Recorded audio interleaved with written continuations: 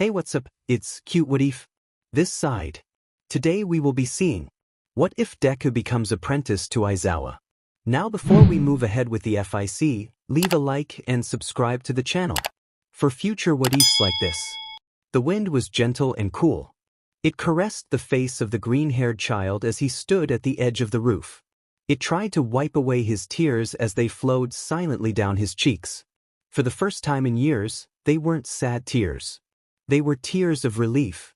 Finally, he smiled softly to himself. Finally I know what to do. Arigato, Kacchan. Though his friend's words earlier that day had been of anger, he couldn't find it in himself to be angry. This was, after all, his own decision. His own weakness lead him here. He'd met his hero, All Might.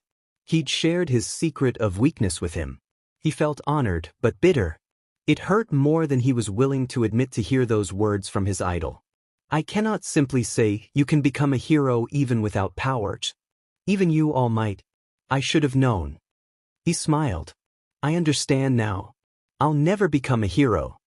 The words felt choked in his throat, but he couldn't bring himself to care anymore. He felt empty, yet his head was clear, almost painfully so. His mind was calm, even though it should have been a whirlwind of emotions. And if I can't help people, then I've no reason to stay. I'm sorry, Mom. I'm so sorry. He whispered back the words she once had sobbed to him. His shoes were placed neatly and carefully beside his backpack, a short quaint note to his mother hidden within the zipper of his bag. He took a deep breath and closed his eyes for a moment, feeling the wind around him. No heroes would be nearby, he knew. Not with that commotion across town. The plume of smoke would surely draw all active nearby heroes to the other side of town. Nobody would save him. He didn't want anybody to. He opened his eyes and smiled serenely at the city around him. Life will go on. The death of a quirkless child will affect no one. On the edge of his hearing, he thought he heard someone behind him, but he didn't bother to look. If they hadn't spoken out by now, then it was either his imagination or someone who simply didn't care. Besides, who would stop him when he just admitted to being quirkless aloud? It was probably nothing anyways. He let go of the railing and leaned forward. Part of him had expected fear, regret, doubt, guilt, but that's not what he felt. Relief. He didn't scream. He smiled. And so Midoriya Izuku fell. He hadn't been on duty. Aizawa Shouta had been out running errands for his husband, Yamada Hisashi. Why the cockatoo thought he needed to be out in the sunlight was beyond him. But, as always, his luck wouldn't allow for him to simply have a normal day off. It started with an explosion in the distance.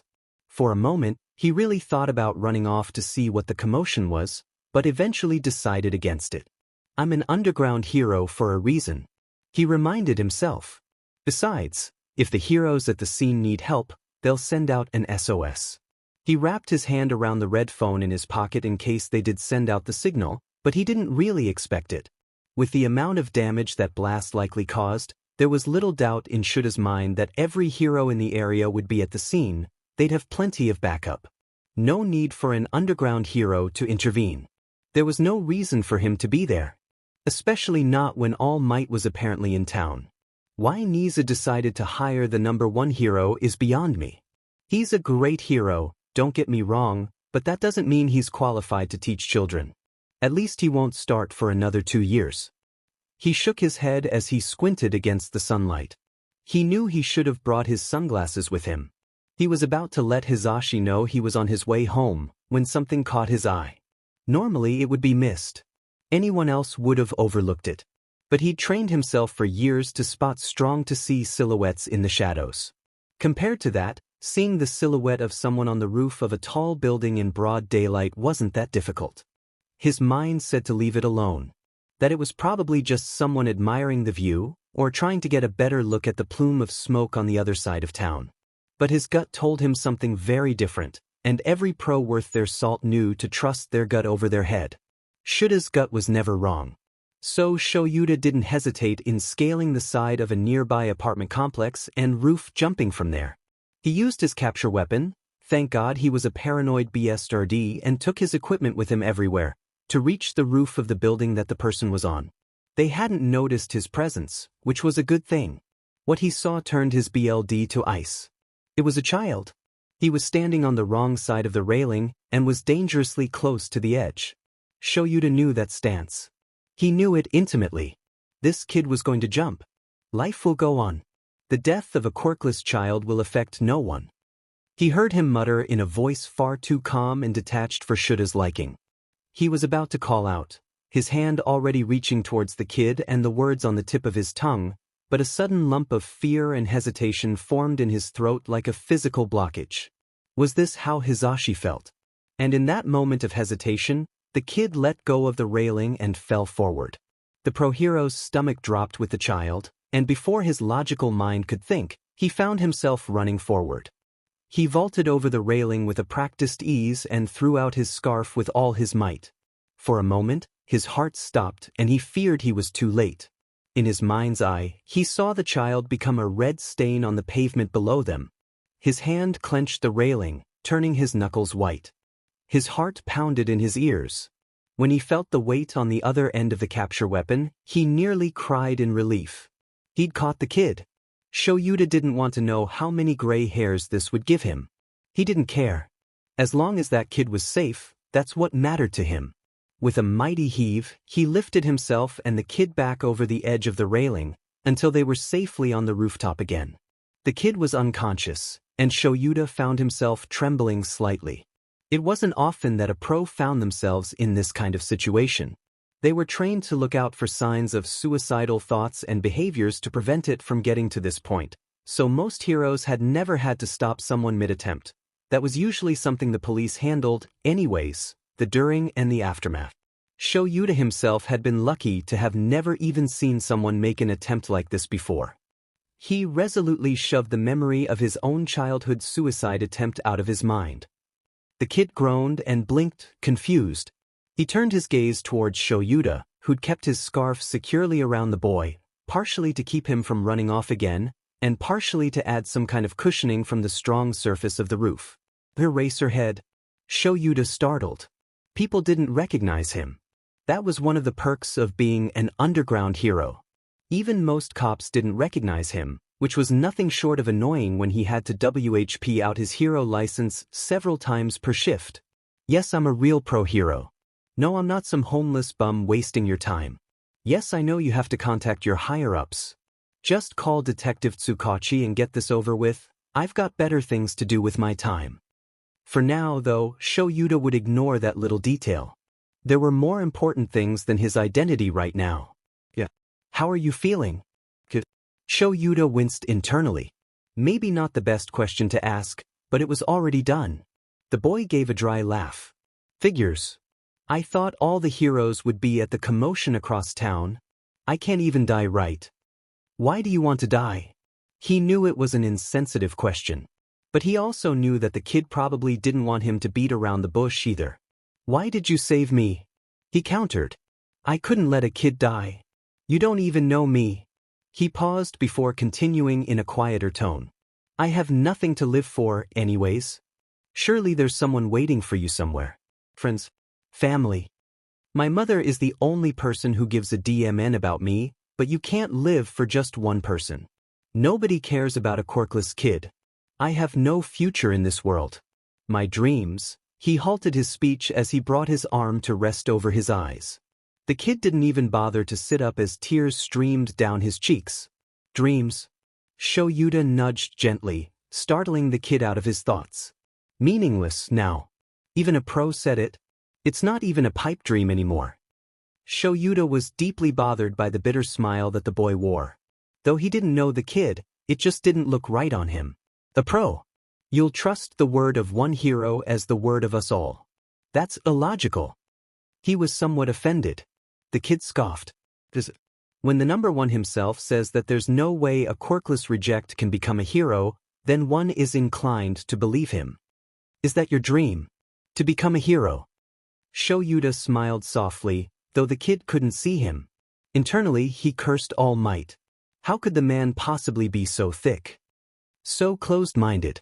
Shouta himself fought quirkless, though he'd never really thought of it that way, and he was a pro. A great deal of his respect for the man vanished in that moment. He crushed a child's dreams and left him alone on a rooftop to die. I know what you're going to say. Tell me it's impossible. I already know. His hand clenched into a fist. But it's all I've ever wanted. I just want to help people, to save them and make them feel safe. It isn't my fault that I was born so useless. I didn't ask for this. The faint smell of iron reached Shouda's nose, and he glanced at the clenched fist to find small droplets of red. Nobody is born useless. Shouta spoke firmly, and the kid lifted his arm to look at the hero in disbelief. Just as nobody is born equal, nobody is born useless.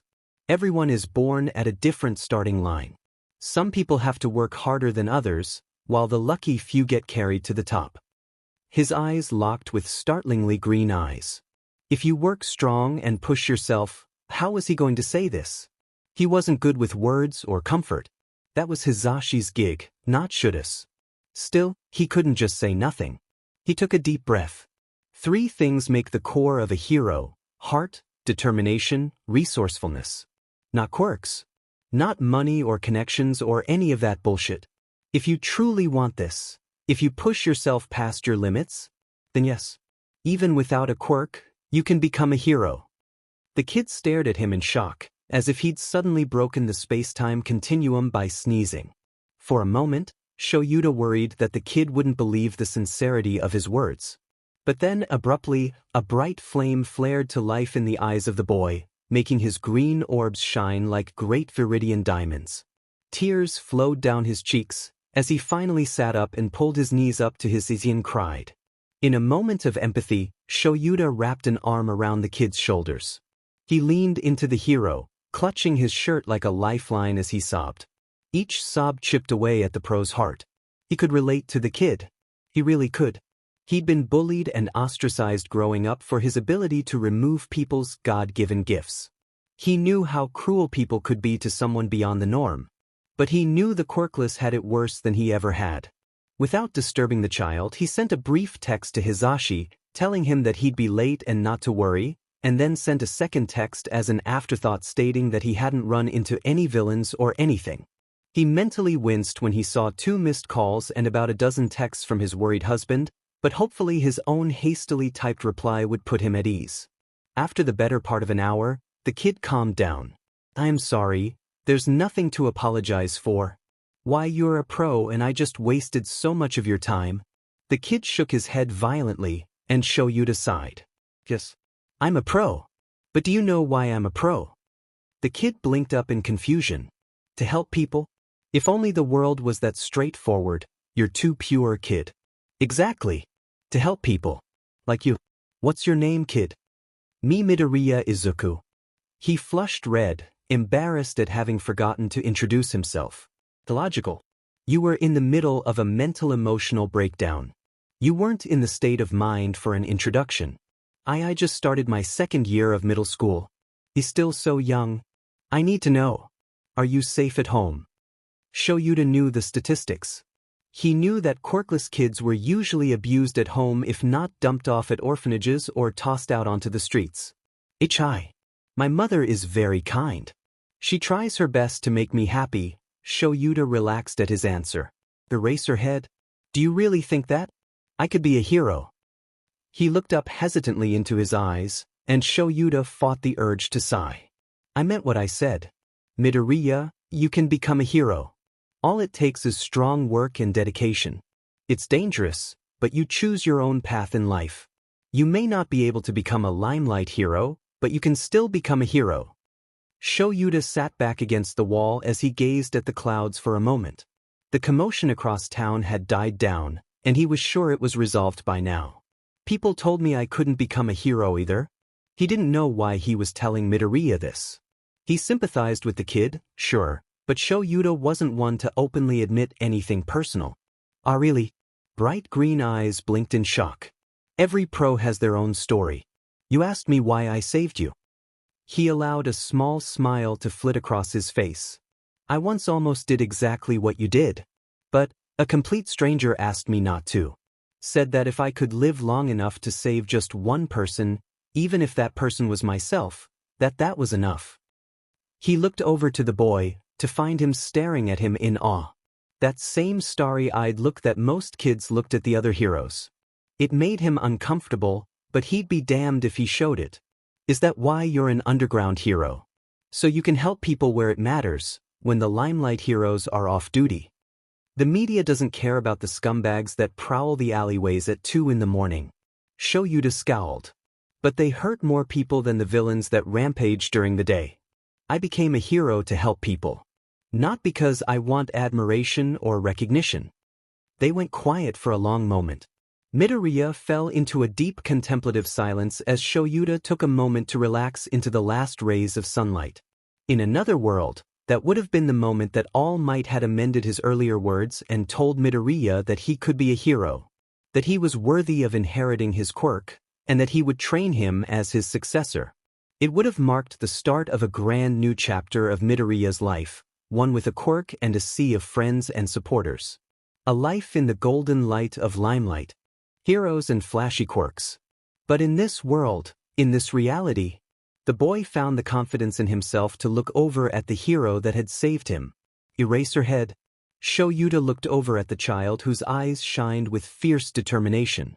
He found himself curious. Midoriya lowered himself into a kneeling bow, touching his forehead to the ground.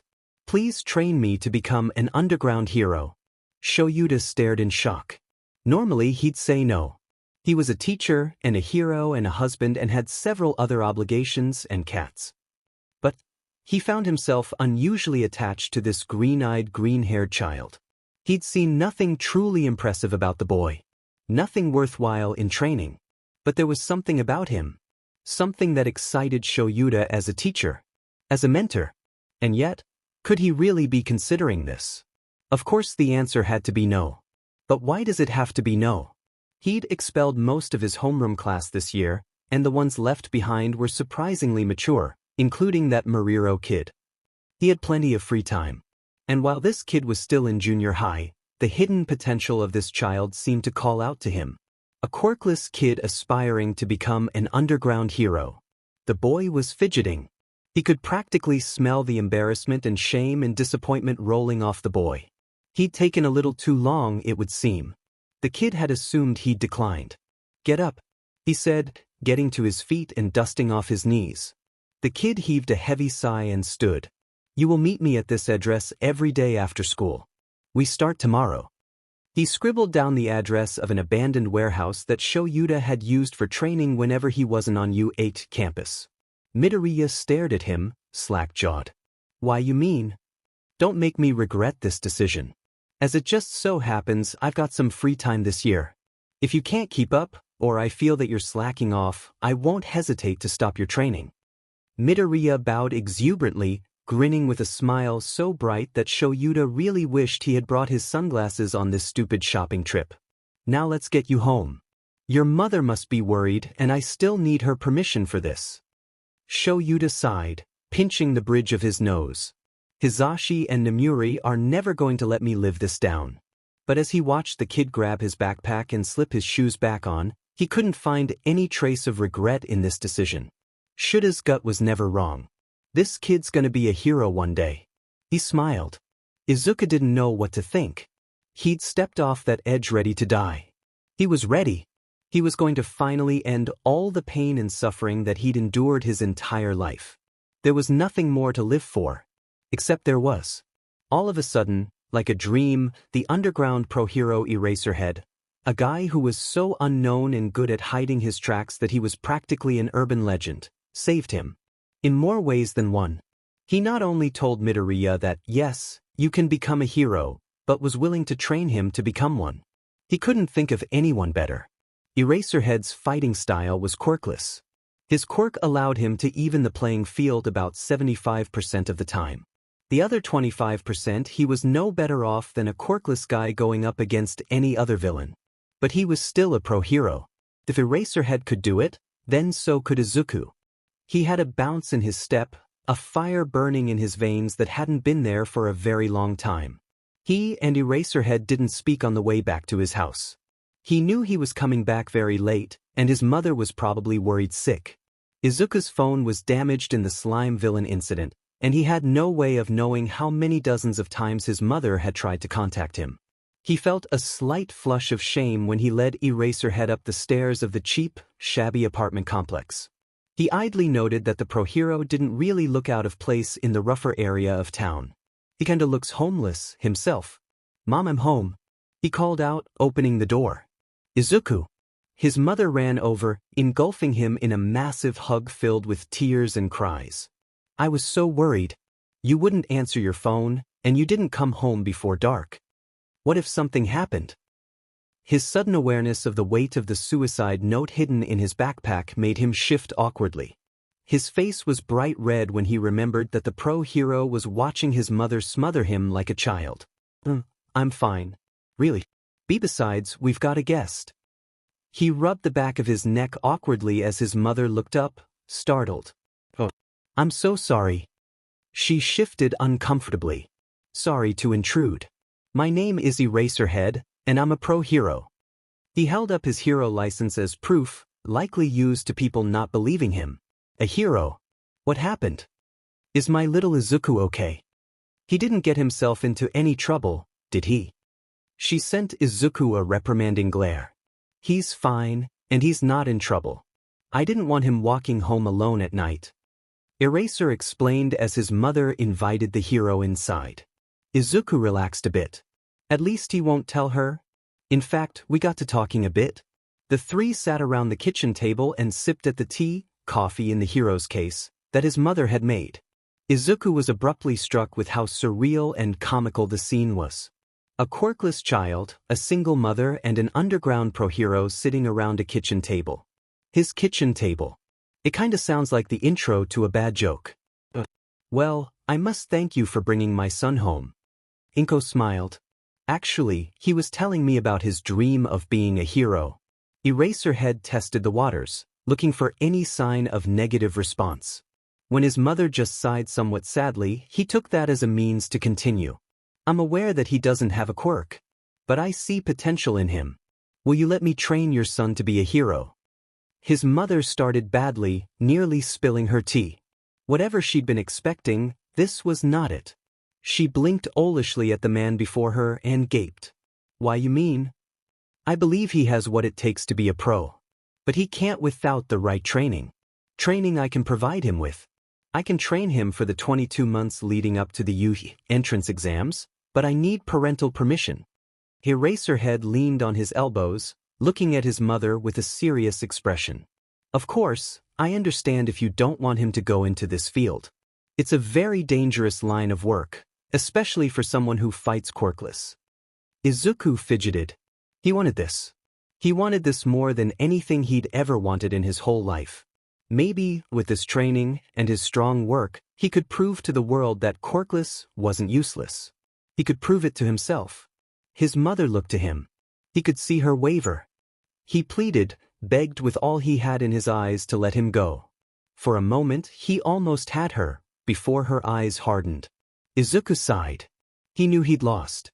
The disappointment he felt was somehow twice as bad as when All Might had crushed his dreams earlier that day. He'd finally had someone that believed in him, and his own mother denied him that. What, because he was quirkless? Oh, how he'd grown to loathe that word. Because I wasn't even born with a weak or useless quirk. Even if it had been something as simple as black scara or blue skin, I would have been treated so much better than this. I hate it. I hate being quirkless. Bakugo is right. I should just go take a swan dive and peer. I expect you to protect my son. Izuku's head whipped up in shock, startled out of his steadily darkening thoughts. Why, you mean? Izuku's mouth opened and closed like a fish as he gaped at his mother, who gave him a gentle smile. I know this is what you truly want, Izuku. What kind of mother would I be if I couldn't even let my son chase his own dreams? She then looked at Eraserhead. I give you my permission. Thank you. Eraserhead bowed.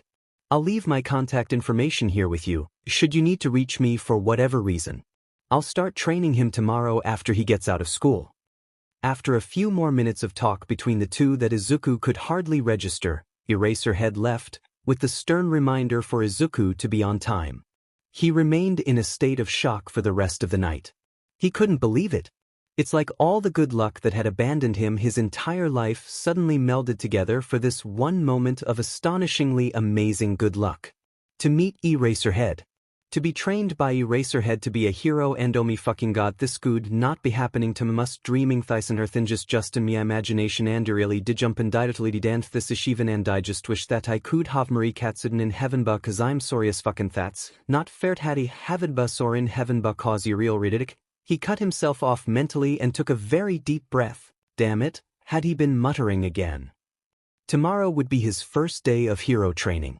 With an actual hero.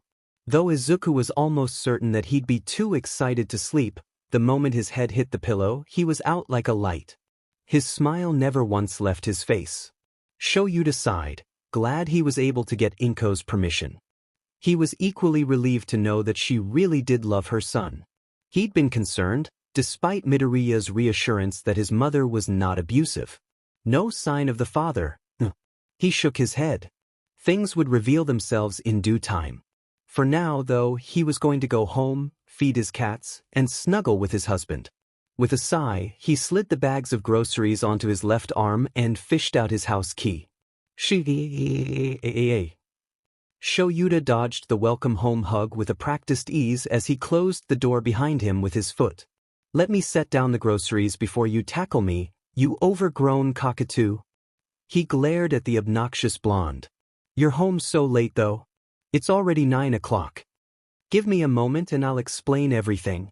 He growled out, dumping the bags unceremoniously onto the counter. Mira, his light gray tabby, hopped up on the countertop with a curious meow. She nuzzled Shuta's hand, and he smiled softly at her. Giving into his inner Nico lover, he scooped the little darling into his arms and proceeded to collapse back into the couch in the living room. Hizashi sat down beside him, looping an arm around his shoulders. So, what took you so long? I found a kid about to jump off the side of a building. Shouta breathed. It still felt so unreal. He felt Hizashi stiffen beside him, his expression much more serious. Is he okay? He's alive. I caught him mid-jump. Shouta leaned into the comforting warmth beside him. I don't know how the hell you managed to call out to me that day. I couldn't even utter a sound when I saw him there. I was so scared and I didn't even know the kid. I didn't know you either at the time. Hizashi pointed out. What happened that made a kid want to jump? He's quirkless. A quirkless child in this generation? He blinked. Shouta couldn't blame him. They were so rare these days. Sure, about 20% of the human population was quirkless, but almost all of those people were either adults or elderly. To be born quirkless in this generation, it was probably a less than a 1% probability. He wanted to be a hero his whole life, but not one person thought he could do it. Not his mother, not his friends. I don't think he even has friends, to be honest. Shouta shook his head. He had a breakdown when I told him he could be a hero. He'd apparently met All Might earlier today, but said the same thing as everyone else. I think it broke something in him. Even All Might said no. Hizashi glared at the table. Shouta knew the feeling. And left him alone on a rooftop. Any respect I'd had for the man is now zilch. The blonde shook his head in disgust. But you seem rather fond of this kid. That's unlike you. There's something about him, Zashi. Some kind of potential. I can feel it. I know this kid's gonna become a hero one day. He smiled softly as his husband snorted in amusement. That's something coming from the guy who expels his 1A heroics class every year. I've only expelled the entire class once in my teaching career, thank you. Twice. You did it when you first got hired. Hizashi pointed out dryly. Okay, fine. To be fair, though, they refused to listen to me as a teacher. So this kid's got potential? Wonder how he'll fare in the exam. He's only a second year right now. We got time. I'll make sure he'll have the skills he needs to pass.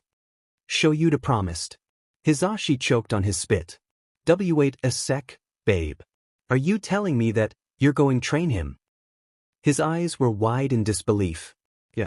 It's not like I've got other things to do in my spare time, and what's with that look? Mister, I don't want to teach children. Mister, I'll expel an entire heroics class without a second thoughts. You agreed to train a random kid personally. He stared. And not even get paid for it? He tacked on the end as a quiet for him mutter. Shouta rolled his eyes. Leave it to his husband to be overly dramatic. Yes, Hisashi. I did. Like I said, I see potential in this kid. My gut says he'll go on to do great things. Plus, he's interested in going into underground heroics. Why shouldn't I teach him? I'm not saying don't, I'm just absolutely shocked that you agreed to it in the first place. Hisashi grinned. I've got to meet the little listener. His name is Midoriya Izuku. He's a second year in junior high, and will be applying to UH Hero course in 2 years. Shouta leaned into his husband. Now be a good pillow and stop moving around. I'm tired. You're always tired. All the more reason to take a nap. If only you took more than naps. Honestly, get a full night's sleep sometime, would ya? Hisashi sighed, shaking his head fondly. He ran his fingers through Shouta's soft hair, causing said man to relax. For a moment, Hisashi mistook Myra's purring for Shouta's, making him startle. Geez, you really are like a cat. He leaned down and placed a gentle embrace on Shouta's cheek. Sleep well, Shouta. I'll look forward to meeting your new student. Izuku went through the next school day with a nervous energy. The end of the day couldn't come fast enough, and he found it difficult to pay attention in class. Even Kacchan's usual taunts and bullying couldn't shake the warm, fuzzy feeling that had settled in his tea and the sheer excitement that vibrated his body like a sugar high. Sure, he walked away from school with a few more burns and bruises that day, but it was nothing he couldn't handle. The moment the bell rang, his already packed backpack was over his shoulder and he was out the door. He distantly heard Kacchan growl at him to come back, but Izuku didn't even register it. He knew he'd pay for it tomorrow, but for now he rushed off to where the little golden paper of joy told him to go. When he'd awoken that morning, he was sure it had been some kind of dream. He was depressed and anxious until he stuffed his hand into his pocket as he got dressed, and felt that paper that Eraserhead had handed to him with the coordinates of a location. And he couldn't help but notice that Eraserhead handed him coordinates rather than an address. Izuku knew it wasn't a common skill among civilians to be able to read them, and counted himself lucky for taking the time to learn how to do so. Maybe this was some kind of test. He came upon an old abandoned warehouse, 5 minutes early. Is this right? He double-checked the paper. Maybe that 4 was a 9 after all. Good. You're on time. The voice made him jump and spin around, but the hero didn't seem to react as he gestured for Izuku to follow him inside. So you can read coordinates? Izuku swore he looked impressed, but immediately banished the thought. I thought it would be a useful skill, so I learned it years ago. Eraserhead raised an eyebrow before he spoke. My name is Aizawa Shouta. From this point on, I want you to call me Aizawa-sensei. Since we'll mostly be in a civilian setting, I don't want you to go around yelling my hero name. Aizawa stated with a yawn. He held a cup of to-go coffee and looked absolutely exhausted. Maybe that's just how he always looks. Hi. Aizawa-sensei. Izuku grinned, ecstatic that his personal number 1 hero trusted him with his civilian name. Good. We'll start with a basic physical assessment to see where you're at and what I've got to work with. He pulled out a clipboard from his shoulder bag and clicked his pen. Izuku nodded, determined to prove himself somehow to his teacher. Shouta was impressed. No, the kid's results were nothing out of the ordinary, but his determination and thirst to prove himself were unreal. He could definitely work with that. Usually, when teaching his first-year classes at UA, he'll pull out this very test and let them use their quirks. He'll then light a fire under them by threatening expulsion, which the smart ones always take seriously. What he's looking for isn't necessarily physical results off the bat. Though he'd still write them down, it'd be illogical for him to expect such things from kids who'd never had the opportunity to let loose with their quirks before. No, what Shouta always looked for was that tiny seed of ingenuity and that well of determination. That drive to do whatever it takes to survive when your back is up against the wall. And Midoriya had that in spades. Though his physical results were nothing out of the ordinary, he purposefully hadn't threatened expulsion or anything of the sort. Even so, his newest student seemed to take everything much more seriously than his first years did. He found himself grinning. This kid doesn't need a quirk. Perhaps his lack of one has driven him to do more and try harder than anyone else. Sir. Midoriya was looking at him with a small amount of fear. His smiles were scary. Yes, Midoriya. He returned to his default, "I'm exhausted, give me my coffee" expression before taking a sip of his coffee, which he now realized was gone. Never mind. Your results are average, but like I said, you've got potential. We'll work on getting you into shape and getting that stamina up. After we've trained up your body a bit, I'll start teaching you how to fight. He put his clipboard away after making a couple more notes. Tonight, he'd make a training regimen for the kid. But for now, he fought off the twitch of his lips. Izuku collapsed into bed. His first training session with Aizawa-sensei was nerve-wracking. The man had also insisted on escorting Izuku home, not taking the chance of something happening since their training didn't end until after dark. Izuku felt a warm, fuzzy feeling at that. He wasn't used to anyone other than his mother worrying about his well-being, so the fact that his personal favorite hero was concerned made him feel special. Of course, his mother was quick to set Aizawa-sensei down with a cup of coffee and insist the man stay for dinner. He chuckled at the memory of his sensei's bewildered face as his mother fussed over how he needed to eat more. In short, the first day was a success, and Izuku was sore but excited for the second day of training. Day 2 of training introduced Izuku to his workout routine, which Aizawa-sensei told Izuku to follow without deviation in every aspect of his life. He made sure to let Izuku know that if he added more work, or skived off, as if he'd actually do that he'd stop training him. While he was disappointed that he couldn't add more, he trusted that his sensei knew what he was doing. It wasn't until the end of their first week that he realized that Aizawa-sensei was becoming increasingly suspicious of his bruises and burns. He didn't point them out or ask about it, but he eyed them a little too long for Izuku's comfort. Midoriya. Aizawa-sensei started as they packed up to head back to his house. It had become a routine for his mother to fix them both a meal after their training. Hi. It'll help with the burns. He handed him a small tub of cream, and Izuku stared dumbfounded. If things continue or get worse, let me know. Believe it or not, I can help, but you need to reach out first. Izuku stared at him. Thank you. He smiled softly. I'm not used to people caring. Well, you'd better get used to it, kid. Aizawa-sensei's eyes softened, and Izuku found that he was slowly starting to learn how to read his mentor. He grinned as Aizawa ruffled his hair. It was almost absent-mindedly, like he hadn't even thought about it, but it made Izuku's heart feel like it was going to burst with joy. Is this what a father is like? He shook the thought from his head. No. He's your teacher, not your dad. Still, the smile didn't leave his lips throughout the entire night. Yamada Hizashi was curious. He'd noticed a change in his husband over the last month. He'd been training this Midoriya kid, and he couldn't wait to meet the little listener himself. Shouta had been a bit happier lately, and he'd been putting on more healthy weight. From what he understood, the kid's mom insisted he eat, and had even taken to packing Shouta meals. Not that Hizashi hadn't tried the same thing, but apparently his cooking wasn't always edible. Hizashi couldn't be happier. He had to meet this woman and thank her. Please. Hizashi gave his husband the puppy dog eyes. He'd been begging for weeks to come with him to meet the kid. Shouta locked eyes with him, and Hizashi could feel him cracking. Fine. He sighed, and Hizashi cheered. Yes. He paused when he felt his quirk vanish for a moment, and turned to see Shouta glaring at him with red eyes and floating hair. Oops. Sorry. Please keep in mind that only the basement is soundproofed. Shouta blinked, deactivating his quirk. Hizashi quickly gathered up his things and ran a brush through his hair, which he pulled back into a low ponytail to keep it out of the way. He was vibrating with excitement as Shouta drove them to the warehouse that he trained the kid at. The blonde grinned when he caught sight of the fluffy green hair 10 minutes after they arrived. The kid looked rather plain, but he was absolutely adorable. His entire visage screamed innocence, and Hizashi almost forgot how he met Shouta in the first place.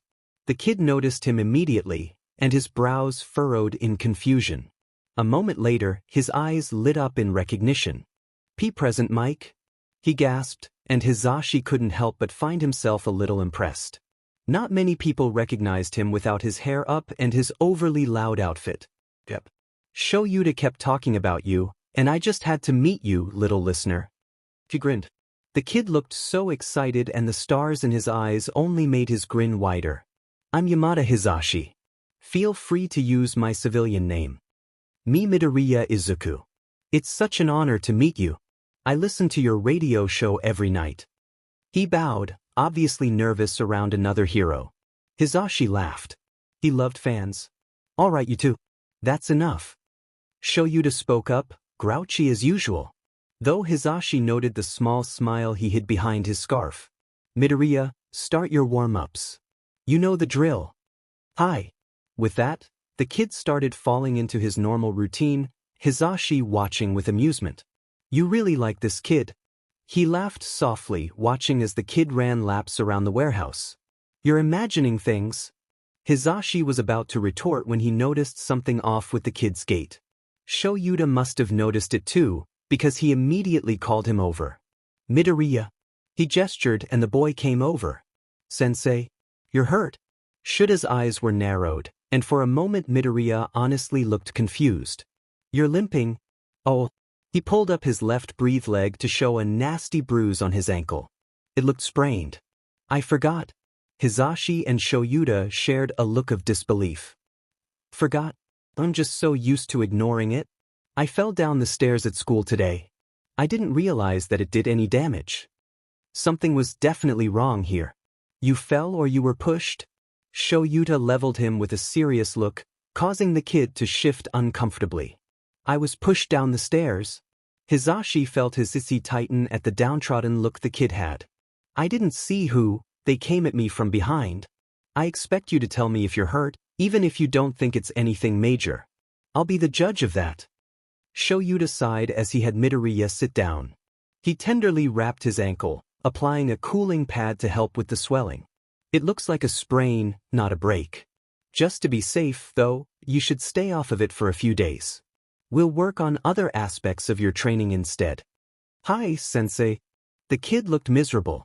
What's wrong, little listener? Hisashi spoke up when Shouta moved away to gather some things.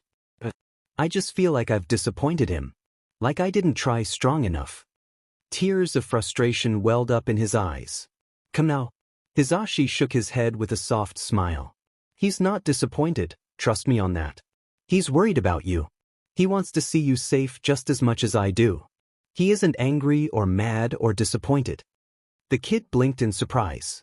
I know Shouta better than anyone. I can tell what he's thinking most of the time, and trust me. He's angry at the people who shoved you down the stairs. You aren't weak because you got hurt. He paused for a moment. You know, I was bullied in middle school too. Ah, really? But you're present, Mike? Yeah. But back then I was just loudmouth Yamada, or yada yada, as they called me. I was the class clown who didn't know how to be quiet. Nobody liked me and people constantly made fun of me. Do you think I'm weak because I was bullied? No. Of course not. Do you think Shouda's weak because he was bullied? Absolutely not. You two are amazing and incredible people and fantastic heroes. Then why would you think you're weak? Be because I'm quirkless. Now that sounds like an excuse. Give me a real answer, what you believe. Not what other people tell you. The kid stared at him with wide eyes. Quirkless isn't useless. I know plenty of people who are strong without their quirk. So tell me, why do you think you're weak? Midoriya opened and closed his mouth several times, unable to find an answer. If you can't find an answer to that, then let me ask you a different question. What makes you strong? He was quiet for a long moment. I'm determined. I don't give up. Hisashi smiled, gesturing for him to go on. You and Aizawa-sensei are helping me become stronger. I'm really good at analyzing quirks. He had a small smile playing on his lips. People are supporting me. I've got 3 people now. Hisashi mentally winced at the small number. What's this I hear about analyzing quirks? Hisashi tilted his head. Oh. It's something I do in my spare time. I'm fascinated by quirks. He smiled, lighting up the entire room. Hisashi couldn't help but be awed by the kid's aura. Once he debuted, he'd become a popular hero, even if he went underground. Midoriya dug around in his bag for a moment before producing a journal labeled Hero Analysis for the Future, Volume 12, and handed it over. As he flipped through it, he felt his eyebrows go up. Whatever Hisashi had expected, this wasn't it. The kid's analysis was incredible. He felt himself enraptured by the information that innocently presented itself to him. Excitedly, he flipped through it before happening across his own page. Holy Heisho, come take a look at this. This kid's amazing. Midoriya gaped at the unexpected praise. It's not that good.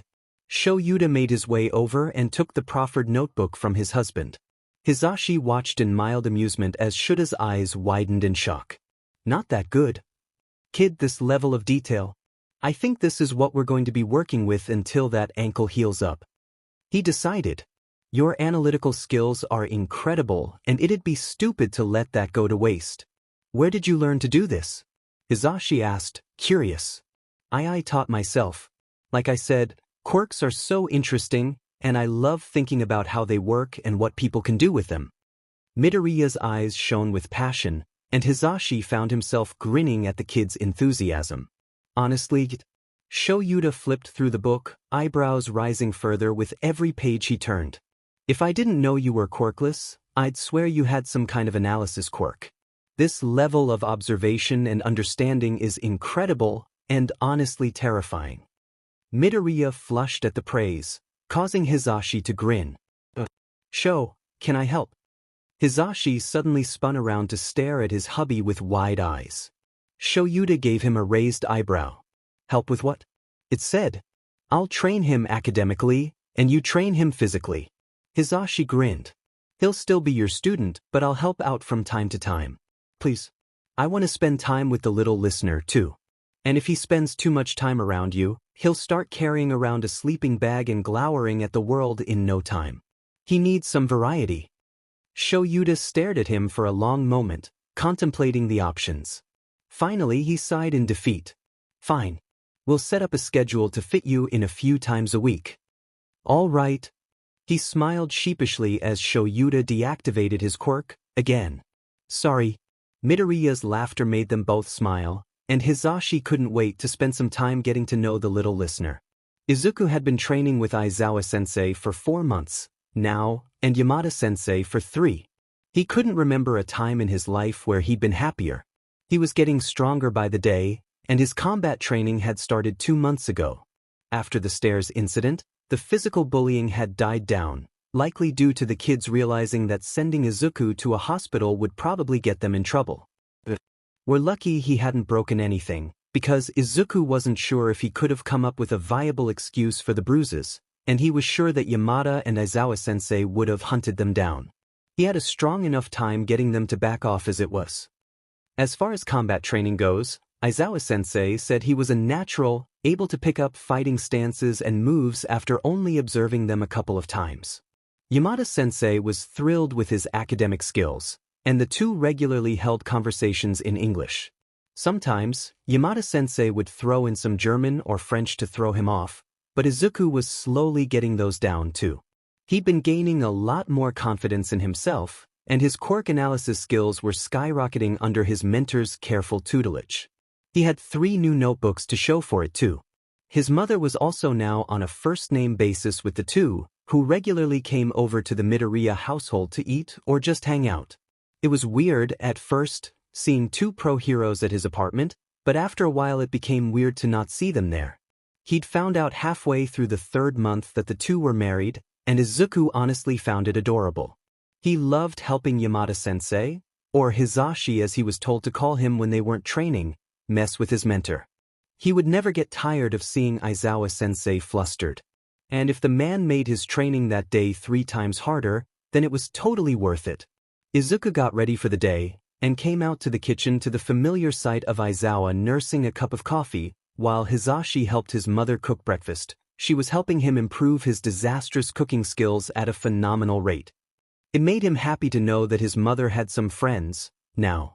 Auntie Mitsuki was her only friend as far as he knew, and he knew his mother was a lot more social than he was. She liked having friends, but apparently the stigma of having a quirkless child affected her social standing. Izuku always blamed himself for her stress and lack of a social life. Morning, Mom. Morning, Sensei, Zashi. He yawned as he sat down next to Aizawa. Good morning, problem child. Aizawa ruffled his hair fondly, making him smile. Hey, little listener. Just in time, breakfast is ready. Hizashi grinned as he set down a plate of eggs, toast, bacon, and sausage. American. Izuku's eyes lit up. He loved eating food from other cultures, though American food was one of his favorites. Yep. Eat up, there's plenty more where that came from. The blonde grinned, and Izuku happily obliged. Itadakimasu? He thoroughly enjoyed Hizashi's cooking. 3 months ago, the blonde's cooking could be called a weapon of mass destruction. Izuku wouldn't even call it food, really. Not when that one thing that Hizashi had insisted was mashed potatoes ate through the plate. Yeah, his mom wasn't too happy about that. After that incident, she insisted on teaching him how to actually cook. Aizawa was confident in his husband's inability to learn to cook, and took an uncharacteristically confident Izuku up on a bet. Izuku knew his mother, and there were some things that she could pull off that nobody else could. Izuku would forever treasure the photograph of Eraserhead and Present Mike, in full costume. And as per the bet, it was signed by both of them. So Izuku was now the owner of one of the only Eraserhead autographs in the world, and he was DMN proud of that. You should get going, Izuku. Hizashi noted. Unless you want to be late for school? The thought sent a trill down his spine. Crud. Thanks, Zashi. Bye, guys. See you after school. He sent them a grin over his shoulder as he ran out the door.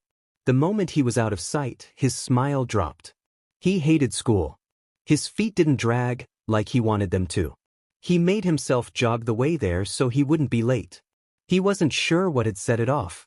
Maybe it was because he was doing better on the physical assessments at school, perhaps it was because he'd skyrocketed to the top of the class in academics. But recently, the bullying had gotten worse. Well, the verbal bullying, that is. Like he said earlier, the physical bullying had died down a lot. That didn't mean he wasn't still receiving notes telling him to go kill himself, though. Usually, Kacchan would protect him, in his own backwards way. By making himself the main tormentor of Izuku, people were content throwing jeers instead of punches. Anyone who attacked Izuku physically would answer to Katsuki.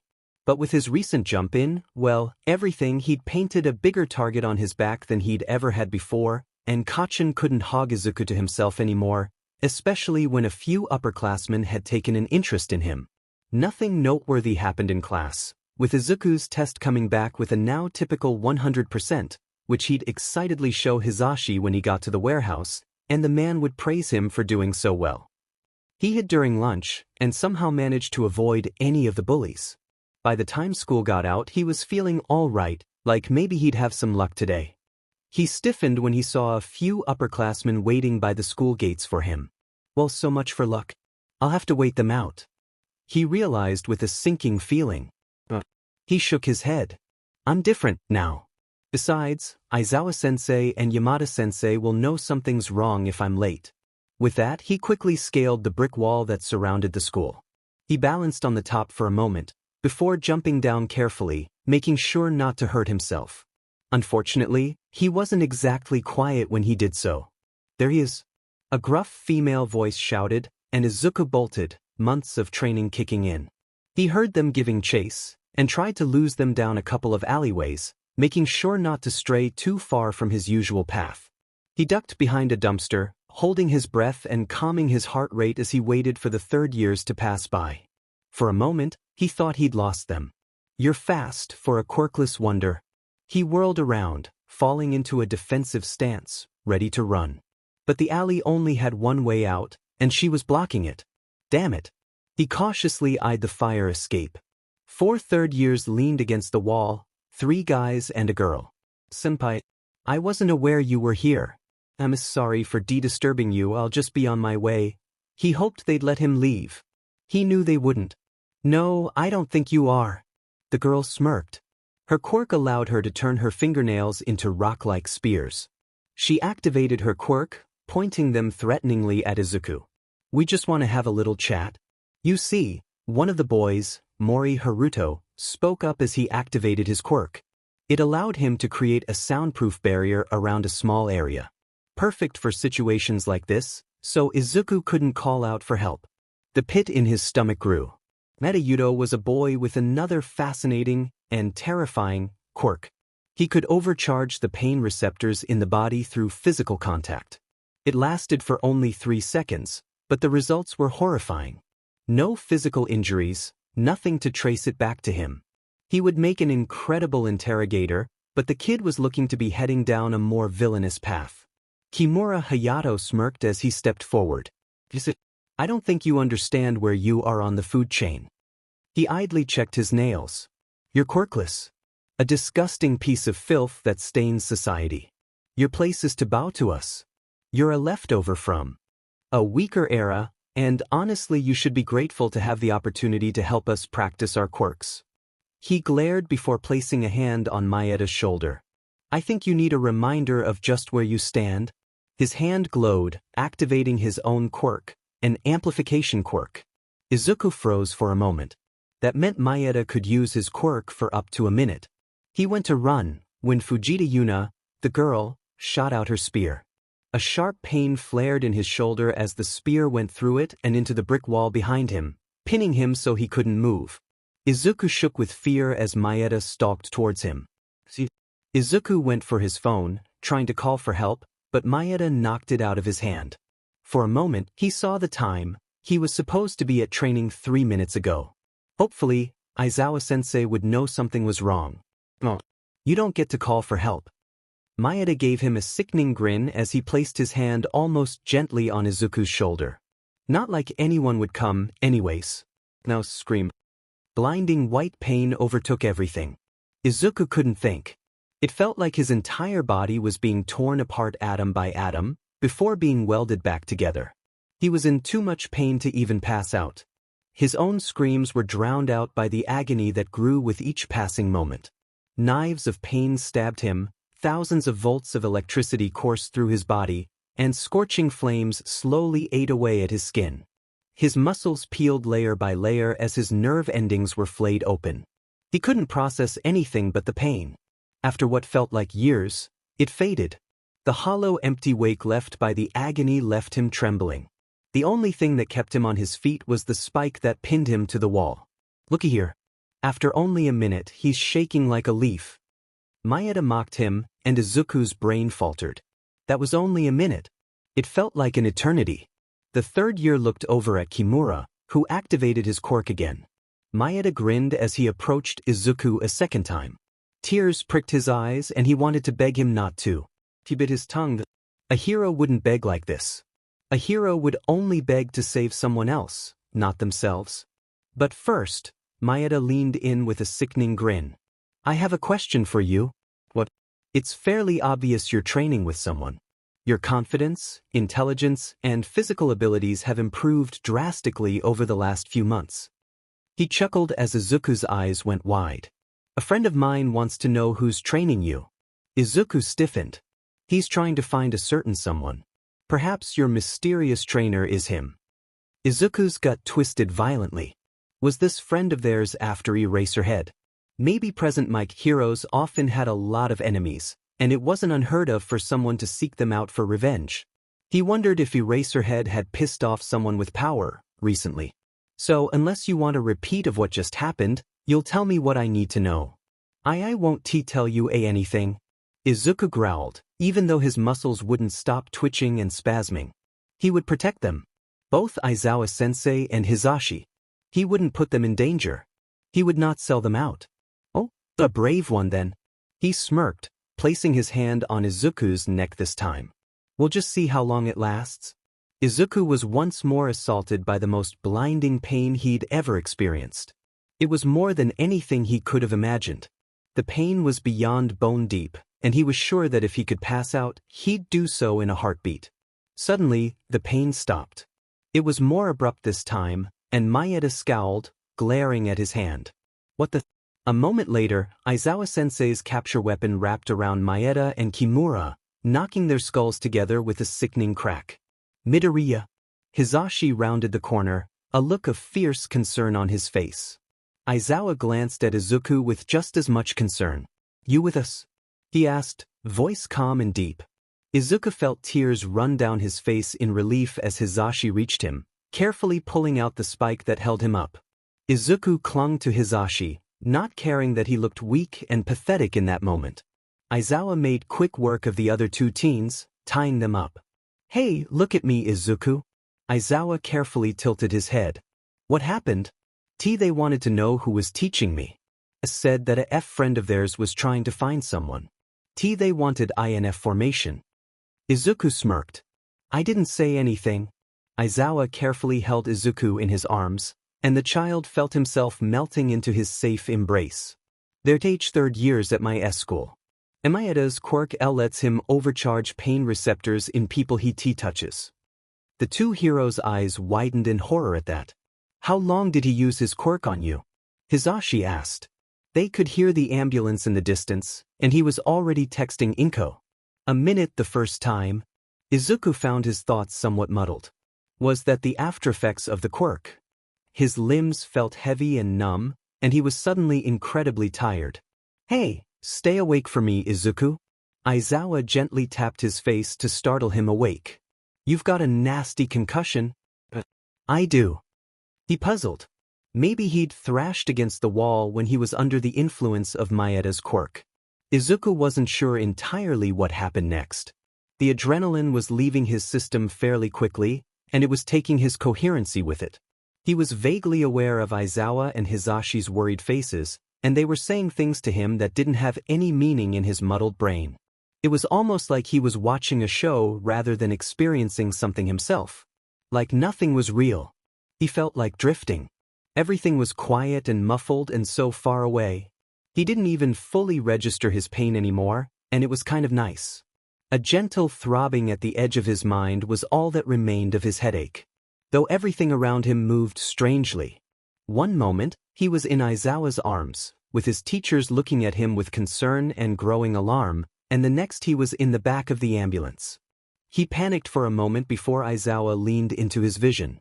Then he relaxed again. If his mentor was here, then he was safe. People were saying things, talking to him, but he couldn't understand them. It felt like cotton was in his ears, and he was so tired. But Aizawa told him to stay awake. Right. He couldn't remember why, but it was important to stay awake. So he'd do his best to not disappoint him. He must have spaced out again, because now he was moving through a hallway hospital. Was someone hurt? His eyes were so heavy. One nap couldn't hurt. Surely, his sensei would understand. The last thing he saw before blacking out was Aizawa's face, alarm and concern shining openly in his eyes. He distantly heard his voice. "Better wake up, Izuku." Shouta sat next to Inko and Hisashi by Izuku's bedside. He'd given his statement to Detective Tsukachi and then proceeded to camp himself next to his student's hospital bed. Luckily, it was the weekend, so he didn't have to worry about classes. He'd known something was wrong when Izuku wasn't early for his training. He was always early. But he didn't do anything at first. It was entirely possible that he'd gotten caught up with something after school. But his gut clenched when their agreed time came, and Izuku did not. Hisashi had been just as concerned, and followed him. Izuku hadn't answered his phone, nor read his texts. Something was wrong, and Shouda's heart tightened at the thought of finding his student hurt, or dead. Shouta locked his phone onto Izuku's phone signal, tracking the location. At first, nothing seemed amiss. No worrying sounds or flashy explosions. Everything seemed normal. But the moment they neared an alleyway, normality shattered. Izuku's agonizing screams would haunt both his and Hisashi's nightmares for years to come. Shouta had never run so fast in his life, and the moment he caught sight of some kid with his hand wrapped around the neck of his student, he activated his quirk. The screams cut short, and Shouta wasted no time in taking care of the attackers, with no small amount of fury, and absolutely no mercy. The police were notified and an ambulance was called. There were bloodstains where Izuku had cracked his head off the brick wall. For a moment, he was scared that they'd been too late. The way his student had fallen abruptly limp as soon as Shouta had erased whatever that kid's quirk was, made him fear the worst. But then he'd seen the green-haired boy's eyes try to follow and track his movement, and Shouta let out a sigh of relief. He's alive. He'd been terrified, seeing how out of it his student was. He and Hisashi both were. Shouta insisted on going with Izuku in the ambulance. As a hero, he was allowed to do so, usually because the people they save need to know that they're still safe, and most of the time the best way to do that is to have the hero that saved them stay with them. The moment Izuku actually passed out as he was rushed to the ER scared Shouta more than he was willing to admit. It downright terrified him. And then Inko came rushing in not 20 minutes later, crashing into Hisashi's tea with a terrible sob. Thoughts spun around Shuta's head as they waited for the news. This was my fault. Someone was targeting him because of my training. Because of me. Hey! Hisashi placed a hand on his shoulder, his eyes holding that same guilty weight. Before anyone could say anything more, the doctor came out. The three stood. We found no internal damage, aside from the concussion. Our scans found nothing abnormal, but we'll check again when he wakes up. Other than that, he's expected to make a full recovery, though he may have some minor nerve damage. The extent of that, well, we can't know for sure until he wakes up. You may go in and see him now. Shouta let out a sigh of relief, as did his companions, as they went in. It's been nearly a day now, and Shouta was refusing to sleep. No matter how much Inko worried over him, which he found sweet, he wanted to be awake when Izuku woke up. So he was the first to see it when the kid's eyelids twitched. Inko was sleeping on the other side of Izuku's bed, and Hisashi had gone on a coffee run for them. Aizawa! He groaned as his eyes blinked open, unfocused and tired. Shouta released a heavy breath as he felt a great weight drop off his shoulders. Hey, problem child. How do you feel? He kept his voice low and gentle, not wanting to wake Inko. You look like Sirpi. Izuku pointed out dryly with a wince. Shouta grabbed a glass of water with a straw and carefully helped him drink. Thanks. You've been out for a day. We've been worried. Do you remember what happened? Why? For third years cornered me, and then you and Hisashi saved me. He smiled softly, though there was a small amount of bitterness to his smile. I'm sorry. You must be disappointed in me. Shouta stared. Illogical. Why would I be disappointed? Everyone needs help from time to time, even pros. If you think this changes anything, you're wrong. But I couldn't even fight back. Then we'll work on getting stronger. I'll teach you more techniques to help you. This wasn't your fault, Izuku. He didn't know when he started using his student's given name, but it just sort of happened. And it stuck. Even Hisashi did it. Aizawa-sensei. It's only Aizawa-sensei during lessons. He corrected. It's Shouta.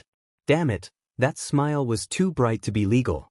I should have had Hisashi grab my sunglasses. The month after that was spent mostly working on the kid's analysis skills. Shouta and Hisashi didn't want to push him physically, though he could tell the kid was getting frustrated with the lighter workout routine. Luckily, he didn't have any real nerve damage, aside from the occasional shaky hand, so that was one good thing. Shouta had honestly been unsure of continuing to teach Izuku. The kid could have been permanently crippled because of his connection to him, after all. He was lucky he got away with minimal damage. Hisashi and Inko, surprisingly enough, managed to convince him to keep teaching Izuku. If you leave now, he'll never recover. You'll break his spirit. Inko had argued. You swore to protect Izuku. If you leave, I will never forgive you. Those words had hurt him more than he'd admit. Shouta didn't know when it happened, but Inko had become a very good friend of his, almost like how he'd imagine a sister to be like. Shouta invested himself even more in the kid after that, and either himself or Hisashi made sure to keep an eye on Izuku from the time he left home to the time he reached training, whenever they could. If their presence in his life was going to paint a big red target on his back, then they were going to make DM ensure this kid could fight back if he needed to, because they did not want a repeat of the alley incident.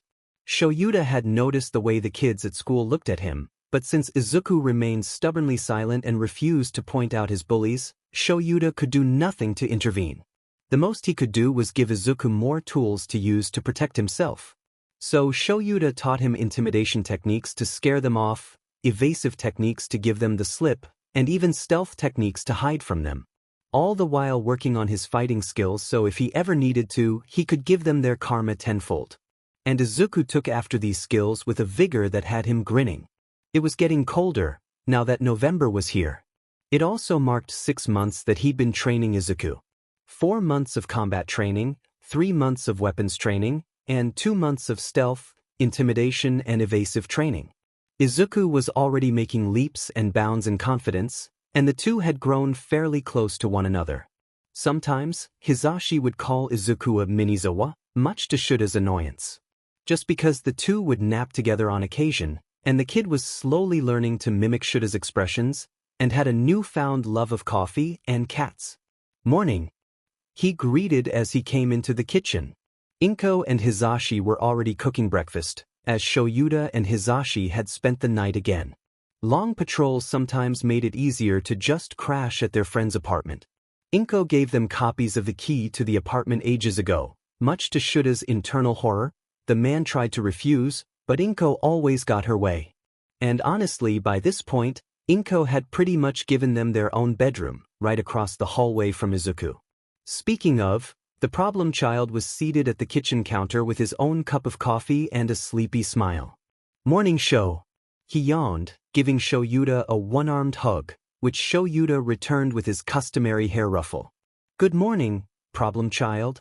He smiled softly. Izuku, how'd you sleep, little listener?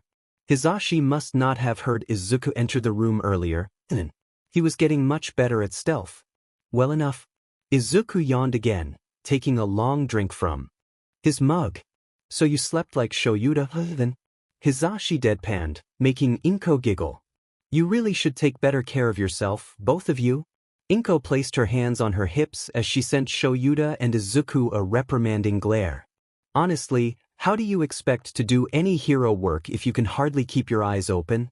She turned her attention to Shouta. Maybe one day I'll throw out the coffee. You wouldn't? He narrowed his eyes, internally gasping in horror. He knew she would. Even Izuku gave out a cry of horror. He'd grown addicted to the dark bitter substance over the months he spent under Shuta's tutelage, and no, Zashi, that was not Shuta's fault. Keep neglecting your sleep and you'll find out, she promised, and he held back a shiver. Inko was scary, and his traitorous husband was laughing at him. At least Izuku was on his side. I swear, one day you'll both turn into raccoons with those bags under your eyes. She shook her head fondly. Mom? Izuku sighed. You should know by now that Sho's a cat, not a raccoon. Shouta shot him a mild glare. Traitor. I'm as much a cat as you. Izuku stuck out his tongue. I'm just making sure you know we're the same species. Now boys, that's enough. Inko smiled as she set down their plates of breakfast before them. Eat up or you won't have any strength for training today. Actually, I wanted to try something new.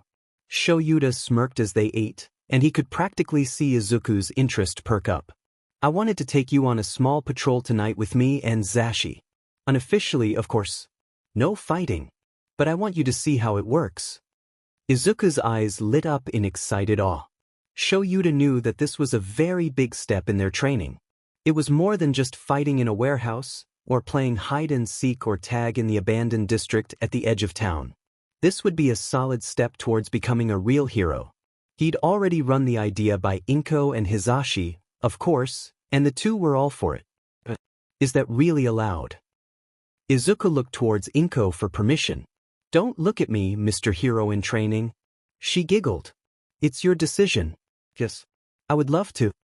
Izuku beamed, and Shouta smirked. Good. Then today, we'll practice your stealth and free running. You'll need them tonight. The night couldn't come quickly enough for Izuku. He was vibrating with excitement, and Shouta and Hizashi couldn't hide their fond smiles. Aizawa-sensei had been very clear on what he was and wasn't allowed to do. So long as he stayed in their sights, he was fine. He was not allowed to engage in any form of combat for any reason other than to save his own life. Even if Shouta or Hizashi were hurt badly, highly unlikely, they'd said, but still a possibility, he was supposed to run to safety and phone the police. Because engaging meant he'd be labeled a vigilante. And that meant he couldn't continue to be Shuta's student. And that would break Izuku's heart. So he vowed to follow that rule. No fighting. Purity. As he took to the rooftop with Shouta, Hizashi taking the street level because he was a wuss about heights, He felt exhilaration. He was allowed to carry his sai in the case of emergencies only, and was dressed in an all-black jumpsuit, very similar to Shouta's. Shouta had had it made especially for him, and that made him feel warm and fuzzy. It was a solid reminder of the faith that he had in him. They were only an hour into their patrol when Shouta stopped, head tilted as if listening. Izuku followed his example, quieting his movements and breathing to listen. He didn't hear anything, though, and looked at Aizawa-sensei in confusion. His sensei gestured him to follow as they ran towards the sound. Hizashi and Shouta had been teaching him sign language as a form of silent communication, and so he could communicate with Hizashi's parents if he ever met them, as they were deaf. "Stay here. Observe only." "Shout," Eraserhead signed to him. Izuku nodded. He stuck to the shadows of the roof, careful of his silhouette, as he watched Eraserhead jump down into the alleyway where a woman was being mugged. It was over in a matter of seconds, and Izuku made a mental note of how Eraserhead used the skills Izuku himself had been learning in a real combat situation. "You can come down now," Eraserhead called down to him, after he'd secured the enemies and made sure the woman was unharmed. She'd already left the alleyway, and the muggers were out cold. Izuku carefully made his way down. "What did you notice?" Eraserhead asked, looking at Izuku out of the corner of his eye. "I recognize the way you fought, the techniques you've been teaching me, and how you adapted according to the enemy. You hit strong and fast, and it was over before they even realized you were there." He thought for a moment. "Back on the roof, you heard something, but I didn't hear anything at all. It's natural. A lot of underground pros have to develop this kind of keen hearing. Yours will develop over time. That's another reason for you accompanying me on these patrols. You'll get to observe not only my technique, but the fighting techniques of villains, too. Observe. Absorb. Learn. Adapt. You will continue to evolve as a hero with each new experience. I want you to watch and study the people I fight just as much as you watch me during our training. Start planning ahead. What would you do if you were the one fighting? Right?" Izuku grinned, and he caught the briefest of smiles ghost across Eraserhead's face. The difference was subtle. As Eraserhead, he was a lot more guarded, and his emotions were always hidden. "Eraserhead, good to see you again." Detective Tsukachi spoke up as he came over to apprehend the muggers. He raised an eyebrow at Izuku. "He's observing only." "Tsukachi, this is Midoriya Izuku, my personal student." "Izuku, this is Detective Tsukachi Naomasa." "Personal student?" He blinked in surprise. "Yes. That's why Mick's on patrol with me tonight." I wondered about that." The detective nodded in understanding. "So long as he doesn't fight, I see nothing wrong with him accompanying you." He smiled at Izuku. "Hi." Izuku grinned, and for a brief moment, the detective wondered if Izuku's quirk was something light-based, because he swore the alleyway was suddenly brighter with that grin. After that, the two went back to their patrol. Twice, he'd had the pleasure of seeing present Mick's fighting style, and he mentally nerded out. They'd taken a short shift that night. 9 p.m. to 1 a.m. 4 hours. But it was some of the most tiring 4 hours Izuku had ever had. Maybe it was the hour. Maybe it was the excitement of something so new and so heroic. But by the time they got off shift, the boy was ready to fall asleep on his feet. Shouta chuckled as Izuku sent him a half-hearted glare. "Looks like someone's ready for bed." Our little listeners all tuckered out. "Shut up, Zashi," Izuku mumbled as Shouta scooped him up, ignoring his tired protests. "Shoo. Zuka's being mean." "I didn't hear anything of the sort, Zashi." Shouta shot back with a smirk, making Izuku chuckle. "We'll be doing this once every week," Shouta explained to Izuku, who perked up in excitement. "Thanks, guys. That was fantastic." He grinned. Izuku was asleep before they reached his house. Izuku sighed in contentment. He loved patrol nights. He was disappointed that he could only go once a week, but he understood why. It was dangerous, and he wasn't allowed to legally fight. Eraserhead and Present Mike both had to be there in case something unexpected happened and to keep a better eye on him, just in case. They could only coordinate their schedules once every week or so, so that's when they could take Izuku on patrol. After all, They were literally looking for trouble, which is bad enough as it is, but Izuku's practically defenseless in such a scenario because he wasn't allowed to fight. Legally. So far, Izuku was doing a very good job at staying out of trouble, and the things he was picking up from these outings were invaluable to him as a future underground hero.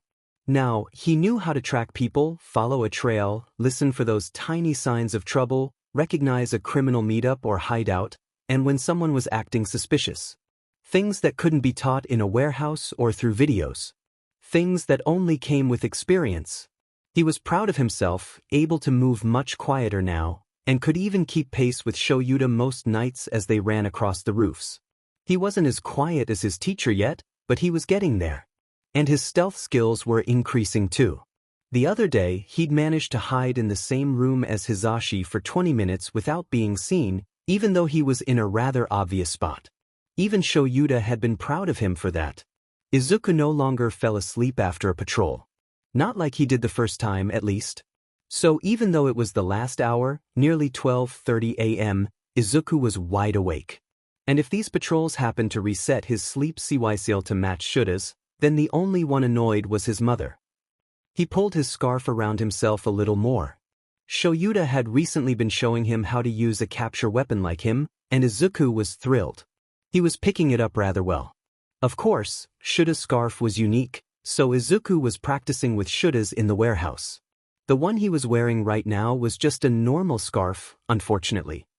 It was almost Christmas, now, and a thin layer of snow blanketed the ground, as it usually did in the Kanto region of Japan. Izuku smiled. His stealth training now included hiding evidence of his physical presence, too. So he got plenty of practice in the snow. Normally, he didn't need to worry too much about hiding his tracks on a rooftop, though. Especially when they were giving chase to someone. But hiding the crunching of his footfalls in the snow was something he was practicing. It was proving to be a challenge, especially when running. He just didn't understand how Eraserhead could move through snow so silently. Plus, he also had to be careful not to knock snow down into alleyways, alerting criminals to their presence. Apparently, according to Hisashi, Shouta made that mistake once during his first winter as a pro hero. He still won the fight, but was hospitalized due to a concussion. Izuku didn't want to see a repeat, so he took the warning to heart. He grinned as Eraserhead finished tying up the muggers and nodded for him to come down. The green-haired youth quickly jumped down from the rooftop, using the nearby fire escape to help him reach the ground safely. It was icy, though, and he slipped a little when he landed. He would have fallen if Present Mike didn't catch his arm. Steady, there, little listener. He chuckled, his warm breath coming out in great puffs. Good landing other than the fall. You're getting the hang of this faster than I did. Eraserhead grinned. I just have a good teacher. Izuku smiled. Mike Eraser. A feminine voice called out happily. Fancy meeting you two out on patrol. Midnight. Present Mike grinned, running out to meet her. Oh my gosh. That's Midnight. The R-rated hero.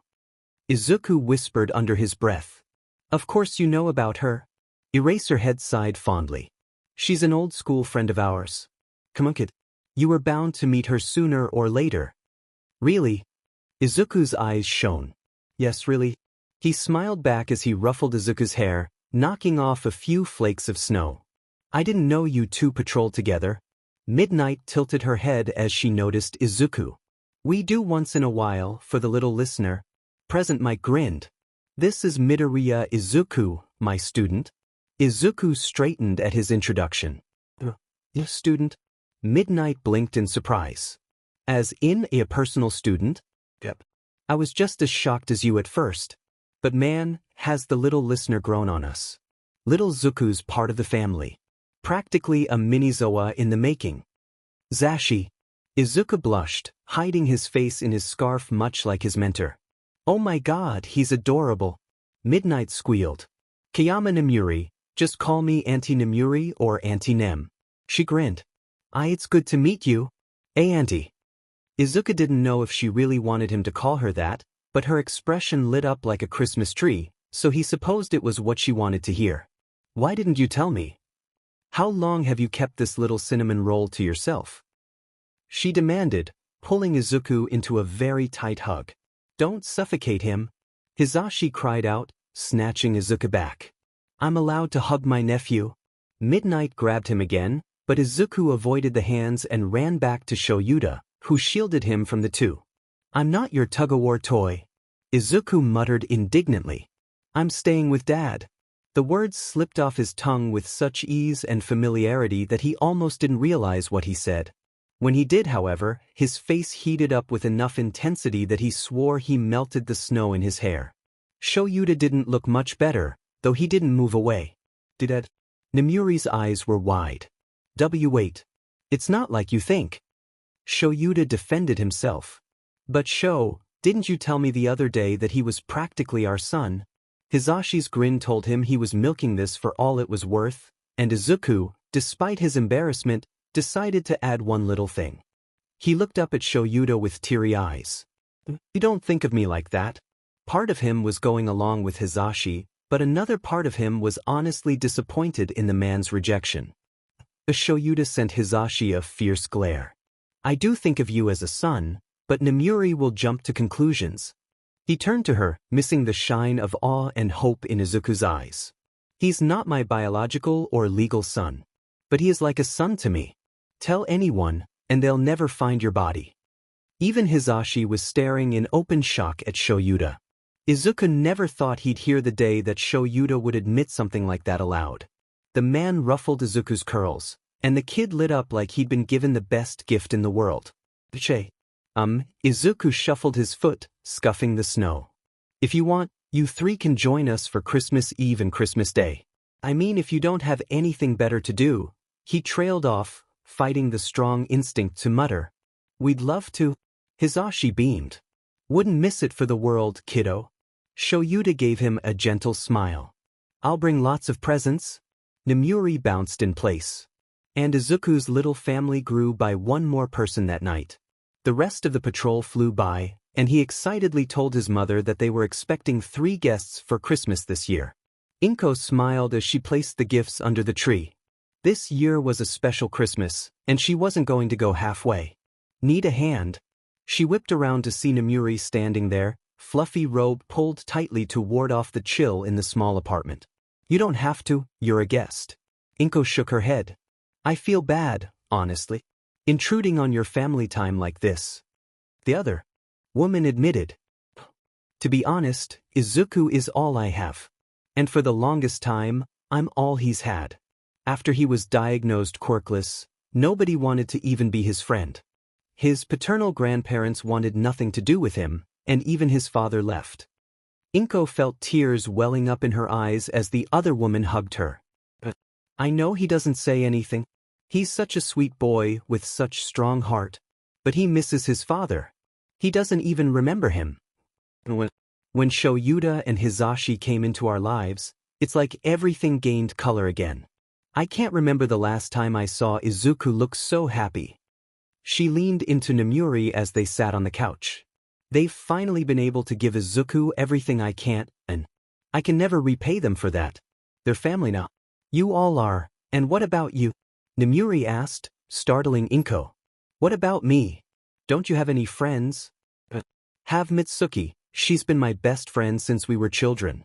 Her son, Katsuki, was Izuku's best friend until she sniffled.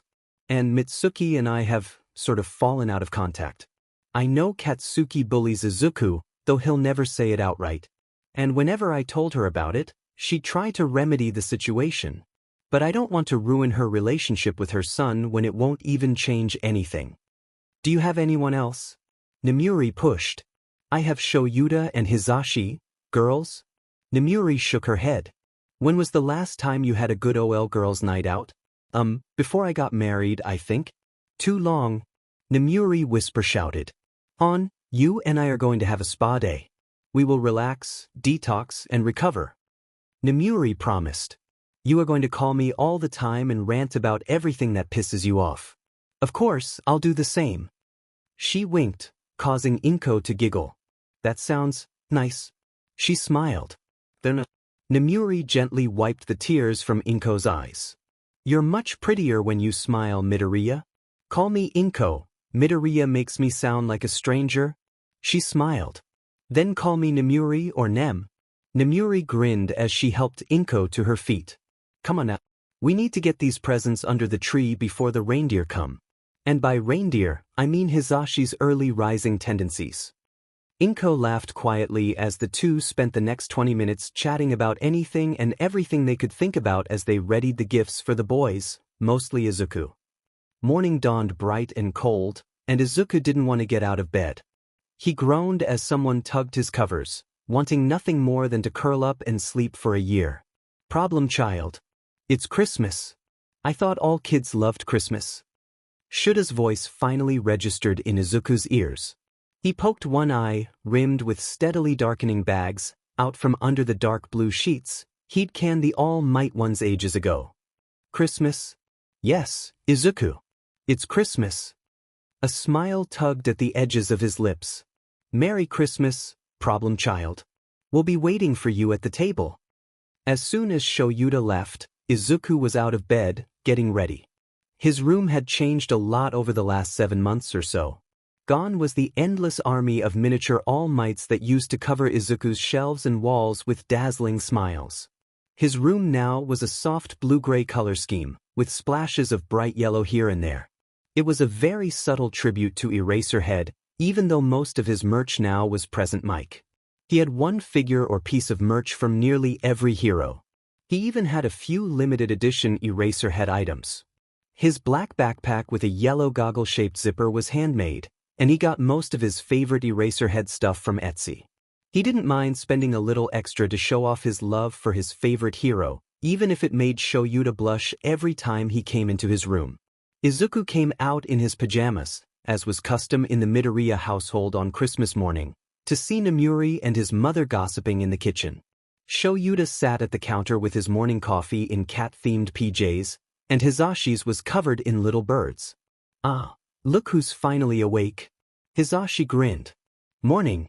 Izuku greeted, before gawking at all the presents under the usually mostly bare tree. Why don't you come eat breakfast first, then we can all open our gifts together?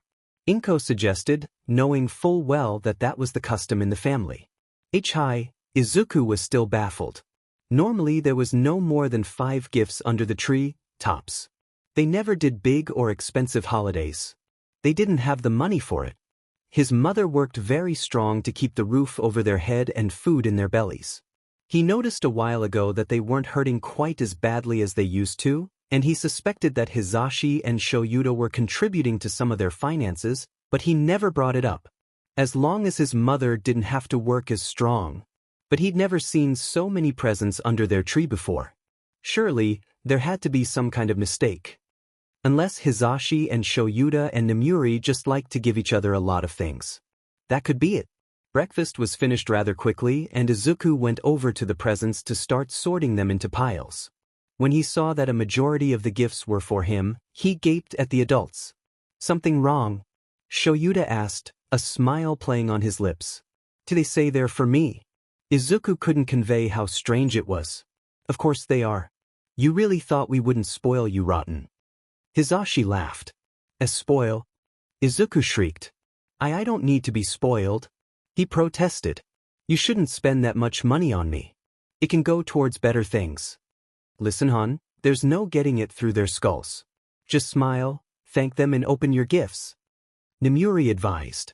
But open mine first.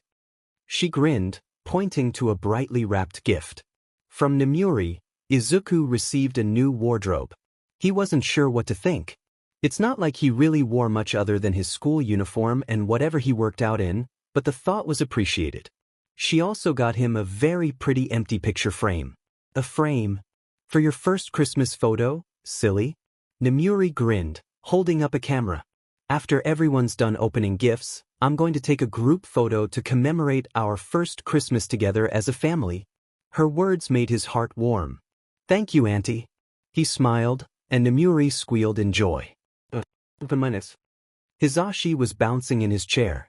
No, that's not the order we do this in. Inko corrected.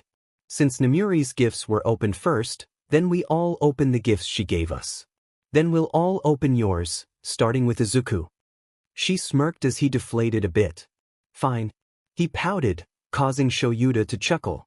Inko got a pass for a weekend spa trip from Nemuri, along with some new clothes. She was thrilled, and Izuku couldn't remember the last time he'd seen his mother look so happy.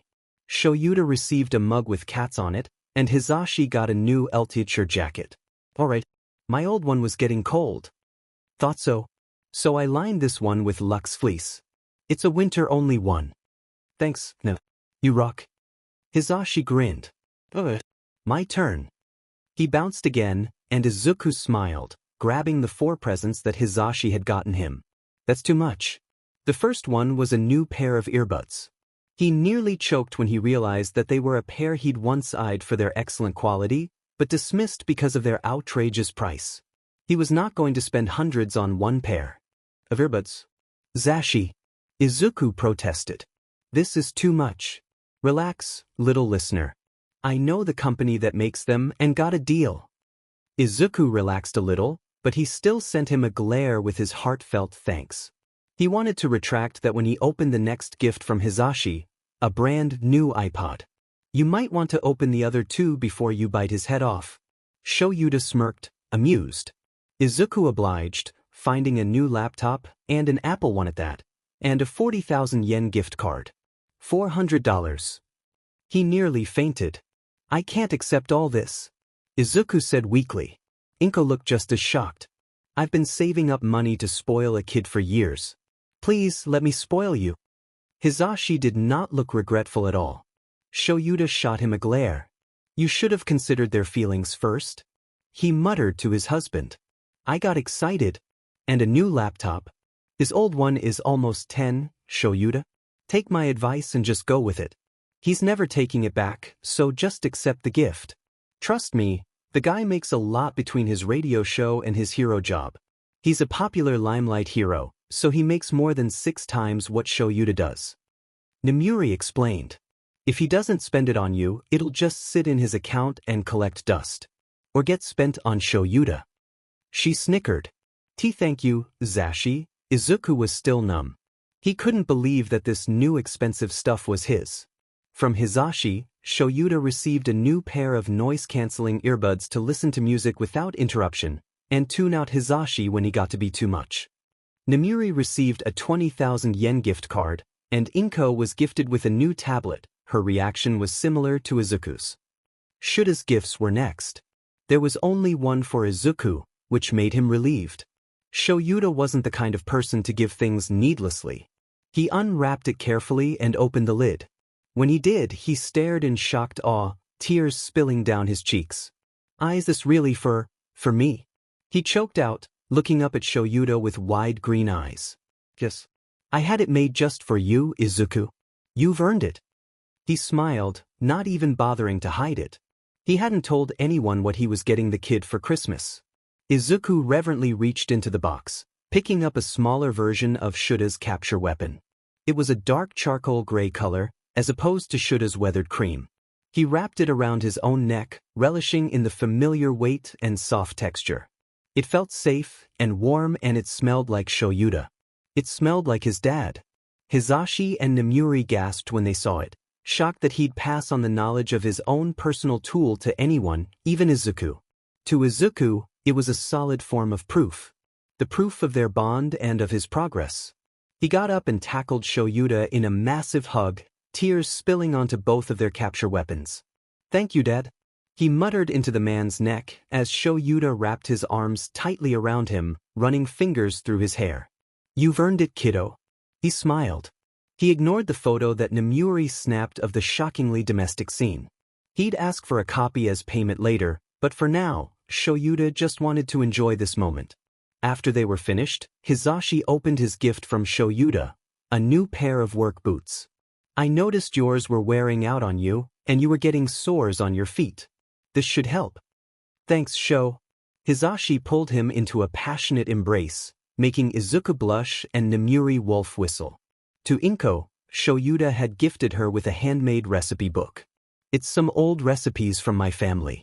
I never use them, and I know you love to try out new things, so I figured you would like it. He explained, and the woman looked so touched that she pulled Shouta into a hug. "You're an amazing friend, Shouta." She beamed, and suddenly he knew where Izuku's smile had come from.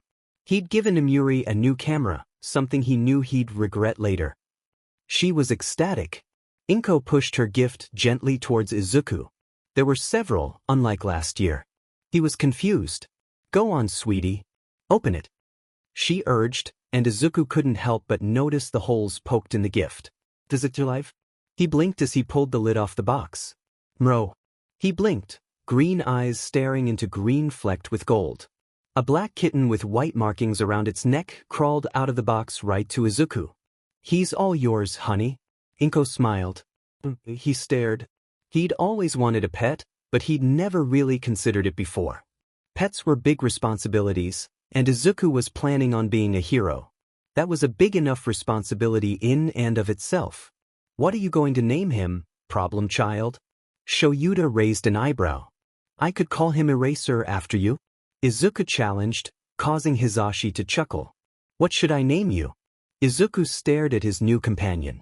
He noticed a small white dot on his head. It looked like a snowflake fell and never melted. Izuku glanced outside, to find snow gently drifting down. "Yuki," he decided. "His name is Yuki." The kitten meowed and curled up on Izuku's lap, seemingly content with his name. "Seems like he likes it?" Shouta agreed. "Now the rest of you."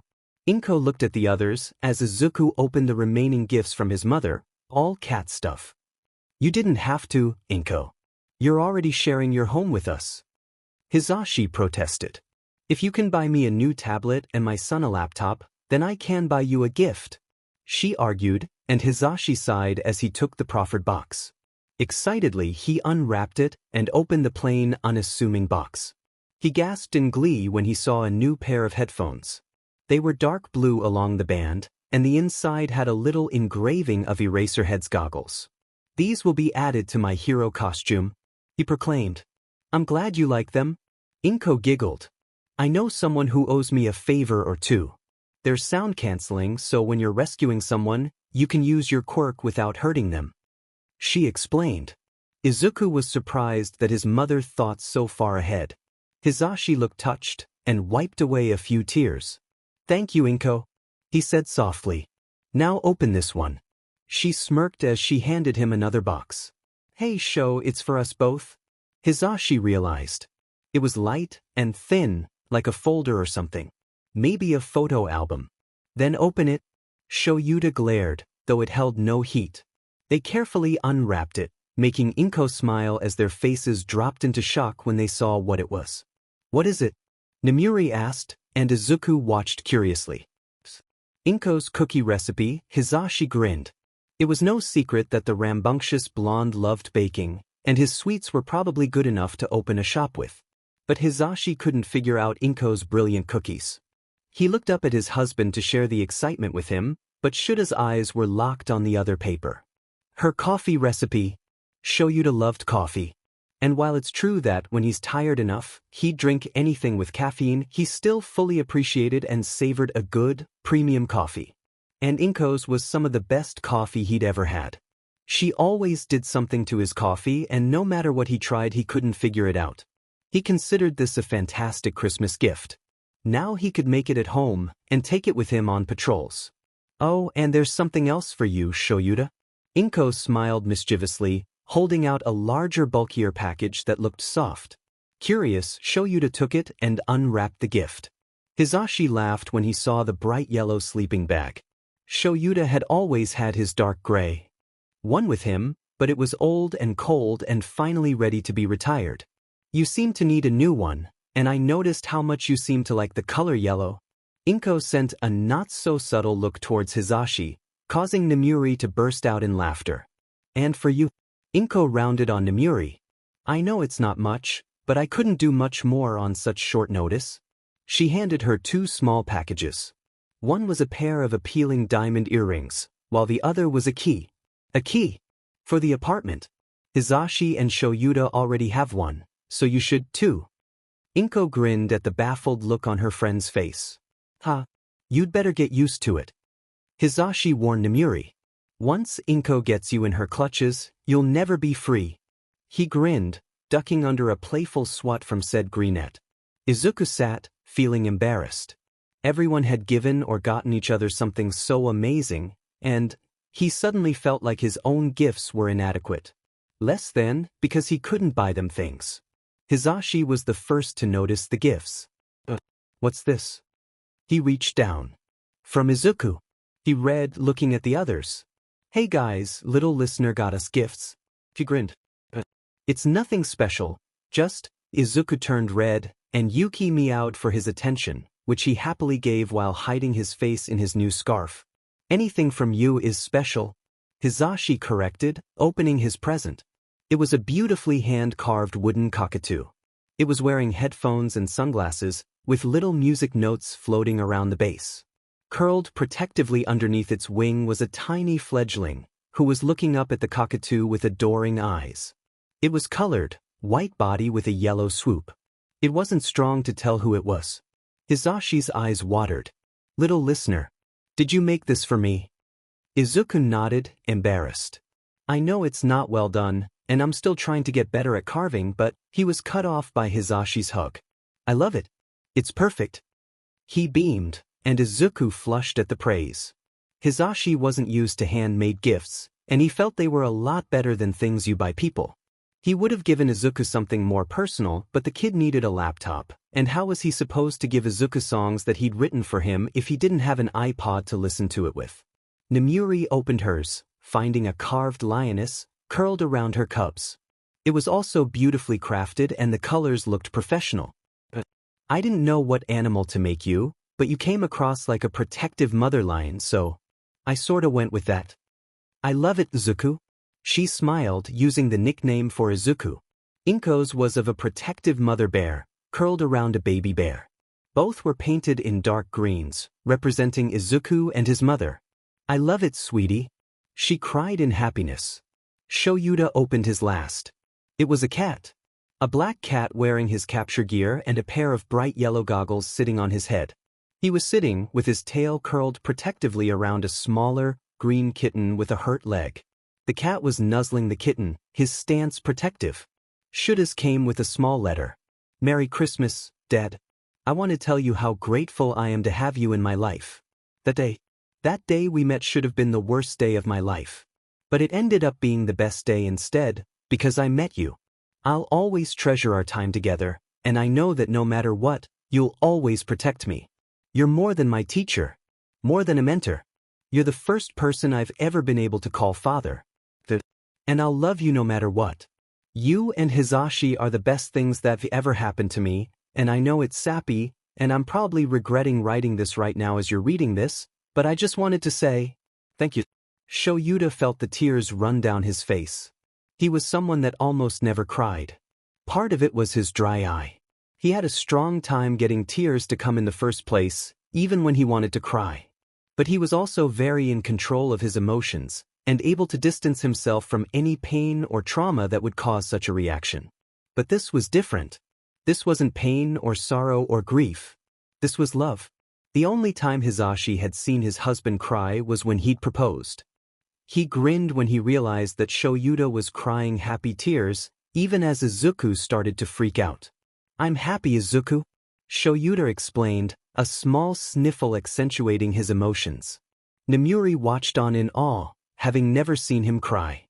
Yeah, I am. Thank you. He smiled. It was a bright smile, looking so strange on his face, yet so right, somehow. Nemuri was quick to snap a photo, especially when Izuku hugged him again. Merry Christmas, everyone. Izuku smiled into his dad, because that's totally what Shouta was to him, now, even if he wouldn't always refer to him as such. This was the best Christmas he'd ever had. Shouta blinked blearily as he tried to figure out what had woken him up. He was curled up in bed beside Hisashi in the Midoriya apartment, recovering after some spiked eggnog, no doubt Nemuri's doing. He grabbed his phone to check the time, only to see a missed call from Tsukachi. He quickly redialed the number. The man picked up on the second ring. Eraserhead, Happy New Year. Tsukachi?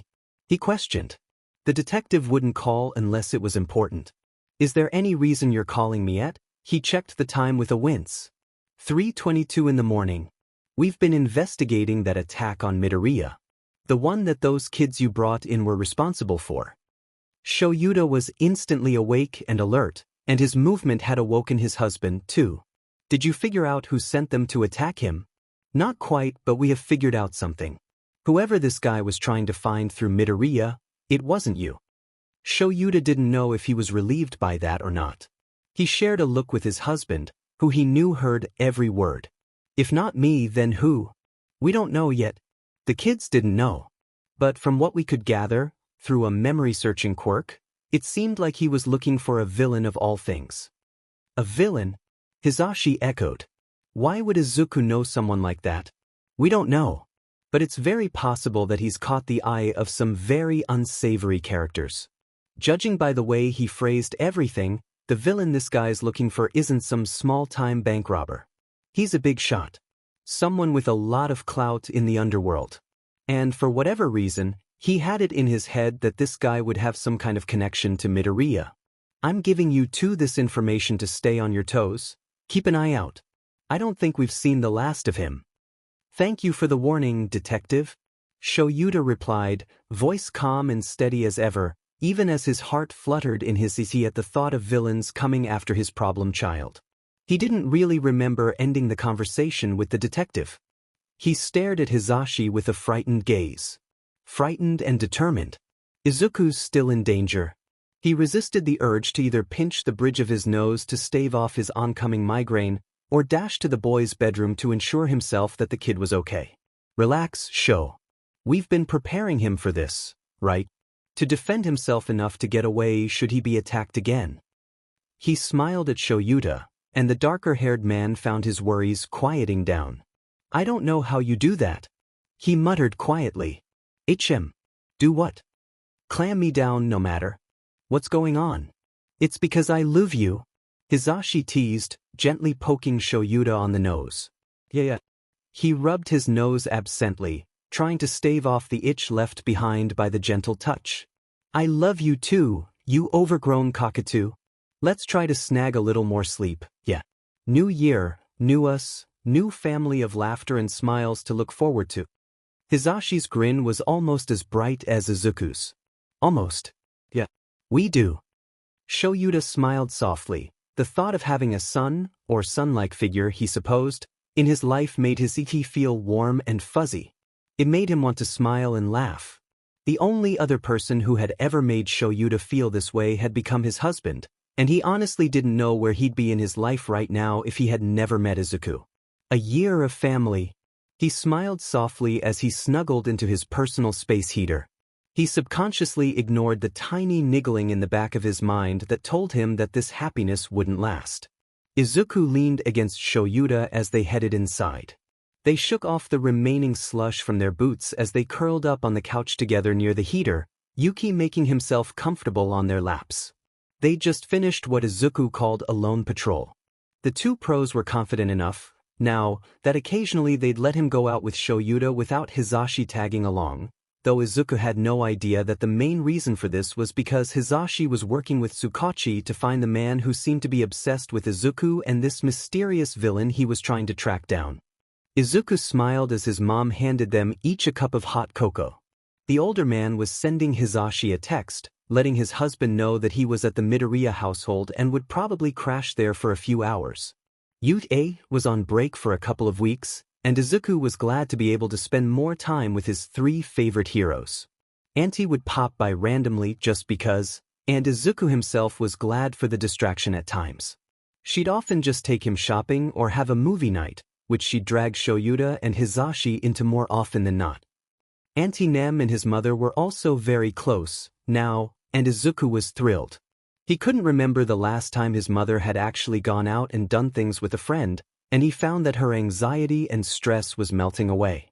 She was also thinning out nicely, not that he'd ever seen her as overweight before, but the stress of raising a quirkless child alone had been HRD on her body. Apparently, his mom had run into Auntie Mitsuki a few weeks ago, and the two had caught up on a bunch of things. His mother had later lamented to Nemuri that, while she still valued Mitsuki's friendship, It wasn't nearly as comfortable or open as her own friendship with the hero. Izuku thought it sounded a lot like his old friendship with Kacchan, before quirks. Not necessarily an unhealthy friendship, but not quite a fair one, either. Izuku was just glad that his mother's social circle was expanding. Izuku idly wondered if he should attempt to expand, create his own, too. "What are you thinking about, problem child?" Shouta asked, holding open an arm as Izuku gratefully snuggled into his protective warmth. "Just how much happier Mom is, now that Auntie Nem's in the picture?" Izuku smiled as Shouta hummed in agreement, the deep sound reverberating around him as Yuki purred on his tea. "How many of your coworkers would have a heart attack if they saw us right now?" Izuku wondered aloud. Shuta's laugh was unguarded and free, and Izuku loved that he never saw the need to hide these laughs from them anymore. "I think most of them would probably accuse me of being a fake. Maybe check me for a fever. Vlad might believe me." He mused. "Do you think Nizu would let me be in your class if I managed to get into the hero course?" "Kid, you'll probably breeze through Yuye's illogical exams at this point." Shouta chuckled. "I'm not sure about that. He might. I'm not known to be biased, and if you do manage to make it into my class, I will not go easy on you." "I'd be offended if you did." Izuku huffed. "Good." He ruffled Izuku's hair before stretching. "I'm going to take a shower before I collapse for the night. I'd recommend you do the same." Hi. We both stink." Izuku grinned, ducking under a playful swat that he knew would only pull out a couple strands of hair. "Love you, Dad." "Love you too, son." "Night, Mom." "Love you." Izuku called out, as he headed into his room after his shower. "Love you too, Izuku." "Night, boys." "Sleep well." She called out, receiving a similar call from Shouta. Izuku smiled softly as he curled up in his bed. Everything was good. Life was fantastic, and he couldn't remember ever being happier. He should have known it wouldn't last. Shouta woke with a start from a very thick deep sleep. Something was wrong. He carefully climbed to his feet, listening intently for something, still trying to blink the weariness from his eyes. He faintly heard Inko's soft voice rising in distress. "Crush." Shouta felt his stomach twist in knots of worry as he slid out his bedroom door and rounded the corner, wide awake. He saw Inko backed up against the counter, face full of fear as a man he'd never seen before stalked towards her. The man glanced up at Shuta's approach. "Oh, so that's how it is. You divorce me and hook up with the next homeless bum you find." The man snarled. Shouta abruptly realized that this man must be Hisashi, Inko's ex-husband, and Izuku's biological father. He didn't like that look in his eye. It was something he'd seen in many villains. Shouta easily fell into a fighting stance, hand coming up to grip his capture weapon, which was not there. Icy fingers gripped his iti. How could he make such a rookie mistake? Never enter a situation unaware or unprepared. Always bring your weapons with you.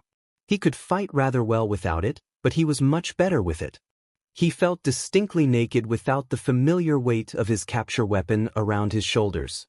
"Shouta, grab Izuku and go." Inko begged, and for a moment, Shouta froze, indecisive. It was something so unlike him. But he couldn't just leave her.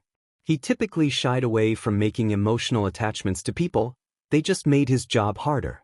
But the Midoriyas had a way of forcing their way into others' hearts without the other person even realizing it. Now, Shouta hesitated. And hesitation was not a good thing in his profession. "No, I'm afraid that I can't let any witnesses escape." The man grinned. Following his instinct, Shouta dodged to the side, barely avoiding something that whizzed by his head. The man twirled the crowbar in his hand with a twisted grin. Izuku's quiet voice, still half asleep, made Shuta's BLD turn to ice. Without a second thought, Shouta went to grab Izuku, maybe escape out his bedroom window or call for backup, because something in Shuta's gut was saying that this man was dangerous. How had he only noticed that screaming wrongness in his gut now? The man threw down what Shouta hoped was just a smokescreen. He held his breath, just in case, but the man was fast. Faster than Shouta anticipated, and he hit Shouta strong in the side with the crowbar. Not one to waste any advantage, Shouta gripped the weapon tightly, activating his quirk as he glared at the man. He heard, once, that Hisashi, Inko's ex-husband, had a quirk that allowed him to breathe fire. Shouta couldn't take the chance that this gas was combustible. He signed to Izuku behind his back. I'd contact Hisashi. He knew the kid would protest, but he couldn't risk turning away from Hisashi for even a moment. He wouldn't risk Inko or Izuku. You can't hold your breath forever. Hisashi taunted as he and Shouta traded blows. He got in a lucky shot at Shouta's diaphragm, knocking the precious air from him. He spun as he received a punch to the jaw. He saw Izuku out of the corner of his eye, collapsed on the ground. The gas must have been some kind of sleeping agent. Hisashi wore a mask over his mouth, filtering out the chemical. Shouta struggled to stay standing, keeping himself between Izuku and the villain before him. Izuku! Hisashi's sweet smile sent chills down his spine, even if it was distorted with the gas mask. Why, last time I saw you, you were no taller than my knee. Who are you? Izuku's voice trembled. Whether that was from fear or the gas was anyone's guess. Shouta cursed himself. No capture weapon, no phone. What the hell was I thinking? His vision started blurring, and it took more effort than he'd like to admit to keep focusing it on the figure before him. You don't mean to tell me you don't recognize your dear old dad? You aren't my father. Izuku snarled, but his eyes were drooping. Shouta staggered, barely standing. He raised his fists as he fell into a defensive stance, though it was sloppy at best, given his current state. It wasn't much, but he was going to do whatever he could to protect Izuku from this man. Hisashi paused, looking between Shouta and Izuku. I see how it is. You prefer your stepfather over your real father. He grinned as he seemed to vanish from Shouta's impaired view. A moment later, he felt something strong hit the back of his head and stars flew across his vision. The last thing Shouta remembered was seeing Izuku's terrified face as Hisashi closed in on him. Something was wrong, Hisashi decided. Normally, Inko would send a good morning text, or Izuku would send him some cute little picture of Shouta half asleep over his cat mug full of coffee. But instead, he woke up to a grand total of 0 notifications. At 7 in the morning. This, normally, wouldn't be anything to really concern himself over. There were plenty of times that the two were too tuckered out to message him in the morning, so Hisashi would just head over to Inko's, usually with Nemuri in tow, and wake the two insomniacs up. Inko was also such a scatterbrain that she'd usually forget something or other and in her rush to remedy the issue, forget to text him. But the feeling in his gut had him grabbing his jacket as he dashed out the door, barely taking the time to lock up. He sent Nemuri a text to meet him at the Midoriya household whenever she could. Maybe it was nothing. Maybe he was just being paranoid. But he'd called Shouta 6 times, and sent 12 texts. He'd also called and messaged Izuku. No answer from either of them, and that wasn't right. Shouta always answered his phone, unless he was on patrol or something similar. Even then, he'd always answer or text back within an hour. Izuku would pick up most of the time, and usually text back within 10 minutes to a half hour depending on what he was doing. He hoped he was overreacting. He hoped he was just being paranoid. Part of him knew he wasn't, though, and that this feeling was one that he usually only got when he was doing hero work. That scared him. When he finally reached the apartment, 20 minutes later, the door was already slightly ajar. Inko may have been a scatterbrain, but she never left the door open, even when just taking out the trash. It was something that bothered her, it made her feel vulnerable. The obvious signs of forced entry made his heart leap into his throat. Please be okay. Images flashed through his mind. Shouta, laying in a pool of his own BLD, draped protectively over a far too still Izuku. Inko laying off in the side of the room somewhere, a robbery gone wrong. He shook his head and cautiously pushed the door open, being careful not to touch the doorknob. If it was as bad as he feared, he couldn't risk tampering with evidence. And that thought, thinking of his home away from home as a crime scene, made him feel sick to his stomach. The first thing that hit him was the stillness. The silence and cold aura of the normally warm and cheerful household. Shouta's boots sat next to Inko's new shoes and Izuku's own boots. Nobody had left. He carefully made his way inside. The sharp smell of iron made his stomach churn, and he flicked on the lights, fearing the worst. Mro. He startled at the sound as Yuki bolted towards him, leaping into his arms. His fur was standing on end, and his paws were wet. Hizashi cradled the frightened kitten, glad to find someone home. It didn't help much, though. He looked around. There were obvious signs of a struggle. A broken vase on the floor, droplets of BLD nearby, papers scattered everywhere. A small coffee table was overturned, and there was a lingering smell of something in the air. Shouta's coat hung up on the coat rack, and a couple of abandoned hot chocolate mugs from the night before sat innocently on the table in the living room, contrasting with the violence that hung in the air like a blanket. No sign of breakfast, so whatever happened was likely in the middle of the night. He was making his way towards Izuku's bedroom when he saw the puddle of BLD on the floor. Yuki's paws are wet. He looked down to see BLD on his hand, where the little paws had touched. It was cold and wet, and it made Hizashi feel sick because this belongs to someone he cares about.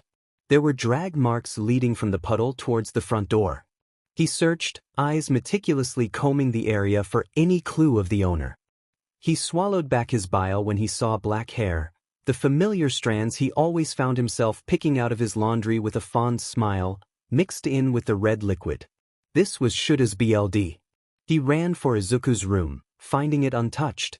Izuku's capture weapon was laying undisturbed at the foot of his bed, his phone sat innocently on his bedside table, and Hizashi fought to control his breathing as he went to check the guest bedroom. Really, Inko had all but made it theirs, across the hall.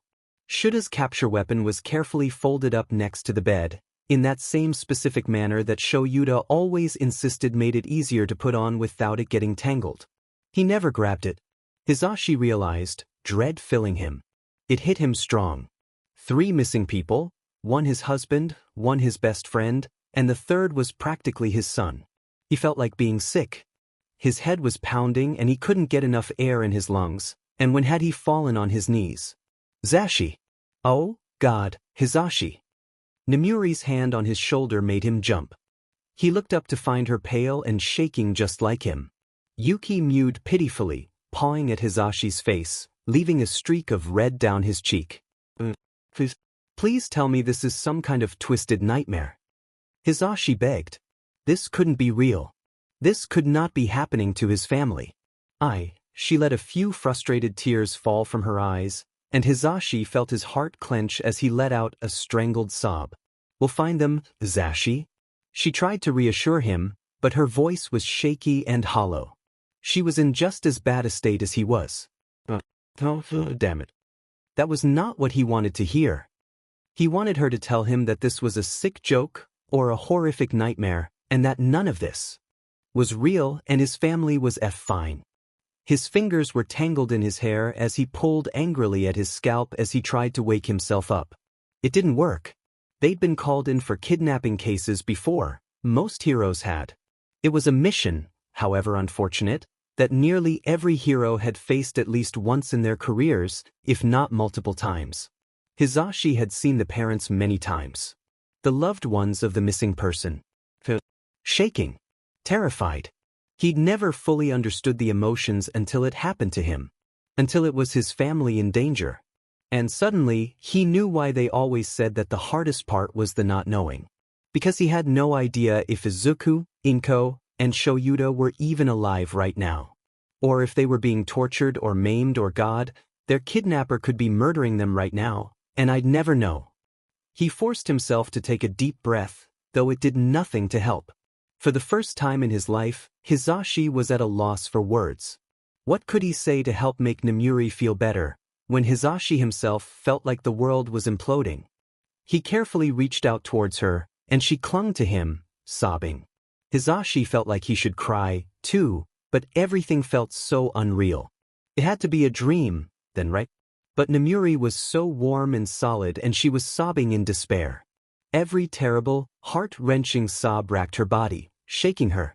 In that moment, Hizashi didn't see the pro-hero Midnight. He just saw a terrified aunt who didn't know if her best friends and nephew were even alive. Hizashi didn't feel like a pro-hero, either. He felt like a shell. He felt so helpless. Shouta had been here. Inko had been here. Izuku had been here. Last night. Probably not even 12 hours ago. And where was he while they were fighting for their lives? Asleep halfway across town, like a goddamned idiot. His fist clenched as the guilt welled up, filling some of the hollowness. Then came the anger. What the hell kind of hero was he?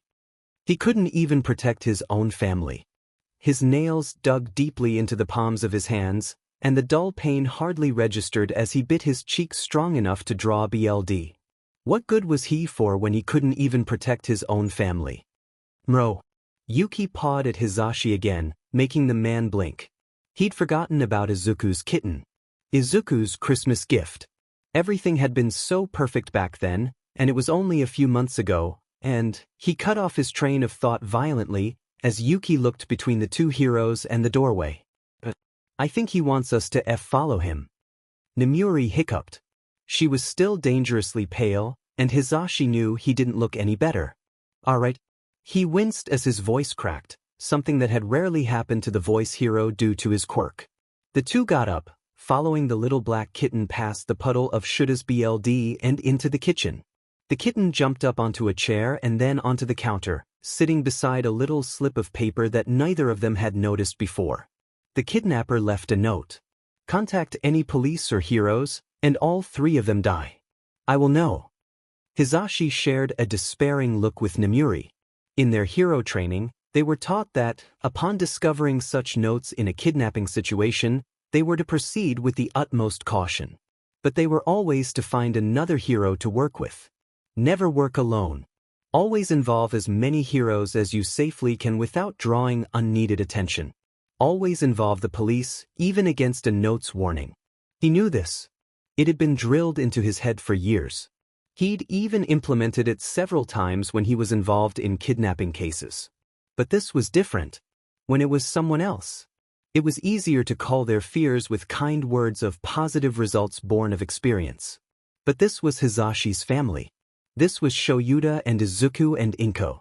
Hisashi didn't think he could find the will to live if, by some horrific chance, this kidnapper decided to stand by his word. He couldn't live without them. He took one look at Nemuri and knew she felt the same. They couldn't risk it. These people were far too precious to them.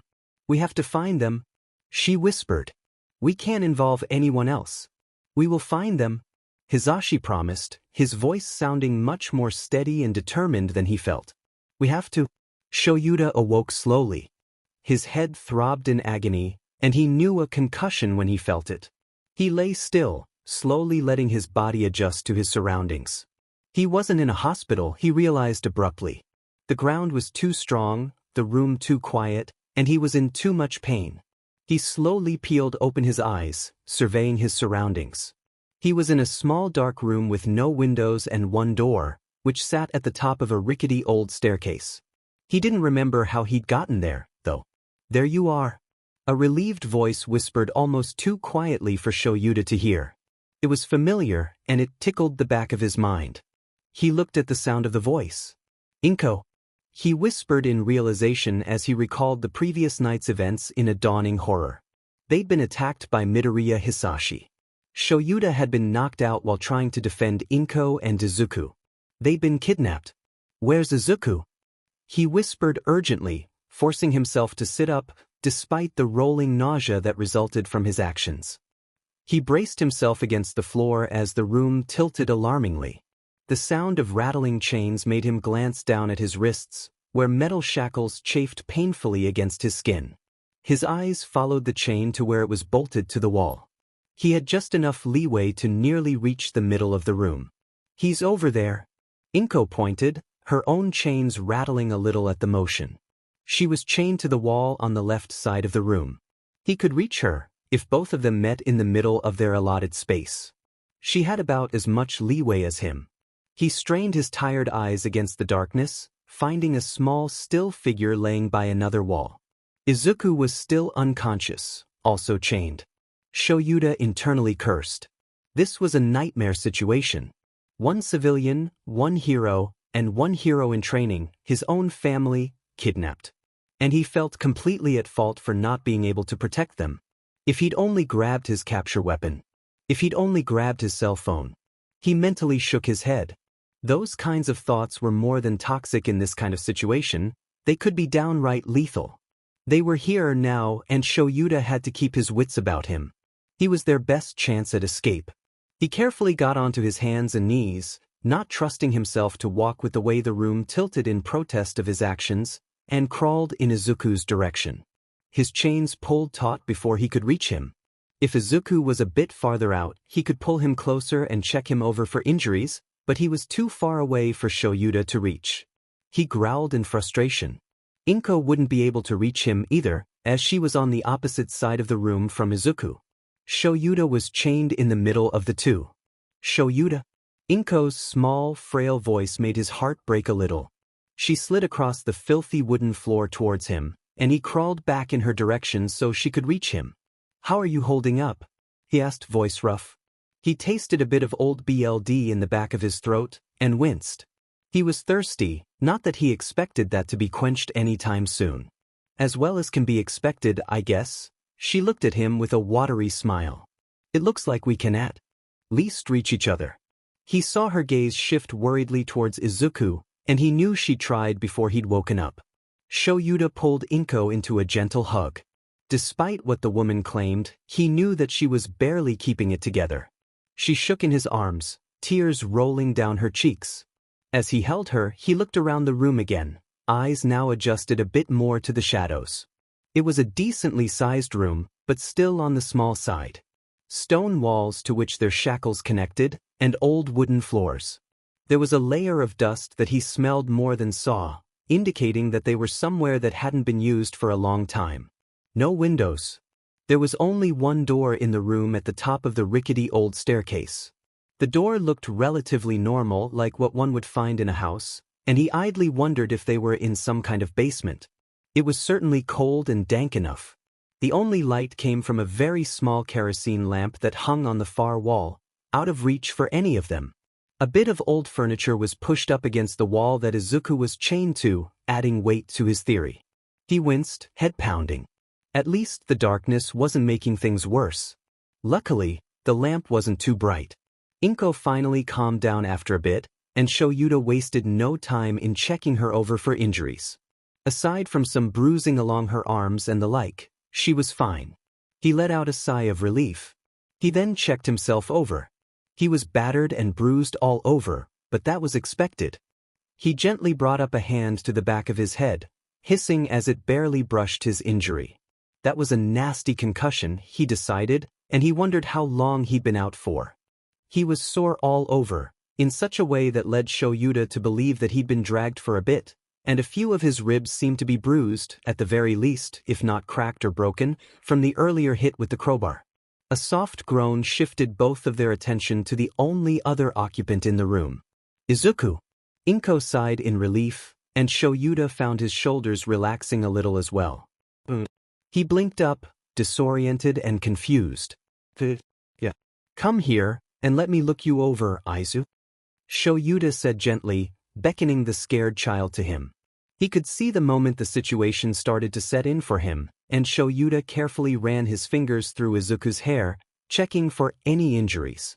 The action helped calm him down a little, as the three sat in the center of the room. Luckily, Izuku didn't seem to be injured at all. That was one good thing out of all of this. The kid was quiet for a long while.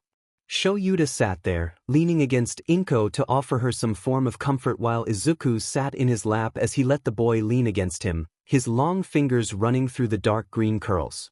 His mind was whirling. Pros hardly ever got kidnapped, let alone with their families. He was just glad Hisashi was safe, at least. Maybe he'd find them soon, if Shouta couldn't figure out a way to get everyone out first, that is. "We were kidnapped," Izuku finally whispered as he really started grasping their situation. Why, Hisashi was never the kind of man to let things lie. Inko winced. "Izuku, it's true that he never sought us out, but I was the one that left him. He was abusive, and I couldn't risk him turning that anger onto you. I thought he left because I was..." "He never knew." Inko answered his unasked question. "I never told him. He's the kind of man that bases the value of others on their quirks. If he knew, he would have tried to force one out of you until it killed you. Shouta winced. He'd seen a case like that before. A parent had thought their child's quirk was too weak and tried to force it to be stronger through punishments. Shouta and 2 other heroes were called in to help in that situation. That was bad enough. He didn't want to imagine how bad it would have been had the child had no quirk at all. Is that what these are for, then? Izuku asked, and Shouta became abruptly aware that, above the chafing of his shackles, were tight, heavy little cuffs. They weren't connected to anything, still allowing him freedom of movement to a degree, but as he twisted his wrist, it pulled the skin painfully, causing him to wince. These were obviously illegal quirk-suppressant cuffs. The kind the police used were highly regulated, though much more comfortable than what one could find on the black market, ones like these. The black market kind had spikes that pierced the skin around the wrist to consistently administer a low dose of quirk suppressants.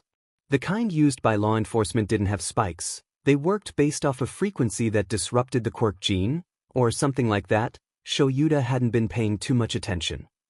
That was probably going to scar. Quirk suppressant cuffs. Shouta affirmed. Fat lot of good that does against me. Izuku snorted. It's still pumping a foreign drag into your system? Shouta warned. You've got a headache, right? Izuku nodded. That's from the cuffs. That's annoying. Shouta wanted to laugh in disbelief. This kid was already starting to calm down while Shouta himself, the pro here, was still trying to stop his hands from trembling. Inko fussed over Izuku for a little while, and Shouta couldn't help the anxiety that creeped up his spine. It had been too quiet. Too long that they'd been awake without seeing their kidnapper. He heard, distantly, the sound of a door closing. The 3 of them froze. Heavy footsteps deliberately thudded closer until the click of a lock was heard from the door to their room. The hinges screamed in protest as bright light flooded their environment, making Shuta's eyes ache and burn and his headache evolve into a migraine. He mentally cursed as his vision cracked. Hisashi grinned. Glad to see you all awake. He held something in his left hand, concealing it from their view. Inko dear, it's been too long. We need to have a nice sit-down chat about some things. Let Izuku and Shouta go. She glared at him. They have nothing to do with whatever you want me for. On the contrary, they have everything to do with what I want you for. He grinned, making bile rise in the back of Shuta's throat. The man went to where Inko's chains were secured to the wall, and pulled her back, away from Shouta and Izuku. Inko gave a cry of protest at the rough treatment, and Hisashi pulled her to her feet by her hair. Shouta growled, staggering to his feet in anger, Izuku by his side, but their own chains wouldn't allow them to reach the man or Inko. Now, let's not get too feisty here. The man gave a sickening laugh as he held a needle of all things up to Inko's neck. You don't want me to give her some questionable substances, do you? Shouta and Izuku froze, glare strengthening. Izuku looked ready to protest, but he kept his mouth shut, afraid of angering the man into giving his mother whatever was in that syringe. Good boys. Stay. He lowered the syringe before taking off Inko's shackles, but leaving the quirk-suppressant cuffs. Her wrists were red and raw. He grinned as he pulled her by the hair up the stairs and out of sight. Izuku stared at the door in horror and despair. Shouta wanted to comfort Izuku somehow. But he'd never been good at that sort of thing. That was Hisashi's gig. And God did he miss Sashi. He'd give a decade of sleep to see his husband walk through that door with that carefree grin of his and his wild cockatoo hairstyle. Hell, he'd even pay to see Joke walk through that door right now. He wrapped Izuku in a tight hug, grounding himself with the presence of his son in all but BLD. They tried not to listen to the angered voices rising upstairs. They tried to pretend that they weren't anxiously waiting in a dark room with no idea of where they were or why they were there. They both flinched violently when they heard Inko's agonized scream shatter the silence like a bullet. Izuku cried out, straining against his chains. Shouta also staggered forward, but the room tilted suddenly, and he quickly found himself crashing with a painful yelp to the floor. Dead. Izuku was by his side in an instant. The kid must not have realized he was hurt, because when Izuku caught sight of the dried BLD sticking to the back of his head, he gasped. Why, you're hurt? Izuku trembled. I'll be fine, Zuzu. Shouta forced his sick back down and pushed himself back into a sitting position, trying his best to ignore the pounding in his head as he did so. His brow was slick with sweat, and he tried not to breathe at the effort. He must have been worse off than he first thought. He squeezed his eyes shut as he tried to string together some kind of coherent plan, but his vision was still cracked like a broken mirror and his head would not stop pounding. "But you're not fine now." Izuku had tears running down his face. God, how must the kid feel? Kidnapped, scared, mother screaming in agony just up the stairs, and unable to do anything about it, while his mentor was so badly hurt he couldn't even stand. What can we do, Sho? There's never been a scenario like this before. Izuku took some deep shuddering breaths, following a calming routine that Shouta had shown him forever ago. Though it didn't do much good as another scream rattled the walls. Even Shouta was having a strong time thinking straight when he knew Inko was being tortured just a few rooms over, though that might have been the concussion too. Every instinct in him wanted to run towards that scream, to help his friend. But between the chains and the head injury he couldn't do anything, and it killed him inside. Right now, he hated to say it but he never sugarcoated things. Especially for those he cared about. There's not much we can do. He winced as Izuku stared at him in disbelief. Hisashi and Nemuri will have noticed by now. All we can do is bide our time until they find us, or an opportunity arises. For now, he flinched as the loudest scream yet made his head ring. We need to survive. Izuku looked like it was a strong pill to swallow. But, you're a hero. Shouta felt a strong pang of guilt stab him at the reminder. He looked away from Izuku, unwilling to face the disappointment he knew would be there. I'm also human, Izuku. That's all we are. Sometimes, there are things beyond even a hero's power. It was a lesson the kid would have needed to learn eventually, but Shouta would have never wanted it done like this. Abruptly, Inko's scream cut off. Shouta felt himself stiffen at the sudden silence, a deep dread growing in his stomach. Dead? Izuku's voice was small and there was something vulnerable in his tone that made Shouta look up. Yes. I'm scared. So am I, Izuku? He admitted. But I'm with you all right. He pulled him into a protective embrace. Are we going to be okay? The question broke his heart. He couldn't lie. The words, I hope so, or, I don't know, were on the tip of his tongue before Hisashi opened the door again, a scowl on his face. Demon Beach. Wasn't worthy. He spat. Shuta's heart skipped several beats as he saw Inko's bloodied limp form. Hisashi sighed as he roughly carried her down the steps and shoved her against the far wall, where Shouta and Izuku couldn't reach. The man turned and gave the two a nasty grin. Until tomorrow, he promised as he stalked back up the stairs and closed the door, leaving the three in the dim basement alone. Shouta realized abruptly that Hisashi never put Inko's shackles back on. He slowly looked back over at Inko, praying she would somehow be okay. He felt Izuku stiffen beside him before burying his face in his shoulder, trembling as he bit back violent sobs. Shouta took in his friend's appearance. She was pale, too pale. And she was covered in blood. It leaked from her nose and mouth and ears, and a scream caught in Shuta's throat as he saw lifeless green eyes staring back at him. Midoriya Inko was dead. Izuku was numb with fear and pain. He may have been the only one without injuries, but it didn't seem to matter, now. His mother was dead. His mother was gone. Murdered, tortured to death by his stupid biological father who'd shown up out of nowhere for some reason Izuku couldn't comprehend. It had been hours. They couldn't even reach her to close her eyes.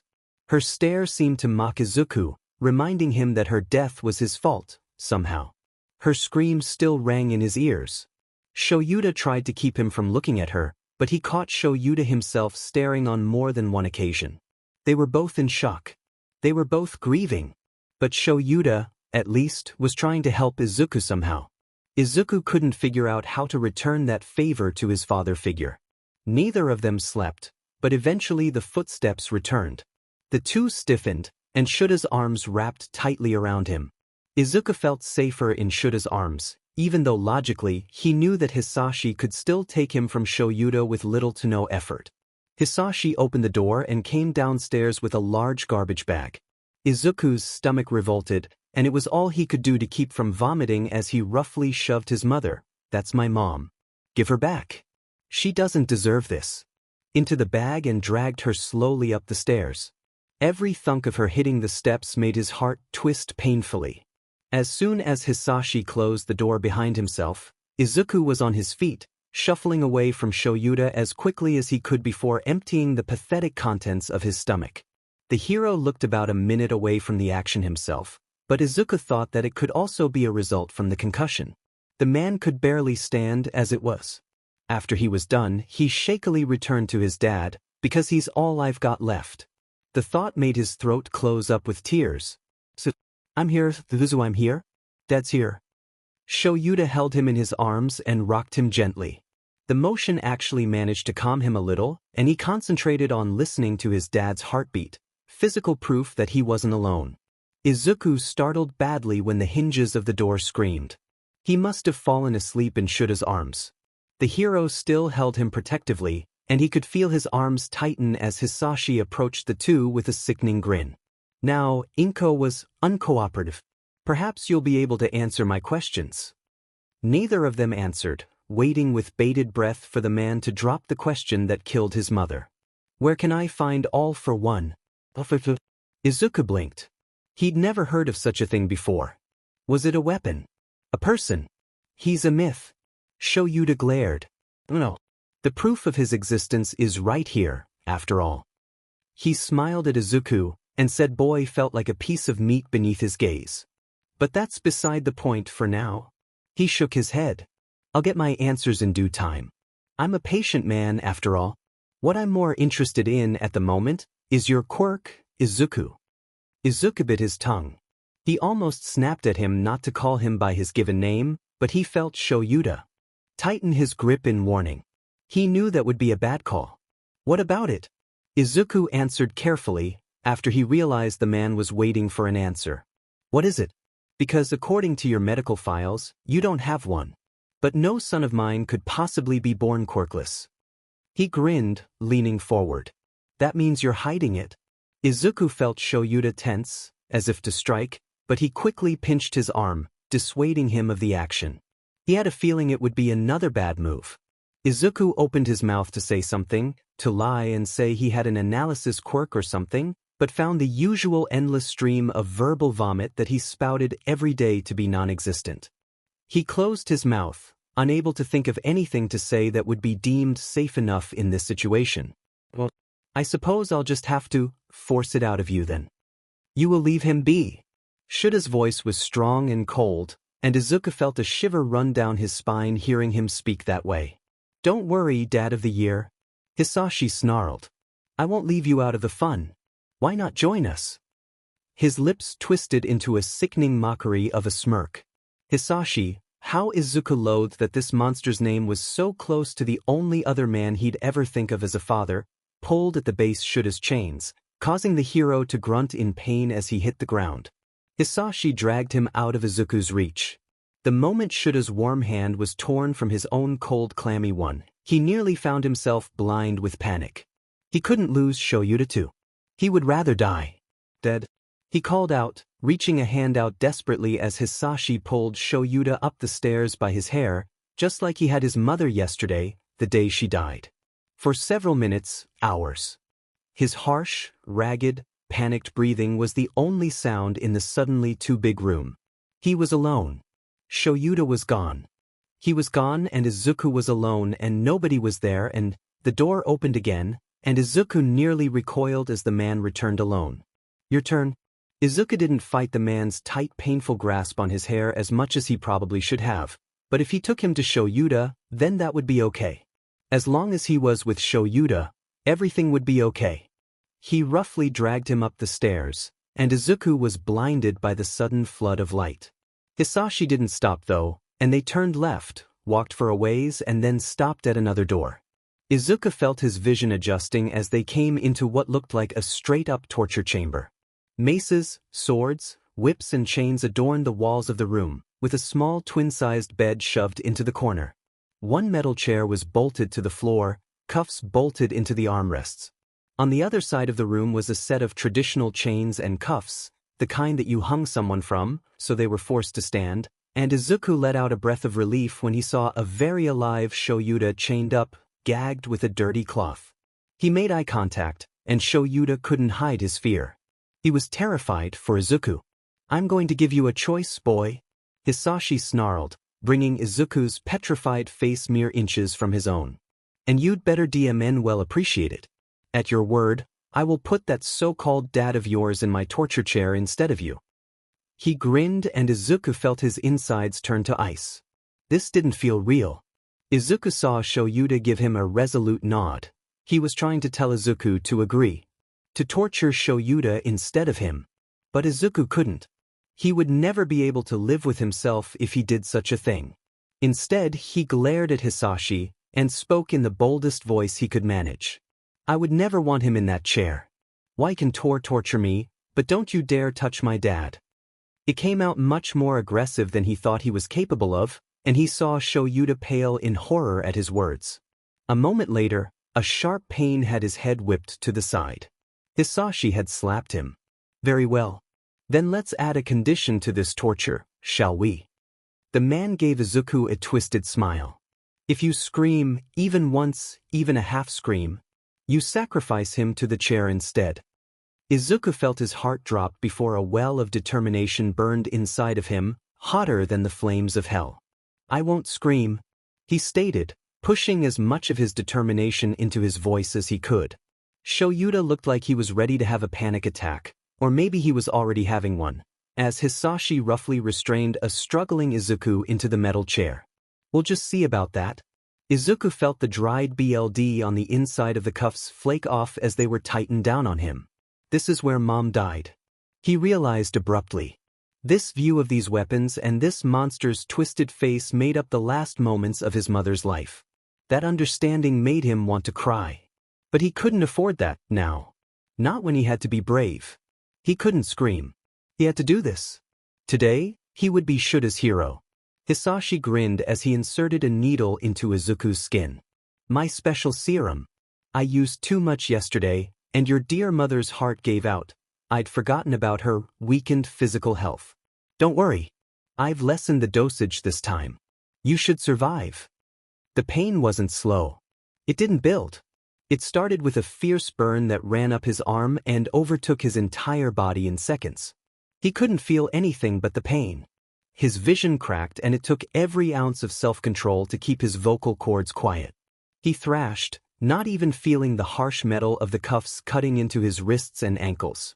He didn't feel the way his back arced as liquid fire burned through his veins. He would later be grateful for the cushioned headrest of the chair that prevented him from adding a concussion to the list of injuries he was receiving. The concussion might have loosened his tongue. Time melted away, stopping in the face of his agony. Izuku had never felt pain like this before. It was indescribable, 10 times worse than that stupid third-year's quirk, and he forced himself not to give into it. "Don't scream." A flash of Shouda's petrified face, pale and shaking. "Don't scream." Hisashi's bright smile as he gave Shouta a welcome home embrace. The thought of how devastated he'd be if Shouta never came home. "Don't scream." The image of Shouta laying in a hospital bed after a rough night on patrol, a worried Hisashi, Nemuri, and Inko trading off as they kept him company around the clock. "Don't scream." Images of happy times with his family flashed through his mind. "Don't scream." He couldn't break that. He couldn't kill Shouta. "Don't scream." After an indiscernible amount of time, Izuku felt the pain start to ebb away. His vision changed from white to color as shapes started becoming recognizable again. Muffled sounds filtered through his ears, but he couldn't make sense of it. "Don't scream." His brain felt like mush and his body was numb and tingly and cold and it ached. Every muscle spasm felt like 1,000 tiny needles prickling his skin. "Don't scream." He couldn't form coherent thoughts, and his jaw ached from clenching his mouth shut so tightly for so long. He probably had a chipped tooth too. "Don't scream." He locked eyes with familiar black, Shouta. The hero's eyes were dilated in fear. He was pale and shaking and there were honest-to-God tears running down his face. He looked so desperate. "Don't scream." He felt a fist grip his hair as the shackles were removed from his bloody wrists and ankles. The hand in his hair was too hot, like there was lava burning beneath the skin, and the sudden movement made his body seize in agony. "Don't scream." Hisashi had an intrigued expression on his face, and Izuku couldn't for the life of him understand what he said. "Don't scream." The only words that held meaning anymore. His mantra. Nothing else mattered. "Don't scream. Protect Dad. Don't scream." He felt shackles tighten around his wrists again, and a sharp panic overtook him. "Don't scream." Then, gentle arms wrapped around him. He looked up into Shouta's tear-stained face. The darkness wrapped around them like a blanket, telling Izuku that Hisashi was gone. He opened his mouth, whispering fearfully. Did I scream? His throat hurt, like talking was physically difficult. Perhaps it was. Shouta gave him a watery smile. "Oh, you didn't scream, Zuzu." He cradled Izuku in those warm, safe arms. "I'm glad. Was I your hero today?" The hero choked back a sob, burying his face in Izuku's hair as he quietly cried. "Why yes, my little hero." Izuku finally let himself succumb to the darkness, a soft smile on his face. "I didn't scream." Shouta had never felt more useless. Hours blurred into days, and while he tried to keep track of time, he honestly wasn't sure how long it had been. Every now and then, Hisashi would come down and drag Shouta up to his torture chamber where he'd be gagged and forced to watch as the villain tortured Izuku, who always refused to scream. He'd be forced to sit there and watch as his son thrashed about in mindless agony. Shouta's wrists were now as bloody as Izuku's. Hisashi never did more than the serum. Whether that was a good thing or not, Shouta didn't know. Whenever he'd torture Izuku, he always had this look of intrigue on his face, and he'd start asking Shouta questions about All for One, most of which he had no idea how to answer. If anything, he gained more information from Hisashi than the man gained from Shouta. Aside from that, they were left alone. No food, minimal water. Shouta and Izuku were grateful for small blessings. Sometimes, when the lantern was bright enough, they'd talk in sign, as Izuku's jaw caused him some problems from time to time now. Other times, the lantern was so dim they could hardly make out their own hands, and spoke in soft, quiet tones. Izuku always seemed calmer when Shouta spoke, and would lean against his tea as he talked about whatever came to mind. He usually told him stories about his time at UA, or his countless missions as a hero, both good and bad. He told him about his old friend, Shirakumo, who died in his second year of UA, and how guilty Shouta still felt about it. How he thought he'd heard his friend and partner yelling encouragement to him throughout the entire battle, only to find out that he'd been dead the entire time. He'd never told anyone about Shirakumo. Only Nemuri and Hisashi knew about him, because they'd been there. They were trauma bonding, and while Shouta knew it would only cause more harm than good further down the road, he couldn't find it in himself to deny Izuku anything after he literally went through hell so Shouta didn't have to. And that guilt ate away at him like nothing he'd ever experienced. Izuku constantly reminded him that he shouldn't feel guilty, and Shouta knew this. It wasn't his fault, it was Hisashi's for putting them in this godforsaken nightmare. But that still didn't make the crushing guilt any lighter. He still found himself wondering if they'd still be there if he'd only remembered to grab his capture weapon or cell phone that night. Maybe Inko would still be alive. Shouta noted that their dynamic had shifted. Yes, they were still father and son, but there was a deeper level of trust now. Shouta felt comfortable opening up to Izuku about things that even Hisashi didn't know. Izuku returned the favor easily. "Do you still want to be a hero after all this?" Shouta found himself asking one night after Izuku regained coherence from his latest torture. "If anything, Dad, this makes me want to be a hero more." Shouta blinked in surprise. How many people have to go through this? Maybe. No, I will save someone from this one day. I'll make sure that at least one kid doesn't have to lose their mom like me. Demon kid. Most people, even pros, would break under what you're going through. Under what you've gone through. And here you are turning trauma into fuel for your dreams. Shouta gave a deep, dry laugh. "Are you still glad I caught you that day?" Izuku looked up into his eyes, startled at the question. "Every day. I'm grateful for you saving my life. Because it brought you into my life. You're the best thing that's ever happened to me, Dad. I don't need a quirk. I just need you. Zuzu, you're going to make me cry, damn it. I'm dehydrated enough. Shouta gave a small smile. And maybe that's my evil plan. Cry you to death. Izuku shot back. Yeah, maybe the trauma was still affecting them, but Shouta thought they were holding up rather well, all things considered. They'd gotten used to a sort of schedule now. In the mornings, at least Shouta assumed it was morning, Hisashi would leave 2 cups of water and then leave the house, for that's where they were, a house, for an indeterminable amount of time. During their morning, Shouta and Izuku would banter and talk until they fell into a comfortable silence. On occasion, Hisashi would throw half a loaf of bread down the stairs around what Shouta assumed would have been a late lunchtime. Shouta always insisted Izuku get most of it, he wouldn't eat all of it, so Shouta forced the dry, tasteless substance down his already parched throat. Then, around what felt like late afternoon, Hisashi would come in and gather them for their daily torture, Shouta emotionally and Izuku physically, and interrogation. This would go on for what Shouta assumed was about 3 hours or so, with the man questioning Shouta about this mysterious all-for-one, before the two were chained back up in the basement for the night. There, they'd sign or cry or simply take comfort in one another's presence. The fact that they were alive.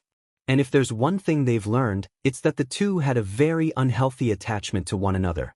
Just being in a different room could send them both into blinding panic attacks until they found one another again. They both knew that was something that they'd need to work on when they escaped. His rough calculations landed them at around 5 to 7 days since being kidnapped. It didn't seem long when put into perspective, but it felt like months. Once, 3 days ago, or at least 3 sessions ago, Hisashi had dragged Izuku out of the room without Shouta. It had been in the morning, and threw off their schedule so badly that the two were jumpy and on edge even now. That was the first time they realized how badly attached to one another they were. Shouta still had open wounds on his wrists from how strong he pulled at his chains. And those demon quirk suppressant cuffs constantly made both their wrists bleed. They'd likely scar. Lovely. That was also the only time that Hisashi had used something other than the serum. He'd apparently tortured Izuku with knives, and that information made Shouta nearly blind with protective rage. Even still, his little hero didn't scream once. He was simultaneously proud. Even most pros couldn't handle torture like this without screaming, and rightly horrified. He's not even in high school.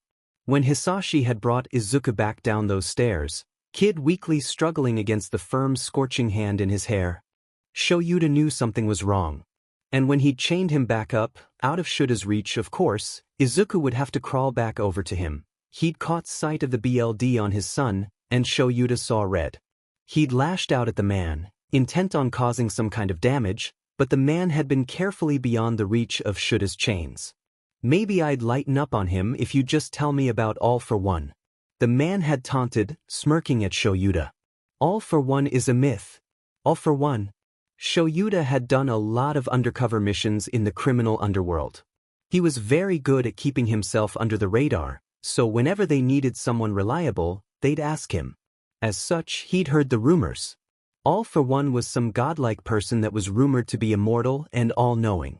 He was a name that kept the criminal underworld chained to a certain set of morals, and anyone who deviated from those morals, no matter how up and twisted they were, vanished, and was never seen again.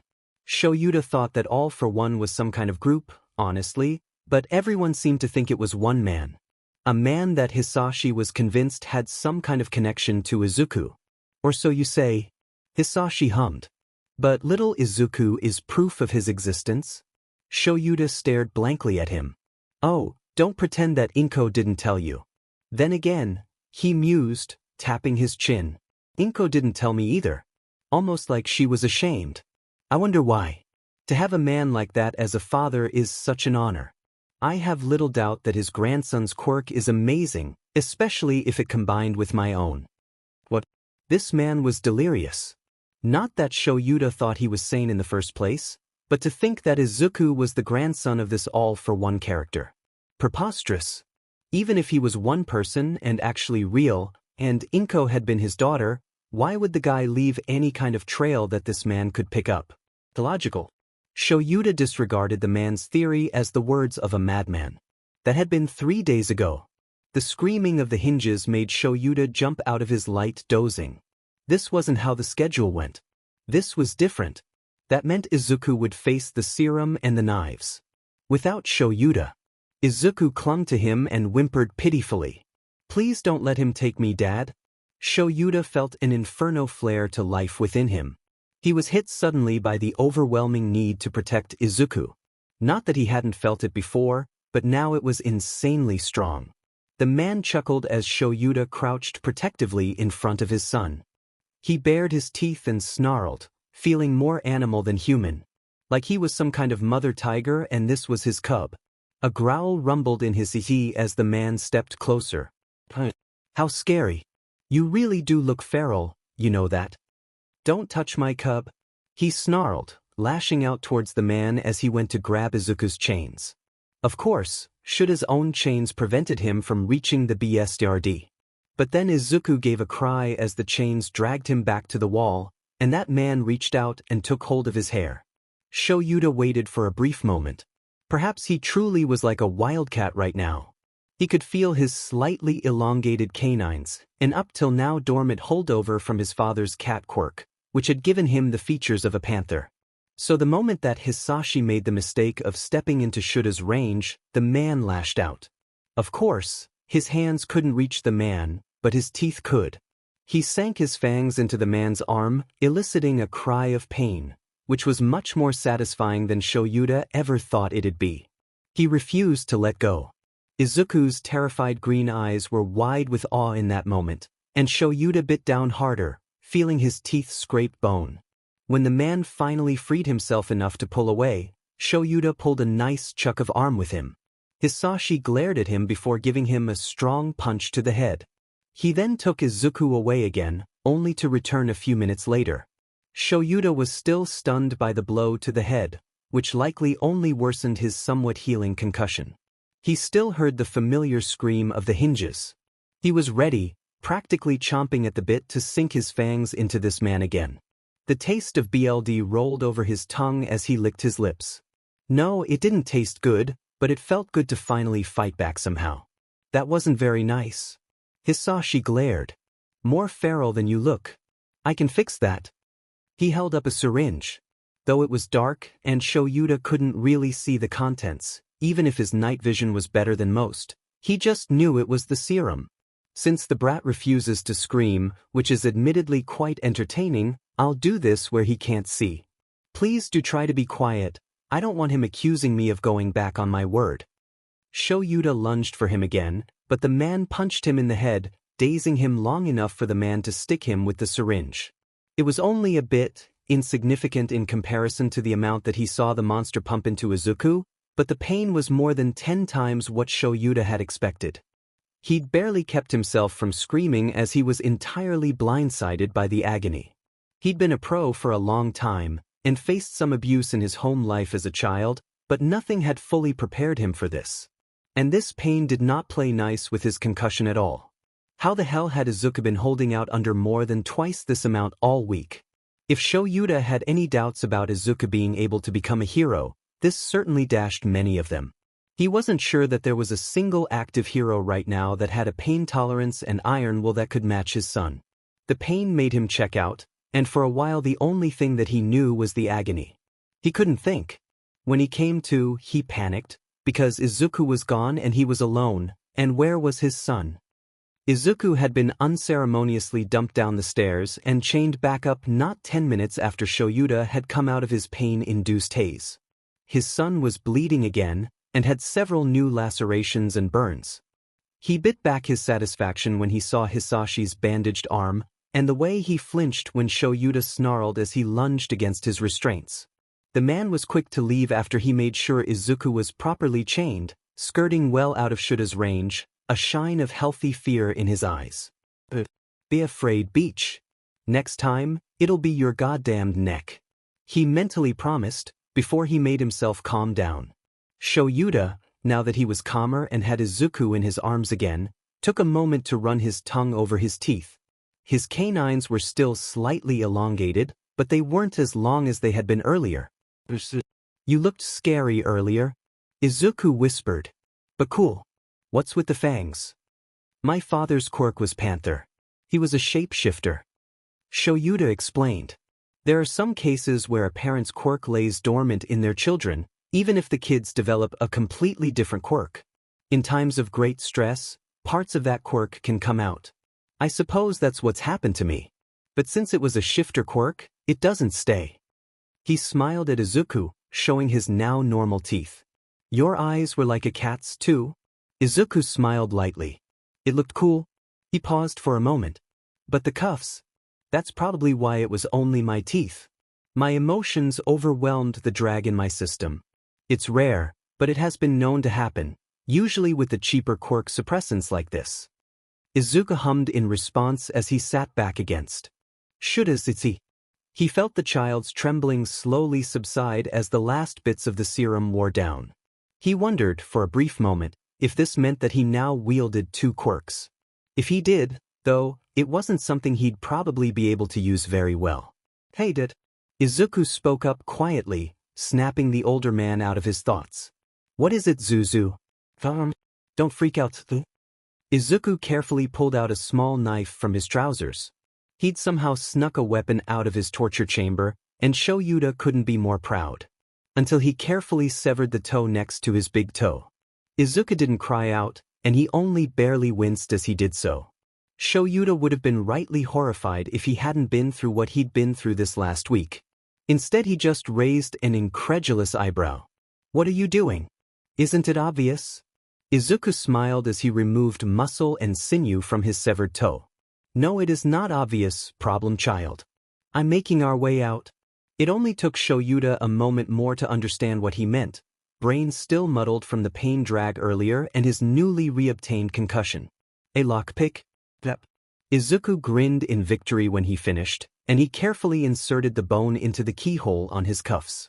After a few breathless minutes listening for any sign of the monster's return, though Shouta was pretty sure he'd left the house earlier, a soft click was heard. Shuta's heart stopped for a moment as a loud clatter echoed. Izuku's wrists now only bore the quirk suppression cuffs. He was no longer chained to the wall. He shared a grin with Shouta before coming over and gifting him with that same relief. The feeling of those cuffs dropping away was heaven. The feeling of the quirk suppression cuffs falling away, while painful, was euphoria. He gasped as he felt the low-grade migraine he'd slowly grown used to start to ebb away, though he still had a killer migraine from the concussion. Cheap quirk suppressants were notorious for wearing off in minutes, no matter the dosage. He could feel his quirk rearing up like a protective mother and wrap around him like a warm blanket. He briefly felt his hair lift off his shoulders and Izuku gave a small gasp. It's back. He smiled, looking at Shouta. Yeah. Shouta smiled back. It's back. He could feel strength welling up in him, partially from the return of his quirk and absence of the drag, and partially from the exhilaration. Though it was entirely possible that it was also strength from his newly unlocked quirk aspects as well. He helped Izuku remove his own quirk suppression cuffs, which fell away to the floor, crusted in BLD, a moment later. If Shouta never saw another drop of Izuku's BLD again, it'd be too soon. He carefully stood, staggering slightly as he walked over to the lamp.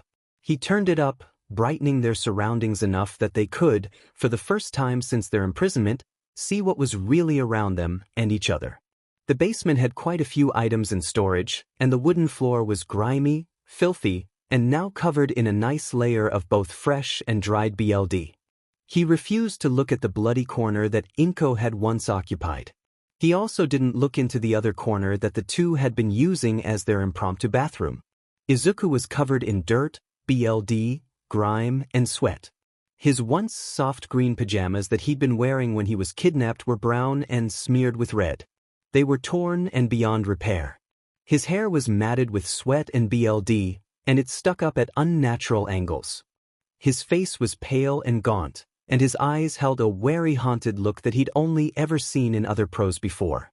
Shouta knew he didn't look much better in his once white t-shirt and sweatpants. Both of their wrists were raw and bloodied, both fresh and dried, and the bleeding bracelet of puncture wounds from the quirk suppressant cuffs had only just started to slow. Shouta had mostly recovered from the worst of his concussion, before Hisashi had given him a new one.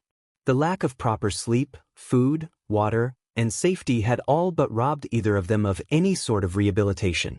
At the very least, he could still walk in a straight line without risk of falling on his face. He fell into a loose fighting stance and gave a few kicks to test his balance and reaction time. He stumbled a bit, but it would have to do. He wasn't about to knock himself out if he had to fight, so that was more than he could have asked for a couple of days ago. His concussion must not have been as bad as when he'd knocked him out with the crowbar. Shouta grinned when he caught sight of a dagger hung up on the wall behind the staircase. He immediately snatched it, feeling much more at ease with some kind of weapon in hand. "We need to treat your foot. I don't want us to pull this off just to have him follow a BLD trail." Shouta signed, to which Izuku nodded. It wasn't the most sanitary thing, and Shouta wouldn't have used it if there were any better option, but he tore off a part of a nearby sheet he'd found in some storage bin and securely wrapped it around Izuku's missing toe. He then tore the rest up into strips and wrapped them around their wrists, where the quirk suppression cuffs had been. They finished tending to the injuries they could. With a nod, the two made their way up the stairs for the first time under their own power. The staircase was narrow, and there were no blind spots. If they were attacked there, it'd be over before they could even fight back. Shouta shifted nervously as Izuku inserted his white lockpick into the keyhole and got to work. A moment later, there was a soft click, and the two shared a brief look of astonished excitement. Until they heard the front door, freezing them both in place. They heard hurried footsteps, and the two retreated to their usual spot, Shouta standing protectively in front of Izuku. Shouta dimmed the lamp. They couldn't fight him head-on, not in their current physical state. They'd need to catch him off guard. When the monster came in to gather Izuku for his daily torture, Shouta would stab him. The man would likely stick to the usual dodge Shouda's range tactic, and believe himself safe so long as he stayed out of reach of his teeth. Shouta would prove him wrong. With the light dimmed, the man would only see the two standing, not the fact that they were no longer chained. That was the plan, anyways. But when the footsteps approached the door, they stiffened. This wasn't normal. Those footsteps weren't controlled and deliberate like they always were. Today would be different, well, even more than it already had been, with morning torture added to the mix, and that set Shouta on overdrive. Well, more so than he normally was these days. The sound of the hinges screaming made Izuku cower and whimper behind him. That sound, the sound of his son whimpering, even if for just a moment, the silent plea on his young lips for the pain to stop. It sent Shouta into one of his frenzied protective episodes. He felt his canines grow again, forming sharp, deadly points. Abruptly, the room came into a sharp focus, and even the darker shadows looked like daytime. This was his cub, and this man would not hurt him anymore. Shouta didn't care if it killed him this time, Izuku would be safe. He crouched low in a battle stance as he shielded Izuku, knife held out before him, lips curled back into an animalistic snarl as he bared his teeth. It was primal, mindless, instinctive. A giant signal to stay the F away. He felt a familiar growl. Rumble in his teeth as he gripped the knife in a white-knuckled fist. His tongue darted over bloodied teeth, still stained from his earlier strike. The man stopped partway on the stairs, a light gasp escaping his lips as he caught sight of them. But there was something different, something familiar. Shouta. Shouta blinked. He knew that voice. His growling died down. It's me. It's Hisashi. Zizashi. He blinked, eyes finally connecting with his muddled brain as he recognized his husband standing 6 feet away from him. He nearly dropped the knife in relief. Zuzu, he called quietly, and Izuku's head lifted. Papa Zashi. Izuku looked up in awe, like he was seeing the sun for the first time. In a way, they sort of were. God, Shouta. Izuku. I'm so sorry it took us so long. Hisashi had tears running down his face as he cautiously took a step towards them, staring in horror at their prison. He saw the discarded crimson-stained cuffs and shackles. He saw the injuries and BLD that adorned them both. Izuku stared, looking lost and somewhat scared. He opened his mouth as if to speak, but he couldn't seem to find the words. "We can go home now, cub," Shouta said, knowing exactly what Izuku was trying to say. He felt his fangs shrinking again, as the shadows grew darker once more. "Promise, Dad." He looked up at him with hopeful eyes. "No more serum?" "No." Shouta quickly pulled Izuku into a fierce hug, calming what he could sense was an oncoming attack, even as he felt his own fear spike at the mention of the horrible nightmare substance. No more serum. No more serum." Hisashi looked unnerved at their reactions, but Shouta really didn't give a f right now. "We need to get going. Your injuries are bad, we need to get you to a hospital." Shouta froze at the word. So did Izuku. Hospital meant needles and syringes and separating them from each other, and no. Shouda's voice left no room for argument, even as he finally allowed his husband to embrace him. And God, Hisashi's arms felt safe, and for the first time since this entire nightmare began, he finally felt like it could really be over. "And no. We can't just not treat those injuries." Hisashi objected as he also gave Izuku a hug before carefully picking him up and leading Shouta up the stairs. "Nemuri's waiting outside, keeping an eye out for your kidnapper. We weren't even sure if you were here, but we've been searching like you wouldn't believe." He stopped for a moment as they stepped out into the hallway, looking around. "Where's Inko?" Shouta and Izuku flinched. "Mom's gone, Zashi. He killed her." Izuku's voice was uncharacteristically soft, and he saw the look of grief and devastation flash across his husband's face as he registered that information. He didn't miss the guilt that flashed there either. "Call recovery girl, then," Shouta said, bringing the conversation back on track. He couldn't handle processing Inko's death and being around Zashi again. It was already nearly too much just to process being out of that room without the all-too-familiar feel of a rough hot hand in his hair. Hisashi led them to the front door and outside. Shouta winced and staggered, his concussion protesting loudly against sunlight. He stood there for a moment, ignoring the stabbing pain in his skull as he stared in awe at the sky. He burned that moment into his soul. He vowed to never take the absolute vastness of the sky for granted again, because it reminded him of just how free he was. The stabbing pain eventually caused him to look away with a grimace. "Maybe my concussion is a little worse than I thought," he gasped. "Which is why you need to go to a hospital, Zashi tried again. "Papa, please," Izuku whispered, tears running down his face. "I just want to go home. Can't recovery girl just treat us? I can't go somewhere new again. I can't. No more." For a moment Hisashi looked between the two, stunned. Shouta knew he was probably just now realizing how f up they both were, but he really couldn't find it in himself to care much at that moment. "Please, Zashi," Shouta begged, a thin stream of tears running down his cheeks. He heard his husband gasp in surprise. Shouta never cried. "All right. Let's get you two home then. Yuki's missed you." Hisashi let out a shaky breath as Shouta and Izuku finally relaxed. "Shouta. Izuku." Nemuri ran out to meet them, tears running down her face. She looked exhausted, with dark bags under her eyes and hair flying all over the place. Shouta abruptly realized that Hisashi also looked like CRP, with bags that rivaled Shouda's own daily ones. His usual healthy glow was pale and he looked like he'd skipped several meals. He found himself questioning the lack of police in the area. "We were so worried when we found the apartment, and then a note saying that if we contacted anyone you'd be killed," she cried. "Well, that explains that." Shouta stiffened when she looked around. "Where's Inko?"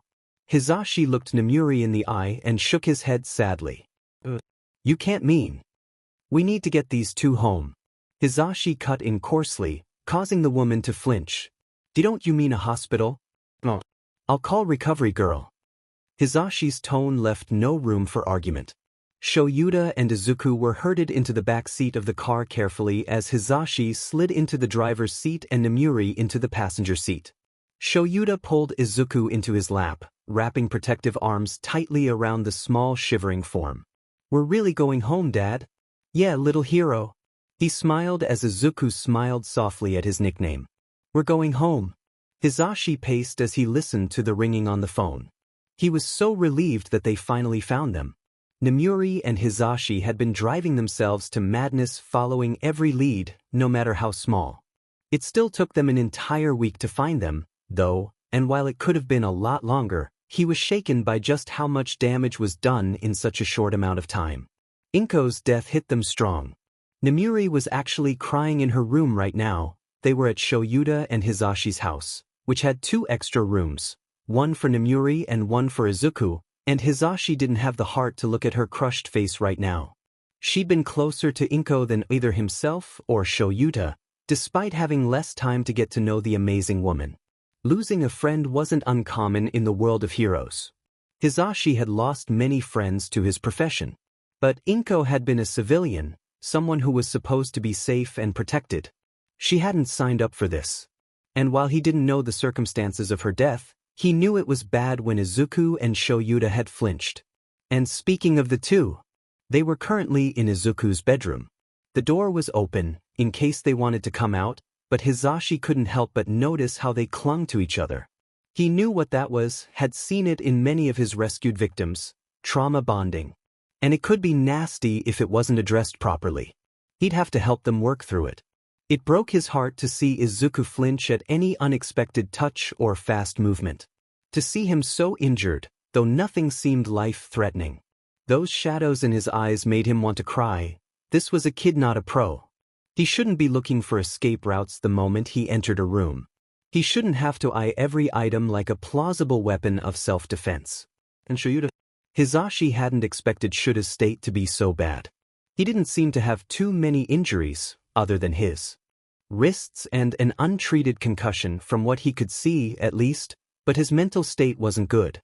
He knew his husband, and could read even his smallest movements. So when Shouta twitched whenever he or Nemuri got too close to Izuku, he knew Shouta was fighting the urge to shield the kid. His overprotectiveness of Izuku made his heart shatter. What had that monster done to Izuku that made Shouta like this? He remembered when he'd first found that horrid basement in the abandoned house at the edge of town. How Shouda's crazed eyes had glared at him with an obscene amount of hate, and how his breath had caught in his throat because he didn't recognize him. Shouta had been so terrified that he'd been unable to recognize him. And Izuku had been cowering, whimpering, on the ground behind him, and Shouta had bared his teeth, and had those been fangs. Like an animal, growling. He'd looked absolutely feral, and that utterly horrified Hizashi. He'd never seen Shouta like that. Ever. And he'd seen him after some very nasty missions.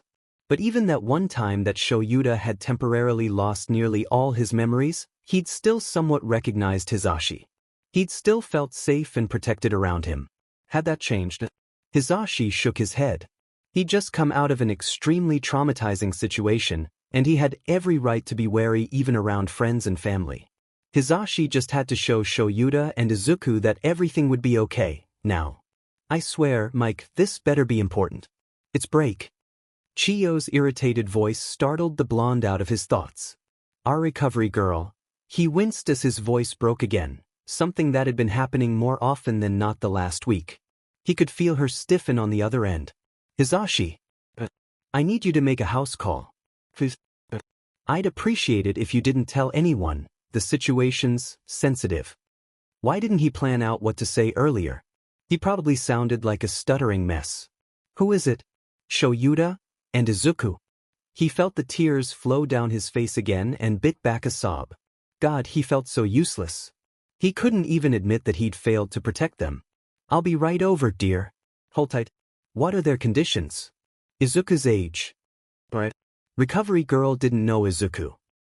They're awake and alert, mostly able to move around on their own, but Izuku, he's 14. He's the most injured of the two of them. He could hear her packing her field bag. And you didn't take them to a hospital because Nem and I just got them out of it. They were kidnapped, gone for 6 days, Chiyo? Whatever they went through was bad. I've never seen show like this. He let out a few shaky breaths while the nurse processed those words. He didn't even recognize me at first. He let out a few quiet sobs. I'll be there in 10 minutes, she said, and he heard the dinging of the car as she inserted the key. How's Nemuri holding up? She's sobbing in the other room right now. Her best friend, Izuku's mother, was kidnapped too. We just found out from Shouta and Izuku that she didn't make it. Hisashi was grateful that the youthful heroine stayed on the phone with him as she drove. Hisashi didn't want to be left alone to his thoughts right now. He felt guilty.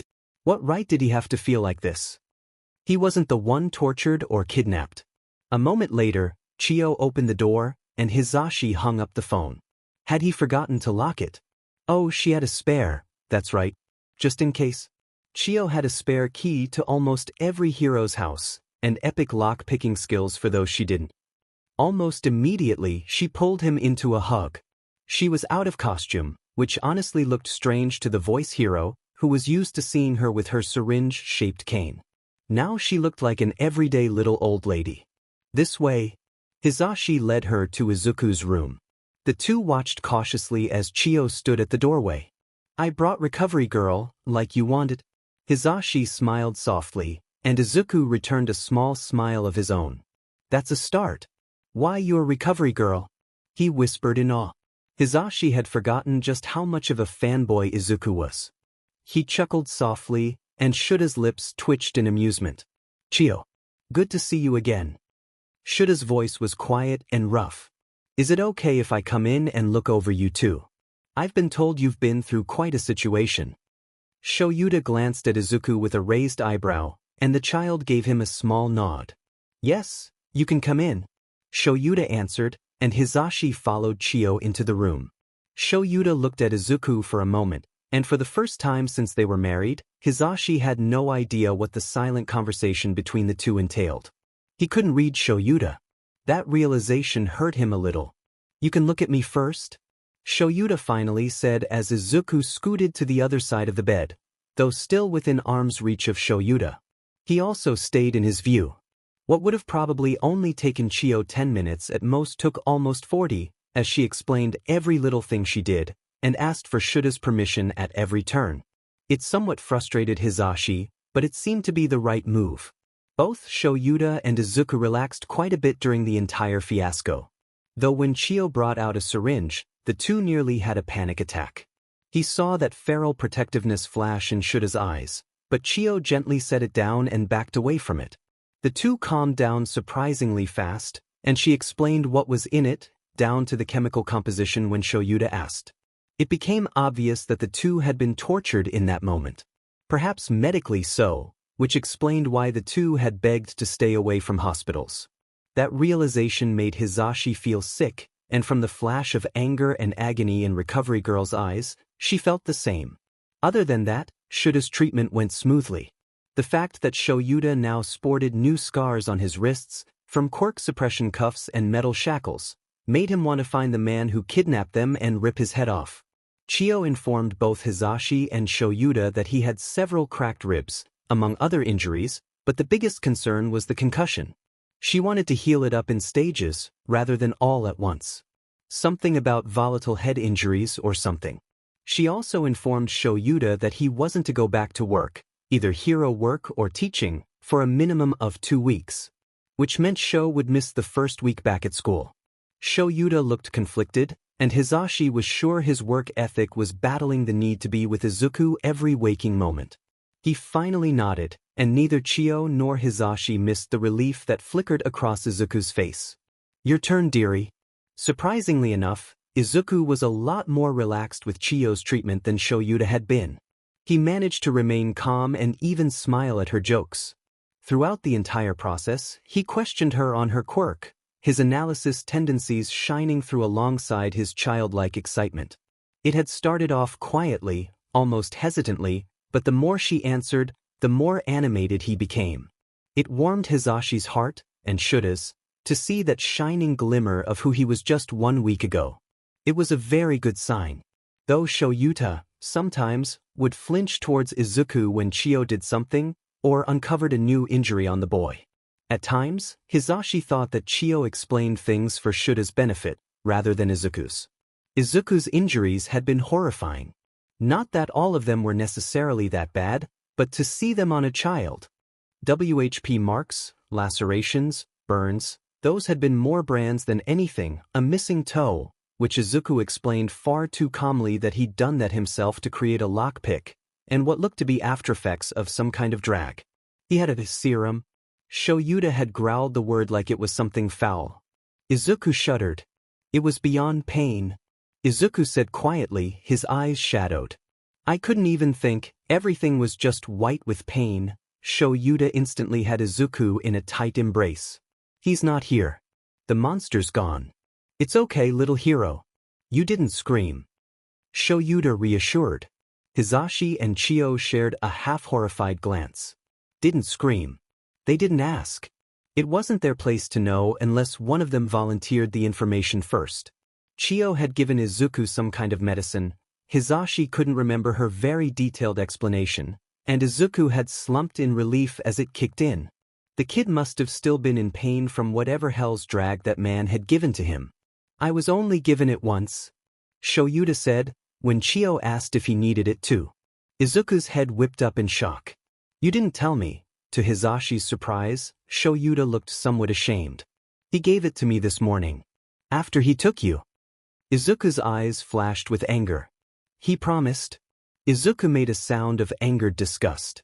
Never should have taken him at his word. In all fairness, I think it was because of the arm thing this morning. Shouta smirked, licking his canines like a cat. Izuku smirked too, and Hisashi got the distinct impression that he was missing something. Recovery Girl gave Shouta a smaller dose, and Hisashi watched as Shouta relaxed a bit as what he was sure was lingering pain faded away. I was only given it once. Does that mean that Izuku took the brunt of the torture? Hisashi realized in dawning horror the picture these injuries painted. Izuku had been tortured in front of Shouta. That explained everything. Or Diamenneer. It definitely explained Shuta's protectiveness over the kid, and knowing that now made Hisashi feel even worse for not rescuing them sooner. As Chio and Hisashi went to leave the two exhausted people to rest, Izuku spoke up. Nana Chio. His sleepy voice made them stop. Thank you. I really appreciate you coming all this way for us. Dad's asleep already, but he wanted to thank you too. Izuku sent her a sleepy smile. I'd like to see you again. I'd like that very much, dearie. She smiled back. Izuku then turned his gaze to Hisashi. Thanks, Pa, for saving us. You're my hero. He sent Hisashi a giant grin before he fell asleep. Chio guided Hisashi out of the room and sat him down. It was only when she gently touched his cheek that he realized that he was crying. He called me Pa, and said I was his hero. I'll come by every day to check up on them and see how they're recovering. Chio explained. Thank you. Hisashi suddenly felt bone-tired. I'll take first watch. Nemuri's exhausted and scratchy voice drew their attention. She stood in the hallway, eyes red and puffy, and sported dark bags underneath. Her hair was a tangled rat's nest, no offense to Nizu, and her clothes were rumpled. In short, she looked like SHT. First watch. Hisashi realized that she'd suggested it to prevent something like this from happening again. Though, if anything, it was more to put himself and Nemuri at ease. No need, dearie. Chio argued. I was going to make myself some tea and read for a while anyways. May as well do that here, since I'm already here. Why, you don't have to. Hisashi went to argue, but one look from the nurse had him snapping his mouth shut. He then engaged in a staring contest with her. Tea is in the upper left cabinet. He finally sighed. Thank you. She smiled, pulling out a book as she went about making herself tea. I'd recommend you two get some sleep. I'll be here the entire time, don't you worry. As much as Hisashi wanted to argue, he found himself too exhausted to do so. The day had been entirely too stressful. Hell, the week had been too stressful, as he'd had to continue doing his patrols to keep up appearances. He'd also done his best to keep up his radio show, though eventually he had someone stand in for him. It wasn't too uncommon. He'd had to leave suddenly for hero work before. His listeners weren't too concerned, though he'd gotten several questions on his forum asking if he was okay. But he'd had to keep up appearances after all. He couldn't risk the kidnapper thinking something was wrong and killing them. Luckily, Hisashi didn't have any patrols for the next 2 days. 2 days to rest and watch over his family. 2 days to help them recover from this entire mess. 2 days to apologize for taking so long and not being there to prevent everything. 2 days to try to get things back to a semblance of normal. 2 days wasn't nearly enough. He was asleep before his head even hit the pillow. Izuku groaned lightly as he rolled out of bed. It had been 3 weeks since they'd been rescued, and today was the day Shouta was finally going back to teaching. Izuku was nervous, to be honest, but Nana Chio would be there with Shouta, and he trusted her to help keep an eye on him. And Papa Zashi would stay home with him, today. He felt bad, keeping him from his own classes, but he really didn't want to be alone. It was a very deep fear for him right now. Hizashi seemed to understand that, and when Izuku had hesitantly tugged on his sleeve 2 days prior and asked him in a small, nervous voice to stay with him while Shouta went off to school, the blonde had smiled and gently pulled Izuku into hug, saying he'd already asked for the first 3 days off. And Nemuri had the rest of the week off. Next week, Izuku would return to school himself. He was nervous, but he felt a lot more confident in himself now. He'd withstood actual torture after all. He could handle a few bullies, and Kacchan's explosions had nothing on the serum. Izuku was finally able to sleep alone, now. Shouta had stayed by his side constantly for the first week.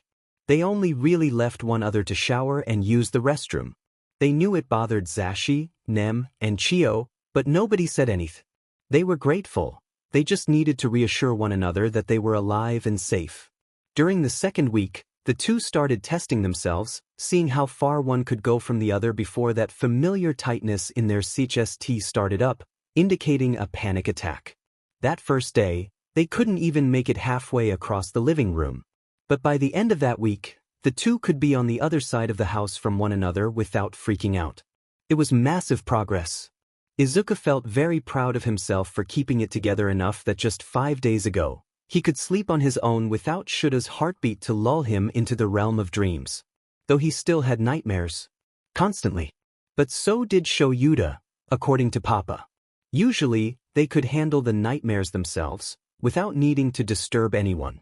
Izuku would snuggle with Yuki, who was a ginormous help with these nightmares, and Shouta would snuggle with Hizashi. Sometimes, though, these nightmares were bad. Really, really bad. The first time it happened, Izuku had watched his mother be tortured to death, before the monster had come for him. And while he'd been under the influence of that horrid serum, and he'd felt that pain in his dream, he'd cried and watched as the monster murdered Shouta, painfully. He'd woken up in such a terrible state, jaw clenched as the phantom pains, which didn't feel all too phantom at the time, put him in a flashback. His mantra, "Don't scream," repeated in his mind. Yuki, apparently, had gone and woken Shouta, who was out the door instantly with Hizashi on his heels. The moment Sho had seen his clenched jaw and rigid form, he knew exactly what kind of flashback Izuku was in, and had quickly wrapped one hand around his left wrist, reminding him that the shackle wasn't there. "Zuzu. It's okay. It's done. It's gone. We're safe, you didn't scream. It's okay." It took him 10 minutes to fully pull him out of it, and when he did, Izuku collapsed into Shuta's waiting arms.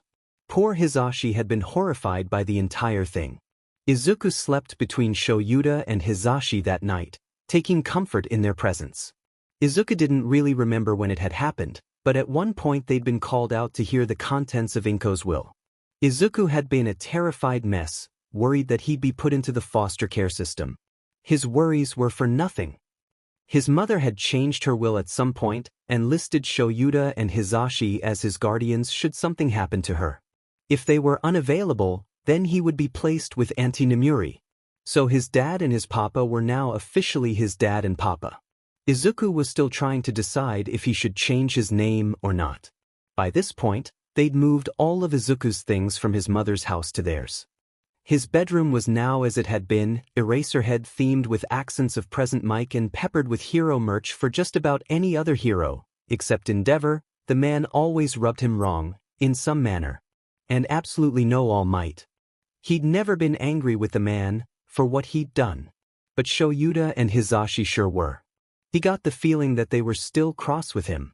But now that they'd reached the end of week 3 of recovery, Izuku and Shouta were much better. Shouta was even going out on short patrols again, And Izuku didn't have panic attacks when he left. He had the first time, though, and that scared the hell out of Auntie Nem. He padded into the kitchen on silent feet, making sure that the chair scraped the floor to announce his presence. "Morning, little listener," Hizashi grinned as he poured Izuku a cup of heaven coffee. "How'd you sleep?" "Morning, Pa. I slept really well. No nightmares for once." He smiled as Yuki jumped up on his shoulders. He absently pet the growing feline as he gave Nana Chio a smile. "Morning, Nana." "Good morning, Izuku." She smiled and gave him an embrace on the forehead. Nana Chio had been a constant presence in the Yamazawa, as Izuku referred to the family, household. She'd taken up the open position of the grandmother that Izuku never had, and she never missed the opportunity to spoil him rotten. She always had gummies and other treats for him, and he found himself grinning whenever she came over. Sometimes she'd take him out to go do something fun, just the two of them. Izuku found himself comfortable around her, and she was the only person other than Shouta who could pull him out of panic attacks consistently. Even Hizashi couldn't always manage. He sat down and started on his cup of coffee as Shouta shuffled into the room. The circles under his eyes were worse than they'd been before the kidnapping, but better than he'd seen them in 3 weeks. He looked tired, but that was normal, and he ruffled Izuku's hair gently as he passed him. Long sleeves covered the new scars around his wrists. "Good morning, problem child." He smiled. "Good morning, problem dad." Izuku replied cheekily, grinning as Hizashi laughed and Chio gave Izuku an amused smirk. "Who said I'm a problem dad?"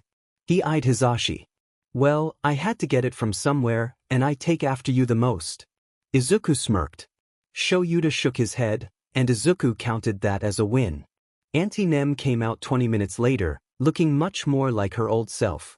There were still bags under her eyes, but they weren't really noticeable, especially with her makeup. "All right," Nana Chio said after they'd eaten breakfast. "Come on you two, we need to get going or we'll be late." She beckoned Shouta and Nemuri. Izuku caught Shuta's brief hesitation. "Go on it. I'll be fine, I've got Pa with me." He grinned, seeing Shou's shoulders relax. "Go give those kids hell. If I find they've been slacking off, I will." Shouta promised with a wicked smirk, the kind that only Izuku could replicate. Izuku kept his smile until the door shut behind them. "Pa?" he asked in a quiet voice. "Yes, Izuku. I'm lonely. Can we snuggle and watch a movie?" "Of course." Hizashi grinned, ruffling his hair. He didn't flinch this time, and relaxed into his papa's hug. "I'll actually be okay." Shouta would be lying if he said he wasn't nervous about returning to work. Chio, upon his request, hadn't explained the nature of his absence beyond the fact that he'd been injured in an incident and was on medical house rest for a bit. Patrols had been terrible at first, but he'd found his rhythm again, and they were becoming easier and easier. The worst part was being away from Izuku. But logically, he knew that he'd have to return to work sometime. And Hizashi was at home with him, with strict instructions from Shouta to keep him updated on everything. He smiled a little when he saw the picture that Hizashi sent him of Izuku curled into his side watching a Disney movie. He ran his hand absently over his capture weapon. It was a huge comfort for him to be wearing it again, and he knew Izuku felt the same with his own. Kid hardly took it off now. He could do this. His first-year class was only 5 students this year, and they didn't have long until the end of the year. It was the final stretch, and then Shouta could spend the entirety of break with Hizashi, Nemuri, Chio, and Izuku. And Shouta was honestly impressed at Izuku's ability to bring Chio into their little family. It was strange at first to see the strict nurse so domestic, but she quickly fit right in and took up the position of Nana in the Yamazawa household, and damn it, kid, that name kept popping up. Shouta was seriously starting to think about making that their legal last name, now. He got out of the car soon after they parked, and made his way up to the quiet gates of UEA, tugging down his sleeves self-consciously as he did so. He didn't want to answer any questions about that right now. Or ever, preferably. Chio parted ways with them not too long after, going off to her office. Nemuri accompanied him into the staff room where the other teachers were preparing for their morning classes and homerooms. A quiet hush settled around them as they saw him enter. "Shouta. Good to see you alive." Ken Sekijiro, better known as Vlad King, gave him a smile. His relief was palpable, as was the relief of the other staff. Shouta supposed it made sense. He'd never really been one to let his injuries keep him from his work. Hell, he'd once come into work just 5 days after having been admitted to the hospital in critical condition. So the fact that he'd missed 2 weeks of school, he wasn't sure if they were aware that this was week 4 now. He supposed they assumed his injuries were physical. The only one who knew was Nizu, and that was because he probably wouldn't have approved the sudden leave of absence otherwise. You were gone for 2 weeks. We've been really worried about you. 13 explained, handing him a cup of coffee. Shouta took it with grateful surprise. Nobody just handed Shouta coffee. They must have been really worried.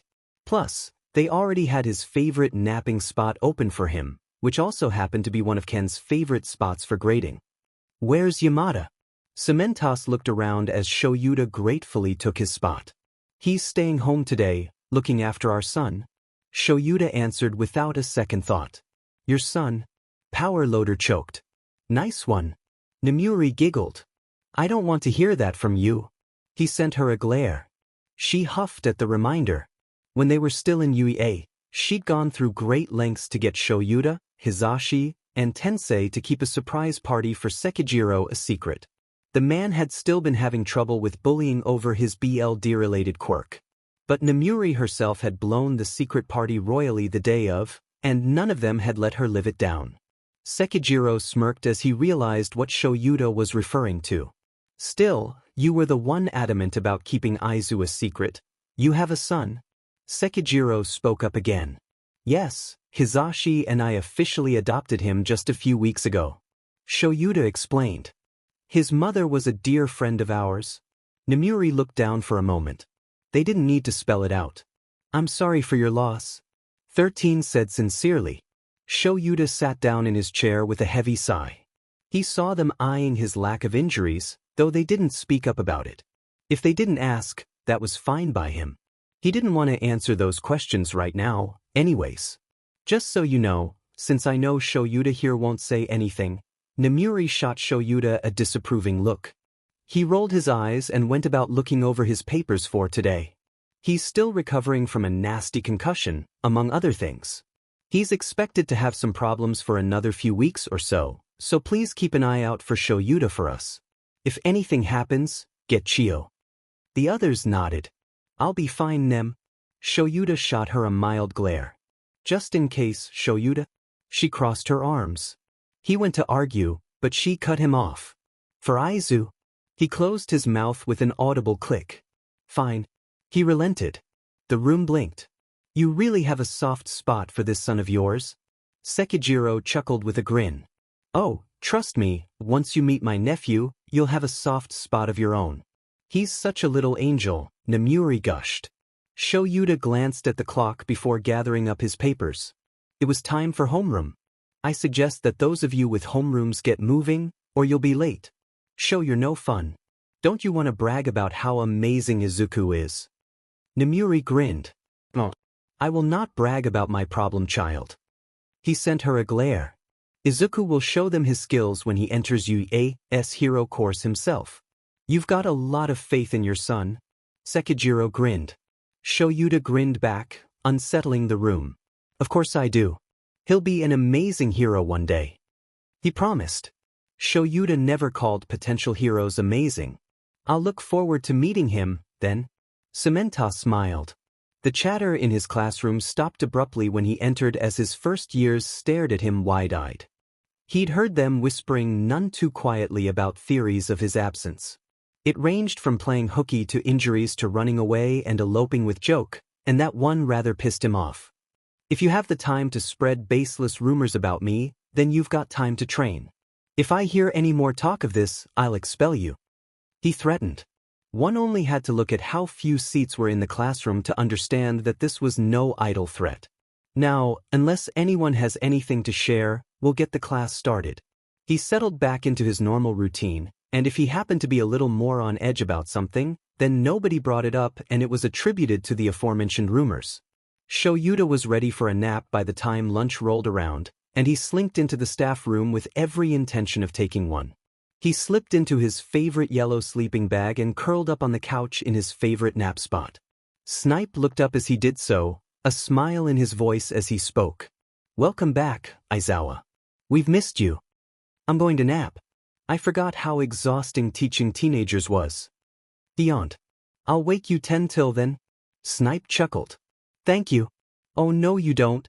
Chio stalked into the room, making Snipe and Shouta jump. "Yamazawa Shouta, what did I tell you about skipping meals?" "I'm sorry." He apologized, sitting up with a heavy sigh. "You won't let Izuku skip his meals, and I won't let you." She set down a bowl of white rice and some miso soup. Her expression softened to what Shouta was coming to think of as Nana Chio. "I figured you weren't that hungry, so please do try to eat this, dear." Snipe did a double take at Chio's unexpected soft side. "Arigato, Chio?" He nodded his thanks as he ate. He made sure to pace himself to avoid another lecture before setting the dishes aside to take care of when he awoke. He settled back down for his long overdue nap, and Chio tossed a soft blanket over his sleeping bag, tucking him in like a mother. He sent her a mild glare, but she just laughed it off before leaving the room. "Honestly, sometimes I swear she's my mother." She looked like it for a second there. Snipe chuckled. Shouta was sure he was going to tell the rest of the staff about how soft Chio was on him now. "Great. More rumors about me. Get some rest, Aizawa. Your students don't need a cranky expulsion-happy sensei." Shouta glared at him for a moment before letting his eyelids shut. The light pounding in his skull started to recede as he fell into the blissful embrace of sleep. His last thought was missing the warmth of Izuku. Shouta sighed as he relaxed into the back seat of Chio's car. Today had been long and exhausting. Going back to teaching was more challenging than he'd expected. He'd expelled another one of his first years, as they'd slacked off royally in their training. Beyond that, the kid had said some extremely degrading things to another student when he thought Shouta wasn't listening, infuriating the normally calm man, not that he showed it, mind you. So it was with a grateful smile that he opened the door to his home, Chio following behind him. "Tadaima," he called out, and a blur of green slammed into him with a tight hug. "Okarinasai, Dad." Izuku's bright grin and familiar presence washed away any lingering worries or troubles from his day. He smiled back and ruffled his son's hair. "How was your day?" he asked, taking off his shoes. "Pa and I watched movies and baked cookies together."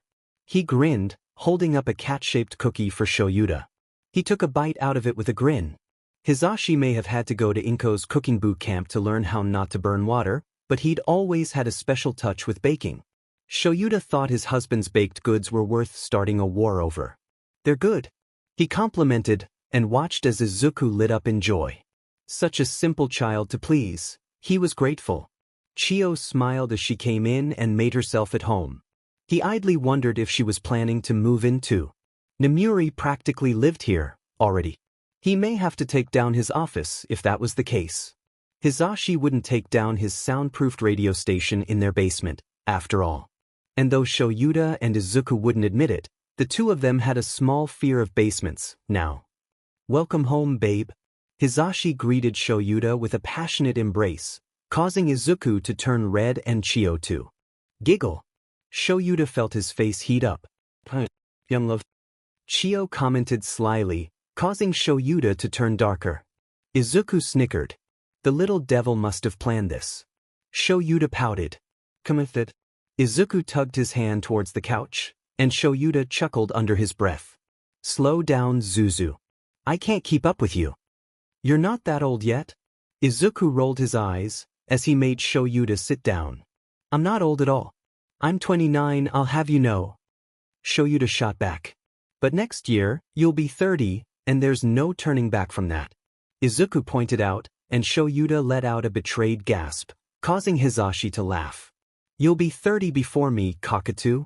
Shouta reminded him mercilessly, causing his overly dramatic husband to cry out in horror. "Pa, you sit down too." Izuku turned around and made Hizashi sit down next to Shouta. "All right, little listener." He grinned as he threw an arm around Shouta. "What do you want to show us?" Izuku's grin widened as he dashed off to his bedroom with the strict instructions to stay put. Nemuri, who'd stayed a little later at UH to finish up a few things, came in the door not a moment later. "What are you two doing?" she asked with a raised eyebrow as she took off her shoes. "Izuku has a surprise for us. He's been in his room all day working on it." Hisashi grinned.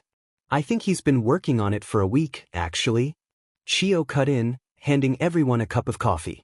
Izuku came whizzing around the corner a moment later, a box held gingerly in his hands, Yuki comfortably draped around his shoulders. The cat absolutely loved curling up around Izuku's shoulders, especially when he wore his capture weapon, which was always. Shouta was considering making Yuki Izuku's official emotional support animal. Or perhaps even hero partner. That cat was way too smart, and in certain situations, a hero was allowed an official animal companion to help them out, provided they were either very well trained and behaved, or had a quirk. Shouta was leaning towards the latter, to be honest. Then Izuku could take him to UA with him. "What's this?" Hisashi asked, taking the proffered box. "I made you guys something." "What's the occasion, Cub?" Shouta tilted his head. He flipped back and forth between nicknames for his son.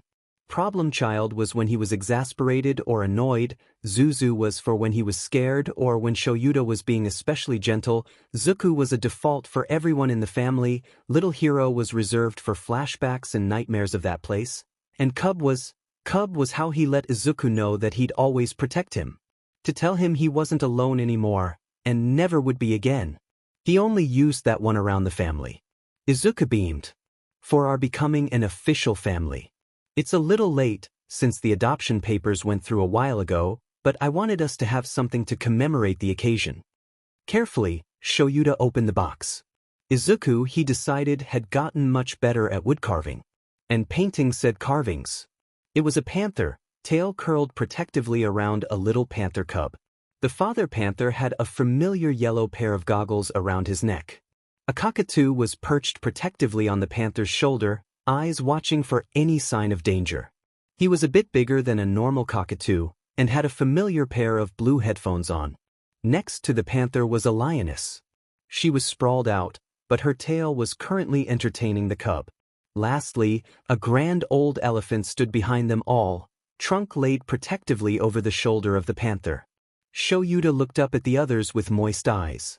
Hisashi was quietly crying, and so was, to his surprise, Chio. Nemuri had a gentle smile on her face. "You're all my family." Izuku grinned.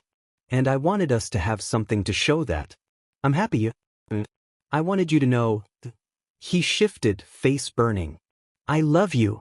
Nemuri scooped him up into a giant hug, tears pouring down her face. "You're so precious. I love you so much, Zuku." "Stop that," Chio scolded. "He'll choke." But as soon as Nemuri relinquished her hold, Chio swooped in for a hug of her own. "You just wanted him all to yourself," Nemuri accused. "I'm old, be nice to your elders." Chio stuck out her tongue. Shouta and Hisashi shared a grin before the two scooped Izuku and Chio into a hug, making the nurse yelp in surprise. The photo that Nemuri snapped, having joined the hug herself before the timer went off, would later be framed on their wall, right next to their Christmas photo with Inko. And if a copy was kept in Shuta's wallet, then nobody but Hisashi knew. Over the next week, Shuta's coworkers slowly started to back off on their Eraserhead Protection Squad bullshit. Seriously, that's what they named the group chat. He'd caught a glimpse of it when Hisashi left his phone lying around.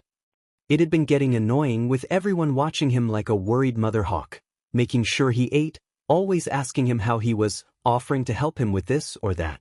It made him feel uncomfortable and irritated. He just wanted them to stop and forget the entire thing. Shouta had only been back for 3 days before he'd snapped at 13, who'd innocently asked him if he had eaten anything that day. Normally, he would have simply answered the question and been done with it. Unfortunately, 13 had been the 6th person to ask him that exact question in the last 20 minutes. And Shouta had had it up to here with their coddling. He'd apologized to 13 immediately after. He hadn't meant to hurt their feelings. Thankfully, 13 was one of the most easygoing and understanding of the lot, and completely understood where Shouta was coming from.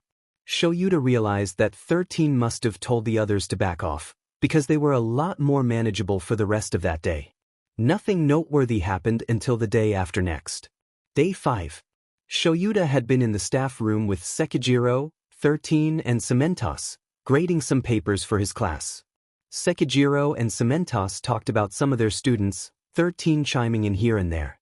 Shouta had reached for his coffee absently, not noticing the way his sleeve slid up his arm just enough for the other 3 to catch sight of the scar from his shackles. He'd known Vlad King since school. They'd been in the same UA class, and he would even call the man a good friend. Not as close as Nemuri and Hisashi, or even Tensei, but a friend nonetheless. Enough so for him to insist on Shouta calling him by his given name, and Shouta allowing him the same privilege. So normally, Sekijiro reaching out and grabbing his wrist to get a better look wouldn't be too much of an invasion of privacy, especially since it was out of concern. But the minute his hand grabbed his wrist, Shouta panicked. He panicked because in that moment he was back in that basement, watching Izuku whimper in agony, unable to do anything. He was back to that same fear and uncertainty and uselessness. He tore his hand away from Sekijiro with a low growl, "Don't touch me," as he leapt back so fast his chair clattered to the floor. He held his wrist gingerly, as if it were still hurt as he fell into a low defensive crouch, fangs growing and eyes becoming cat-like slits. The room froze. The only sound was Shuta's shaking breaths. It took Shouta only a moment to come back to himself. He straightened up, cheeks burning with shame. He shrunk his fangs, something he'd been learning to control over the last month. Sorry. He owed them some kind of explanation. What? Sekijiro stared at him with wide eyes. Shouta pulled down his sleeve to cover his scars. You weren't absent because of physical injuries? 13 realized. I'd been kidnapped? He admitted quietly as he righted his chair and sat back down. You were what? Cementos balked. I was held captive for 6 days or so. Only Hisashi, Nemuri, Nizu, and Chio know. He absently rubbed his wrist. I'd appreciate it if you kept this to yourselves. He didn't want to mention Izuku's involvement if he didn't have to. Nizu knew, and that was the only person who needed to know right now. He'd tell them when Izuku became a student, but hopefully it wouldn't be a touchy topic anymore by that point. Or, at least, it would be easier to explain. Right? Is there anything we should know? Things to avoid? Triggers? 13 asked. Shouta knew 13 was very familiar with trauma.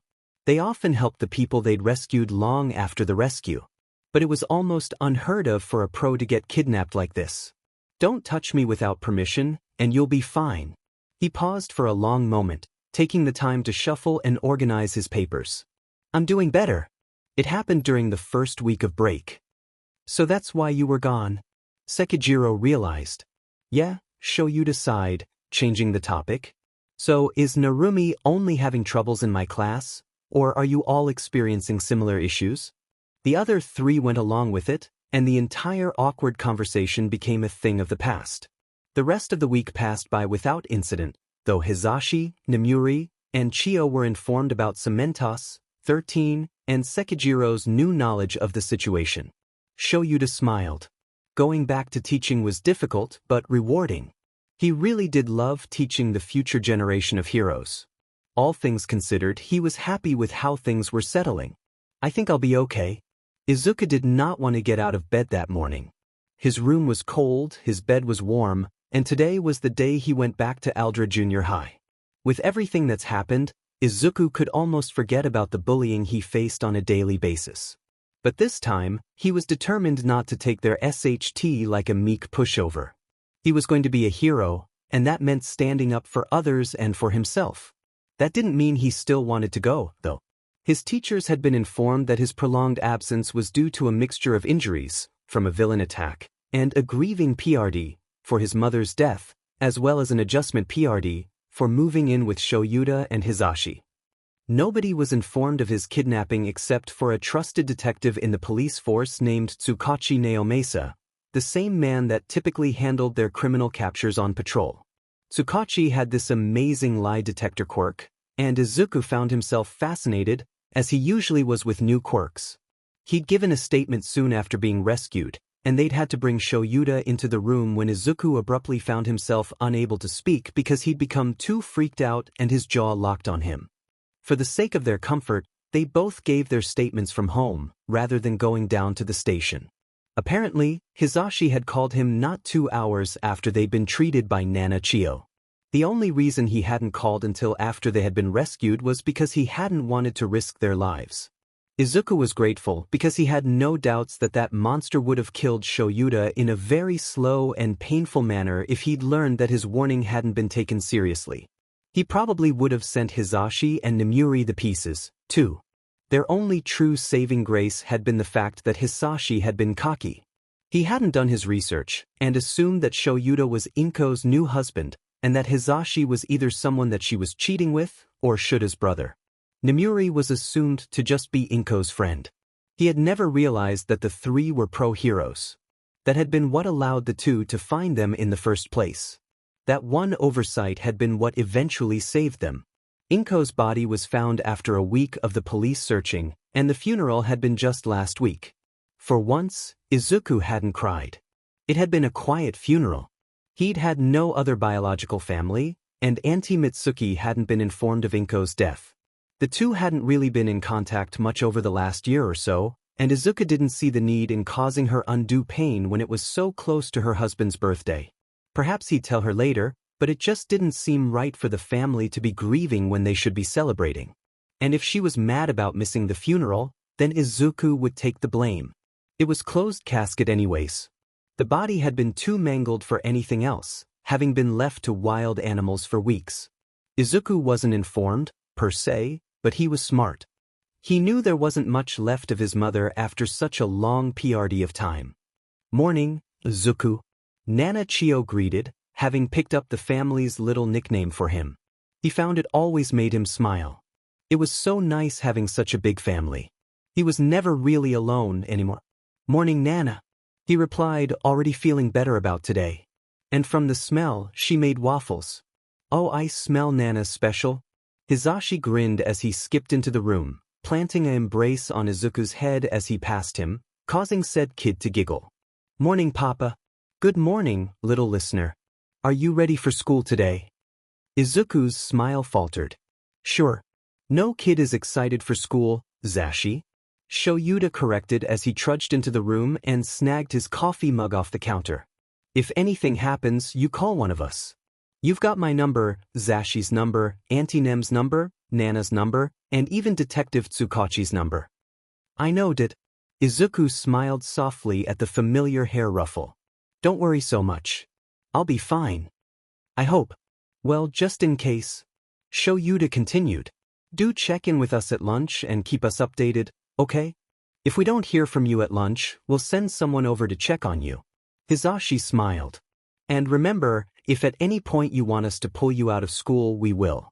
I've got a full list of a ton of private schools you can transfer to. I'll set a reminder, then, so you don't freak out because I forgot."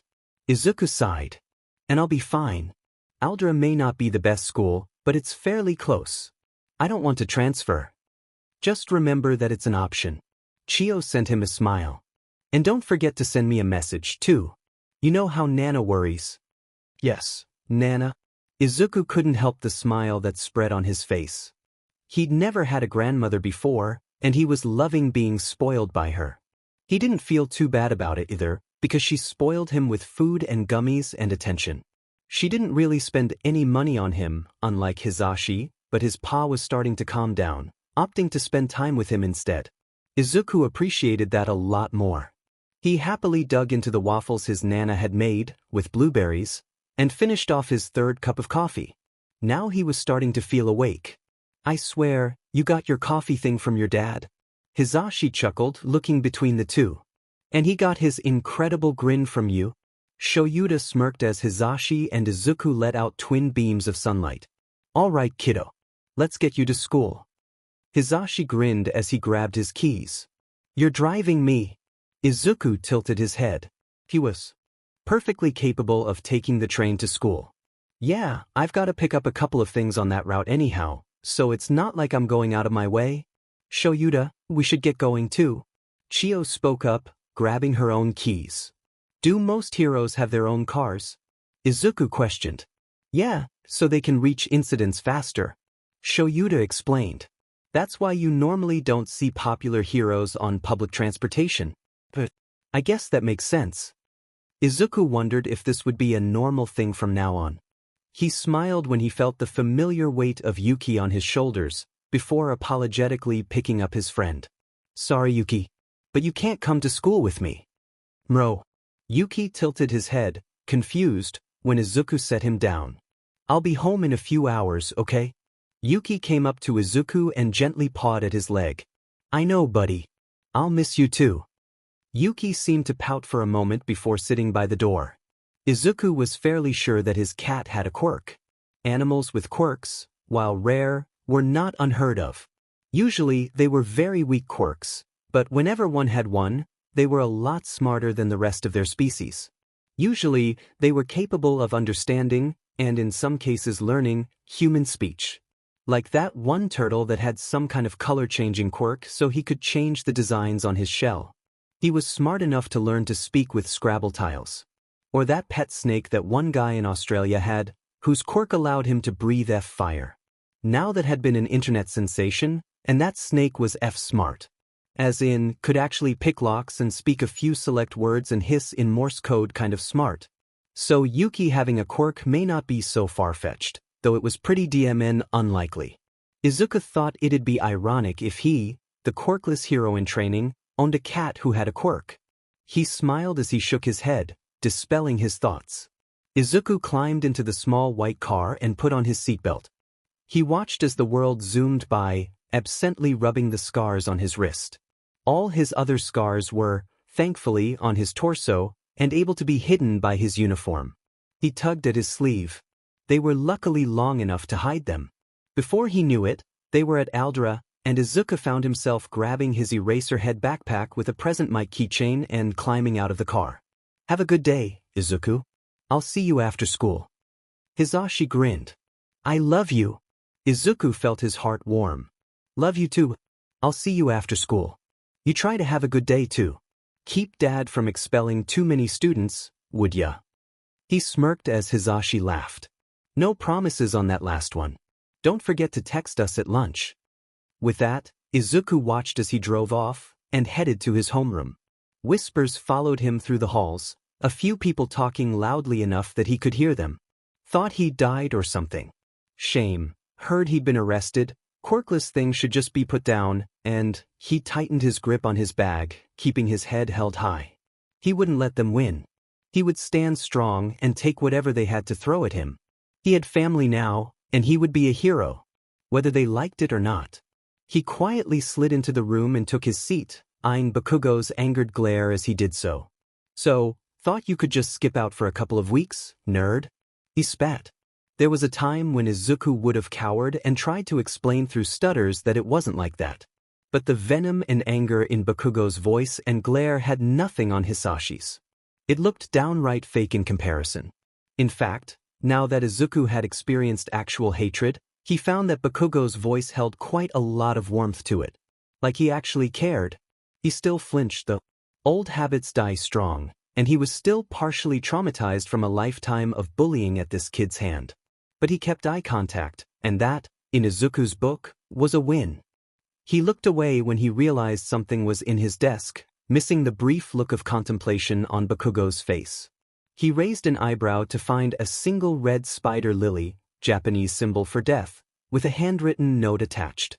Please stop wasting air and go kill yourself. Lovely, he remarked dryly, taking a photo of the lily and note with his phone before looking for any other notes of ill wishes. He found 4. All of them told him to go kill himself, and one even threatened to do it for him. Looked like things were still normal, and he tossed them all, knowing that, despite the threats, nobody would be able to make good on it, not with his training and family, that is. Are you ignoring me, Deku? Bakugo came up and slammed a hand on Izuku's desk, setting off an explosion, causing Izuku to flinch again. He swallowed down the initial panic. I'm just preparing myself for class, Kacchan. I'm not ignoring you. My absence was due to unforeseen circumstances, and was excused. He answered as calmly as he could, trying to quell the shaking of his hands in his lap. You looking down on me? Think you can just walk back in like it's nothing? Izuku saw it now. There was a fierce shine of well-hidden worry in Bakugo's eyes. He was angry because he was actually concerned about Izuku. It made him want to laugh and shake his head. If he hadn't been so good at reading his dad, he never would have seen it. He realized that maybe he'd been misreading Bakugo this entire time. Had he had some other motive for bullying him? Kacchan, how is Auntie Mitsuki? The blonde blinked at the abrupt change in topic. The old hag wants you and Auntie Inko to drop by sometime, he muttered, crossing his arms. Izuku nodded. It was probably about time to inform her, anyhow. He'd have to text his parents and let them know he'd be dropping by Auntie Mitsuki's place after school. I'll swing by today then. He smiled softly at Bakugo's startled expression. And I'll be okay, Kacchan, thank you for worrying. It's just been a difficult couple of weeks. A lot happened. He took a deep breath, tugging down his sleeves. Bakugo's eyes flickered to the movement, tracking it for a moment. Whatever, shitty Deku. He finally spat out, venom missing from his voice. Don't stay too long or I'll kill you. Whatever you say, Kacchan. Izuku chuckled, ignoring the puzzled expression that the blonde shot his way. The teacher then came in, sparing Izuku a sympathetic look before starting class. About halfway through homeroom, Kacchan passed Izuku a note. He took it curiously. I swear, if you're being a stupid butt and hurting yourself, I'll drag you to a goddamned hospital myself. Izuku stared at the note for a moment in shock. Kacchan had noticed the way he'd pulled down his sleeves. Sure, he had the completely wrong idea, but he cared enough to act on it. Holy th! I think he really cares. Izuku scribbled something down and carefully passed it back. I'm not, but I'm surprised that you bothered to care enough to ask. Aren't I just the quirkless Deku? Why should you care? Kacchan sent back a quick glare when the teacher wasn't looking. He stared at Izuku like he was stupid. He then passed back another note. Because you're my friend, duh. What the hell, Don't tell me you really believe that CRP. Okay, now Izuku was lost. What the heck did Kacchan mean? What? You literally told me to jump off the roof a year ago. Now you're telling me we're still friends. I thought you hated my guts. He passed the note to Kacchan's expression changed from irritated to shocked and a little green as he read it. He was about to write something else when homeroom ended, and they were forced to end their impromptu conversation. Kacchan's worried expression didn't fade between classes, though their other teachers were much more observant and strict, so no more passing notes. Between classes, things were rather tame. A few people tried to get him to talk about why he was gone for so long, but in the end nobody so much as shoved him down the stairs. A nice change. The whispers continued to follow him, and glares still landed on his back, but he refused to cower. He stood strong, keeping his back straight and his shoulders back. Whenever someone sent him a glare, he'd meet it with calm, calculating eyes. It usually made them uncomfortable enough to look away. The sudden apparent confidence boost that Izuku was exhibiting seemed to throw his would-be bullies off their game. He got a few jeers, and a couple of kids tried to trip him up here and there, but he used his well-honed reflexes and skills from a year's worth of training to dodge their attempts with a graceful ease that had several people staring. Normally, he'd avoid the attention, especially when his second year of middle school was nearly at an end, and he still had another full year of this bullshit left. But he was not in the mood to play victim anymore. He was done being their punching bag and doormat. So when an upperclassman caught him at lunch, shoving him strong enough to knock his food out of his grasp, he sent him a fierce glare. The kid flinched, startled at the look and aura he'd let out. Then Izuku blinked, and it was gone. He calmly picked up his tray and what he could and threw it away before going to the classroom to grab his packed lunch. It was, unfortunately, a normal occurrence, and Izuku typically took a packed lunch as a precaution. He'd managed to avoid Kacchan thus far, too.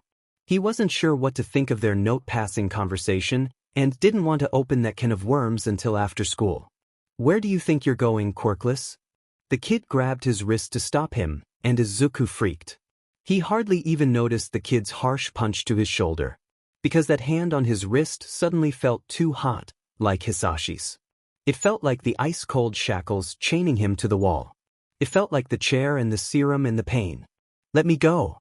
He growled with a fierce snarl as he tore his wrist from the grasp of the older kid, who didn't get the hint, and went to punch Izuku again. But Izuku didn't see a third-year middle school student aiming a punch at him in a school lunchroom. He saw a fully grown man aiming a punch at him, syringe in hand, ready to administer more serum. Izuku couldn't see anything else. So he acted in self-defense, snagging his arm and performing a very well-executed shoulder throw. The kid hit the ground with a loud thud, which echoed in the now silent lunchroom. He blinked, coming back to himself as he tugged down his sleeves. "Don't touch me," he warned in a no-nonsense tone that he'd heard his dad use on more than one occasion. How he wished he could wear his capture weapon at school. He turned and walked out of the room, people parting in shock to clear him a path.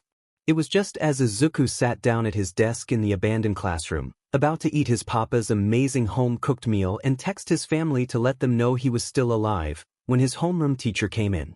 "Midoriya, you need to go to the principal's office right away." Izuku let out a long-suffering sigh as he reluctantly lidded his bento box and pinched the bridge of his nose to stave off an oncoming headache. He didn't see it, but in that moment he mirrored his dad almost perfectly. He grabbed his bag and followed the teacher to the office, noticing the upperclassman that attacked him sitting there, as well as what he assumed to be the boy's mother. "Now, from what I understand, Midoriya, you attacked Onagi unprovoked. This is a serious offense, and I'm afraid that I'll have to make this a mark on your record." The principal was a small man, with beady brown eyes and a thinning hairline of heavily dyed brown. He was greedy and his suit was cheap. Izuku wanted to growl, but he didn't.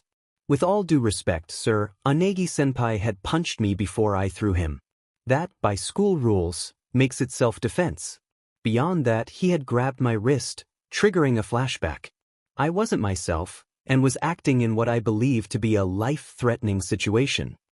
We have a lunchroom full of witnesses, and every one of them said that you threw him first. And don't try to pull the trauma card, brat. Your mother died. Boo-hoo. We let you take 3 weeks off school, which is far too much if you ask me." He grumbled. "Listen, I know you saw Nana Chiyo's very specific note about my mental health. Unwanted and unexpected physical contact may trigger episodes of regression or flashback. In such an occurrence, a staff member should remove him from the situation and prevent any further physical contact wherever possible, specifically around wrists and head. Immediately, one of the listed emergency contacts should be called, starting with Aizawa Shouta." Izuku quoted. "So why has my dad not been contacted?" He raised an eyebrow. "I only have your word to go off of. Eyewitness reports said you stomped up to Onagi-kun in an angered rage and glared death at him before shoving him harshly. When he attempted to retaliate in self-defense, you attacked him further, throwing him over your shoulder and to the floor, injuring him. Of course everybody takes his side. Because he has a goddamned quirk." Izuku muttered in disbelief. "This will be a mark of bullying on your record. Now, we need to discuss the terms of your suspension. Midoriya, what are you doing?" The principal cut himself off as Izuku held the phone to his ear. He, Onagi, and the teacher all stared at Izuku in shock as he waited for someone to pick up. "I'm not going to ruin my chances at you, because some brat decided to lie. I know a guy with a quirk that'll help in this situation." Izuku smirked as the man picked up. "Hey Tsukachi-san. It's Izuku. I'm sorry to call during the middle of your shift." "It's okay, I was stuck on paperwork duty anyways. Are you okay?" The concern in the man's voice made him smile. Tsukachi was slowly being dragged into their little family. Izuku figured he'd start calling him uncle soon. Maybe by his birthday. "Actually, I was hoping you could come down to my school to clear up a little issue. You see, another student and I got into a confrontation, and they're having trouble deciding whose record to mark with bullying and suspension. I don't want my chances at you dashed, so I figured an impartial party with your credentials would be useful." The teachers stared at him, open-mouthed. Izuku supposed they'd never heard him speak so much before. "Of course. I'll be right over. Thanks for getting me out of the paperwork, too." There was a pause. "You did call your dad, right?" Izuku winced. "That's next on my list." "Right. Do that, I'm on my way." "Thank you." He hung up. Also, Izuku smiled, looking at Unegi's mother. Seeing as Unegi-senpai has a parent here, I am going to call mine. The principal stiffened, fully aware of his parents' positions as pro-heroes. There's no need for that, Midoriya. He recovered smoothly. I've already called them. They're too busy at work to come in right now. Izuku didn't know for a fact that his parents would come even if it meant facing Nizu's wrath. He might have believed him. The man was a good liar, right? Because you weren't just saying you didn't call them 5 minutes ago.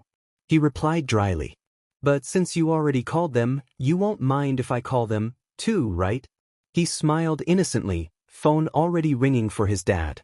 He knew his dad was on lunch right now, anyways. It only rung once before he picked up. Shouda's worried voice helped soothe some of Izuku's frayed nerves. Izuku, what's wrong? Dad. There was an incident at school, and I was wondering if you could come down to the office. Tsukachi's already on his way to help sort everything out, but since the other student has his parent here, I thought it was only right if one of mine was here too. He tapped out a specific pattern on the back of his phone, quietly letting his dad know that he was reaching the end of his rope for the day. I'll be there in 5. Doesn't it take longer to reach my school than that? Izuku puzzled. Even by car, it should take at least 15 minutes. I had a feeling that you'd need me, so I started heading to your school the moment lunch started. That made sense. Thanks, Dad. I'll see you soon. He hung up the phone and looked at the principal, who was starting to look a little pale at this point. Well, what do you know? He was already on his way here, and will arrive in less than 10 minutes. This is ridiculous. The woman shouted, a hand laid gently on her son's shoulder. This little quirkless criminal should be locked up. It's feral. It attacked my son without any reason. Izuku flinched a little. He'd never get used to being called it. He has a name.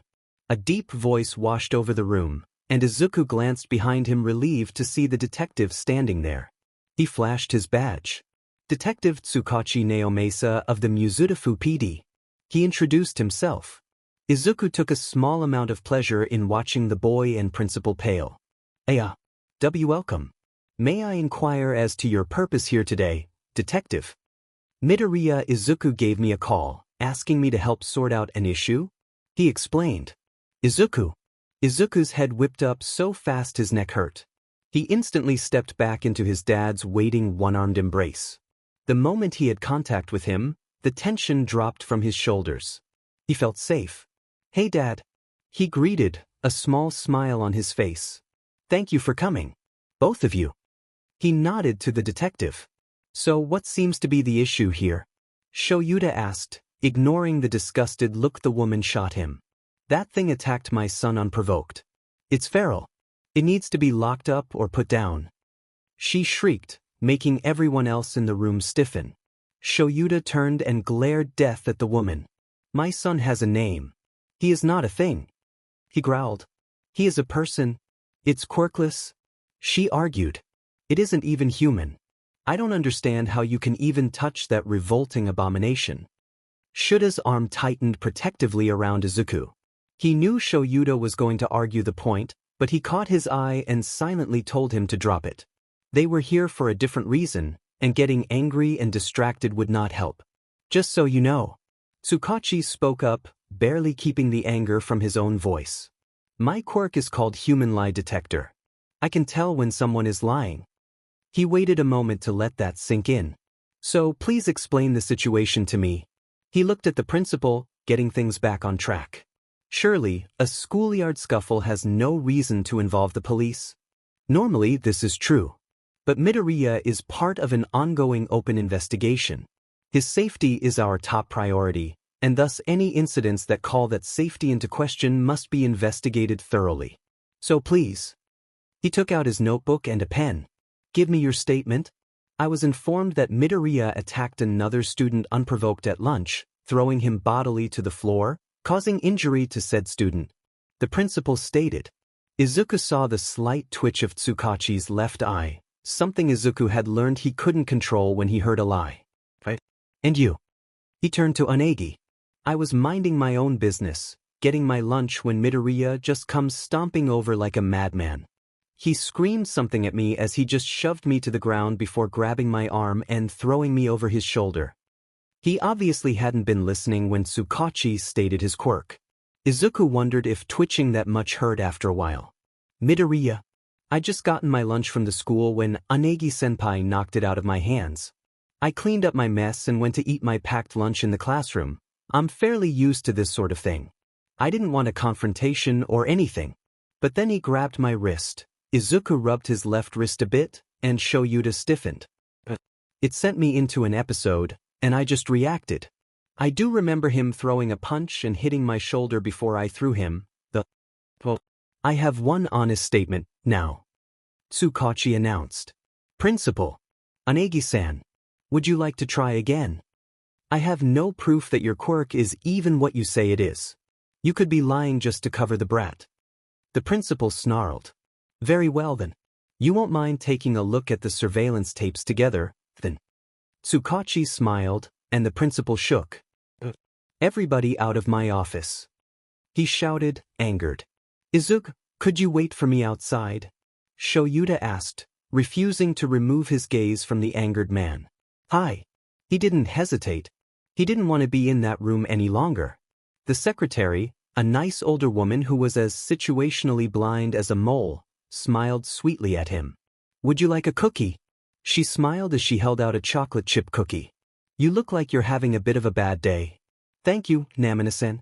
He took the cookie gratefully. She may not notice anything, but she was always kind and always had treats for anyone who lingered in the office just a little too long. Izuku listened to the sound of his dad's angered voice through the door. He couldn't make out what was said, but he was laying into that principal like nobody's business. The mother and the other student were still in there, though Izuku's homeroom teacher booked it the moment he got the chance. Lunch was almost over, anyhow, not that Izuku was going to get the chance to eat, apparently. He pulled out his phone, seeing a few missed messages on the family group chat. Papa Bird, Izuku. Are you okay? Shouta left in a bit of a hurry. Sent 12. Oh, Nana. It's lunch and I haven't heard from you. Is everything all right? Do I need to send some heroes? Sent 12:08. Papa Bird. No worries, show's already on the way. Sent 12:08. Enigit. I was getting ready to head over there myself, but Power Loader needed a few things. Sad face. Sent 12:09. Nana. I'm serious. I'm about ready to ask Ectoplasm to send a few clones to you. Sent 12:12. Papa Bird, Aizu. Sent 12:15. Papa Bird, Kiddo. Sent 12:16. Papa Bird, Zuku. Sent 12:17. Papa Bird, Shouta, is he okay? Sent 12:18. Nana. I'll go find Ectoplasm, or maybe Cementos or 13. I think Vlad's busy with one of his students, at the moment. Sent 12:19. Papa Bird, screw that. I'm going to go. My little hatchling could be in trouble. Sent 12:19. Little hero, I'm fine, guys. Sorry about worrying you all. Dad's here, laying into the principal something fierce. I've never heard him so angry before. It's almost scary. Sent 12:20. Izuku pressed the record button and held his phone close to the door. He played it back before sending it. It picked up the yelling but no words, not that he could make them out anyways. Shouda's voice was very distinctive. Izuku actually winced a bit when he heard his dad's voice drop into a very menacing and intimidating growl, figuratively, not literally, this time. Little hero, audio recording, 0:20, sent 12:21, Papa Bird. Wait, what happened? Sent 12:21, Nana, are you hurt? Sent 12:21, little hero, no, Nana. I'm not hurt. Sent 12:21, Auntie, whose body do I need to hide? Sent 12:22, little hero, Auntie. Sent 12:22, Nana. Don't worry, Izuku. I've been in the medical field long enough, I can make it look like an accident. Sent 12:22, little hero, Nana. Sent 12:22, Izuku stared at his phone in horror. Papa Bird, guys, that's enough. We aren't killing anybody. Sent 12:23, little hero, thank you Pa. Sent 12:23, Nana. Oh, don't be like that, Aizu. I have plenty of gummies waiting for you when you get home from school. Sent 12:23, Auntie, You still didn't explain what's going on. Why is Shouta so mad? Sent 1223, little hero. Because some kid shoved me, grabbed my wrist at lunch and triggered a flashback. When I threw him over my shoulder, he cried bullying and the principal was ready to strike it on my record with suspension. Oh, and he may also be angry because the kid's mother was calling me a feral quirkless thing that should be locked up or put down or something like that. Shrugs, sent 1224, Papa Bird, give me a name and address and they'll never find the bodies. Sent 1224, little hero, I thought you were better than this. Sent 1224, Papa Bird, I've got to protect my hatchling. Sent 1224, little hero, guys, I can protect myself. I'm used to this sort of thing. It would have been fine if he hadn't grabbed my wrist and been a big baby about it. Sent 1224, Nana, it is not fine, and we will discuss this further at home. Now, who else has bullied you today? Sent 1225, little hero. No one else directly. Just a few notes and some tripping attempts. It's actually been fairly mild. Also, I was going to stop by Kacchan's house after school today. His mother and my mother were good friends when they were younger. I need to tell her. Sent 1225, Auntie, do you want one of us to come with you? Sent 1225, Papa Bird, wait. Isn't Kacchan that Bakugo kid that bullies you sometimes? Sent 1225, Izuku thanked his past self for never telling them that Bakugo had been one of his main bullies. Even Shouta didn't know that Bakugo had been the one who told him to jump off the roof. Nana, notes. Tripping. Young man, we will talk about this when you get home. Sent 1226, little hero, he's different. He only bullies me up to what I can handle. It's more of a protection thing. If he's seen putting the quirkless kid in his place, then other bullies don't bother me as much. He's a good kid, really. He's just misguided. Sent 1226, Nana. A lot of villains start off as misguided too. Sent 1226, little hero, he's not a villain. He'll be an amazing hero one day. Yeah, he's a PP sometimes, but I know he has it in him. He just needs structure. Teachers have encouraged his behavior for years, it isn't his fault. Sent 1226, Papa Bird. Sent 1227, little hero, trust me, Pa. I know Kacchan. I know him better than anyone else. He's a good person. He'll be a great hero one day. Sent 1227, Papa Bird, fine. We'll leave it be for now. But you will let us know if he hurts you. Sent 1228, little hero, deal. Sent 1228, the rest of the school day was quiet. After reassuring his dad that he would be fine to finish the day, Shouta reluctantly left. Tsukachi left with a not-so-subtle warning to the principal, and Izuku's record stayed clean. Anagi was suspended for 2 days, and his mother would receive a restraining order within the week, just in case she tried to put the quirkless menace down herself. Bakugo was waiting for Izuku at the gates to the school. Everyone else was already gone, so it was just them. He quelled his initial panic as he greeted him with a smile. Hey, Kacchan. Hey. He seemed subdued. Maybe he was still mulling over those notes from earlier. Listen, about last year, the whole roof thing. He bit his lip, something so unlike the normally explosive blonde. Izuku gaped in shock as Kacchan got down on his knees and touched his forehead to the ground. I'm sorry. It was way out of line. I hadn't meant to say it, and I regretted it the moment it left my mouth. No matter how bad of a day I'd been having, you didn't deserve that at all. In all honesty, I didn't apologize sooner because I'd convinced myself that it had been a nightmare. Then the next day you looked fine, happy even, so I really thought I should have apologized sooner, no matter what I thought. So, I'm sorry. Did Bakugo Katsuki just apologize? Holy SHT, Izuku was sure he was losing his mind. And Kacchan was still on the F ground. He shook himself. I'm not going to say it's okay, because it isn't. Bakugo flinched at Izuku's words. That hurt me, a lot. You have no idea how close I actually came to following that advice. The blonde paled alarmingly fast, but Izuku had decided that he needed to hear this. I'd been having a pretty bad day too, but at the end of the day, no matter what you've said, you're still Kacchan to me. Izuku walked a few steps away. Come on, Kacchan. Get up, or we'll never reach your house. The blonde stared at Izuku in bewilderment for a long moment. "You're too nice." He huffed as he took Izuku's proffered hand and got to his feet. "You should have hit me or something. I won't lie, I still kinda wanna nail you in the sack." Izuku may have enjoyed the way Kacchan flinched. But violence begets violence, or something along those lines. Either way, it won't solve anything. Besides, I miss being friends with you. "I've missed you, too, Didima nerd." The two slowly started walking towards Auntie Mitsuki's house in a contemplative silence. Izuku thought it was nice, if strange. They hadn't been so at ease around each other in years. "So you finally stood up for yourself?" Kacchan spoke up suddenly, making Izuku blink in surprise. "You mean that fiasco at lunch?" Izuku watched the clouds as his feet followed the familiar path. It was more of an instinctual thing, but I'm done taking people's CRP. Even yours, Kacchan. It's about DMN time. I was starting to think you'd be a useless Deku forever.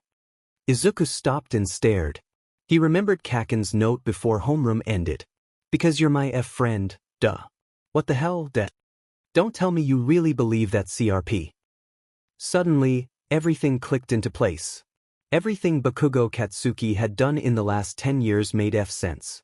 His anger, frustration, why he thought that Izuku was looking down on him. "You're shitting me." He blinked. Izuku gave a half-laugh of disbelief. Bakugo stopped walking when he realized Izuku had stopped. He looked back, one eyebrow raised. "You're shitting me." "What?" Bakugo snapped, getting annoyed. "You were waiting for me to fight back? Well, you want to be a quirkless hero so goddamned badly. You gotta back it up. You let people walk all over you like you did before, and you'll just die. If you're gonna die, then don't even try to be a hero. I don't want to find you dead in some back alleyway one day, damn it. You bullied me for a decade because you were trying to protect me from dying." Izuku stared, and Bakugo flinched at the curse that fell from his lips. "Well, wasn't it obvious?" "No. It was not obvious. I thought you actually hated my guts." Izuku cried out in disbelief. "Zukin, we've known each other since we were born." He deadpanned, and Izuku let out a breathy laugh at the old childhood nickname. "We're practically brothers." "Yeah. And that's why it hurt so much." Bakugo flinched. "I didn't realize." He looked down, and Izuku was surprised to see a shine in his eyes. He was crying. Izuku bumped his shoulder with his own, making the blonde look up. "Kacchan, you've become a real but over the last decade." The blonde scowled, swiping away his tears. "So it looks like I've got a lot of work to do to fix that before we apply to you, yay?" He grinned, and the red-eyed boy blinked in shock. "You mean, what? Bully or not, you've always been my best friend. You're my brother, Kacchan. I could never hate you. Even if my parents really don't like you right now." "So what? Your shitty father finally came home." Izuku flinched. Explain that to you and Auntie Mitsuki at the same time. I don't want to say it twice. Does this have anything to do with why you were dropped off at school this morning and why you missed 2 weeks?" "Yeah." He looked up as they approached the Bakugo house. He couldn't help the smile that twitched across his lips. It had been a long time since he'd come here. "Old hag. We're home. Zukin's here too." Bakugo called out as he kicked off his shoes, leaving one lying upside down. Izuku found himself smiling. Suddenly, it was like the last decade was gone. He and Kacchan were brothers again. Sure, they had a lot of SHT to work through, and while Izuku was ready to accept his apologies, he wasn't quite ready to forgive him. There was this air of calmness around them again. That one puzzle piece was all that was missing, and Izuku couldn't help but want to punch his brother in the nuts for being such a PP about it all. Couldn't he have just told Izuku when they were like 5, and prevent all that pain? He seriously considered actually punching him in the sack. It would certainly make his parents happy. "Izuku," Mitsuki called out, blinking in surprise. "It's so good to see you." "Oh, it's been so long." "Hey brat, make yourself useful and make some tea for our guest." She yelled the last part at Kacchan, making Izuku chuckle. "He's not a guest." Kacchan argued, but went off to make tea anyways. "Actually, Kacchan, I'll take coffee," he called after his brother, who nodded. You've grown so much. Mitsuki pulled him into a hug. It was warm and familiar.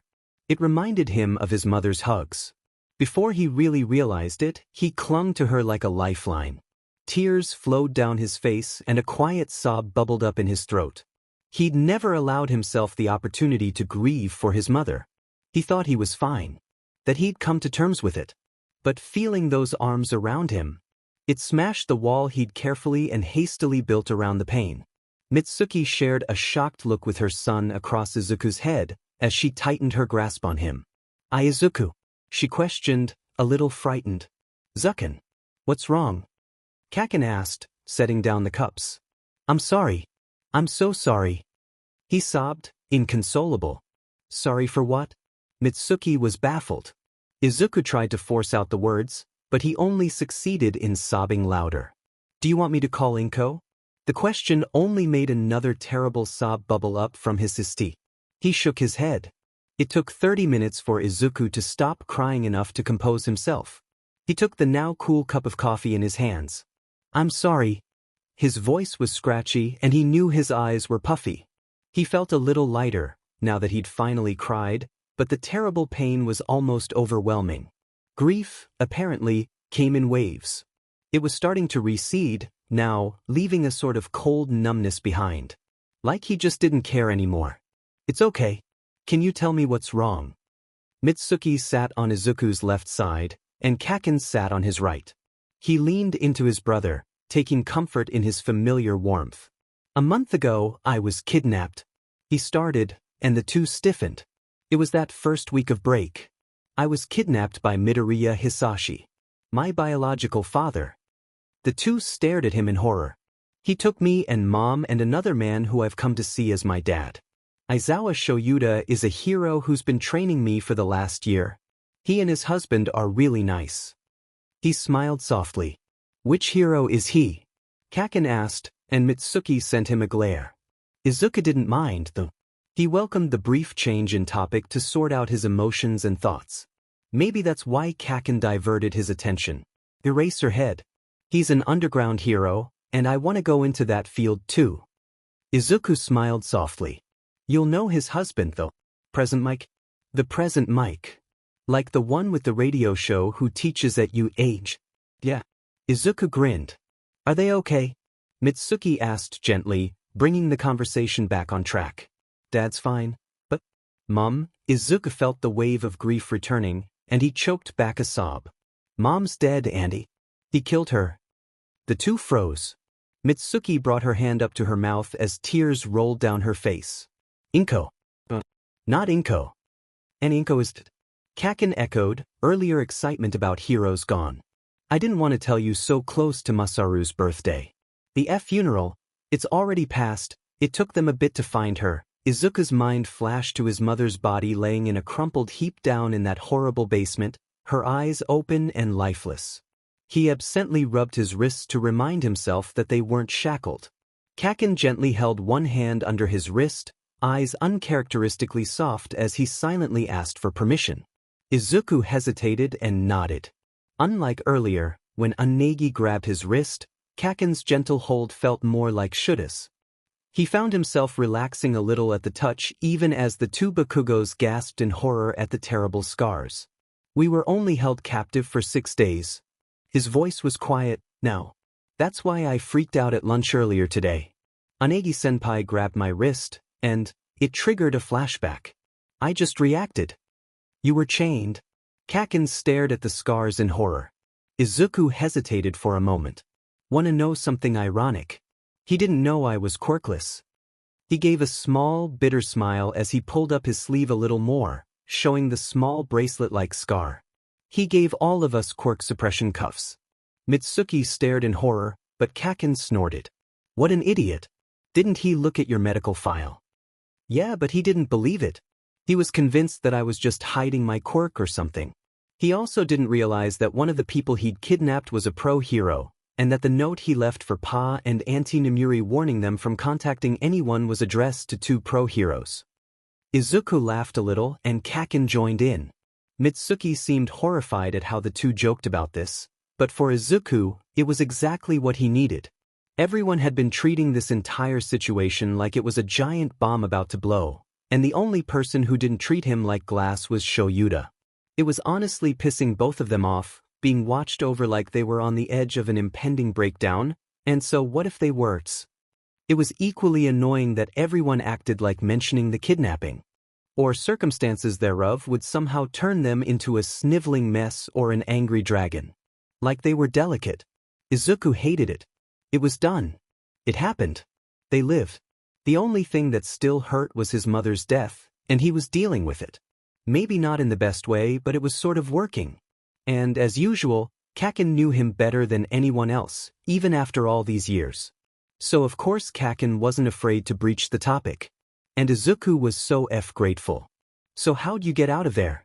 That pro? Erase her head, right? He was with you. Did he pull some epic hero stuff? Kacchan's eyes shone with excitement, even as his mother went to reprimand him. No, actually. Izuku grinned back, eyes just as excited, and that made her pause. So BS brought me into the usual bedroom for my daily torture, right? And while he was distracted with something, I don't really remember much, because I was in too much pain to really process sound at that time, I realized that he'd left a small knife embedded in my arm. Somehow, I'm not really sure how, anymore, I managed to swipe it, and kept it hidden until he tossed me back into the basement with Sho, my real dad. The hero. He'd gotten a concussion when we first got kidnapped, and he was still kind of bad off, busy ended up making it worse, big surprise. Anyways, Dad's quirk, erasure, lets him erase the quirks of others, which is super amazing. Kacchan hung off Izuku's every word, and Izuku found his grin widening. It felt so good to be able to gush about things with Kacchan again. And then what? I took the knife and cut off my toe. Izuku poked the empty spot in his sock as Kacchan stared in horrified awe. But to whittle it down into a lockpick, duh. Izuku wanted to laugh at Kacchan's baffled expression. And it worked. I got my shackles off and then freed Shouta. Then we unlocked the basement door, but heard these footsteps before we could open it. We thought that he'd come back early, and quickly went down the stairs again. 'Cause, fighting on stairs is stupid. Unless you've got the higher ground. No, even then if your opponent is skilled enough, they could just throw and pull you down the stairs, giving you more damage. Izuku argued. Unless you can fly. Kacchan argued back. So what happened next? So we can't fully see who comes in at first, and Shouta almost didn't recognize him, but it was Hisashi. It was Present Mike, Shuta's husband. And man was Pa glad to find us. Izuku grinned. After that, we went back to the house and had Recovery Girl come and treat us. A house call. From Recovery Girl. That's badass. Right? And she stuck around to help us and stuff, and now she's part of our family too. I call her Nana. You call Recovery Girl, Nana? Yep. Oh, and Shouta and Papa Zashi have officially adopted me. Mom put it in her will and everything, so I'm living with them now. Pa's the one who dropped me off at school today. You're in a family of pro-heroes? Kacchan stared in disbelief. I'm so jealous. What was that, you brat?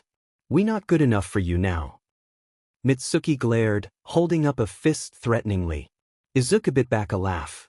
The Bakugo family was always loud and rambunctious, but he knew that nobody would ever seriously hurt someone on purpose. You heard me, old hag. Hey, Kacchan. You should come over sometime. Izuku grinned. Would that be allowed? He tilted his head. Of course. I think Pa and Dad are still a little miffed at how much of an but you've been over the last decade, no matter how watered down I've made it, but once they get to know you, it'll be fine. Go talk in your room, brat. I need to do some SHT. Mitsuki huffed as she headed off to the kitchen. Izuku knew that she needed some time to process everything he'd told her. She had just learned that her best friend since childhood was gone. Izuku smiled as he and Kacchan headed up to the blonde's bedroom. It hadn't changed much since they were kids. Hero posters littered the walls, and clothes littered the floor. The only tidy thing about his room was the desk, because heaven forbid Kacchan ever lose one single piece of homework, even if he lost everything else. Izuku didn't hide his smile. It's just as I remember. Like yours has changed any. It's actually changed a lot, lately. Izuku smirked. For one, All Might stuff is gone. Really? What? He's not your favorite anymore. Nah. He's still an amazing hero, but he wasn't as quirkless friendly as I thought he'd be. What, you met the guy? Kacchan had meant it as a joke. But when Izuku didn't answer, he swiftly turned to his friend. No way. I don't believe that. Funny story, actually, it's actually how I met Dad. Izuku smiled.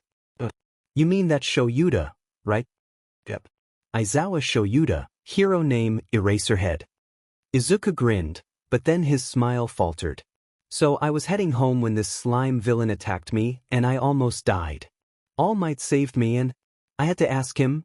I asked him if a quirkless kid could ever hope to be a hero. He didn't tell Kacchan about All Might's weakened form. Regardless of his personal feelings on the hero, it wasn't his secret to tell. He said no, didn't he? He could see Kacchan's respect for All Might plummet. He said that dreams were good to have, but I should keep my goals realistic. And then he left me alone on a rooftop. Kacchan stiffened. Don't tell me. Slime villain. I was attacked by one too. The same day I told you. His expression softened into one of grief. Yeah. It was that same day. After what he told me, I just couldn't anymore. I jumped, Kacchan. There was a commotion across town, and I didn't think anyone would come. I jumped off the roof of that office building.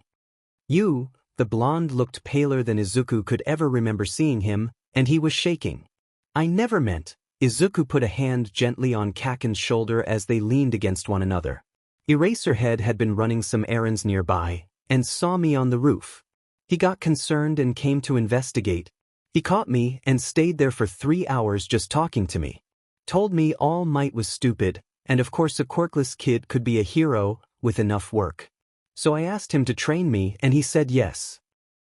Kacchan was not there. Izuku realized that he was having some kind of breakdown. All these years. I really hurt you, didn't I? His eyes were a buzz of emotions, clashing and conflicting like a great storm within his soul. Yeah. I really thought I was all alone for the last 10 years. I honestly thought you'd be happier if I was dead. Kacchan flinched, strong. Zucken. I'm so sorry. He slowly reached out and pulled Izuku into a hug, giving him plenty of time to pull away if he wanted to. But Izuku didn't want to.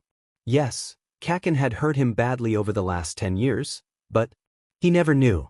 He didn't know that he'd inadvertently left Izuku flailing alone in the dark. All these years, he thought that Izuku was aware of what he was trying to do, and fighting him along the way. It didn't make it right, but it made it understandable. And Izuku had always had a soft heart. He wrapped his arms around his brother. We really need to work on Kacchan's social skills. I know you are, Kacchan. I won't say it's okay, because it's not. And I can't say I fully forgive you, because I don't. But as illogical as it is, I still trust you, Nichan. Katsuki wrapped his arms around Izuku tightly, and the two just embraced each other. Tears fell silently from Izuku's eyes, as Katsuki sobbed quietly, the weight of his actions finally crushing his heart as the delicate walls around it crumbled. After a little bit, Izuku started sobbing too. He'd always been a crier after all. Neither of them knew how long they sat there, sobbing with one another. They shared their pain and guilt and frustration through raw tears and quiet sobs. They shared their care and love and concern for one another through hugs and the gentle presence of the other. And eventually, the two fell asleep in one another's arms, faces stained and eyes puffy, but a gentle smile on the face of each child. Bakugo Katsuki and Midoriya Izuku, once more, were brothers. And that was all that mattered. Katsuki woke up warm. There was something next to him that made him feel safe, and he reached out an arm to pull it closer. It stiffened, and he realized with a start that it was alive. He opened his eyes and locked on familiar green hair. Zucken. And like someone flipped a SW, everything from yesterday, or was it today, came crashing back. Zucken snuggled closer to Katsuki in his sleep. He was grateful his brother decided to sleep a little longer. Katsuki needed some time to process everything. Auntie Inko was gone.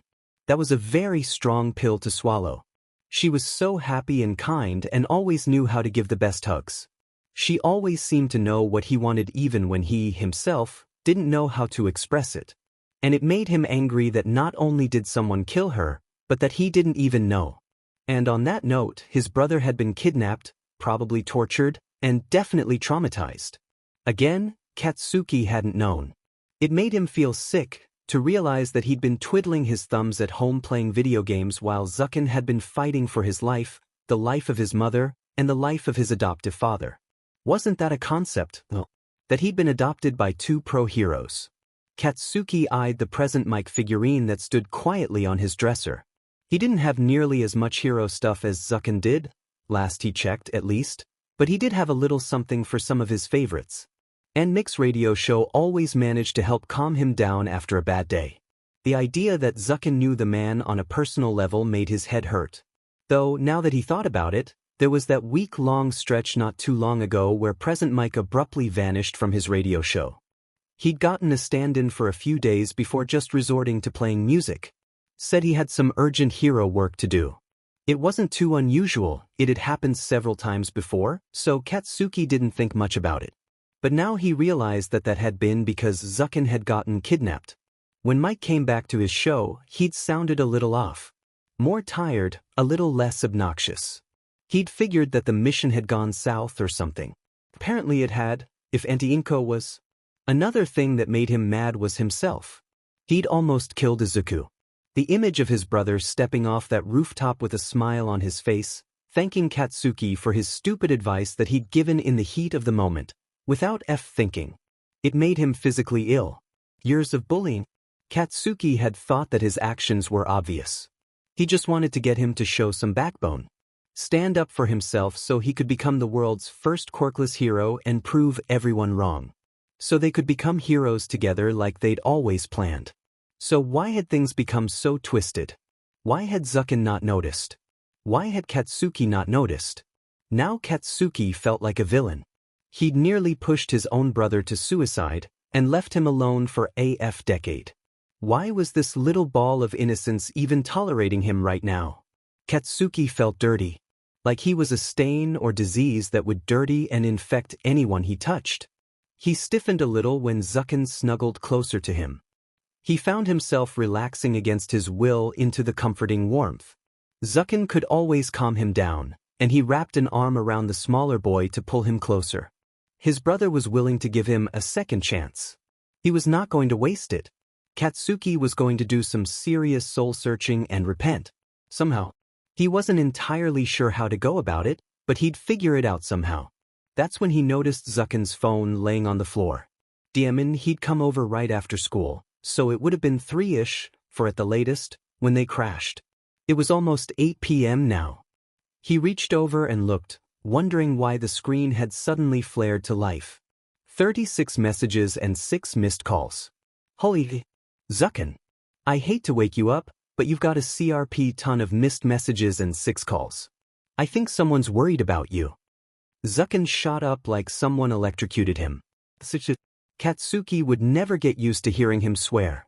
He watched, amused, as Zucken immediately dialed a number. Dano. I'm fine. The pause.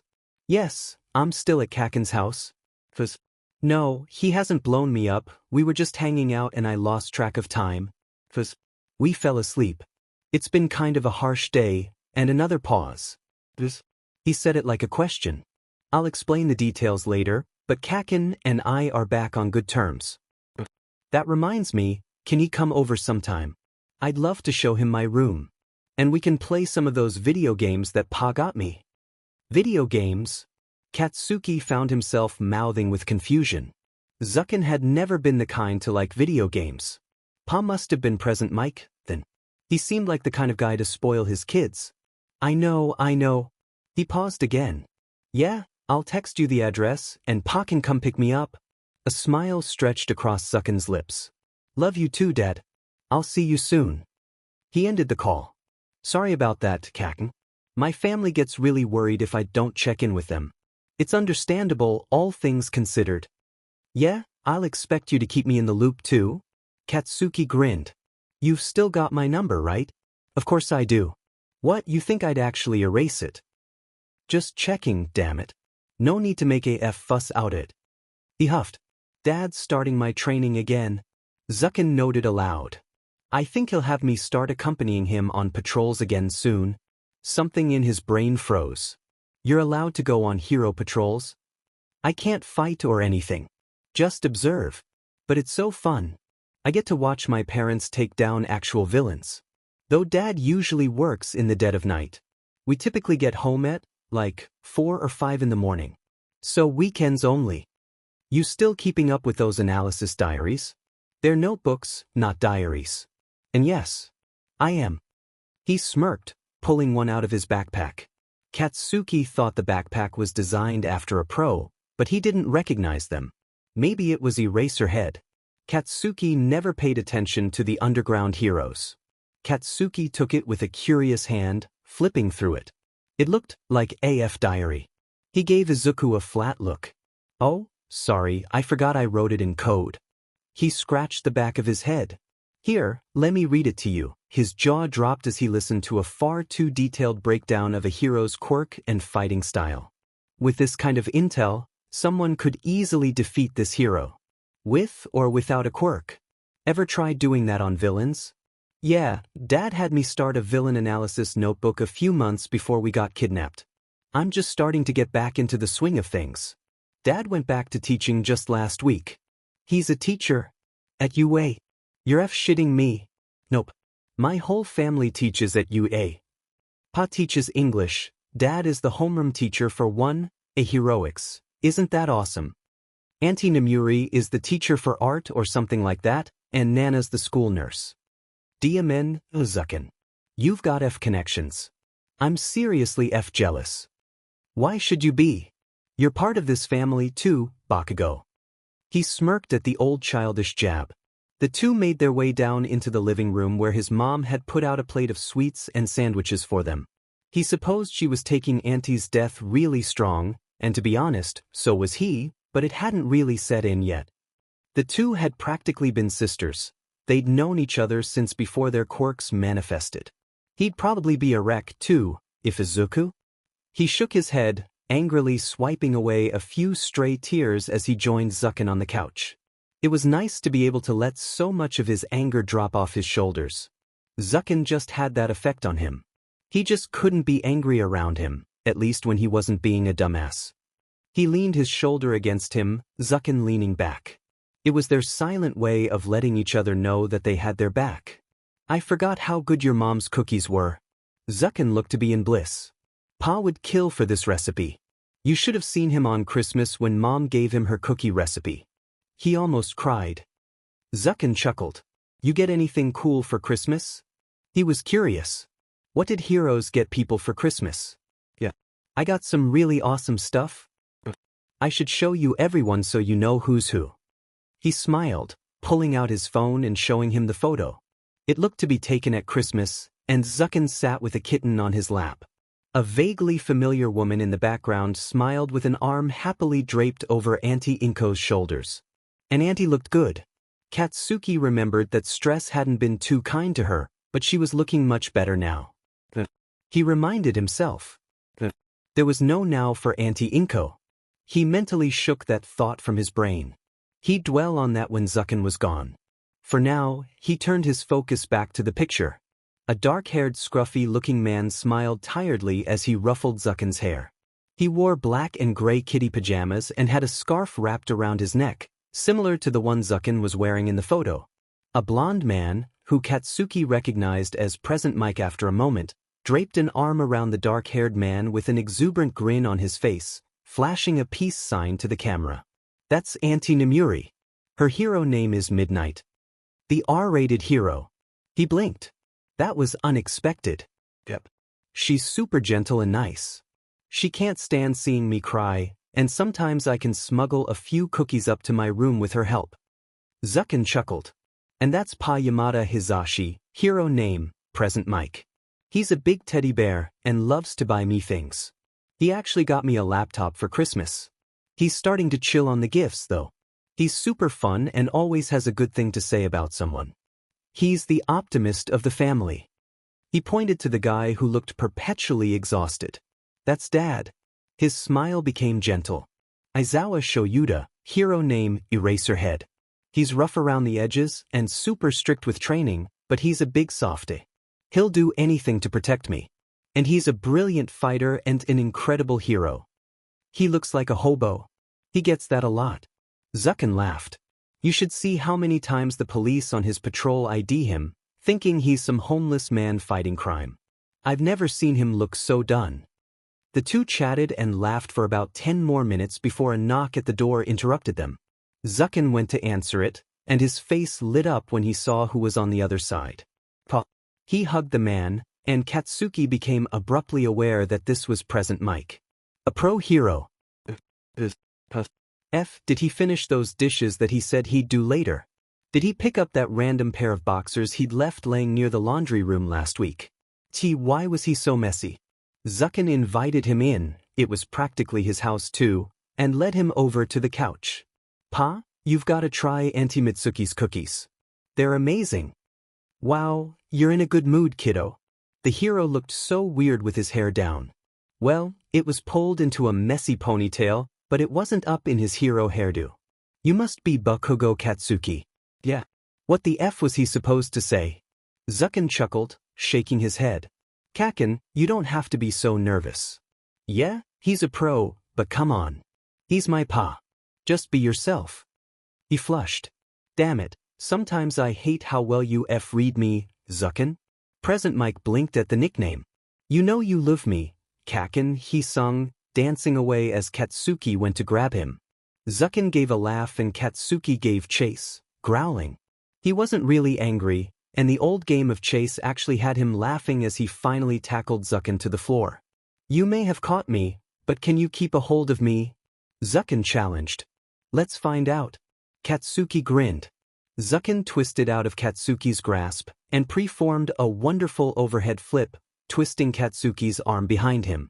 But the blonde wasn't having any of that and aimed a punch at his brother, who caught it and twisted. This went on for a few minutes, until Katsuki finally thought he had the upper hand. Thought being the key word. Because next thing he knew, he was on the ground, pinned with a knee in the back and a hand on the back of his neck. The observing blonde, who Katsuki had honestly forgotten about, applauded. Shouta would have loved to see that kind of spar. He grinned. Zuku, you've gotten better. Zucken flushed at the praise as he got off Katsuki's back and held out a hand to help him up. And Bakugo-kun, you're a very good fighter. He flushed as he took Zucken's hand. They clasped hands at the wrist, and he noted that Present Mike stiffened out of the corner of his eye. That's right. Zucken mentioned that people touching his wrists can send him into flashbacks. He looked at Zucken critically, making sure he was okay, but he looked just fine as he pulled Katsuki to his feet. It's fine, Kacchan. Zucken smiled at him, and again Katsuki wondered how he always seemed to know what he was thinking. I feel safe around you, was implied, and it made his face heat up. Next time, I'll be the one pinning you. His lips twitched as he spoke, giving away the smile that wanted to form. We'll see about that. Zucken bumped shoulders with him. We should get home before Shouta comes over himself, Present Mike stated, a soft smile on his face. He looked so different when he was out of costume. Quieter. Katsuki sort of liked it. It suited the normally loud hero a lot more than his portrayed obnoxiousness. Okay, Pa. Zucken was disappointed. The F are you sad about? I'll see you at F school tomorrow, nerd.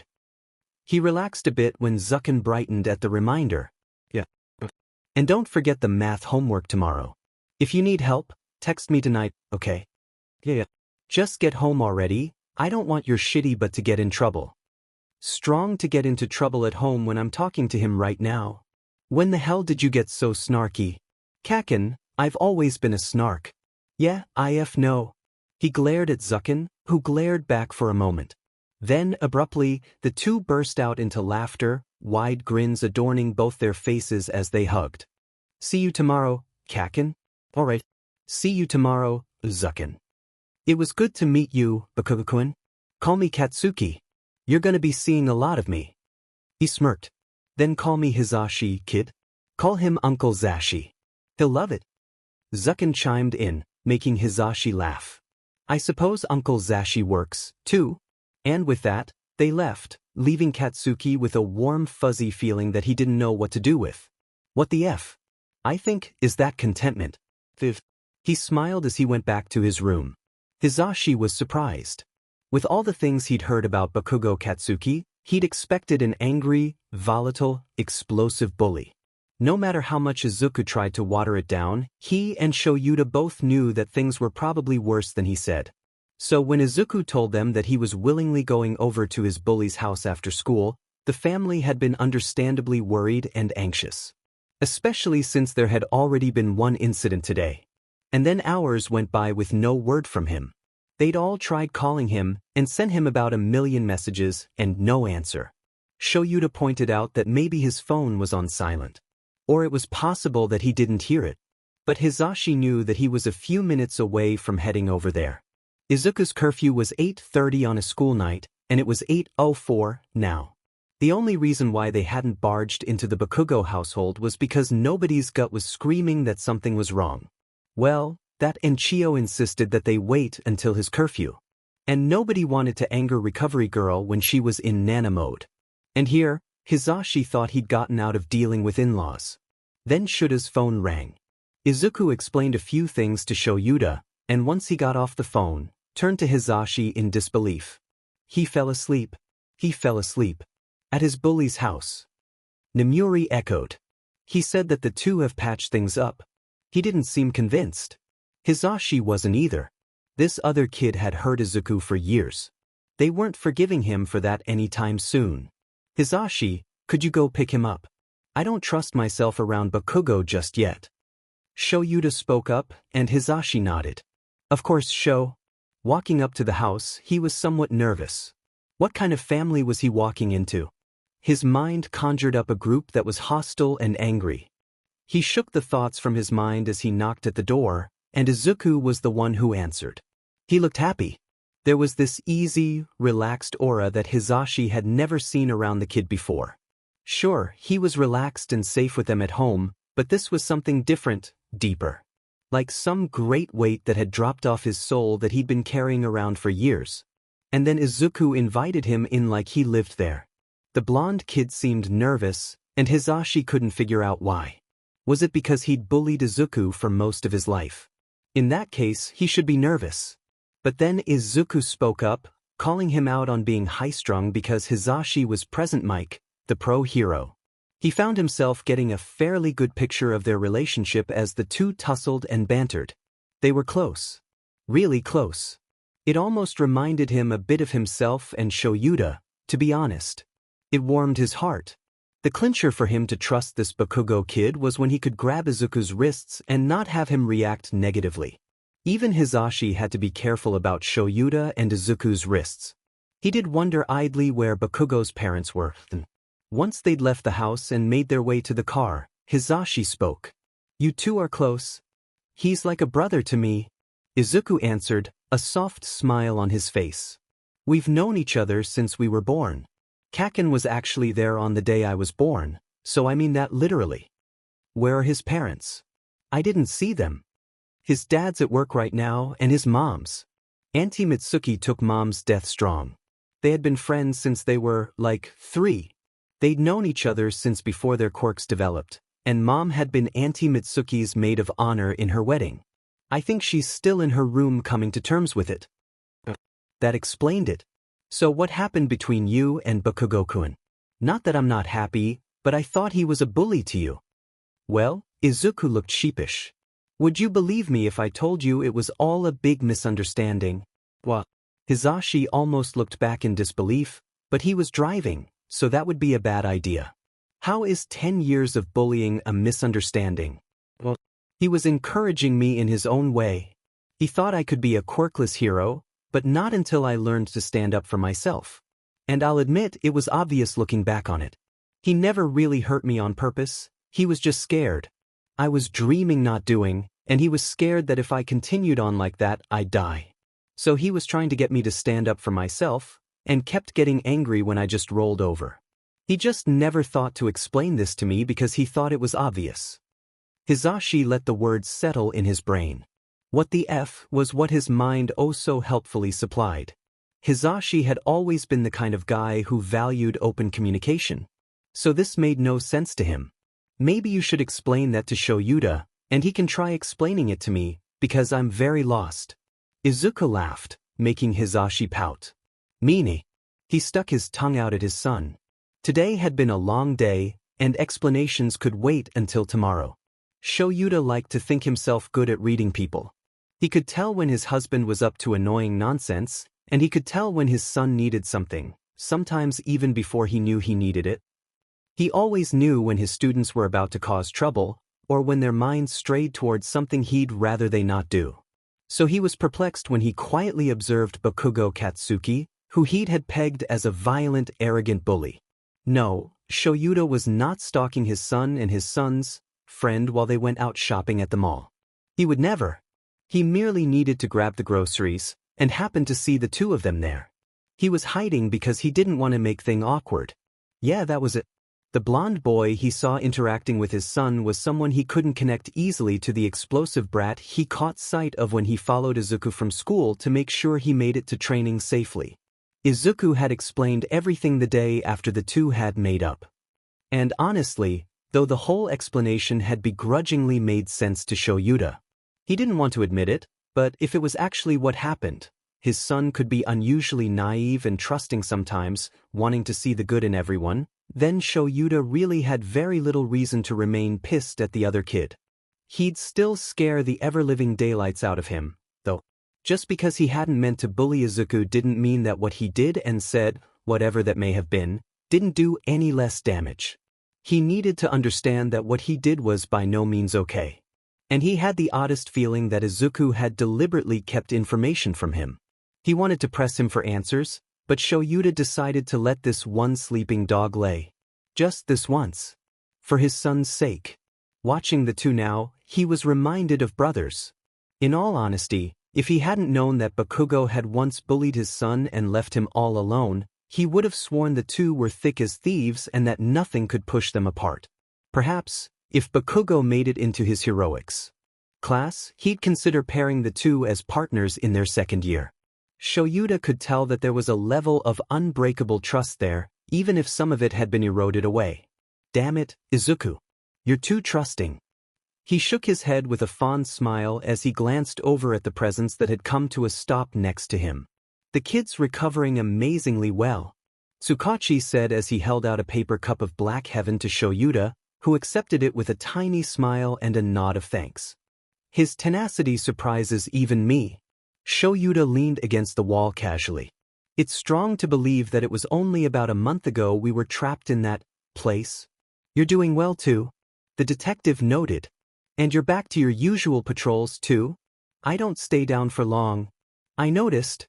He looked over at the pair of boys who were excitedly ranting about some hero merch in a nearby shop.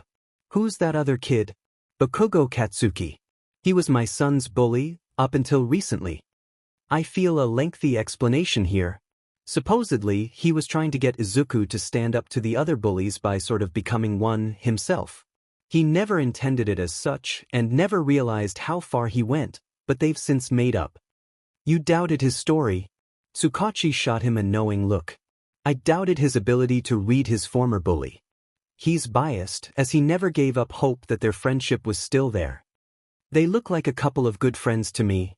I think so too. Shouda's brow furrowed a little. I know you don't necessarily do second chances, but maybe you should make an exception this once.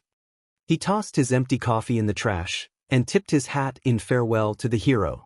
See you later, Aizawa. He glanced back over at the two after the detective's departure. Perhaps I should, just this once. Izuku was nervous. This was the first time his dad was going to meet Kacchan, and he honestly didn't know how things would go. He purposefully never told anyone that Kacchan was the one who pushed him up to that rooftop that day. His parents would never forgive him for that. And even though he tried to cover up the bullying, they still somehow found out. They always did. His pa seemed understanding enough and willing to give Kacchan another chance. But would his dad? Dad was a lot more strict after all.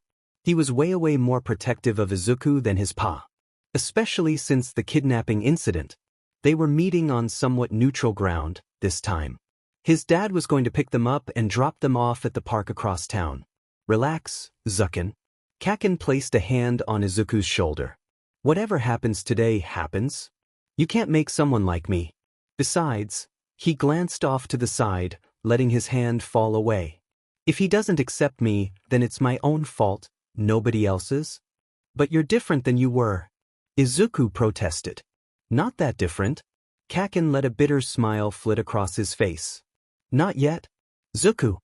His dad rounded the corner, and Izuku instantly knew he'd heard every word. He gave him a smile before glancing to Kacchan with a frown.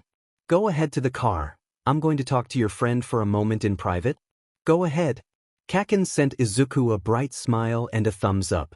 Izuku hesitated for a moment before heading towards the car. He purposefully dragged his feet in a vain attempt to try and catch any hint of the conversation. Now, Zuku, Shouta called out, and Izuku knew he'd been found out. Figures Dad would know what I'm up to. Izuku begrudgingly sat and waited in the car. He really hoped his dad didn't kill Kacchan. He liked his brother in one piece. It was about 20 minutes later that the two joined Izuku in the car. Kacchan looked pale and rather shaken, but was otherwise unharmed. Though he did notice that Kacchan was wearing a new pair of pants, for whatever reason. He waited until they were at their destination to ask about what had happened. Your dad's terrifying. Kacchan had said the moment Shouta had left the two alone. So he disapproved of you. Izuku looked down at the ground in disappointment. He felt like crying. Not exactly. Kacchan said, and Izuku's head whipped up. He told me what would happen if I hurt you again, and said he was giving me a second chance or some SHT like that. He turned pink and looked away, and Izuku wondered exactly what went on. Never mind. Let's just hit the arcade while we can. Izuku was a good friend, so he let the topic drop. Later that night, his dad would make it perfectly clear that while he didn't trust Kacchan yet, he was going to give the boy another chance. Izuku would sleep with a smile on his face. Shouta sighed as he climbed out of bed. He didn't want to go to school today. It was the first day of the new school year. Izuku and Katsuki were now officially third years in middle school. At first, he'd been wary of the explosive blonde. He still was, to be honest. When Izuku had explained the misunderstanding, as he called it, Shouta had been skeptical. Once he'd really had the chance to see them interact, though, it was like watching twins. The two were closer than anything Shouta had seen. Shouta knew his son. He could read him like a book most of the time, but Katsuki could read the pages that Shouta himself couldn't decode. The way the two interacted put his mind at ease, and after a while, he found himself welcoming the young boy into the family too. He hadn't forgiven him for what he'd done. He was still angry about it, and rightfully so, but he could set that aside for Izuku's sake. Though he had taken Katsuki aside when they'd first met and had a nice honest conversation with the kid. Once Shouta had assured himself that Katsuki had understood his wrongs, and well and truly regretted them, he was all right with the kid being around his son. Though he did spell out in great detail exactly what he would do if Katsuki ever hurt Izuku again. Luckily, he'd given that threat outside, so he didn't have to worry about cleaning PSS out of his carpet. If Izuku had noticed that his friend had changed his pants, he'd never brought it up to Shouta. Either way, Izuku was much happier with Katsuki around. The kid was smart, and had battle instincts that many pros would kill for. He found himself tutoring both of them sometimes, and while the blonde was a very different type of student from Izuku, he was still a good one. Of course, Izuku was still his only actual student. Just because he tolerated Katsuki, and had started to take a reluctant liking to the brash kid, did not mean he had by any means forgiven him. He was not going to train him until he was a student of UA, and Shouta had no doubts that he was going to pass that stupid biased robot entrance exam. His quirk was perfect for dealing with them. Now the blonde was a staple of the Yamazawa household. And yes, they finally changed their last name, legally, to Yamazawa, even if Shouta and Hisashi still went by Yamada and Aizawa at work. Izuku even took it up. He was officially Yamazawa Izuku, having decided to drop the name Midoriya. Part of that reasoning had been to help keep Hisashi from finding them again. The man was still out there somewhere, and they needed to find him before he found them. But that was beside the point. Shouta really didn't want to deal with the snot-nosed first years today. He'd been enjoying the break between years and didn't want it to end so soon. He'd watched the entrance exams and had studied the videos of the students that had been placed under his dictatorship for the year or until he expelled them. He did this every year, watching the individual videos of each student and studying their files. It was only logical to know where each student was coming from and know their strengths and weaknesses before he started teaching them. Shouta was not impressed this year at all. He doubted he would keep many students. One student's quirk was literally pissing acid. Yes, he couldn't necessarily control what his quirk was, but Shouta was not impressed with the way the student had whipped out his PP to urinate on the robots. If the kid had a limitless bladder, which was looking like a possibility with the amount of PSS the kid was full of, in more ways than one, then he could easily fill containers or specially treated water guns with the substance and use that, and chemicals to treat items to keep acidic compounds from eating through was easy enough to procure at the mall, due to the number of people with said quirks. But no. Even his proposed hero costume had an open hole near his crotch, and Shouta did not want to see that. So no, Shouta was not expecting anything from this year's batch of first years, nor was he particularly impressed with anyone. Normally, at UEA, if a homeroom teacher finds a class that they connect to, they can request to follow that class as their homeroom teacher for all 3 years. Shouta had never found a class that he was fond of enough to do so with. He was more than happy to hand off each one to the next SAP, even if he still had to teach a couple of heroics courses to the second and third years. Looked like this year wouldn't be any different. Morning, babe. Hisashi rolled over in bed, a sleepy smile on his face. His hair was all over the place, but Shouta thought it only made him look cuter. Morning. He smiled softly as he stole an embrace. Ready for school? Shouta groaned. Don't remind me. I have no longing to interact with people.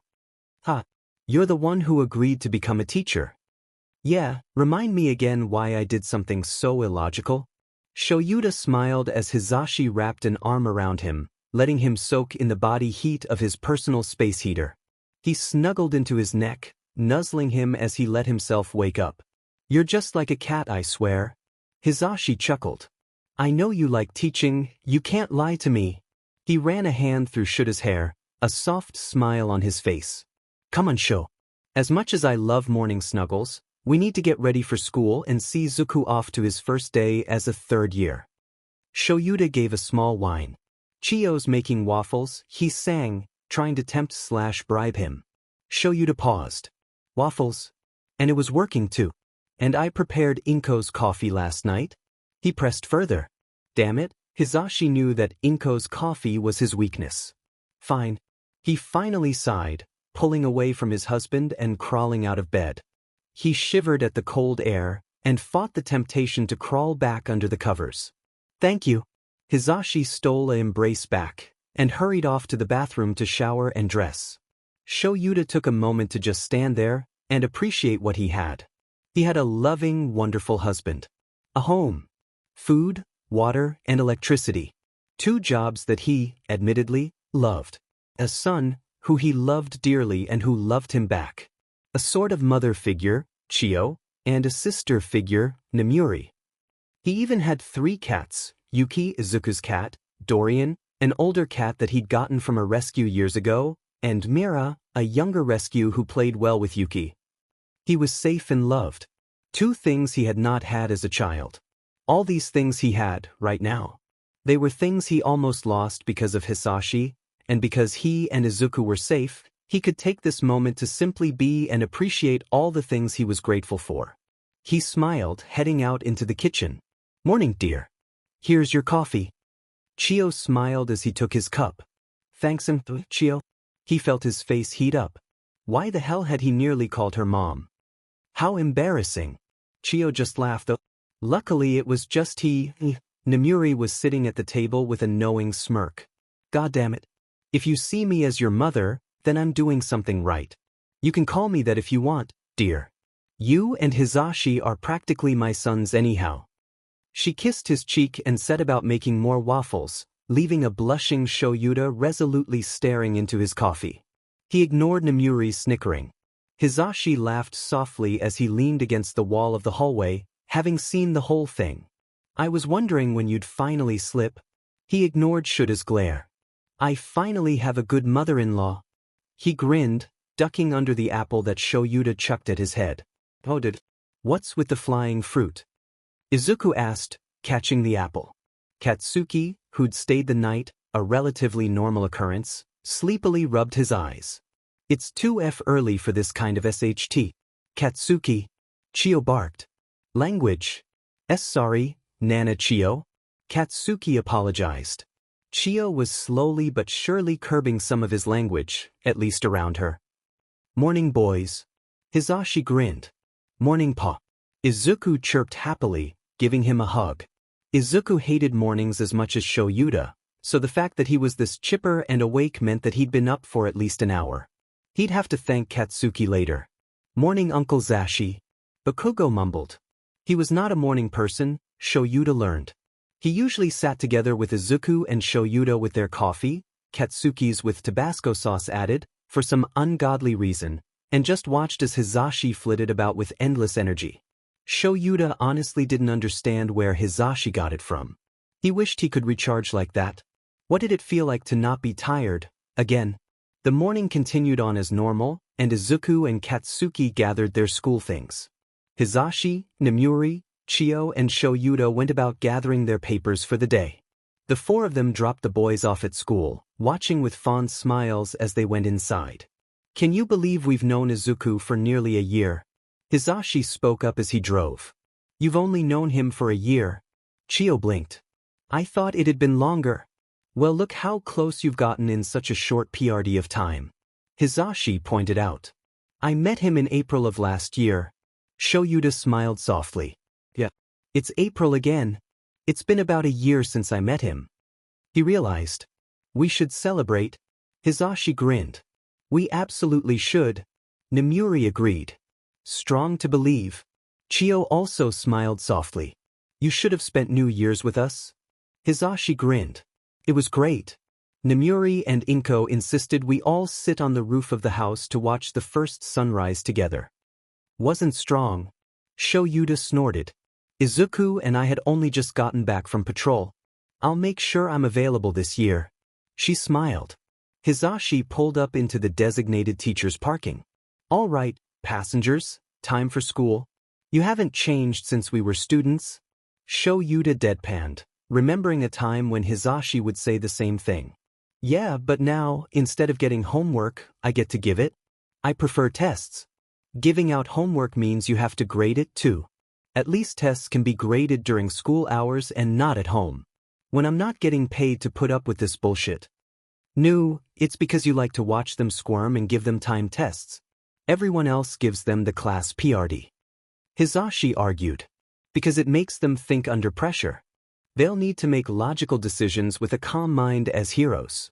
If they can't handle a simple test with a time limit, they won't be able to handle hostage situations or ultimatums during high-stress villain attacks. Shouta rebutted. No. You two should head in to say hello to the other teachers before the students arrive. We have the same co-workers as last year. Shouta sighed. Though next year, he twitched in annoyance. Come on, let's not let personal feelings get in the way. Hizashi argued. He doesn't start for another year, Sho. All Might, Chio guessed. They'd explained that All Might had crushed Izuku's dreams, initially. They hadn't explained the full circumstances of Izuku and Shouda's meeting, that wasn't their place to tell, but she knew well their dislike for the number one hero. They just hadn't expected to be working alongside him at UEA, was all. Nizu had informed them a year ago that All Might would start working with them in 2 years' time. Shouta wasn't happy. The man didn't even have a teaching degree, but he supposed that he could offer some kind of experience for the kids in the hero course. He had still thought that it was a stupid decision. Shouta never liked the idea of broadcasting their staff to the world. To be a pro, one had to make a lot of enemies. And what better way to get back at a hero who'd taken you down than to kill off the hopefuls that you were teaching? Nizu's security was incredible, though, and it made Shouta feel a lot more secure about things. But he was still waiting for that one guy to start killing off students while they were at home or out and about. It was one of the reasons why he was so harsh on his own classes, pushing them constantly to get stronger, faster, so they could protect themselves if they had to. And if they weren't willing to go that far or learn fast enough, then he'd cut them before they were killed, either by the profession itself or by a villain wanting revenge on a staff member. But so far, everything had been fine. They'd had a couple incidents here and there where someone with a grudge had attacked a student to get to a staff member, nothing too serious, injury-wise. The idiot had attacked them at a crowded location, but it was met with such fierce retaliation from the entirety of the hero staff that nobody had really had the ball to try it again. After all, in Japan, at least, murder was legal if the hero was attacked first or defending a citizen, so long as it wasn't excessive. No villain wanted to push that button. All Might was a different story, though. The man had powerful enemies, and Shouta was afraid that those enemies would band together to attack and try to get to him. What better way to shame the #1 hero than rub a failure like a class full of dead students in his face? So yeah, Shouta was against the idea of hiring All Might from the start, but his voice went unheard. Nizu promised to increase security and keep a better eye on the students outside of school, but it didn't do much to ease his anxiety about the entire situation. Right now, though, he had something else to think about. Namely the loud chatter he could hear coming from the doors marked 1. It was nearly time for class to start, and they weren't in their seats. Shouta crawled along the floor in his yellow sleeping bag. Time to see what they were really made of. He fought off the grin. This was his initiation of sorts. Every one of his classes met him like this. It let him see who would judge first, ask questions later, and who would look at a seemingly strange hobo with the critical eye needed for heroism. He also found their reactions entertaining, so that was an added bonus. Hey, if he was going to get paid to teach brats, he was going to do it on his terms. The door slid open, and nobody noticed. He slid across the floor before standing. A few students looked his way, which drew the attention of the rest of them. They stared as he unzipped his bag. 27 seconds? He stated, climbing out and rolling it back up to the size of a cell phone. That's how long it took you to quiet down. This is the hero course. Time is valuable. You cannot afford to waste any of it. Nah. Who the hell are you, hobo?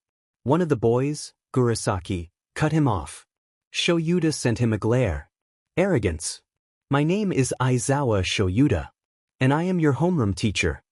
He let a bit of venom seep into his voice, making them quiet down a bit more. I thought all teachers were pros. Did they just have you stand in or something? 'Cause I don't know you, so you must not be important. One girl, Yukihara, spoke up. I will give you all this one warning. Push my buttons and I will expel you. You will not get a second chance, nor a second warning. He sent them a glare, and several of them scoffed at his threat. He knew then that most of this class was a lost cause. He pulled out the gym uniforms. Put these on and meet me out on the field. I will not tolerate tardiness. With that, he left the room. The moment he was down the hall, he hung a left SW by the staff room. It was deserted as everyone else was attending orientation, so he took this opportunity to refill his thermos with coffee and snag several painkillers for his growing migraine. I hate the first day. He mentally groaned. If I hate the first week. He lamented his misfortune at being stuck with this class. Why did Nizu do this to him? The SDST. Shouta would need to find a way to get back at him.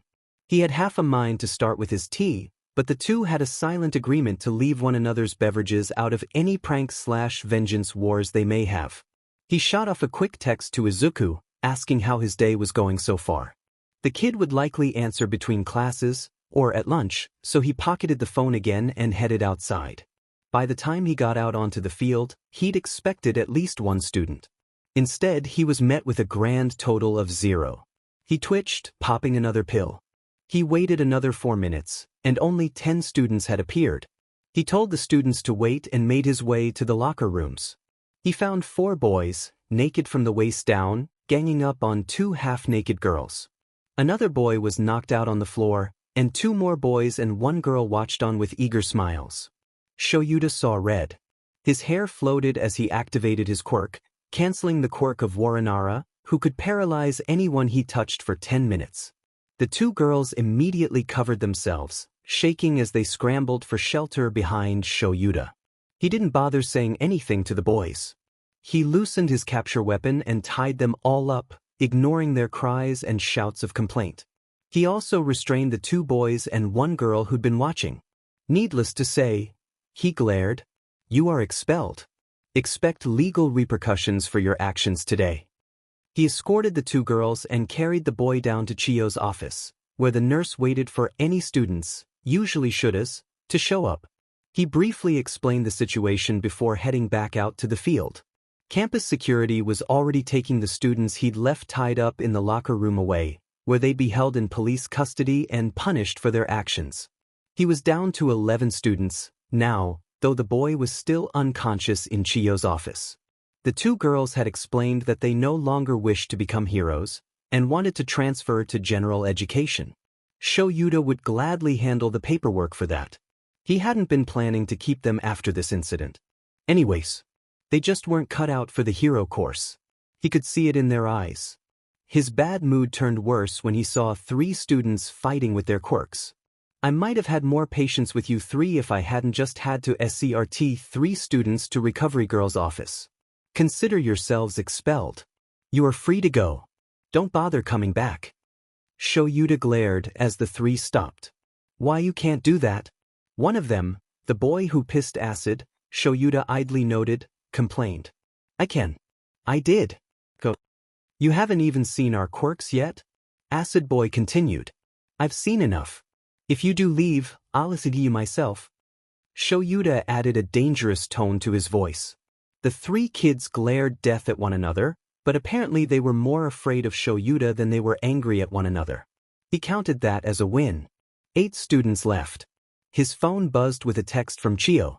Apparently the boy had woken up and wanted to quit the hero course too. 7. We're having a quirk evaluation. Ball throws, endurance runs, grip tests, side jumping, these are things you're familiar with. This time, you get to use your quirks. He explained, falling back into a familiar script. "If I feel you aren't trying, or giving it your all, I will expel you." The 7 students stiffened, looking around them warily. "Shouldn't we wait for the others?" A girl standing next to Yukinara asked. "There are no others. You 7 are all that's left. Let's see if you last the day or not." He replied, watching as they paled a bit. Maybe that'll send the message home. Obviously, they just weren't good enough." Yukinara spoke up, and Shouta fought the urge to groan. "This is Yurei. Only the best make it here. You, darling, are not one of those. I'll expect you to be gone by the end of the day." She laughed, covering her mouth like she was some kind of delicate lady. The thought made Shouta want to snort. Her makeup was caked on so thick it cracked, and her voice was high and grated on the ears. Her quirk was useful, though. She could manipulate water molecules in the air. But usefulness and ingenuity were 2 different things. "You'll never be a star like me," she said. Shouta couldn't take it anymore. "You think being a hero is about popularity?" He glared. "Of course it is. Save more people, get more popular." She looked at him like he was stupid. "And then you get more money." He nodded for a moment as he thought. Apparently, they needed a little something different this year. "Let's try something else for a moment." Shouta spoke up, pocketing the ball. "I want to hear all of your reasons for being a hero, and why you think you're suited for the job." He looked to Yukinara. "You start." "Oh, and I want everyone to be completely honest. I'll know if you're lying." Shouta had shot off a quick message to a 3rd year with a truth quirk. They were part of the support course, but Shouta had called him out of class enough times. He eyed the boy standing in the shadows. His quirk made everyone in the vicinity unable to lie. The kid looked relieved to be out of orientation, anyhow. Shouta bit back a smirk. With this, he could really see what these kids were after. And he didn't set his hopes high at all. "I was born to be a star. My quirk is strong and appealing, almost as appealing as myself. I'll become a hero so everyone can bask in my glory." She grinned. 6. Shouta noted as he gestured for the next kid to speak. "Money. I want to be set for life, and heroes can make a ton of money if they're popular enough. I just need to get into a good agency." Because being a hero is what's expected of me. Shouta looked at the boy. Explain. Well, both my parents are heroes. If I don't become one, then I'm worthless to them. He mentally sighed. Possible emotional abuse case. Wonderful. Do you have any other motivations? Not really, no. Do you want to be a hero? No. He answered. I'm here because I have to be. Nope. Shouta was not teaching someone who didn't even want to be there. He would, however, have someone look in on his home life and make sure he'd be okay, as well as handle transfer paperwork so he could get into the general education course. He'd be able to have his pick of nearly any college if he did have something he wanted to do. Shouta motioned for the next kid. Because I want to use my quirk whenever I want. 3. To get girls? That smile reminded Shouta of many people he'd met in dark alleyways on patrol. How did he even get into UA? To live the easy life. She grinned. 'Cause, like, who wants to work for a living? W. Did this girl even realize how much work it took to become a hero? What? Shouta laid eyes on his final potential student. What's your reason for being here? Some quirkless kid at my friend's old school always spouted about wanting to be a hero. He started, and Shouta raised an eyebrow. Not many kids were quirkless these days. In fact, there were less than 10 in their prefecture that would be around Izuku's age. It was highly probable that the kid mentioned was actually Izuku. Oh, yeah. A quirkless kid couldn't possibly be a hero, so I thought it'd be interesting to try for it myself. Shouta twitched. He would give them all one last chance to prove themselves. Out of curiosity, how do you all see the quirkless? Be honest. EW. They aren't even really human, you know. Like, I don't even want to go near them. I don't want to catch whatever it could have, you know. But I guess even it could have some uses. Yeah. They're like the unofficial slaves of society. We're better than them, and they should serve those of us who were born with strong quirks. Another student agreed exuberantly. Several others voiced their similar opinions. That's rude. Of course they're people. The last kid spoke up, sending them a glare. They're weak and helpless, but that's why we need to protect them. They can't do anything on their own, so heroes have to make sure they stay safe. Though I think they should stick to office jobs and stuff. Right? Shouda's decision had been made and finalized. You're all expelled. There was silence for a moment before they rounded on Shouta with a fierce outcry. What? He silenced them with a powerful glare. Your reasons are shallow and self-serving. Heroism is not about popularity or money. It's about saving people. If you go out there with that attitude, you will die or you will kill others. It's not easy. He continued. It's not pretty. It's not fun. Being a hero means you could die any day. The day you get a hero license, you sign your death warrant. Over 62% of heroes die within the first 2 years. After that, the mortality rate only goes up. In all of history, only 52 heroes have lived long enough to retire willingly. And you can bet that they have extensive injuries and a lifetime of PTSD. Most retired heroes were forced into an early retirement due to crippling physical or mental injuries. If you really want to be a hero, then choose another school. I refuse to send you to your deaths. Your potential as heroes is 0. He glared at the silent students. Leave. I'm done with you all. With that, Shouta spun on his heel and stalked away to the teacher's lounge, nodding his thanks to the 3rd year on his way. The boy sheepishly rubbed the back of his head, but wisely said nothing as he headed back to orientation. Shouta had never been so done with anything in his life. Never before had. He expelled his entire first-year class on the very first day. New record, he supposed. He sat down at his desk with a heavy sigh and got out the paperwork. Nizu always kept extra copies of the expulsion paperwork laying around for Shouta. He grabbed 17 expulsion papers and 3 transfer papers and got to work. Hizashi was startled when he entered the teacher's lounge with the other UA teachers. Shouta was sitting back in his chair with a cup of coffee and a sour expression. He asked slowly as the other teachers cautiously made their way to their desks. The unlucky ones who had desks near Shouta's opted for the couch instead. I swear, Zashi. I'm in no mood for anything right now. He glared, and Hisashi gulped. A few of his coworkers sent him sympathetic looks, but he knew what they were thinking. Better you than us. Nobody wanted to miss this though. Shouta was a legend among the teachers at UA for many reasons. For one, every single student that Shouta had approved had gone on to become something great. And nearly all of them survived longer than twice the normal amount in the field, which was nothing to sneeze at.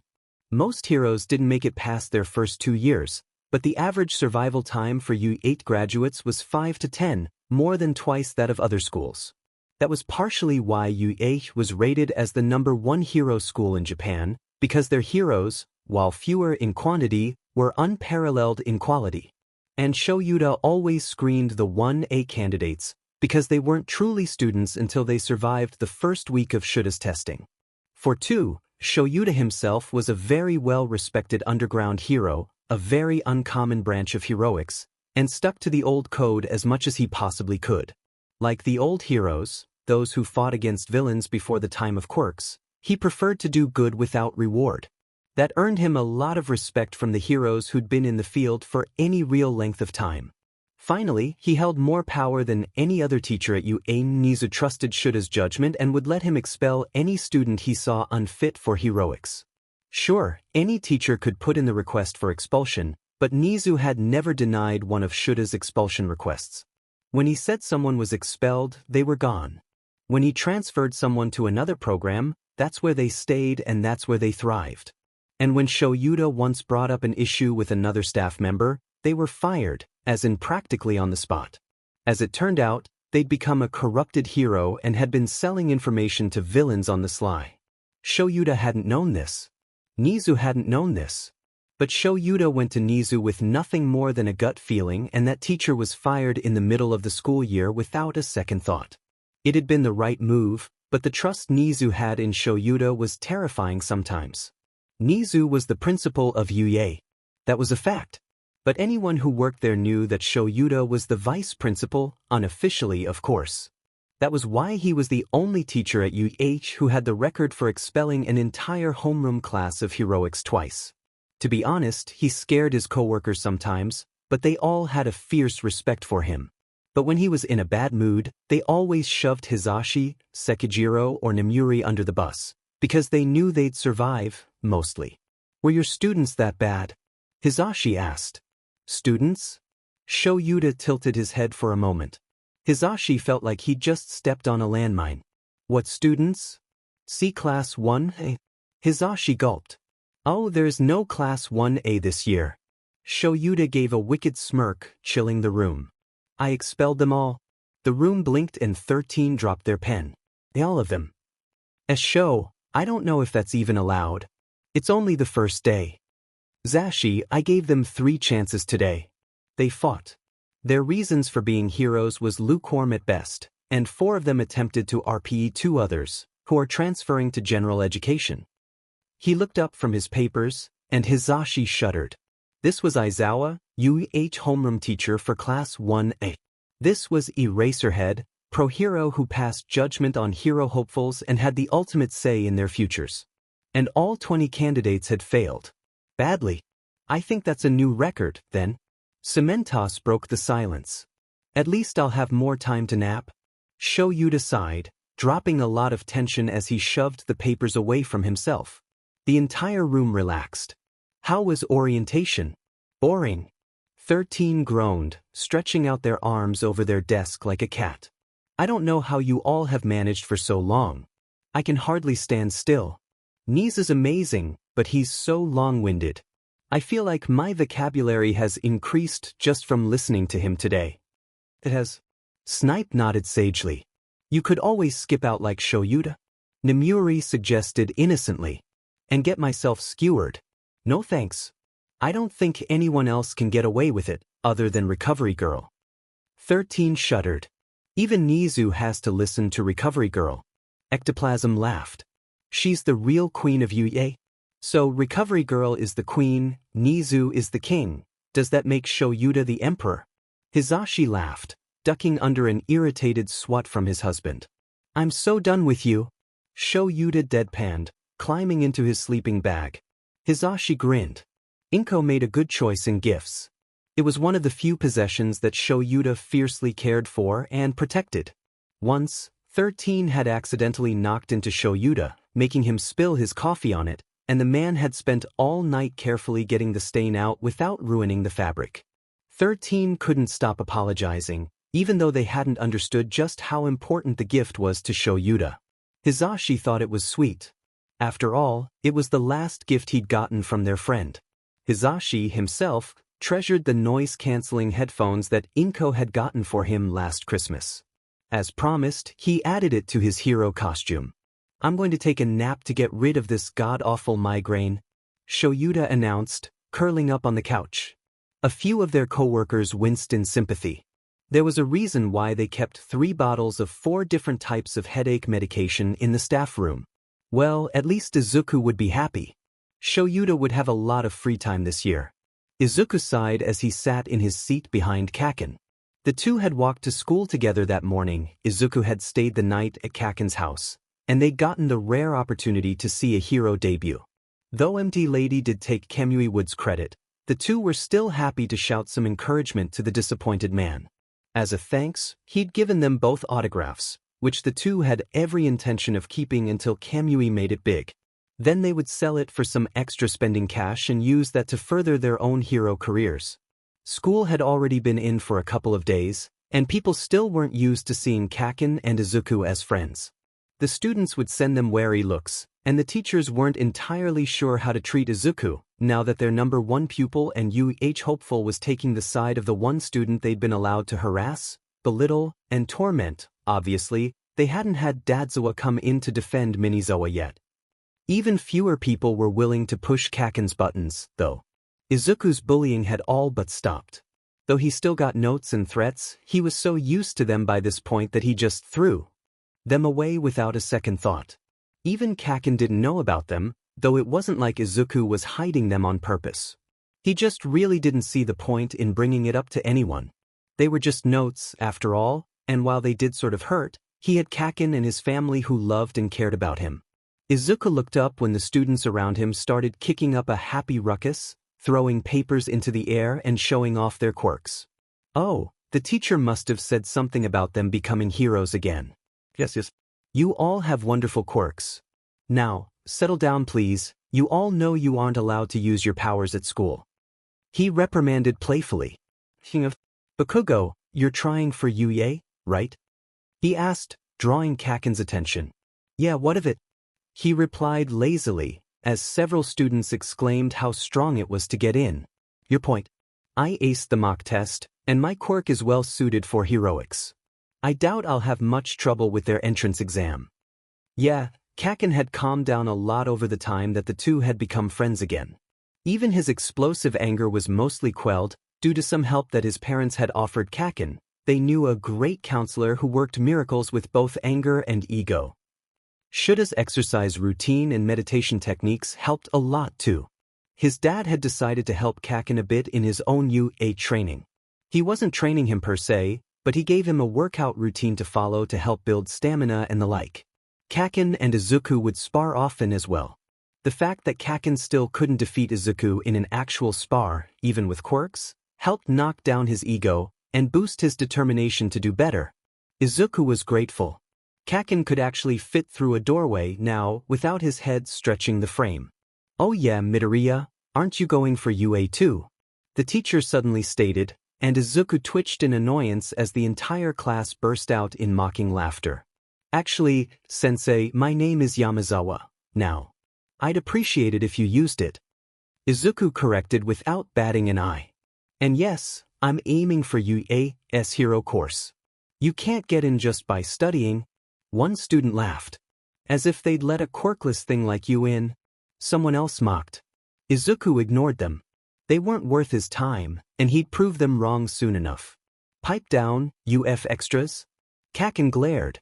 If you want to antagonize a future hero so badly, then do it on your own F time.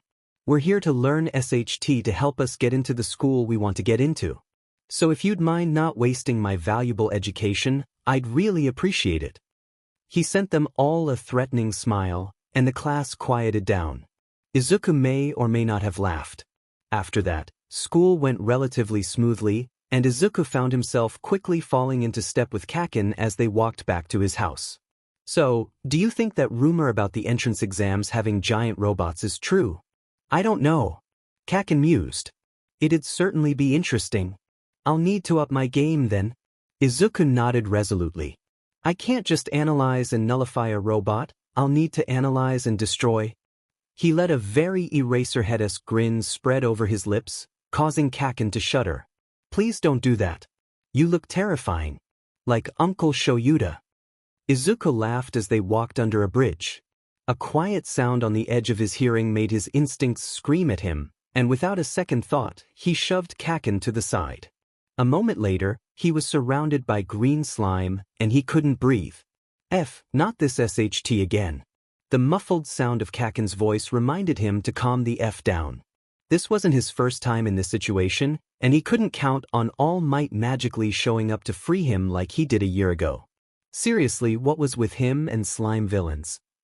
He forced himself to calm the F down, and reached a sluggish hand up, a smirk on his face even as his lungs screamed at him and his brain attempted to panic. To think I'd find such a perfect invisibility cloak. What a lucky day. Now I'll be able to escape that BSTRD. Thanks kid, you're my hero. Black encroached on his vision as he continued to reach up. Almost there. What are you doing, kid? The villain had an edge to his voice as Izuku's grin grew into a terrifying thing that'd make his dad proud. Stop. The villain tried to expel him.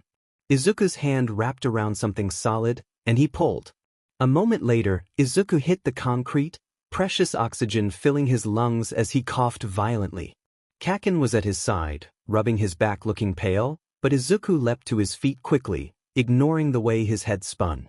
The villain's eyeball was held firmly in his right hand. Geez, can't you slime villains leave me alone? Izuku asked casually through heavy coughs, loosening his capture weapon, which he wore at all times.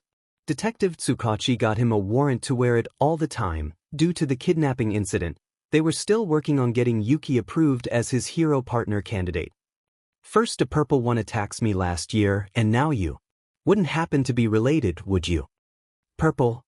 You mean you're the brat my brother tried to kill before he was arrested by All Might? The villain looked abruptly angrier, even with bloody slime seeping from what Izuku assumed was his eye socket. Guess I'm just unlucky like that. He sighed with a shrug as he casually tossed the eyeball up and down like a ball. He was scared, but he had to stall for time until his parents arrived. He knew Kacchan had called them the moment the villain showed up, and they were most assuredly already en route to their location. He just had to make sure nobody died before then. He was still too shaky and weakened from oxygen deprivation to run any real distance, and he knew Kacchan wasn't about to leave him to go get help from nearby heroes.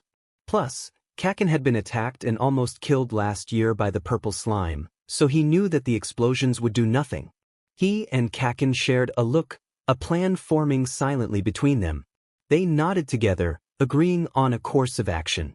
Izuku felt it coming before he actually saw anything. He immediately rolled to the side just as a new wave of slime hit the ground where he'd just been standing. Kacchan fired off a few explosions as he also dodged, drawing the villain's attention. Izuku didn't waste a moment of time. He saw the opening, and with the villain unused to his sudden loss of depth perception, this may be their only shot. Kacchan fired off several explosions to cover the fact that he threw something from his backpack to Izuku. He expertly caught the pocket knife and ran at the villain on silent feet. He'd never been more grateful for the experience he'd gained from those patrols.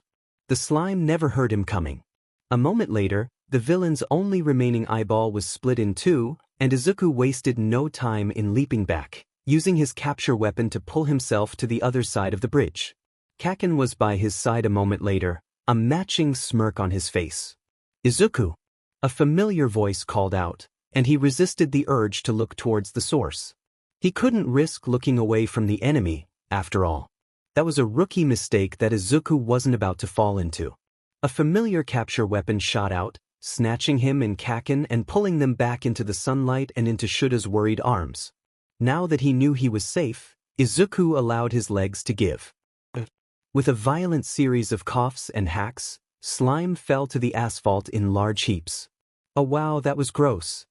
He felt a warm hand helping him heave it up as Pa incapacitated the villain with a loud yell. After a few minutes, he sat back and looked to see Shouta, Hisashi, and Nana Chio. "Come here, dearie, and let me have a look at you," Nana said, looking at both of them. "What happened?" Hisashi asked as he used a specialized piece of capture gear to gather up and hold the unconscious slime villain. "We were walking home from school," Izuku explained, after taking a long drink from the water Nana had handed him. She continued to check him over as he spoke. "And I heard the manhole cover open. I just reacted. I'd seen similar enough situations on patrol before, so I moved Kacchan out of the way." "Yeah, and he got caught for it?" Kacchan glared, and Izuku shuffled his feet. "And my explosions did nothing, just like last year. First thing I did was send you guys that SOS. Zucken somehow reached up and snatched the villain's eye out of his head, which made him spit him out." Shouta, despite himself, snorted. Izuku tried not to grin as he caught sight of the disembodied eye sitting not too far away. For a brief moment, he had the oddest urge to ask his dad if he could keep it, just to see his reaction. "I knew Kacchan had already contacted you guys, and I didn't feel like I could run to a more populated area, so I tried to keep him busy. Turns out he's the brother of that slime villain that attacked me this time last year." Izuku paused. "Actually, now that I really think about it, it was a year ago today." "What the F?" Kacchan blinked. "You're right." He rubbed the back of his head, glaring at Nana Chio. "Sorry, Nana. But seriously, what the heck is up with your cruddy luck?" She nodded approvingly as she finished tending to Izuku and moved on to Kacchan. Izuku shrugged. "No idea. Maybe this date is cursed. I'll probably just stay home next year." He decided.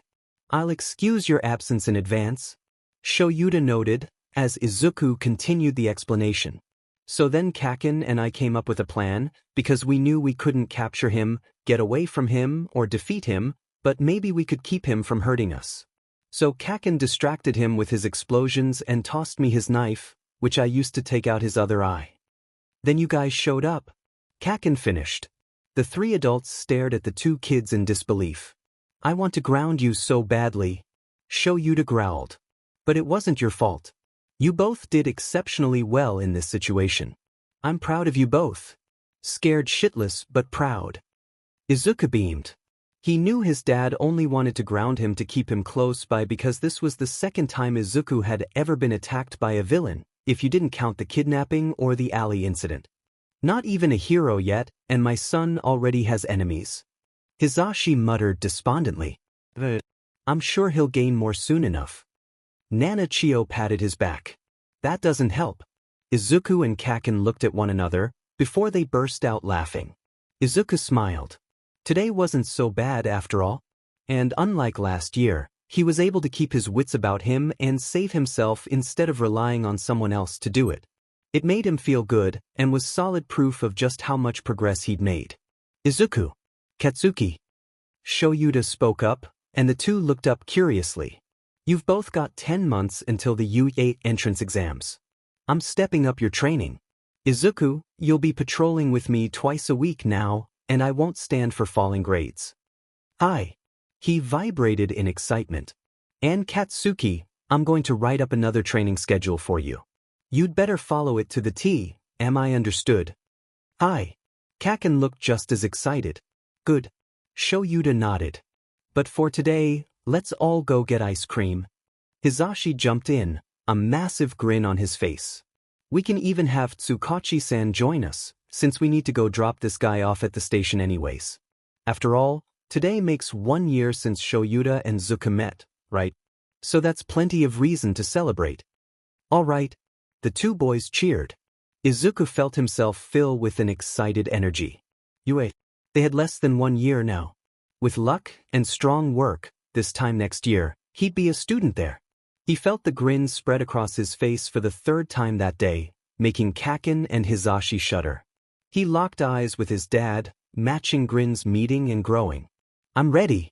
Izuku grinned as he leapt from roof to roof. He was much more proficient with his capture weapon than he used to be, and could use it with almost as much ease and precision as his dad. While he still wasn't allowed to actively engage anyone on patrols, he was most certainly allowed to help his dad restrain criminals until the police arrived, so long as he didn't actually fight. He was slowly getting better and better at these patrols, and half the time, his dad let him lead the routes. Now, Izuku was getting very good at finding trouble. It was almost scary. He seemed to have some sort of natural built-in radar for finding the people who needed help the most, and the nights that his dad let him come along on patrol ended up being the busiest nights he had. Yuki had finally been allowed to come with Izuku on patrols. Turned out, Yuki did have a quirk after all, and was fully capable of understanding and comprehending human speech, even if he couldn't replicate it. Yuki's quirk: he could completely disappear in shadows. Izuku thought it was the coolest, and it was absolutely perfect for the partner of an underground hero. Even his dad agreed. The registration would be finished by the UA entrance exams, so Izuku would be free to bring Yuki with him to school too. That was something he was looking forward to, even if Kacchan and Yuki fought from time to time. That was funny, to be honest. Their first meeting had been explosive, and not in the literal sense, either. Yuki had taken an instant dislike to Kacchan the moment the blonde inadvertently stepped on his tail. It was hate at first bite on Kacchan's end too. Izuku, ever the peacekeeper, managed to quell most of the unintelligible argument between cat and boy. The two now have a sort of love-hate relationship. Yuki understood that Kacchan was important to Izuku and was family, so he tolerated the blonde. Didn't mean he didn't occasionally swipe his tail under Kacchan's nose to make him sneeze at 1 in the morning, though. Izuku idly reached up and scratched the feline under the chin. He was nearly fully grown now. Yuki still preferred to sit on Izuku's shoulders, which Izuku found wasn't uncomfortable at all. In fact, his weight was a constant comfort to the boy. Shouta signed to him, using a special variation that would be gibberish to any civilians. It was a special sign that heroes used to take a break. They landed atop a nearby roof and settled down on the edge as Shouta brought out their lunches for the night. Izuku had come a long ways from the kid who could barely handle a 4-hour patrol. Now he joined his dad for the full 9 p.m. to 5 a.m. patrols every Saturday, and the half 9 p.m. to 1 a.m. on Wednesday, because school. Whenever he had a day off from school due to some holiday or villain attack, he'd join his dad for the full 9 to 5. He loved those ones, even if he now sported the same bags under his eyes that his dad did. Hisashi called them twins. And no, Izuku did not blush happily when Nemuri had remarked, like father like son. Right. So you're called onto the scene of a bank robbery. You're the first hero on the scene, and there are an unknown number of hostages inside. The robber has demanded that cops and heroes clear out within 10 minutes before he starts killing off hostages. Shouta started. What do you do? Izuku thought for a moment. Izuku knew that, though his dad didn't say it aloud, he had a time limit for his answer. How many cops are there? What are their quirks? He asked, knowing that heroes could direct police, and occasionally even civilians, to use their quirks to help them in different situations. His dad grinned as he listed off seemingly random quirks, though Izuku knew from experience that some of the cops at the station actually had these quirks. Izuku ran through a mental list of possible tactics and options before settling on the 3 that should result in the fewest number of casualties and smallest number of injuries. He explained the answer with as much detail as he could, listing backup plans for if things went south. For minutes to spare. Shouta smiled. You've gotten a lot better at this. He complimented, and Izuku couldn't help but grin as he leaned into his dad, the strong arm wrapped around his shoulders to hold him close as Yuki curled up happily in his lap, munching on some of his fish. Strong to believe we've only known one another for just over a year. Izuku breathed. I feel like you've been here my whole life. I wish I'd met you sooner, then maybe you could have grown up with a father figure. But I have you now. And Pa and Nana, and Auntie Nem and Auntie Mitsuki and Kacchan? I have so many people. I feel so blessed. He sighed contentedly. Izuku's brows knitted together as he noticed a white figure down in the nearby park, which Yuki was watching intently. What was someone doing down there? He checked his watch, 3:30 in the morning. Shouta noticed the figure too. What is Niza doing here? He sighed. packing his empty bento and motioning for Izuku to do the same. "Yuki, he's not food," he added absently, as the feline's ears drooped in disappointment. He quickly jumped up onto Izuku's shoulders as he followed his dad as they swiftly made it down to ground level and approached the mouse. "But, Shouta?" Nizu greeted with a smile. "I was hoping to find you out here." He blinked when he saw Izuku. "This must be your son, Izuku?" "Good morning," Izuku greeted. "Yamazawa Izuku. I am Nizu, principal of UA." He smiled, and Izuku straightened up immediately. This was the famed UA's principal. He was not ready to meet him. Yuki popped his head out from Izuku's capture weapon with a small meow. "Oh, nice to meet you too, Yuki." He smiled at the cat, who seemed to grin back. "Why are you here?" Shouta sighed, stuffing his hands in his pockets. "It was kind of chilly out. Because I wanted to let you know that recommendation slots for UA close at the end of this week. If you want your son to apply for one of those slots, do it now. I've got one spot left."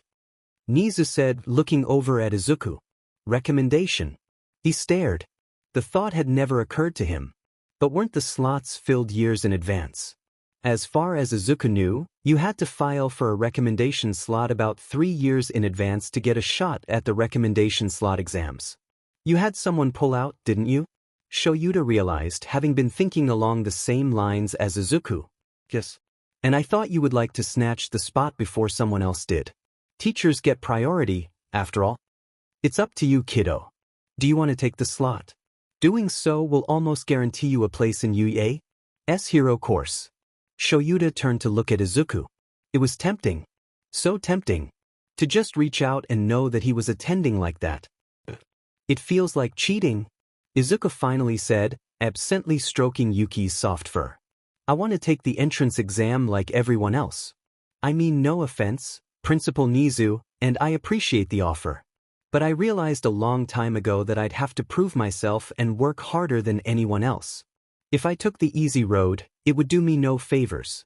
I'll get in the hero course, but I'll do it on my own merit, not on the word of my dad." Shouta grinned, and Nizu matched it. In that moment, Izuku knew that there hadn't really been a choice to begin with. Yes, maybe there really was an open slot, and perhaps if he'd agreed to it, he could have actually taken it. But this had been, first and foremost, a test. And he passed. "Yamazawa-kun, you really are an intriguing student, aren't you?" Nizu grinned. "Do your best on the entrance exams. I want to see you in my hero course. If you manage to get in, I'll work your schedule to attend private lessons with me to fine-tune those analysis skills Shouda's been showing me. It's been a long time since I've had a student of my own." Izuku almost choked on his spit. Nizu, the guy with high specs, wanted him as his personal student. Holy viti. He glanced at his dad, seeing a similar expression of shock pass over his features. "Now, if you'll excuse me, I must be off. I've places to be and paperwork to file." He spun on his heel and walked off at a leisurely pace, humming as he went. "Dad?" Izuku questioned hollowly. "What just happened? You just met Nizu. And impressed him. How?" "I've been showing him your quirk analysis notebooks for the last few months. He got curious, and I saw no harm in showing off what my son was capable of." Izuku felt his cheeks redden. He was very impressed. "Kacchan's gonna flip? I'm sure he will." Shouta chuckled, no doubt thinking of Hisashi's reaction. "Now, come on. We've got a patrol to finish." Shouta ruffled his hair, eliciting a laugh out of Izuku. "By the way, have you thought about a hero name yet?" Izuku groaned. "I'll make." Shouta sighed as he sat down next to Hisashi, Nemuri, and Chio at the staff meeting. Nizu said it was important. He'd left Izuku a note, something they'd been able to do recently without the kid freaking out, explaining where they would be. Shouta and Izuku hadn't gotten back from patrol until 6 that morning, because SHT kept popping up as usual, and this meeting was at 7:30. Just because Shouta wasn't getting any sleep didn't mean that Izuku couldn't get any. "Thank you all for coming." Nizu started, and everyone's attention flitted to the principal. "As I'm sure you're all aware, we will be welcoming a new staff member next year. I'd like for you all to meet him now, and listen to what he has to say." Nizu grinned as All Might walked in through the door. Okay, maybe he'd spent a little too much time around Katsuki. I am here, All Might announced, a large grin plastered on his face. God, Shoyuta could feel the headache already, and the man had only said 3 words. This was going to be a long school year. The floor is yours, Yagi, Nizu said with a smile. Shoyuta blinked. Was that All Might's civilian name? You all know me as All Might, but my civilian name is Yagi Toshinori. Feel free to use it in private. He smiled wider, and though Shoyuta didn't like the man, he still understood that All Might, no matter how big of an idiot he was, kept his secrets close to the vest. So why was he telling a room of practical strangers his civilian name? Was it a fake? Since we're going to be working together for a while, I'm going to share something with you. Please, and I cannot stress this enough, tell no one. His voice left no room for argument, and Shoyuta felt himself stiffen, Hizashi alongside him. Then, against all logic, All Might deflated. The entire room stared in shock at the stick of a man that stood before them, hacking BLD. What? He lifted his shirt, showing one of the worst scars Shoyuta had ever seen. 5 years ago, I was nearly killed in a villain attack. The man who injured me is gone now, but I lost half my respiratory system and most of the functionality of my stomach. I've become like this due to the numerous surgeries and the aftereffects. I can only hold my hero form for 3 hours a day. He took a moment to sit down as the room digested this gigantic piece of SHT pie. Shoyuta shared a disbelieving, and half-terrified, look with Hizashi and Nemuri. He could only work as a hero for 3 hours. And that's about how long the beginning heroics class was, between 1A and 1B. So you plan to balance heroics and teaching, how? Shoyuta raised an eyebrow. If you can only work for 3 hours, are you going to sacrifice your class time because you got caught up in hero work on the way to school? Or are you going to retire? He idly wondered if Izuku knew about this mini-might form of his. Perhaps he'd shown it to him on the rooftop. That kind of psychological blow, the weight of knowing that All Might's peaceful era was coming to an end. Even if Shoyuta didn't like him at all, that didn't mean that Shoyuta didn't respect the hero work this man had done. He single-handedly brought about a new, peaceful era. No, I'm not planning on retiring just yet. I was hoping that I could work with you all to figure this all out. All Might spoke up, his voice sounded much quieter in this form. My time as a hero is nearing its end, and I want to help train the next generation to handle the gap that I'll leave behind. Shoyuta couldn't necessarily fault that logic. The #1 hero retiring will certainly bring about a massive spike in crime. About how long would you say you have? Ectoplasm spoke up. A year or 2, depending on how I use my power. If I push myself too far, I'll lose time. All Might's answer was not what they wanted to hear. So they had 2 years at most to somehow train these kids to not only keep themselves and others from dying within the first 5 years of their career, but to collectively fill the gap that will soon open up and attempt to swallow the hero world whole. Wonderful. The rest of the meeting was spent talking to All Might and gossiping about some of their star students. Shoyuta left that room the first chance he got. This, he decided, was going to be a long Luong year. Kiyama Nemuri sighed as she stared at the ceiling of her bedroom. She had officially moved into the Yamazawa household, and as grateful as she was for Shoyuta and Izuku's safe return, she couldn't help the bitterness in her stomach. Why did Inko have to die? She knew it wasn't fair to hide away from Izuku, but every time she saw him, she'd say Inko. They'd never even told the others that they'd started dating. She felt the hot tears well up in her eyes and moved her arm to cover her eyes.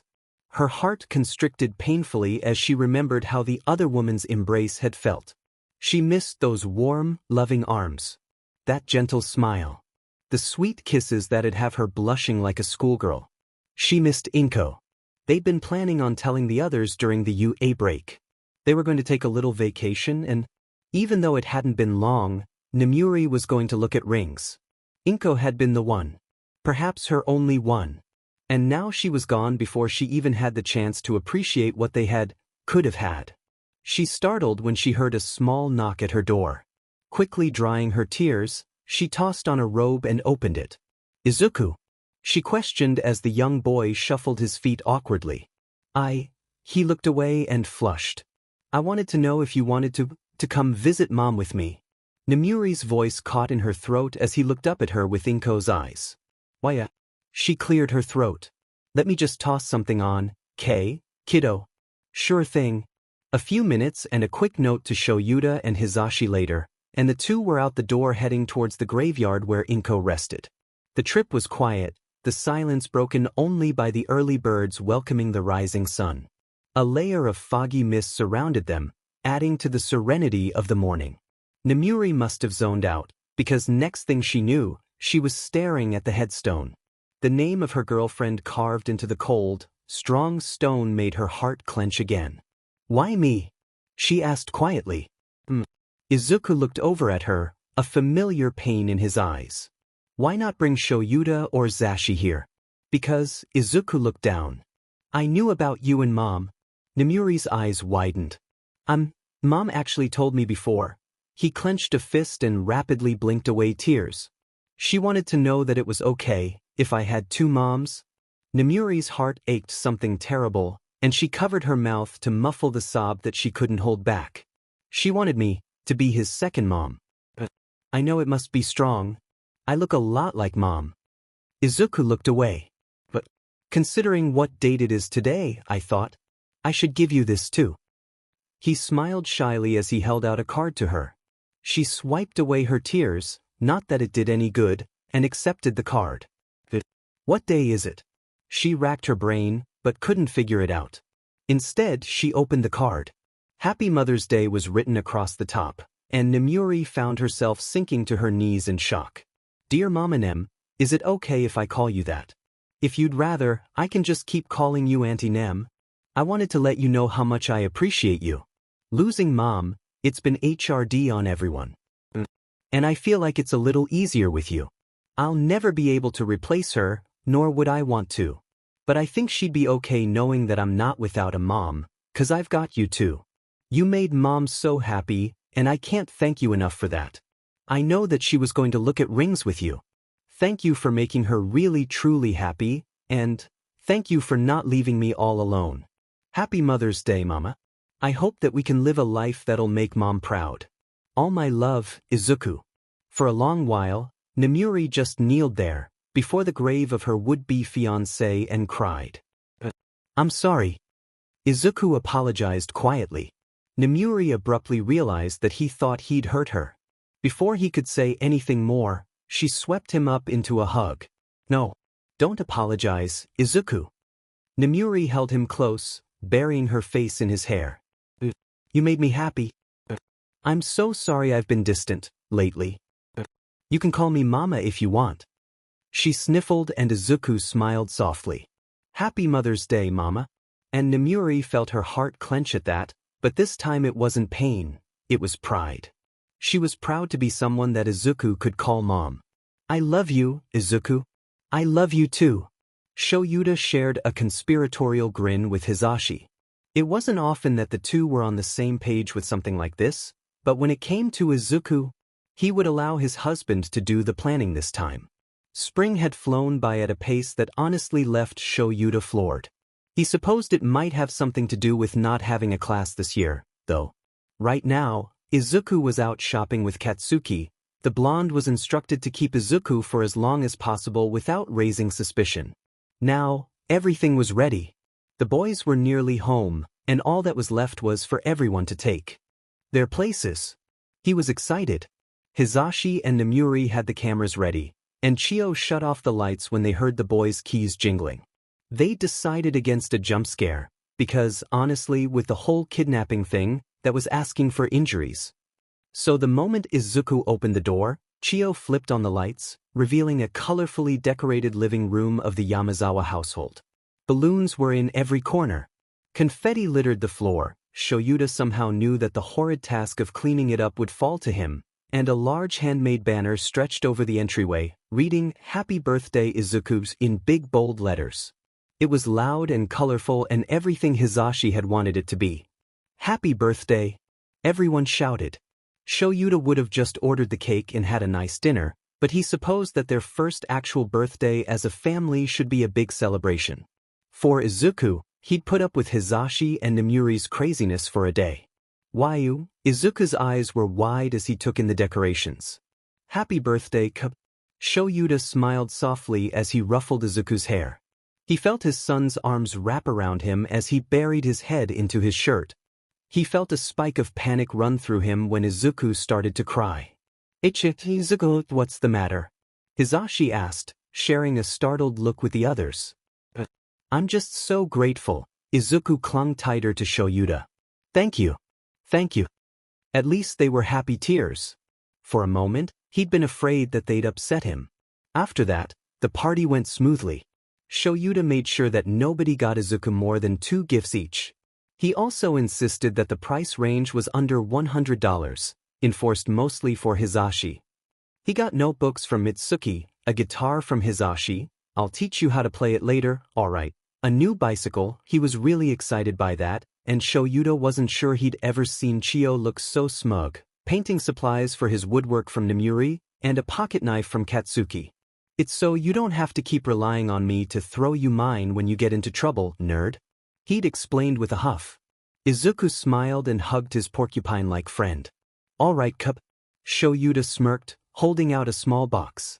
Happy birthday. Izuku carefully opened it, revealing a very sharp pair of Tanto swords. The blades had an appealing sweeping design with a serration towards the middle. The edges of the blade were coated in a light green color, and Izuku breathed in shock at their beauty.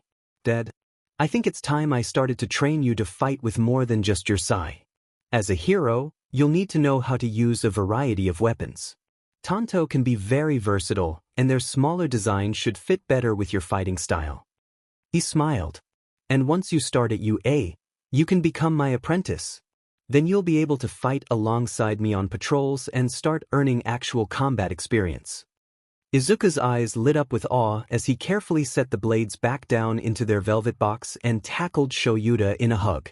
Hours later, after cake and dinner, Izuku retired to his room. Katsuki was about to follow him when he stopped. Thank you. He looked over at the adults. Zucken's been down all day. It's his first birthday without Auntie, and I think he's been dwelling on it. The party seems to have helped a lot. Shouta, Nemuri, and Hisashi shared a look. That was exactly why they'd done this the way they had. They knew it would go one of 2 ways, either Izuku would enjoy the party and it would take his mind off of his mother's absence, or it'd just hammer home the fact that things were different and make everything 10 times worse. They were immensely glad it was the former. Shouta took a moment to really study the young boy before him. Bakugo Katsuki was doing much better. He'd come a long ways from the kid that yelled profanities at everyone and snapped at the tiniest things. Shouta wasn't a big believer in second chances. He didn't often give them, life wasn't like that, after all. But he gave Katsuki one more chance because Izuku all but begged him to. He begged them all to give him a chance. And none of them could say no to those eyes. But Shouta was ready, the moment Katsuki slipped. If he even once hurt Izuku again. He didn't give a damn if the kid was 30 and drunk off his butt. He'd show him the wrath of an angered father. He may have given him a second chance, but he was not forgiving him. He'd lost that chance before he'd ever met Shouta. Misunderstanding or not, no matter what Izuku called it, it was wrong. But Katsuki had, admittedly, been getting that temper under control. Shouta found himself sometimes appreciating the kid's company. Rarely, mind you, but still. He at least appreciated the fact that he was protective of Izuku, so that was something. That night, Shouta snuggled into the warmth of his husband. He wondered idly if Izuku would one day snuggle up to someone like this. He hoped so. The kid deserved all the love in the world. Hisashi was excited. He bounced like a child on a sugar rush. Today was Halloween after all. They were going trick-or-treating too. He'd managed to convince Izuku and Katsuki to go, and no, it was not because Hisashi wanted free candy, though it was a great bonus. It was their first Halloween as a family, and he really wanted to make the most of it. Hisashi was dressed as a werewolf, his fake ears sat atop his head with false fangs glued in on the top and bottom teeth. He glued fur to the sides of his face, and had on gloves with claws to match. He thought he looked pretty damn good. Until he saw Shouta. Demon, the vampire look was hot. He had on a suit with a flowing high-collared black cape. He put effort into this year's costume, and it showed. His hair was neatly pulled back into a low ponytail, and he put in red contacts. He knew Shouta hated contacts because they irritated his dry eye. He also grew out his fangs, which poked over his bottom lip every time he smirked. If that smirk was a goddamned weapon to... Hisashi suddenly felt like he was the luckiest man in the world, having this hunk to himself. He closed the distance between them in 2 steps and literally swept Shouta off his feet, SWing him low into a dip as he kissed him, careful not to cut his tongue on the sharp fangs. Shouta chuckled and kissed him back, one hand coming up to entangle in the loose blonde hair. If you two are ready to go, Izuku spoke from the doorway, and the two broke apart, flushing with embarrassment. You left the door open? Shouta asked with a glare.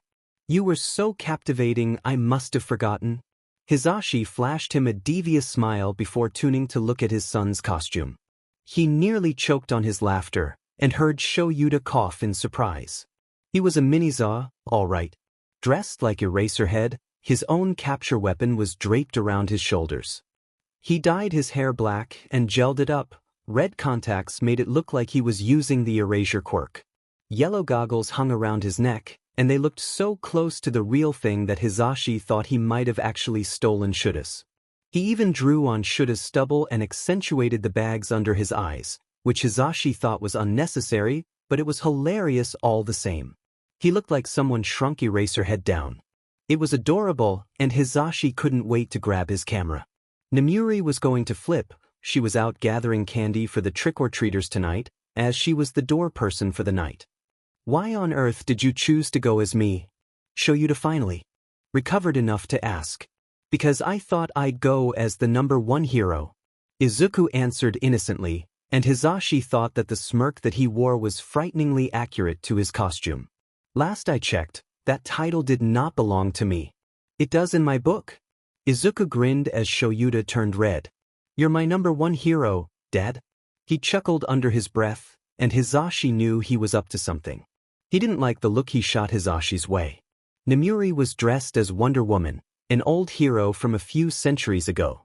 The old heroes of the quirkless era were something like gods among the heroes of today. They were their roots, and well-respected even all these centuries later. Chio was a small dragon, much to Hisashi's surprise. Oh, you four have fun. Nemuri pulled Izuku into a hug, kissing his forehead. Yuki meowed in protest from Izuku's shoulder. Mama. Izuku complained with a smile. The first time he'd called her that had shocked Hisashi and Shouta quite badly, until they were told of Nemuri and Inko's relationship. Honestly, Hisashi and Shouda's hearts broke when they learned of that. Hisashi didn't know how she managed to smile.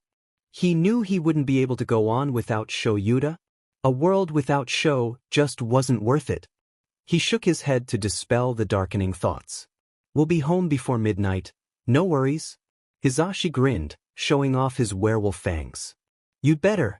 Chio shook her cane threateningly. Nem and I will watch the house while you're gone. You'd better bring back some candy for me too. Of course, Mum. Shouta smiled, kissing her on the cheek. Hisashi grinned. Shouta had become a lot more comfortable with Chio's position as family grandmother, and thusly his mother, over the last few months, too. Though if anyone at Yu-ing ever heard him call her mom, they'd probably flip their SHT.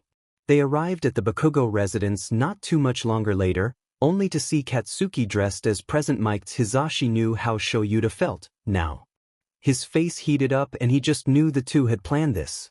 Unlike Shouta, though, he was used to kids dressing up as him for Halloween. He was a limelight hero after all. You could buy present Mike merch and costumes on Amazon or at the mall, after all. He just hadn't been expecting Katsuki to buy a wig, gel it up, and copy his look and outfit nearly flawlessly. He'd even put in green contacts to match Hisashi's eye color. He wondered if he stole his sunglasses, but banished the thought. He'd seen them on his dresser earlier. Either way, tonight was a night for fun and scares, and Halloween was honestly Hisashi's favorite holiday. The night was going well. They loved seeing all the decorations on the houses and the creative costumes that the kids wore. Hisashi let several curious kids poke his furry ears, which moved with his emotions, and Shouta got the attention of many women and a few men. He chuckled at his husband's obliviousness. He only had eyes for Hisashi, and it warmed his heart. So things had been going rather well. That is, until a mother with her young son passed by. The young boy was dressed as All Might. "Don't worry, Mom. When I get my quirk, I'll be the best hero and save you, just like All Might." Izuku had been standing with Hisashi and Shouta as they waited for Katsuki to come back from the haunted house he'd wanted to try. As he watched the mother and son, he got a strange nostalgic look on his face, before his expression became strong. "Little listener," Hisashi asked, drawing Shouda's attention. "Zuzu. I'm okay." He stared off after the mother and son for a moment, and it clicked for Hisashi, who pulled Izuku into a hug. "I know. We miss her. When I was little, I used to pretend to be All Might and save her. But when it really mattered, I couldn't." He choked on his tears as Hisashi moved them to a more private location and sat on a bench. Katsuki looked after them for a moment before muttering something to his parents. They went to wait elsewhere while Hisashi and Shouta handled the situation, much to their relief. "I miss her," he sobbed, and Hisashi held him tighter. "I know, Zuku." He sent Shouta a helpless look, but he just shook his head. Izuku needed to cry, and there wasn't much of anything they could do right now but let him. It was a good 30 minutes before he finally started to calm down. "You feelin' any better?" Hisashi asked. "Kind of sorry for, Hey, none of that, okay?" Hisashi gently wiped away the tears on his left cheek, as Shouta reached over and did the same with the right. "We're here for you, cub," Shouta said. "And if you need to cry, then cry. That's what families are for. We're with you every step of the way. No matter what." Hisashi wasn't sure his husband had ever been eloquent, but maybe he was rubbing off on him a bit, because Hisashi couldn't have said that better himself. He flashed Izuku a grin. "You don't have to take any of this pain alone. But she was your friend too. Why should I add to your pain?" "Problem child," Shouta sighed. "There's no your pain and my pain. It's our pain. We all share it because we're all connected."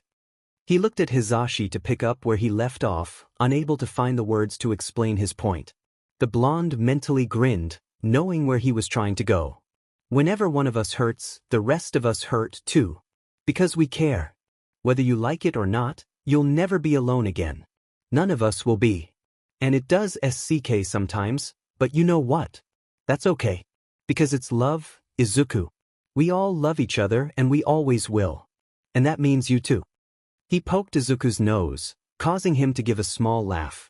A smile that could barely be called that flitted across Izuku's lips, and Hisashi counted that as a win. "Now come on, I think that's enough tears for tonight." Hisashi stood up from the bench they'd occupied, and dusted himself off.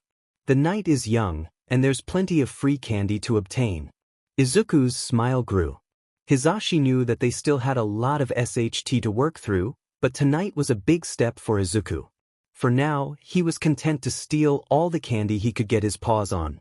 And if he had to be the dad that went up to the house with his nearly teenaged son and literally beg alongside the 6-year-olds, then he would. It was candy after all. Yuki still sent him a glare from his spot on Izuku's shoulders. Izuku smiled as he hung the final ornament on the tree. He was feeling bittersweet. This was his first Christmas without his mom and it hurt. This year, it was just the Yamazawa family. Kacchan and his mom were spending Christmas with Mushrooms, Kacchan's dad, family on the other side of Japan, so Kacchan and he had exchanged gifts early. He'd gotten the blonde the latest Call of Duty game. Kacchan loved the series, and in return he'd been gifted with the newest Zelda game. Izuku was pretty happy with that. He'd recently found a love of games because it helped take his mind off of everything. Especially ones like Zelda that made him think and problem solve. Pa was thrilled, because it meant that they could play games together. Apparently, he was a huge gaming nerd. There were plenty of presents scattered beneath the tree this year, but he couldn't help but feel like it was hollow, somehow. He didn't realize that he was crying, standing in front of the tree like an idiot, until his dad wrapped his arms around him. "Dad?" Izuku looked up at him. They were alone in the room, and it was getting late. Is it my fault that Mom's gone?" Logically, he knew that the answer was no. But he still felt so guilty. No, Zuzu. It's not your fault. It's his fault. He sat them both down on the couch.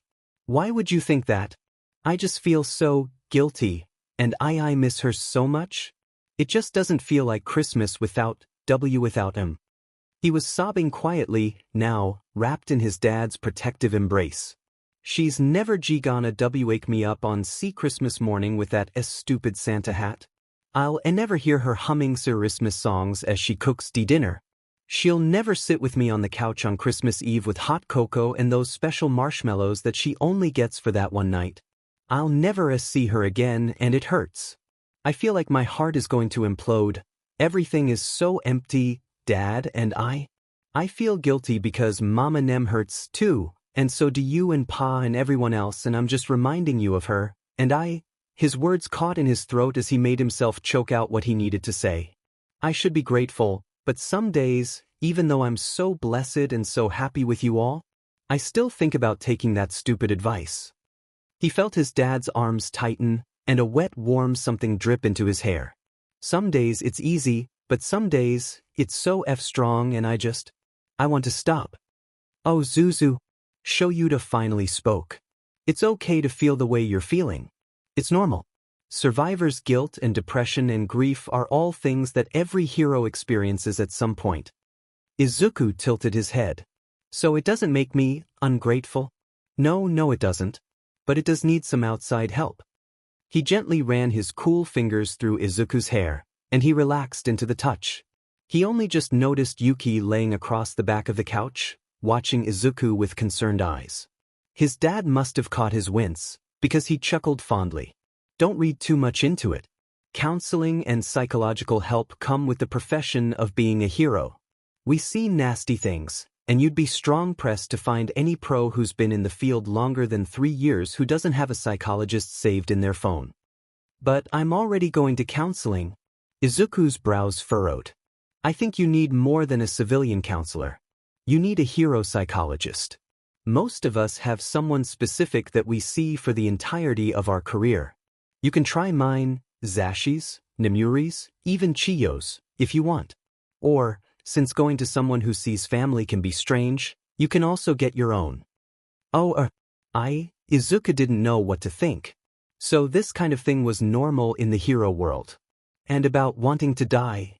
Izuku stiffened as his dad brought that up again. I'm sorry. It's stupid and weak and, I don't think so. He spoke quietly.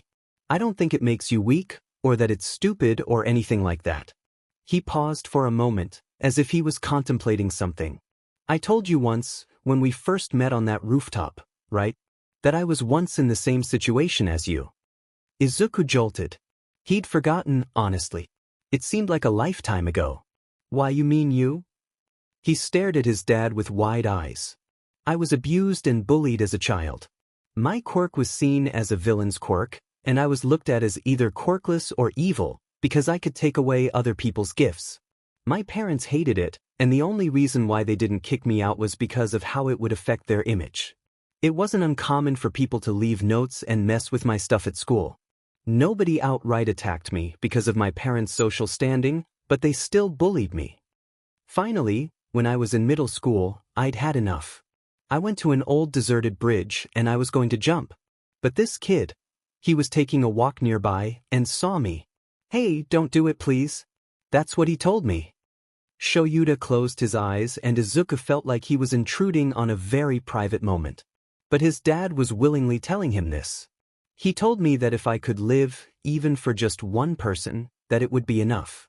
Even if that person was myself.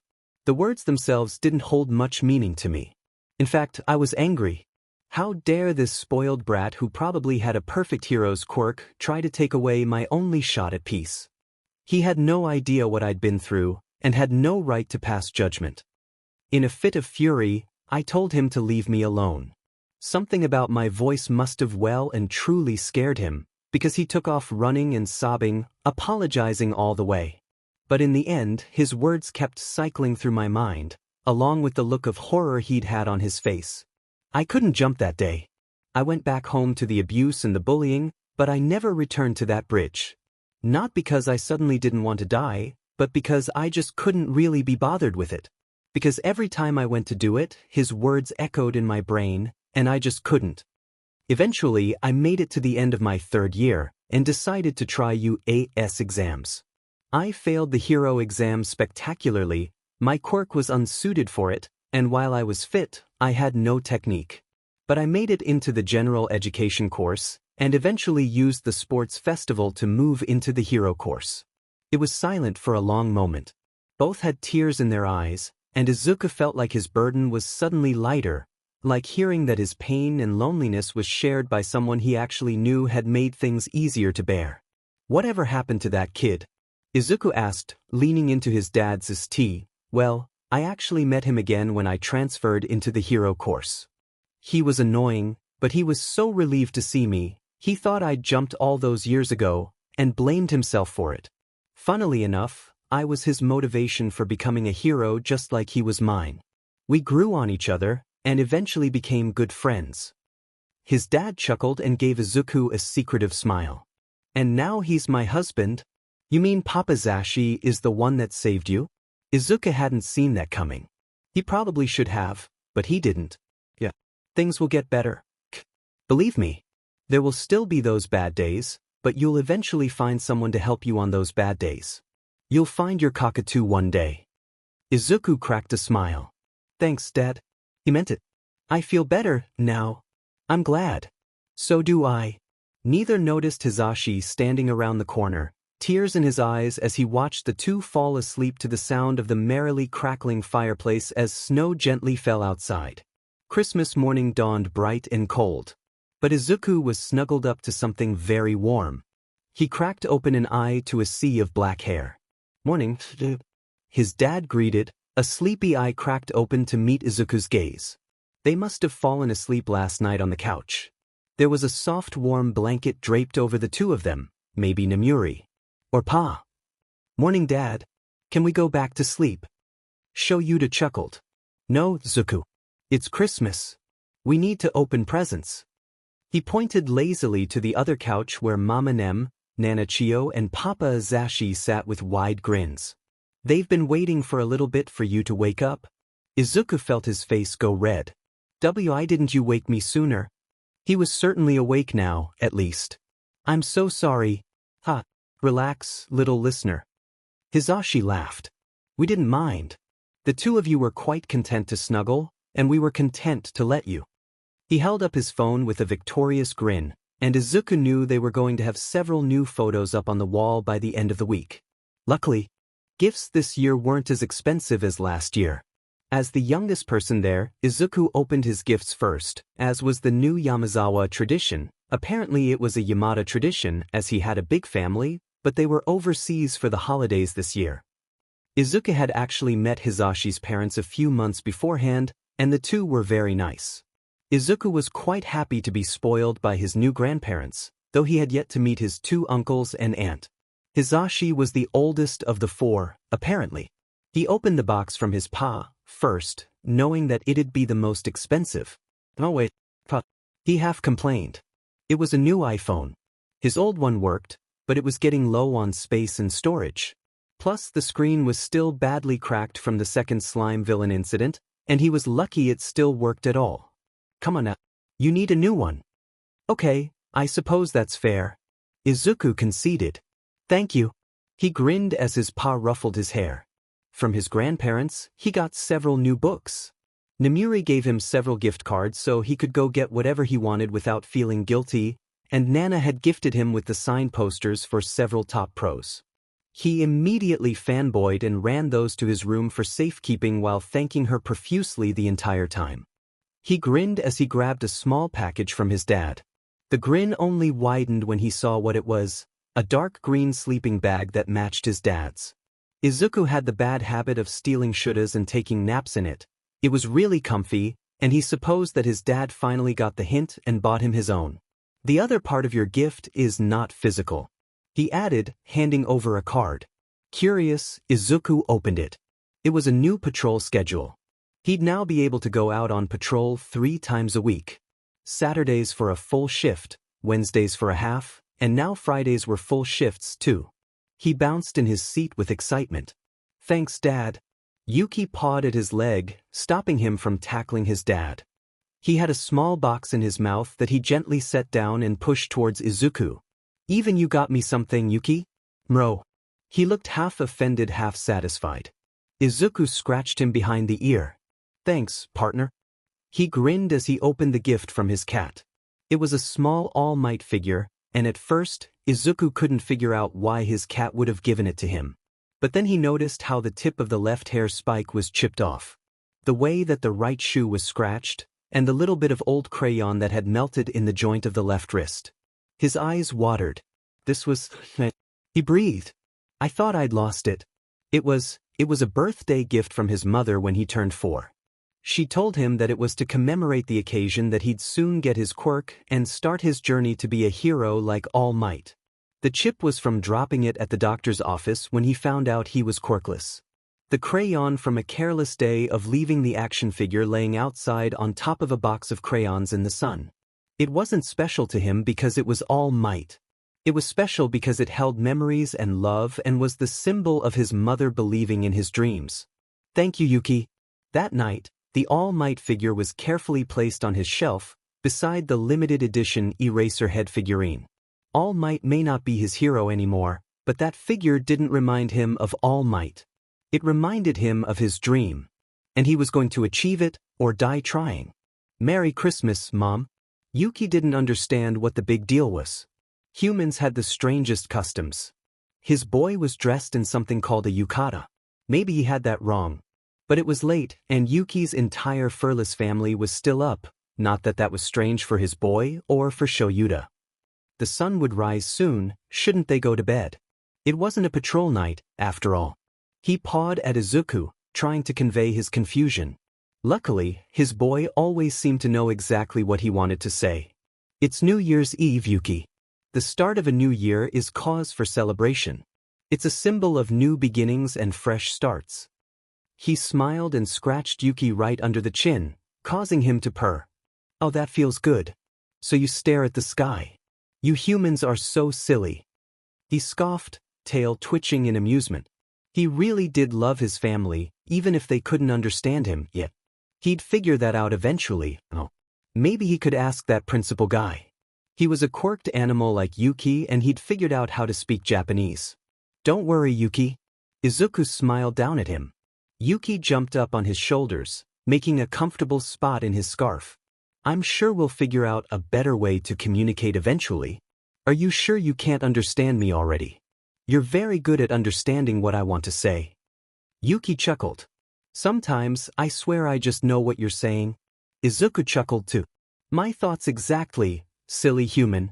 He wrapped his tail around Izuku's neck as they headed up to the rooftop with everyone else. Yuki loved being up high. It made him feel like he could protect his humans better. Izuku leaned into Shouta with a content smile, and Yuki happily sat where their shoulders met, nesting in both their scarves.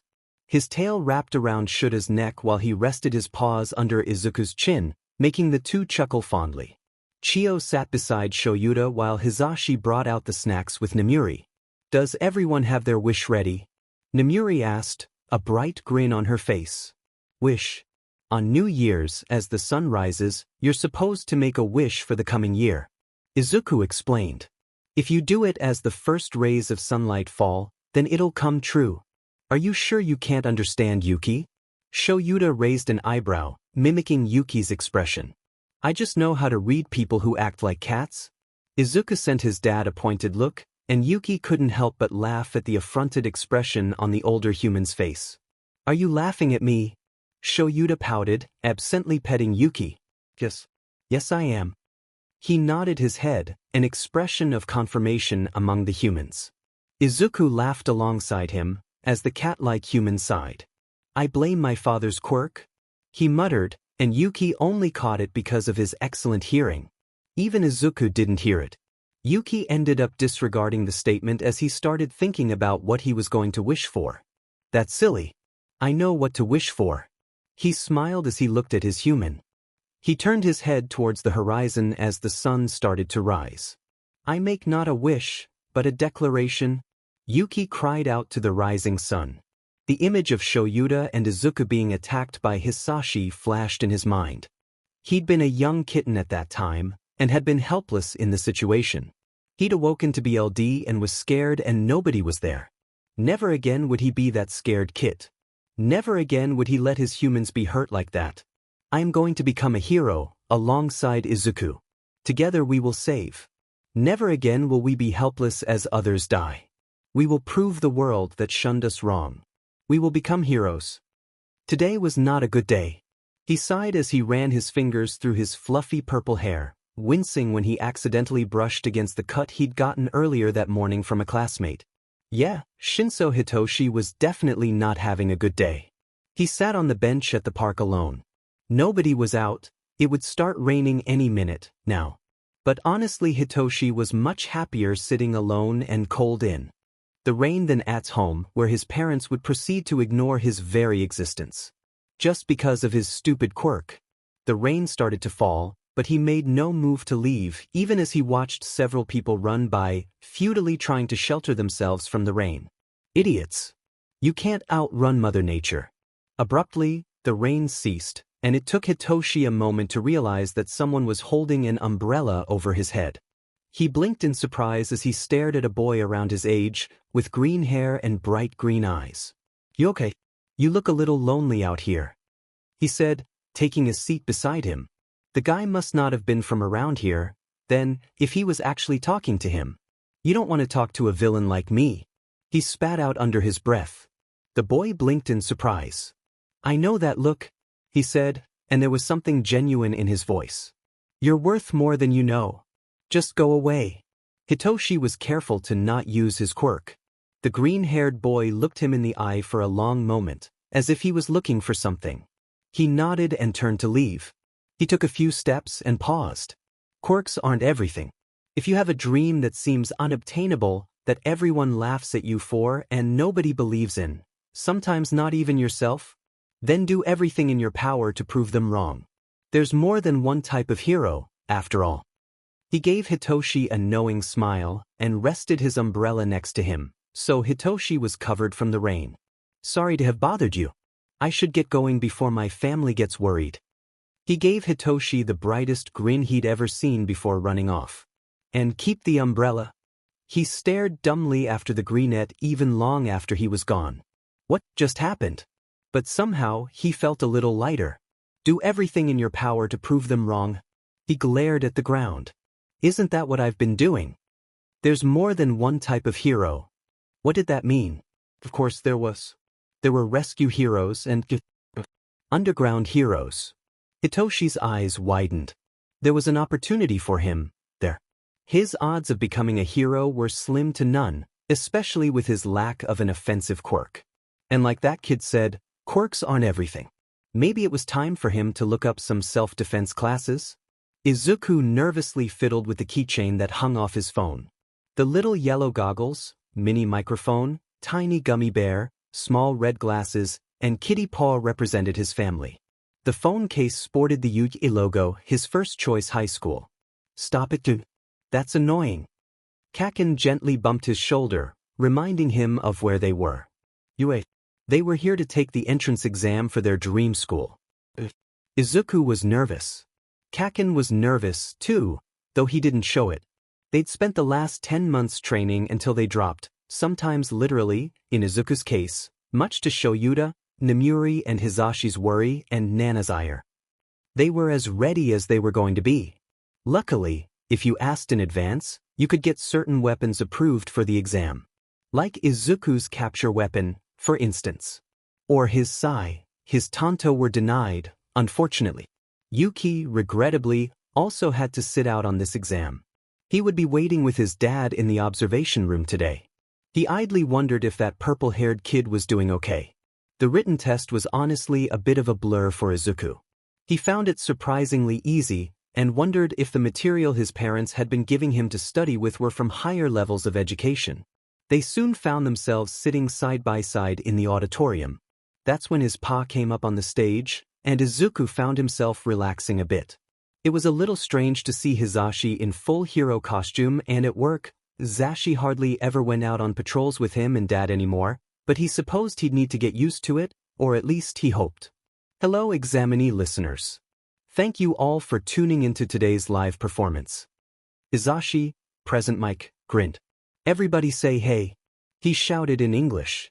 Hey. Izuku and Kacchan cried out in unison. Izuku remembered hearing Hisashi lamenting the fact that nobody ever responded to him during this welcome speech for the exams, so he and Kacchan had decided to fix that. He wasn't sure he'd ever seen his pa look so excited. He was vibrating on the stage as he fed off their energy. A few people turned to glare at them, but they ignored it. Alright, now that's what I'm talking about. Present Mike grinned. Let me give you the rundown for the practical exam. Are you ready? Yeah. Izuku and Kacchan shouted alongside present Mike again, though this time a few other people shouted alongside them, emboldened by Izuku and Kacchan's participation. The blonde's grin widened, even as other examinees glared again. Yes. Present Mike grinned, pointing to Izuku and Kacchan. I am loving your energy, listeners. I've got my eye on the 12 of you. A few people muttered in surprise. The entrance exam is a great opportunity to stand out to the heroes. If you catch their attention, then you've got a better chance of being admitted. Izuku sighed. You all got your handouts at the door, right? Then here we go. After this, you'll all be conducting 10-minute mock urban battles. After my presentation, you'll head off to your designated battle centers. Bring whatever you want. You follow so far. DMN. I'm Battle Center A. Kacchan noted, and Izuku looked to his. I'm B. Looks like we'll just have to do our best and hope we both pass, huh? Izuku only half listened to the explanation. While his parents hadn't told him what the exam was, because that would be an unfair advantage, he'd read the handout the moment he got it. Robots, indeed. Good thing he'd planned for that. May I ask a question? A blue-haired boy stood up. Sure thing. Present Mike grinned as a spotlight illuminated the kid. On the printout, there are 4 types of villains. If that is a misprint, then UEA, the most prominent school in Japan, should be ashamed of that foolish mistake. The boy was certainly passionate, Izuku would give him that, but he was way too uptight about things, and was coming off as rather rude. We examinees are here in this place because we wish to be molded into exemplary heroes. The boy continued, before turning and pointing towards Izuku and Kacchan, illuminating them as well. Kacchan glared, while Izuku schooled his face into one of bored indifference, just like his dad, and raised a single eyebrow. In addition, you over there with the curly hair, you've been muttering this whole time. And you with the spiky hair. You too have been interrupting this entire time. It's distracting and disgraceful. If you're here on a pleasure trip, then you should leave immediately. Only Izuku and Kacchan caught the dark look of anger that flashed over Hisashi's face. Pusmed. That's definitely a record. I doubt anyone's gotten in his bad books this fast in a while. Okay. Present Mike called the attention back to himself, relieving Izuku and Kacchan of the eyes that bore into their skulls. The two let out silent sighs of relief, each sending the blue-haired kid a glare. Thanks for that question about the robot, Examinee 7111. I was just about to explain about him. The screen behind Present Mike showed the robot's outline. This guy is worth 0 points. He's more of an obstacle that goes crazy in narrow spaces. I'd recommend you avoid him and concentrate on getting those scores up. Izuku's eyes narrowed. An obstacle. Maybe a way of showing what we can do when we encounter an enemy we can't defeat. Perhaps to represent a civilian under a villain's control. Someone he can't hurt, but can pose a threat to us. But then why make it 0 points? Come on, Izuku. Kacchan poked his shoulder, and Izuku realized that the lights were back on. You're muttering again, and it's time to go. Though Uncle Zashi's good luck suffering doesn't sit right with me. He's probably having a blast. You know, if Nana heard you say that, Izuku's lips quirked into a smirk. Yeah, but she ain't here. Hey, Kacchan. Yeah, Izuku. Good luck. I'll meet you by the gates when the exam is over. Izuku extended his hand. Kacchan stared at it for a moment before he smirked and pulled Izuku into a hug. Good luck, dude. I'll see you after we win. Hisashi grinned as he watched his son standing in the crowd of examinees. Ida Tenya, Tensei's little brother, had been a real JRK during his show earlier. You just don't call out people like that in front of thousands of examinees. He was going to have a word with Tensei later, but for now. He smirked, watching as they chattered excitedly. Nobody was going to expect this. Go. He was happy to see Izuku dash off instantly, using his capture weapon to move faster through the buildings and find more robots. The distinct sound of explosions in the distance told him his son was already gaining points. Impressive. Well, what are you waiting for? He shouted at the other examinees, who were standing there staring at him. There are no countdowns in real life. Go. Hirged. The die had been cast. With that, the group of prospective students shot forward with vigor and enthusiasm. Now it was time for work. The exams were dangerous. They tried to keep the danger down as much as possible, but accidents happened, especially when kids got tired, and didn't he have experience with that? He still shuddered when he remembered the one time he and Shouta had been patrolling with Izuku, and the kid was more tired than he had been willing to admit. He'd missed a step while roof hopping and nearly fallen to his death. Would have, if Shouta hadn't caught him. He wasn't sure he'd ever been so terrified, nor seen Shuta's face so pale. It was his job as the overseer of Site B to make sure the students didn't die. Anything else, Recovery Girl could handle. He just had to keep them alive for 10 minutes. Next year he was going to make Shouta do this part, and he'd kick it back in the observation room with a cup of hot cocoa. Shouta sighed as he sat in the dark room, eyes glued to the monitors as Yuki curled up in his lap. He held a cup of coffee in his hand. Shouta thought that he could handle this. He didn't have to interact with the man, and the man didn't have to interact with him. But he hadn't realized how stressful it would be to sit in the same room as All Might. Though Yuki helped a lot, curled up on his lap. He imagined that even if he hadn't almost gotten his son killed twice, because he absolutely blamed the slime villain incident 10 months ago on this man for not tying up loose ends, he'd still feel irritated. He did not want this man working in his school. His enemies were too strong. He knew several staff members agreed with him, too, but Nizu's word was final. And even Shouta, despite what his coworkers thought, could not change his mind once he had decided on something. Is that your son, Aizawa? Cementos asked, pointing to Izuku. The kid was using his capture weapon with as much grace and fluidity as Shouta himself. Yes. That's Yamazawa Izuku, my son. He grinned, and several staff members leaned forward in interest, including All Might. I didn't know you had a son, Aizawa-kun. All Might grinned. Shouta twitched. Kun. Yes, I don't advertise my family for the sake of their safety. Shouta ground out, and only a handful of people in the room knew why he felt so strongly about this. He'd managed to hide the scars well, even after all this time. 13, Cementos, and Sekijiro were the only ones who knew that Shouta had been kidnapped, though they were, as of yet, unaware that Izuku had also been kidnapped. The staff would need to be told when Izuku made it in. Any trauma experienced in the past needed to be made known to the staff for the students' safety and well-being. He's good.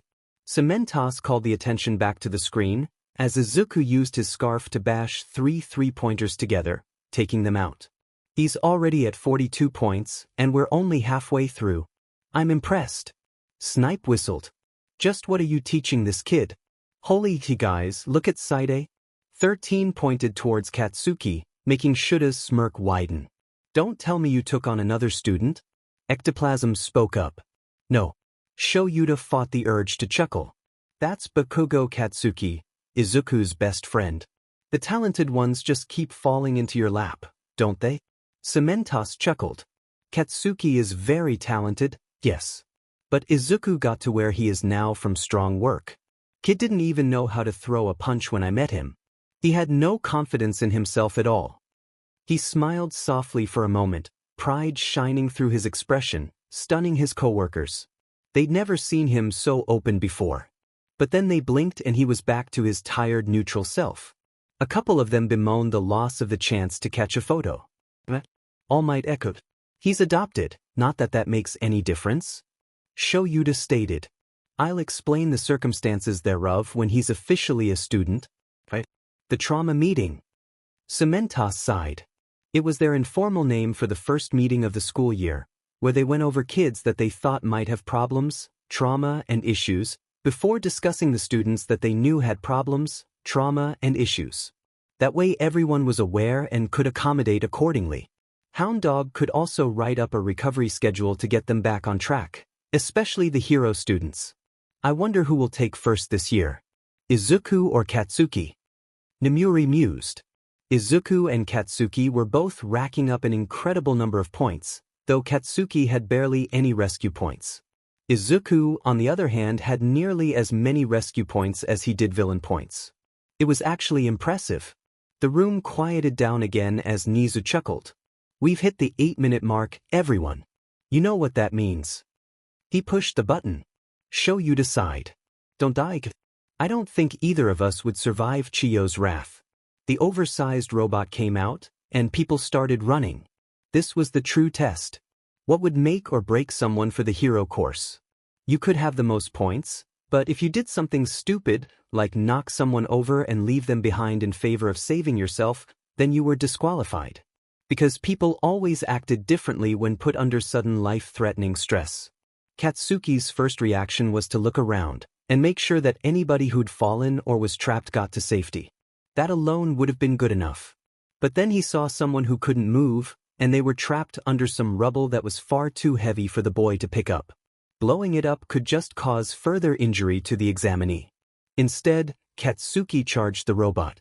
Shoyuta fought the urge to sigh. Katsuki let loose a massive explosion that they felt even all the way in the observation room. The zero-pointer stuttered and stopped.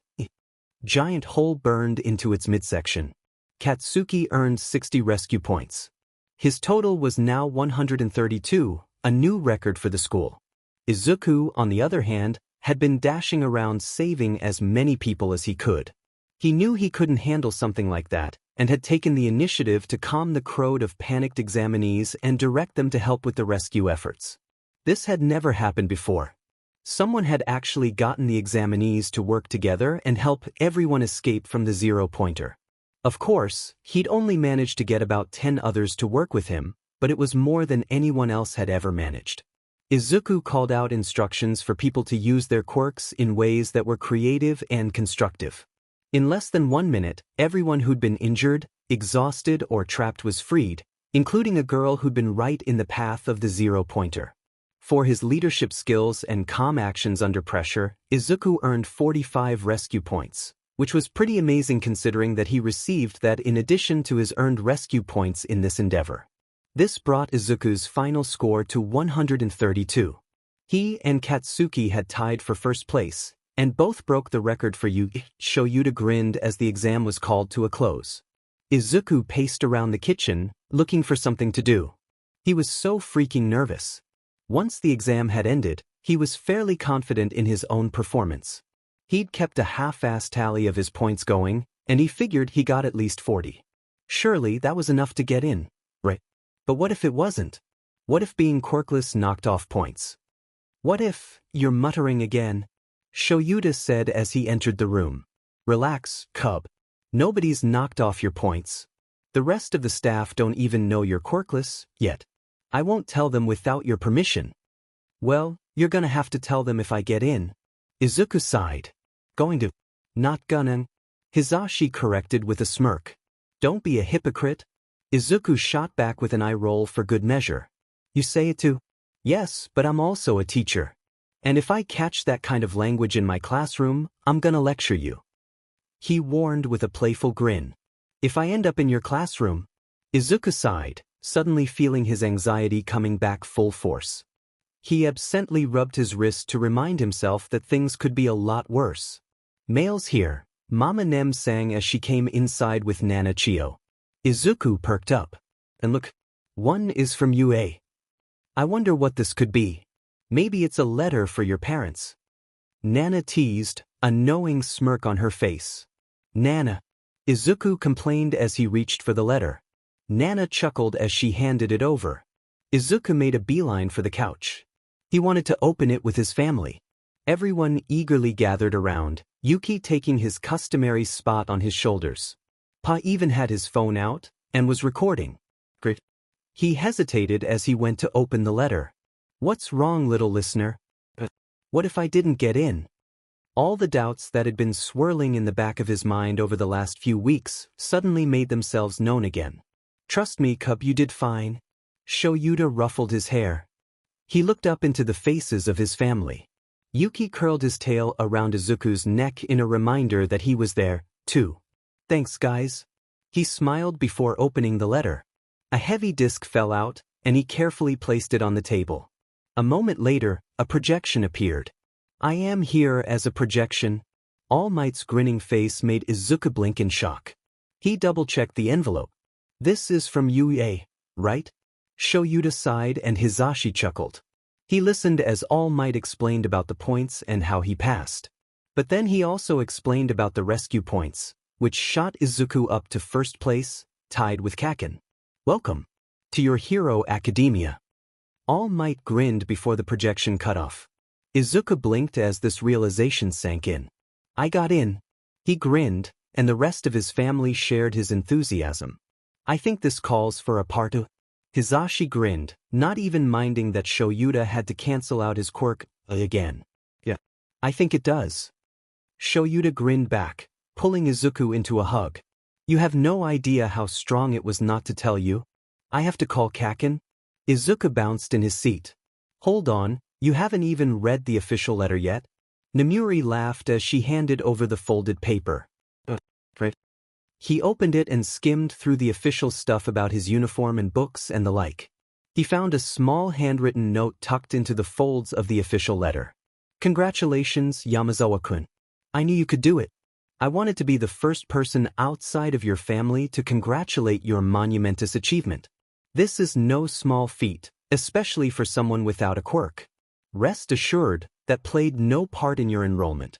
Though this does make you UA's first quirkless hero course student. Actually, I believe this makes you UA's first quirkless student regardless. Good job. This is a fantastic first step, and I hope you enjoy our private lessons together.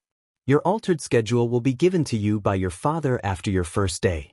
Of course, I look forward to seeing Yuki-kun as well. All the paperwork has gone through, and he is officially your hero partner. So please do bring him to school too. His specialized collar will arrive in the mail with your uniform within the next few days. Have a wonderful day. Welcome to UA's Hero Class 1A. Principal Izuku blinked and stared before silently handing it over to Hisashi. I'm UA's first quirkless student. He breathed. He'd expected others to have at least made it into the general education course or something.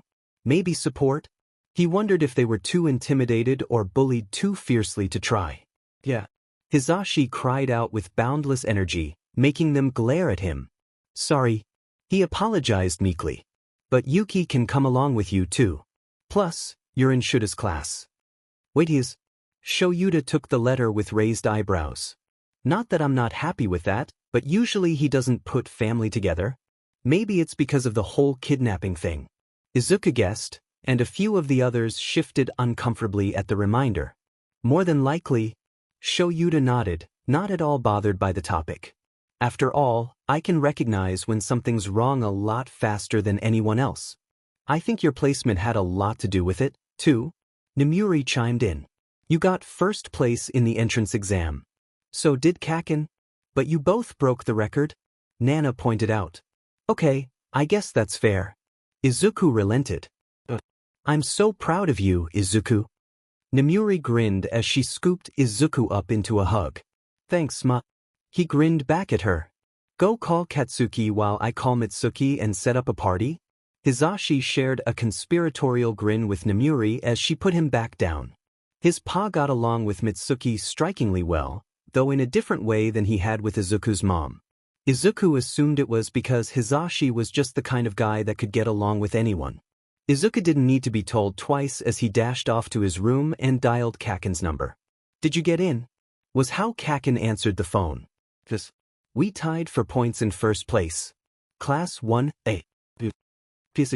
Like there was ever any question. Class 1, Beach.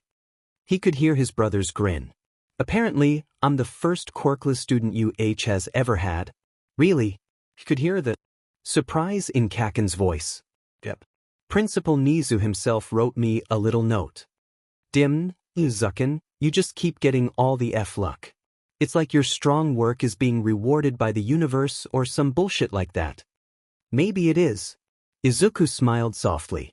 Either way, we need to celebrate. We're going to show all of you it's just what we're made of. Kacchan laughed.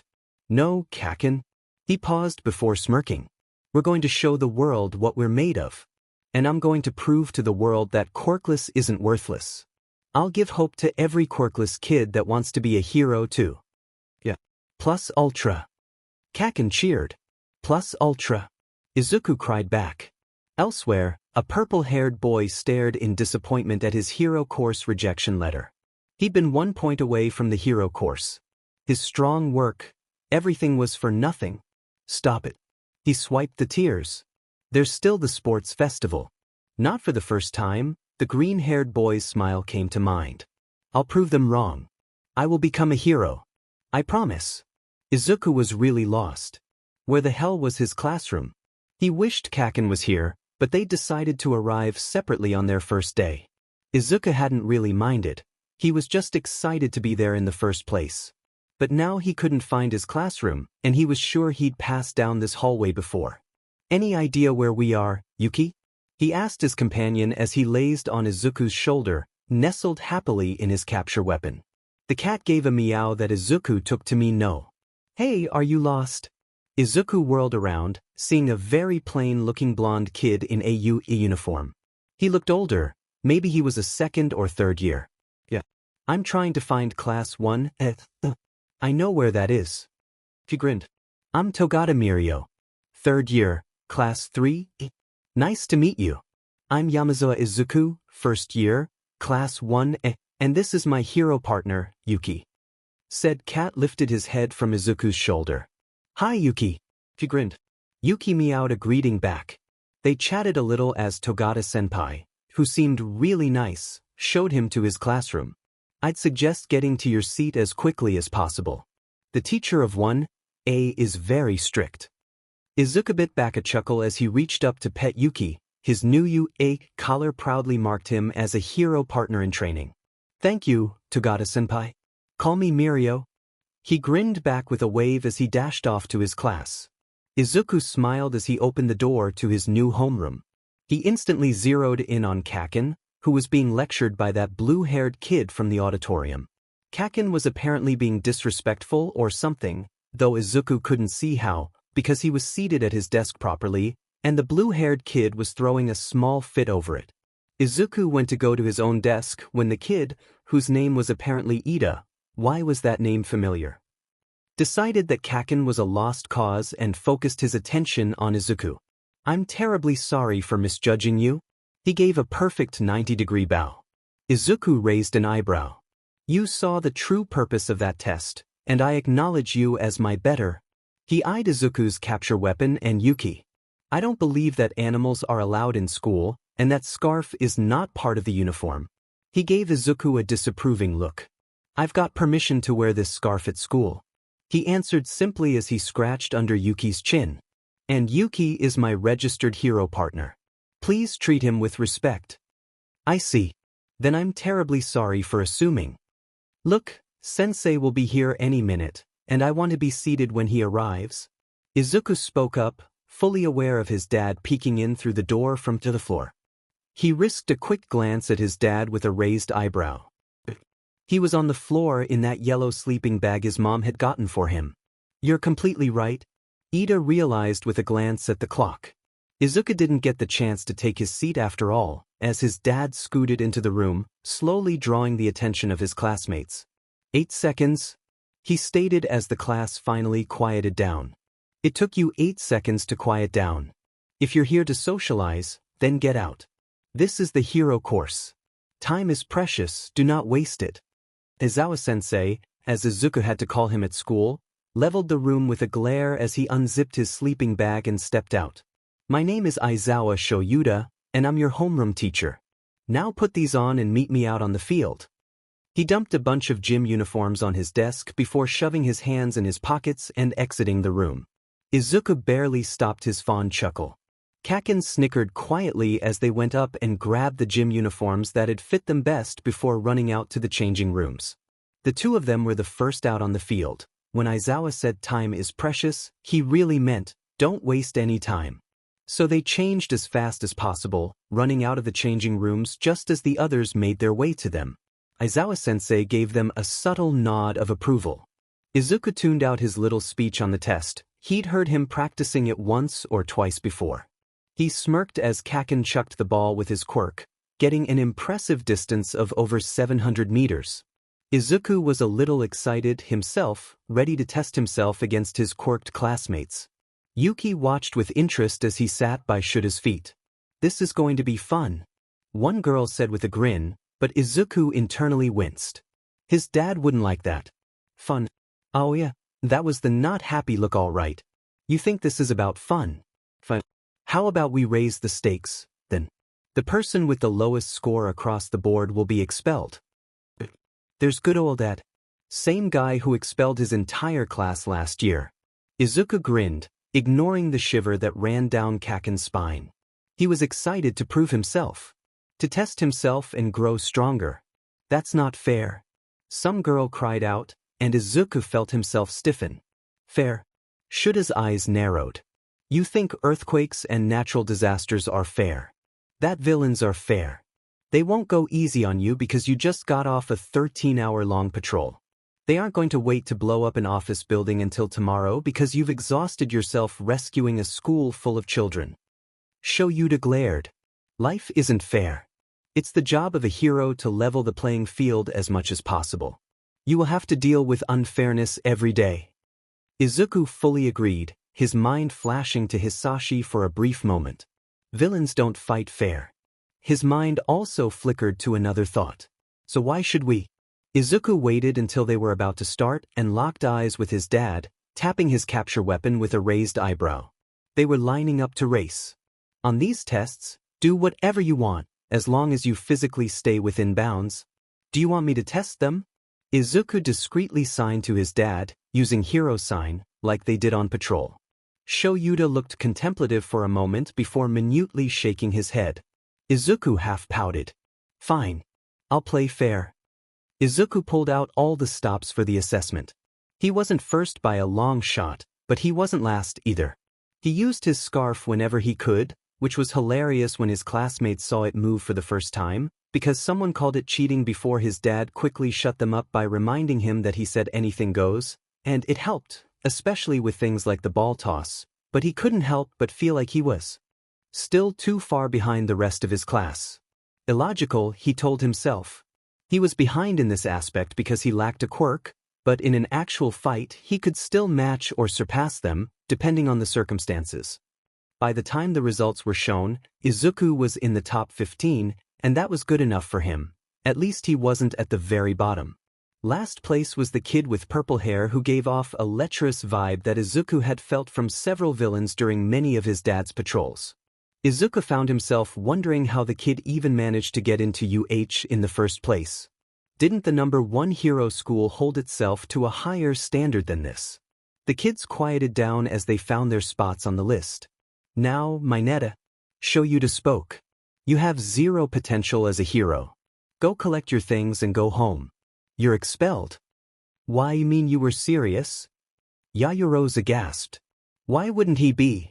Kacchan asked, raising an eyebrow. Didn't you know? Aizawa-sensei is notorious in UA for expelling students that he doesn't see potential in. Last year, he expelled the entire 1A heroics class. He what? The guy with the electric quirk, Kaminari, gasped. Is that even allowed? Ashido, the girl with the acid quirk, reeled back in surprise. You can collect your syllabus from the classroom.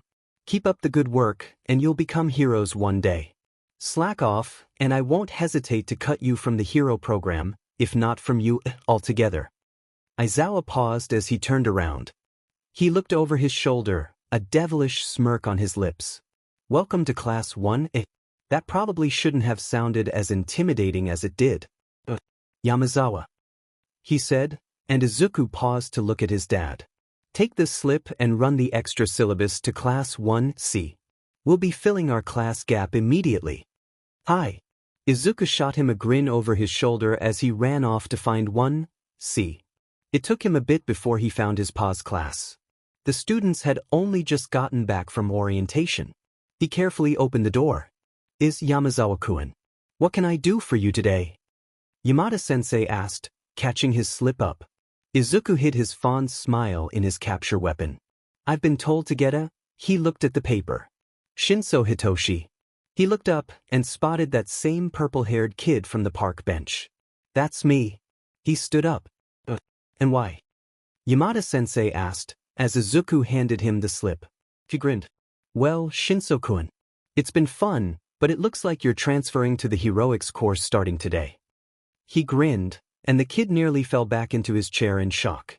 I'm sure Yamazawa-kun here will explain everything as he takes you to your next class. Have fun. Several students sent him disbelieving and jealous glares as he packed his things. I'll have the rest of you know that UA has a zero tolerance for bullying and discrimination. If I find anyone even attempting to retaliate against Shinso-kun for his transfer, I'll have you expelled. He's being transferred because there is apparently an open spot, and he was the next highest score. The two boys booked it out of that classroom fairly quickly. You're from the park, he said, and Izuku grinned. Yeah. Yamazawa Izuku. Nice to meet you. Welcome to class 1. Shinso Hitoshi. I still can't believe it. I thought I'd have to wait until the sports festival. Yeah, Aizawa-sensei expelled someone today, so there was an opening. Shinso winced. Don't worry. He's a lot nicer than he seems. As long as you put your all into something, he'll help you. Izuku reassured. You seem to know an awful lot about him. Izuku rubbed the back of his neck. Eraserhead is my favorite hero. I plan to go into underground heroics like him. Same here. I want to go underground. My quirk is better suited to that field. Before Izuku had the chance to ask him about his quirk, they arrived at the classroom. We'll have to trade numbers later. Yeah? He grinned. Why yeah? Shinso sent him a small smile. Shouta was actually a little bit more impressed with his class than he'd expected himself to be. Sure, the kids had a long ways to go, but most of them showed some potential. Maybe he'd actually keep more than 6 students this year. He sighed as he cracked his lower back. Children were exhausting. His own son was fine. He understood responsibility and professionalism. He'd been amused by his son's antics during the assessment. Underground heroes in particular needed to know how to use underhanded tactics and dirty tricks to get the upper hand, though most limelight heroes would frown upon it, and he knew his son was willing to do such things should he be allowed to. Shouta had made sure to teach his son this early, and make sure that he knew what was okay and what was going too far. When Izuku had asked him if he wanted him to test his classmates, he was asking Shouta if he wanted him to sabotage them and see how they'd react. He was sorely tempted, but he'd save that for later on in the year. Mostly because he didn't want to form a wedge between Izuku and his classmates before the year had even truly begun. His son deserved friends, after all. Underground heroes were often the gray area between hero and vigilante. They were pretty much officially recognized and licensed vigilantes, so almost all of them knew how to fight dirty. Even Shouta himself would honestly view himself more as a vigilante than a hero some days, if only because his views of heroics and the like were more aligned with theirs. There was a reason underground heroes were called the shadows of heroics. But that was beside the point. Now he had to head into the first teachers' meeting of the year, informally called the trauma meeting, because this was where they brought up any initial concerns or knowledge of a student's home life or past. Shouta had gotten Izuku's permission to tell them everything. From the way they met, to their kidnapping. Hound Dog would be relieved to know that Izuku was already seeing a hero counselor. Speaking of, Izuku was utilizing UA's gym at the moment, while waiting for him and Zashi to get out of said meeting. He trusted his son not to do anything stupid, and it'd do the kid some good to get the extra training in. He knew about the time the meeting would be over, and he could come and rest in the staff room if he wanted to, as well. With a sigh, he opened the door to the meeting room and took his seat beside Hizashi. Immediately, he found a warm hand wrapped around his own. He was grateful. Hizashi knew this was going to be an eventful meeting. Shouta wasn't the kind of man to share personal things, but he didn't really have much of a choice here. Alright, let's get this meeting started. Nizu spoke up. Shouta listened with one ear as the teachers went around, listing their concerns for students while pointing out ones that may be trouble, or ones who were particularly bright. It seemed Power Loader had a very bright troublemaker this year too. She blew up the lab 4 times. We weren't even working on anything. He cried. But her inventions are unbelievable, she's brilliant. High praise coming from you. Sekijiro grinned. They worked their way up by class in reverse alphabetical order, so Shouta was the last one to go. He did smirk a bit as Sekijiro lamented the fact that one of his students seemed to be particularly antagonistic. Hey Shouta. Your turn, if you've got any students remaining this year. Sekijiro laughed. Of course he does. His son is in his class after all. 13 teased.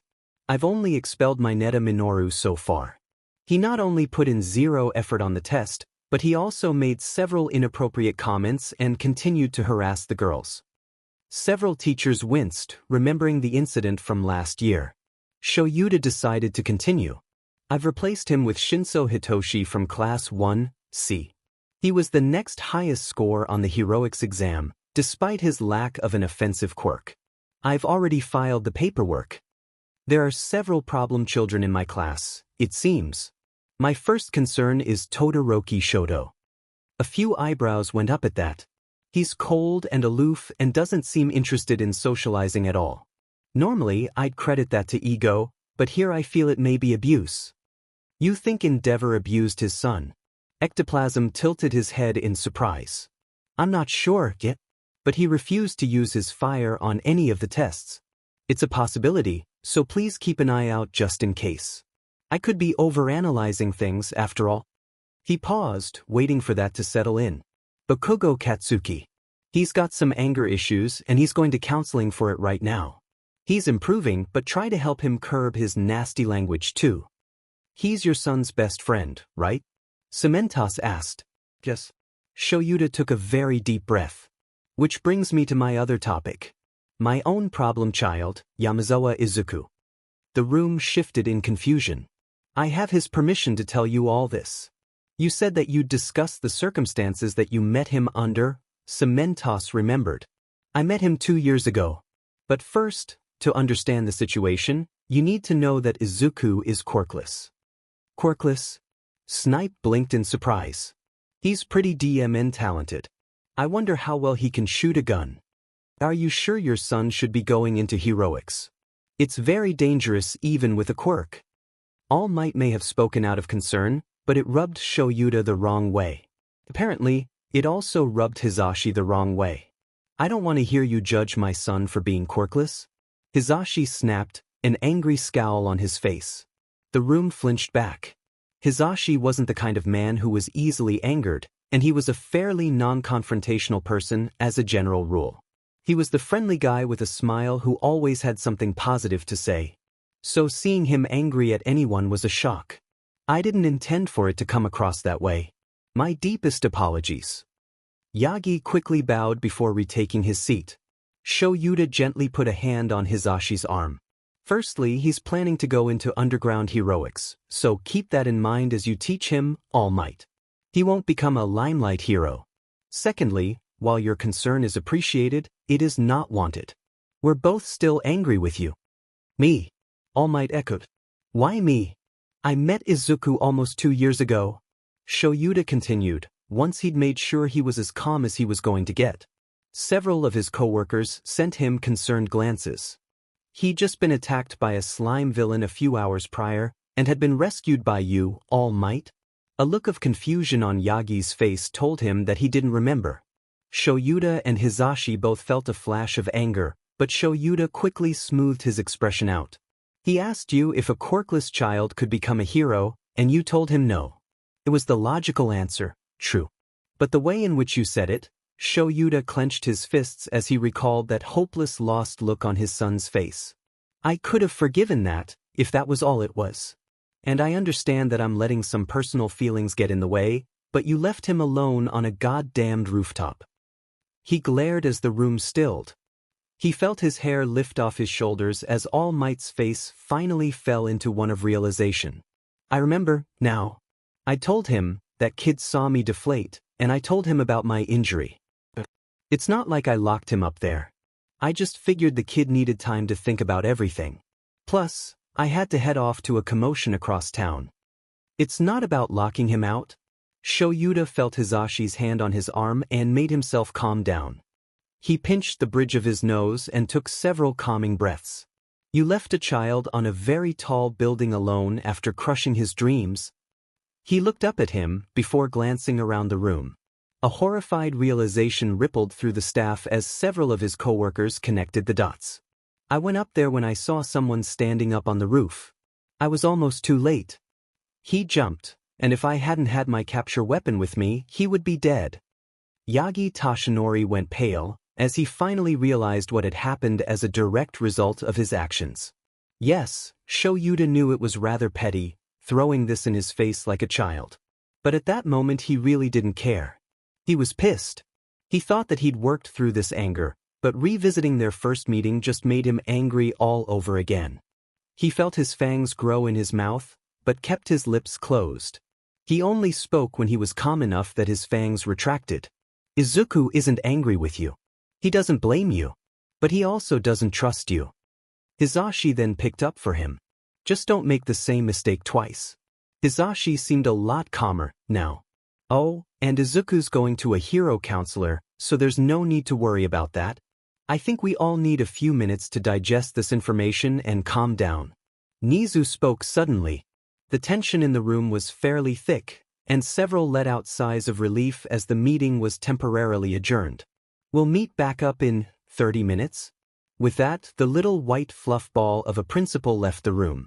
You holding up okay? Hisashi asked, placing a hand on Shouta's shoulder. Yeah. I just thought I was better than this.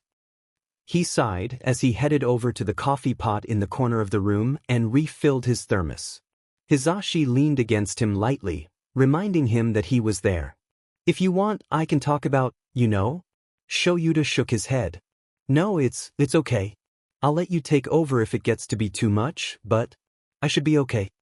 Hisashi rubbed Shouta's arm kindly, and the darker-haired man leaned into his warmth. Yagi approached the two, looking uncomfortable. Shouta felt his mood sour. Oh, sorry, if you wanted coffee, Shou's taken the last of it. Hisashi stated. Shouta was fairly sure he was the only person who could hear the icy undertone in his voice. No, it's not that. He took a deep breath before lowering himself into a kneeling position and touching his forehead to the floor. I'm sorry. I know that nothing I say or do will ever take back my actions, but I still owe you both and your son a deep, heartfelt apology. His first instinct was to kick the man in the nose. He was certainly lined up properly for the hit, but the mental image of Izuku's grin stopped him. It's not okay, Hisashi answered, before Shouta could even open his mouth.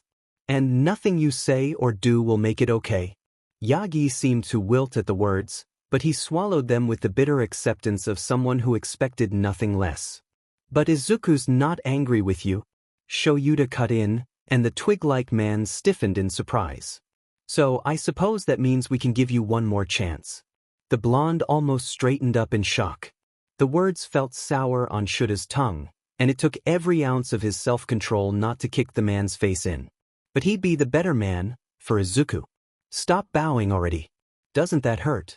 You're missing a ton of organs, right? Hisashi winced as he caught sight of a few droplets of BLD leaking from the hero's mouth. I don't understand. He did, thankfully, stand up. It's called a second chance? Shouta deadpanned.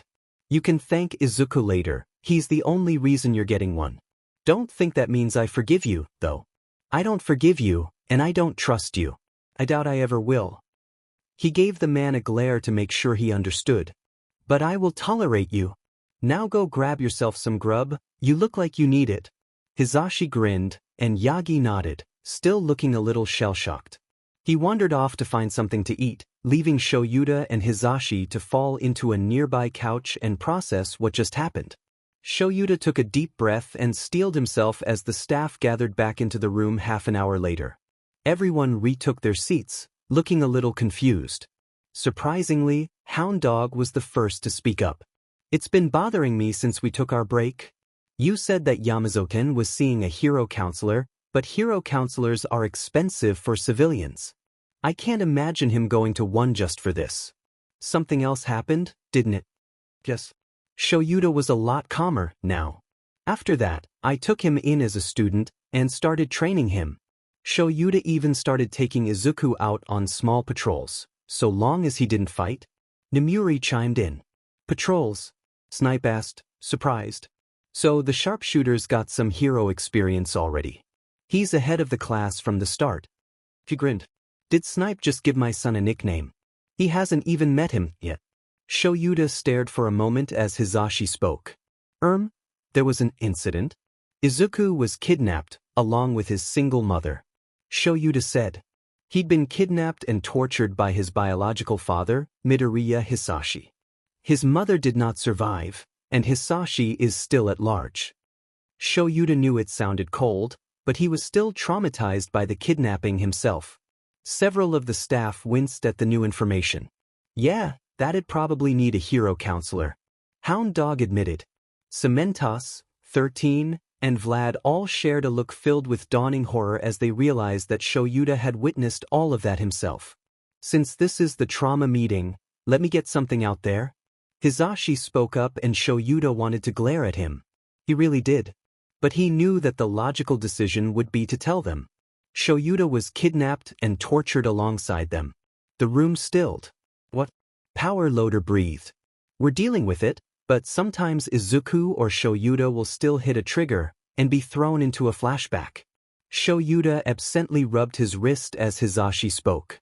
Do not grab Izuku or Shuta's wrists or hair, and if something happens Chio or Shouta can calm Izuku down. If they aren't available, then Nemuri and I would be your next best bet. Wait, when you were gone for 2 weeks last year, ectoplasm put the pieces together. It was actually 4 weeks. Chio cut in. They were both hurt pretty badly. Midoriya Hisashi is a registered villain due to this incident. Nizu spoke up, much to Shuta's relief. He clicked a button on a remote and a picture of that man appeared on the projector. Izuku struggled as he was restrained to the man's torture chair.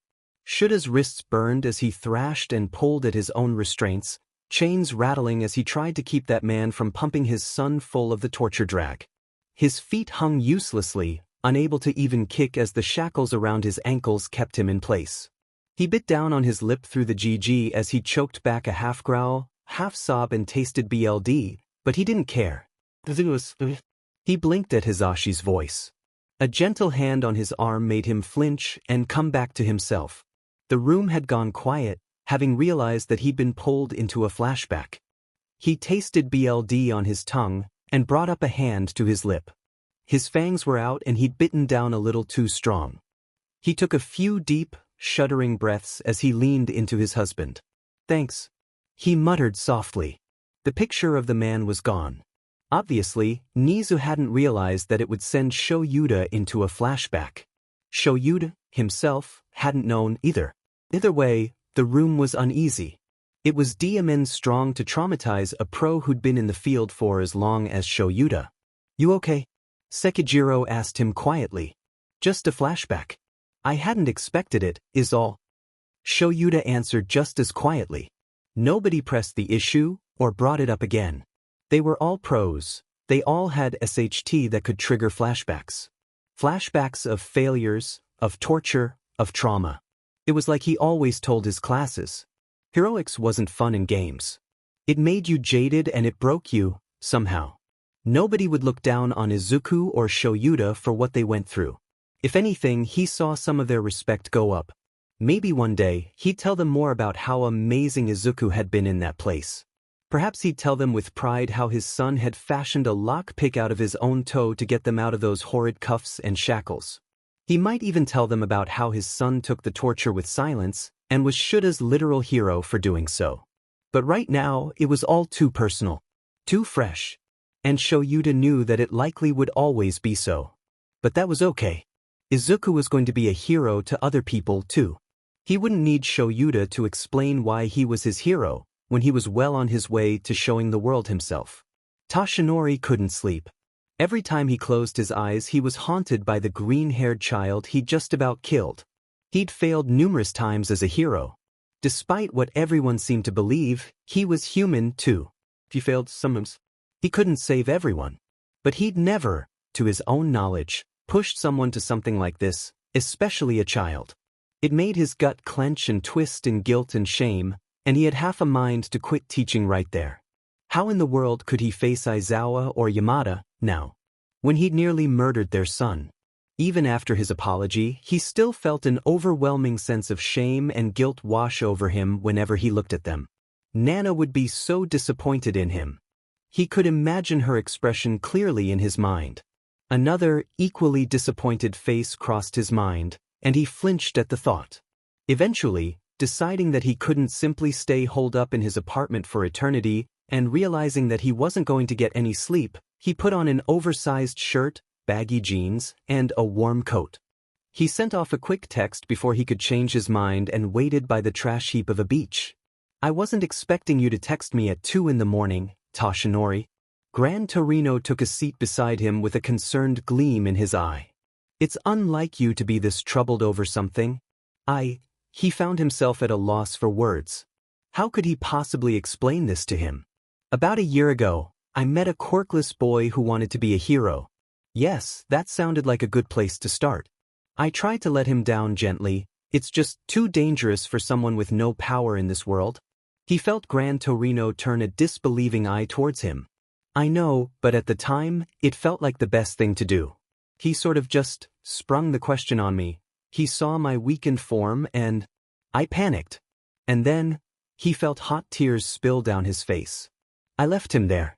I thought he just needed time to process everything, but then yesterday I heard from Eraserhead, the man who's now adopted the kid, that he'd jumped. That boy tried to kill himself because of what I said, and Toshinori buried his face in his hands, sobs choking him as guilt crushed his heart. "It's all my fault." He yelped when he felt the cane whack him upside the head. "Toshinori, you are an idiot?" He met the angered eyes of his elder. "You're sitting here wallowing in your self-pity and doubt like a child. What's done is done. Yes, you were irresponsible and the consequences could have been severe, but this time you got lucky. This time, you can make amends. So stop this crying and go make a difference, Mr. Symbol of Peace. Apologize to the kid, and do whatever it takes to make it up to his parents. And make DM ensure this doesn't happen again.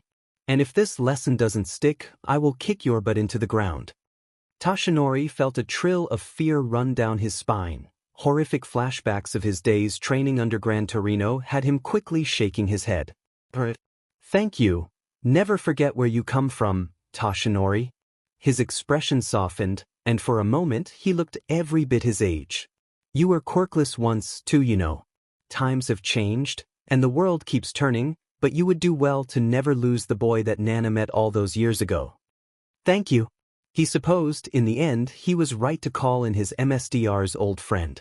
Gran Torino gave him the, thankfully non-physical, kick in the butt he needed. Tomorrow he was going to have his first class, and tomorrow he was going to make sure that that boy got the apology he deserved. Because like Torino said, Toshinori was an idiot. But he was still a good person. Izuku was a little nervous. He didn't know how the teachers took the news of his quirkless status or his past, so he wasn't sure what to expect today. Luckily, he arrived to school with his parents today so he wouldn't have to deal with press week, as his dad called it. Though they said after this, he'd have to take the train like everyone else. Something about sharing the full schooling experience and not tipping the others off to the fact that his whole family worked at UA. It wasn't too long before the press started to show up and harass every student that tried to get into the school. According to Mama Nem, this would go on all week, before calming down. Days 2 and 3 were usually the worst, though. Izuku was just glad he wasn't caught up in it. He followed his ma to the staff room, knowing that he was dreadfully early to school. There'd be no point in waiting in the classroom, especially since he knew that there would be coffee in the staff room. Izuku cautiously poked his head in, earning a chuckle from Nemuri. "Just come in, Izuku. Nobody's here but us right now. Shoyuta and Hizashi are probably running papers about and Chiyo's setting up her office." True to her word, nobody was in the lounge but them, and he stepped forward with a lot more confidence. He quickly poured himself a cup of steaming hot coffee and curled up on the couch with his laptop. Yuki was happily snuggled up on his lap, and he smiled into his scarf. The fur was soft under his hands as he pulled out his drawing tablet. He found that he greatly enjoyed drawing and was rather good at it. Pa was thrilled and he and Dad had pulled together to buy him a drawing tablet. Izuku couldn't stop thanking them for it. He was so into his drawing of Snipe in action, because he pretty much exclusively drew heroes these days, that he didn't see a few other staff members enter the room. "So you're Aizawa's son?" Izuku startled badly, nearly dropping his tablet as his body naturally found a fighting stance. He realized belatedly that it was 13 that had spoken. He almost dropped the tablet again. "Oh wow. You're 13, the rescue hero and Euresical. Your quirk, black holice naturalirial litistructiviant the fact thotioalern asit toriscu peoplines tedis really amazing anis rescue those piprion thacrus shiplast munthando just incredible end?" Zuku? Nem spoke up with a fond smile, and Izuku immediately slapped a hand over his mouth. "Sorry. I just really love heroes." I could tell. 13 sounded like they were grinning. "You're very passionate. It's a good trait. I'll say." Vlad King grinned, and Izuku had to bite his tongue to keep another mumble storm from falling forth. "I'm Kansekijiro, but you can call me Uncle Seiki. Your parents and I went to UA together." Nemuri laughed. "He was all hurt that we wouldn't let him meet you until UA. It's good to meet you." Izuku beamed brightly, and the heroes in the room stilled. "That smile is a weapon all on its own." Snipe chuckled. "You can say that again. That smile would make villains surrender." 13 agreed. "I've got tons of pictures." Nemuri grinned. "Ma." Izuku complained. The other teachers looked at Nemuri with a raised eyebrow. "Hey listener. How are you getting along with everyone?" His pa asked as he came into the room. "Pa ma's being mean again. I was just telling them how I have pictures of." "Nemuri, I thought we agreed that those photos are family only?" Shouta said as he came into the room. Izuku knew that about 70% of the photos were of him with his dad. "Oh come on. He's so cute. We need to show off how cute he is. And what kind of mother would I be if I didn't show off my son?" Nemuri crossed her arms. "A non-invasive one." Shouta replied without missing a beat. "Dad, did you bring me coffee?" Izuku perked up as his dad nodded, handing Izuku a thermos with a hair ruffle. He beamed up at his dad. "Thanks, Dad. Love you." "Love you too, problem child." Shouta gave him a soft smile and a one-armed hug. "Now that's a dad." Uncle Seiki said with a wide smile. "Never thought I'd see you so gentle." "Shut up." His dad's smile dropped back into his typical annoyed exhaustion. "Zuku, you should head over to the classroom. Your classmates are starting to arrive. You need to socialize with kids your own age." "I talk to Kacchan all the time." Izuku pouted. "Someone who maybe doesn't blow something up every day." Hisashi chimed in. "Nothing against Katsuki, but you need some variety." "Fine." Izuku sighed, and went to pack his computer into his backpack. He'd already packed his tablet away. "Making a kid socialize, what kind of antisocial are you?" Izuku muttered, causing his dad to smirk. "I'm just doing for you what nobody did for me, make you learn social skills. You'll need them. You get by just fine without them." "Wrong." Hisashi cut in. "I made him learn." "Aren't you glad I'm the one making you learn socialization instead of another loudmouth?" His dad expertly hid his smirk in his capture weapon as Izuku snickered. "That's mean." Hisashi complained. Snipe whistled appreciatively as he caught sight of Izuku's drawing before he could close his computer. "DMN, sharpshooter. You're talented." The compliment got the other teachers interested, and Izuku felt his face heat up. It's not that good, just a hobby." He muttered. "Zuku." His dad gave him a look. "What have we said about compliments?" Izuku sighed. "Thank you, Snipe-sensei." He felt arrogant just saying thank you. Was that how he sounded? Oh, God, did he offend him? "I'll look forward to seeing you in class next semester." Snipe grinned. "Next semester?" Izuku tilted his head as he thought. Elective class. Yes. Correct. While taking a gun safety class is a requirement for heroes, it's typically incorporated into your homeroom time in second year for about a week. But you can start taking electives at UA starting your second semester, if you want. And something tells me that you're going to be taking a lot of electives. Izuku blushed. Was he that obvious? I'm going to head to class now. He gave his ma, pa, and dad each a hug and a peck on the cheek before rushing out, cheeks burning. It was embarrassing, but he wasn't going to miss the chance to let them know he loved them. After all, Izuku knew all too well just how quickly things could turn to SHT. Any time could be the last time. He was halfway to the classroom when he saw someone he didn't necessarily want to see, All Might in his deflated form. The man had some light bags under his eyes and looked more exhausted than normal. He startled badly when he saw Izuku in the empty hallway. For a moment, neither of them moved. Yamazu, he started, and Izuku instantly knew that he remembered him. He then got on his hands and knees and touched his forehead to the ground. Izuku stared. All Might? The All Might was groveling on the ground at his feet. What? I owe you the biggest apology of my life, he said, and Izuku swore he saw tears on the floor. I was weak. And I was stupid. There's no excuse for leaving you on the roof, or saying the harsh things I said. I'm a hypocrite. I won't ask you to forgive me, but know that I deeply regret what I said and did, and I swear it'll never happen again. All Might? Izuku blinked back a few tears. He thought he was over this, but hearing this apology, it made his heart sting with old wounds.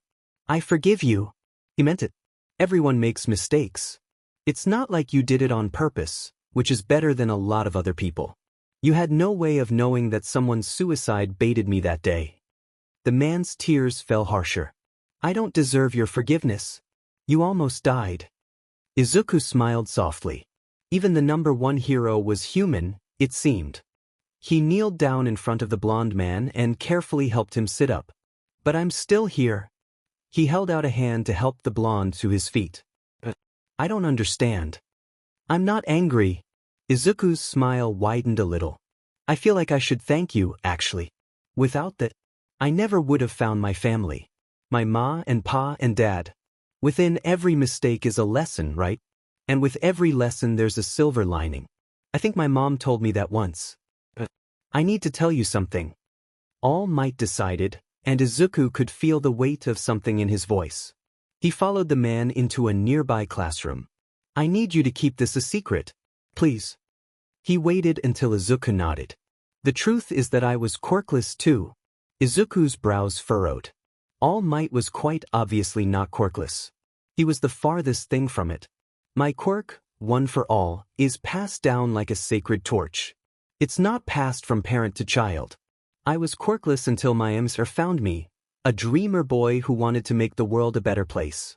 She gave me this quirk before she died. But over the years, I started to forget myself. I forgot Yagi Tashinori. And you, Yamazu, you are doing what I never had the strength or will to do. You're becoming a hero without power. He paused for a moment to let that sink in, and Izuku was blown away by the information that presented itself to him.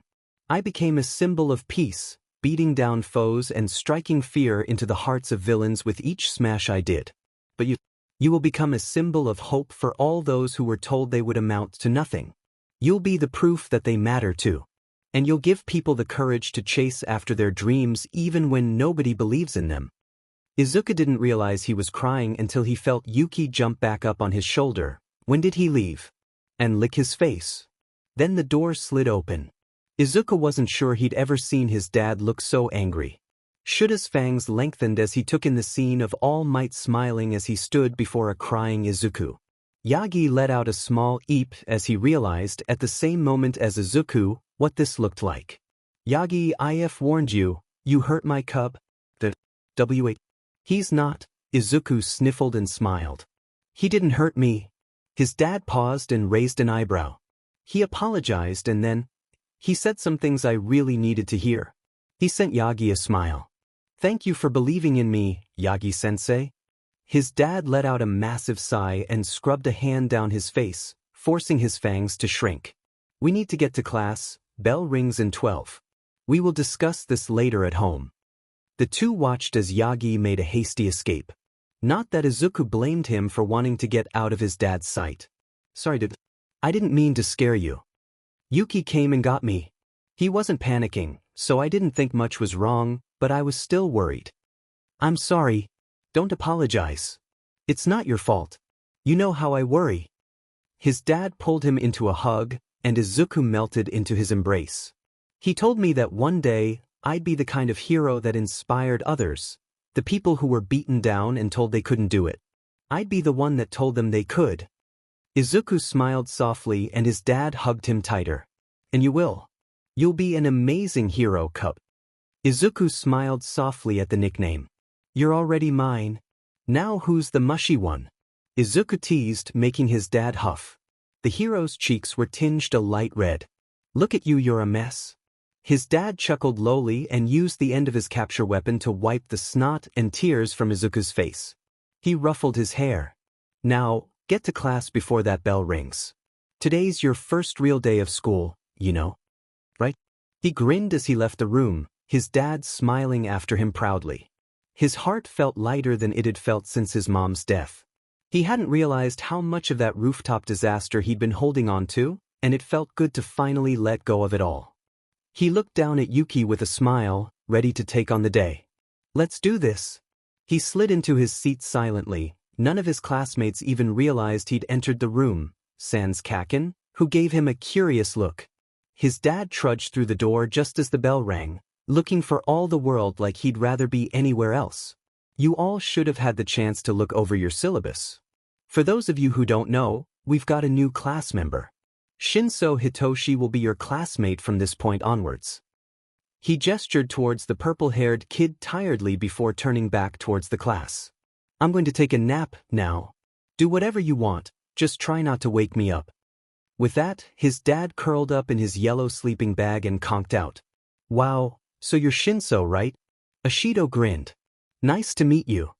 You must be pretty good if Aizawa-sensei put you in here. Especially considering the fact that he expelled my Mineta so quickly, Kaminari grimaced. Izuku tuned out the introductions as he leaned forward to speak with Kacchan. What do you think we'll be doing for heroics today? He asked excitedly. Dunno. The blonde shrugged. Whatever it is should be pretty DM and cool though. He grinned. I heard All Might's teaching heroics. Jiro commented, bringing attention towards their conversation. I meant to ask, how did you get a cat in here? Ashido tilted her head. Yuki is my hero's partner. Izuku explained, scratching the feline under the neck. He's got a quirk of his own, Shadow, and I put in the paperwork last year. Legally, he's treated like support gear, so I can take him everywhere with me. That's so cool. The pink-haired girl. Yuki eyed Koda curiously. The quiet boy flushed a bit as he brought up his hands to sign. Yuki wants me to tell you that I can understand him, and can... He flushed a little darker when he remembered that most people didn't know sign. With a grin, Izuku raised his own hands. I understand sign, Koda. No worries. Kacchan does too. Koda's expression brightened considerably and he brought up his hands again. Really? That's so great. I've only met a handful of other people who know it. I know some sign, but it's mostly the basics. I can't do it nearly as fast as you. Shinso spoke up softly, and Koda set him a smile too. Maybe we could help teach you? Izuku offered. My pa's parents are deaf, so he taught me signs so I could communicate with them. If you're okay with that. Shinso looked down, and Izuku was abruptly struck by just how meek he seemed in that moment. Meek and unsure and bitter. Much like how Izuku himself had been before he met his dad. Was Shinso okay at home? Had he been bullied at school too? Could he also be quirkless? Shinso, I totally forgot to ask. What's your quirk? Ashido beamed. I don't think we saw yours either, Yamazawa. Hagakure added. Shinso scowled a bit. You'll find out eventually, so I'll just tell you. My quirk is brainwashing. It's response-based, so I understand if you don't want to talk to me. There was a beat of silence as the room processed that. That's so cool. Izuku grinned. It's perfect for hero work. You could stop robberies, or save hostages without any collateral damage. keeping injuries and casualties to an absolute minimum. Oh, wow, I couldn't imagine all the people you could save with that. Is there a limit to how many people you can control at once? How complex can the commands be? What happens if you ask someone to do something beyond their natural physical capabilities? Zucken. Kacchan poked his shoulder with a snort, and he abruptly realized he was rambling. Sorry. I just find quirks so fascinating. He laughed a bit. Why don't? Shinso was staring at him owlishly. You don't think it's a villain's quirk? Of course it isn't a villain's quirk. Ida butted in. You're in the hero course, aren't you? Whatever anyone else has told you, ignore it. Kacchan huffed. They're idiots who wouldn't know All Might from a purse snatcher. He's right, Karo. Ashui spoke up. You're in the hero course. Your quirk doesn't determine what kind of person you are, your decisions do. Shinso blinked a little rapidly, and Izuku caught a bit of a shine to his eyes. Nobody's ever told me that before. Eyes turned to Izuku expectantly. He shared a look with Kacchan as he ran a hand over Yuki's soft fur. Sorry to disappoint you, but I've got zilch. He chuckled a little at their confused looks. I'm quirkless. I don't have anything special. They stared for a long moment. Wait, that's a thing? Ashido gaped. I thought only old people were quirkless? I mean, I'm probably one of the only quirkless people in our age group in Mizudafu. He trailed off, eyeing his classmates warily. You're all taking this rather well. Well, if a quirk doesn't define a person, then the lack of one doesn't either, Karo. Ashui sent him a smile. You're still one of the top scorers for the entrance exams. I remember watching you fight. Ida clenched a fist. You were remarkable. Even more so now that I know you did it all without a quirk. DMN, I'd pegged you for an intelligence quirk. Kirishima laughed. That's so manly. You got top score with Bakugo and didn't even have a leg up. Bakugo? Kacchan mouthed incredulously. Hey, Yamazawa. I was wondering about that scarf of yours. Sensei has one that looks just like it. Uraraka spoke up. She's right. It looks like it's a hero-grade weapon of some sort. Yaoyorozu hummed. Izuku scratched the back of his head. I'm not actually able to say much, as it's got to do with an ongoing investigation, but it's for my protection. I'm legally allowed to carry it and my taser both at school and in my daily life. Investigation? Ida echoed. Are you being sought after by villains? Like I said, I'm not able to say anything right now. Izuku sighed. Lay off of him. Kacchan glared. If he can't say, then he can't say. You're too loud. Izuku's dad spoke up from his napping corner. He cracked open an eye to glare at the class. And stop pestering Yamazawa, or I'll make you take the second-year legalities course during your free PRD. Sorry, sensei. Several people chorused together. You can apologize by letting me sleep. Aizawa groaned. It's about time for your lessons anyways. This is so weird. Kaminari muttered as they gathered their things. Making us move from one classroom to the next. Isn't homeroom usually, your homeroom? Yeah, usually it's the teachers that SW rooms, not the students. Ashido tapped her chin.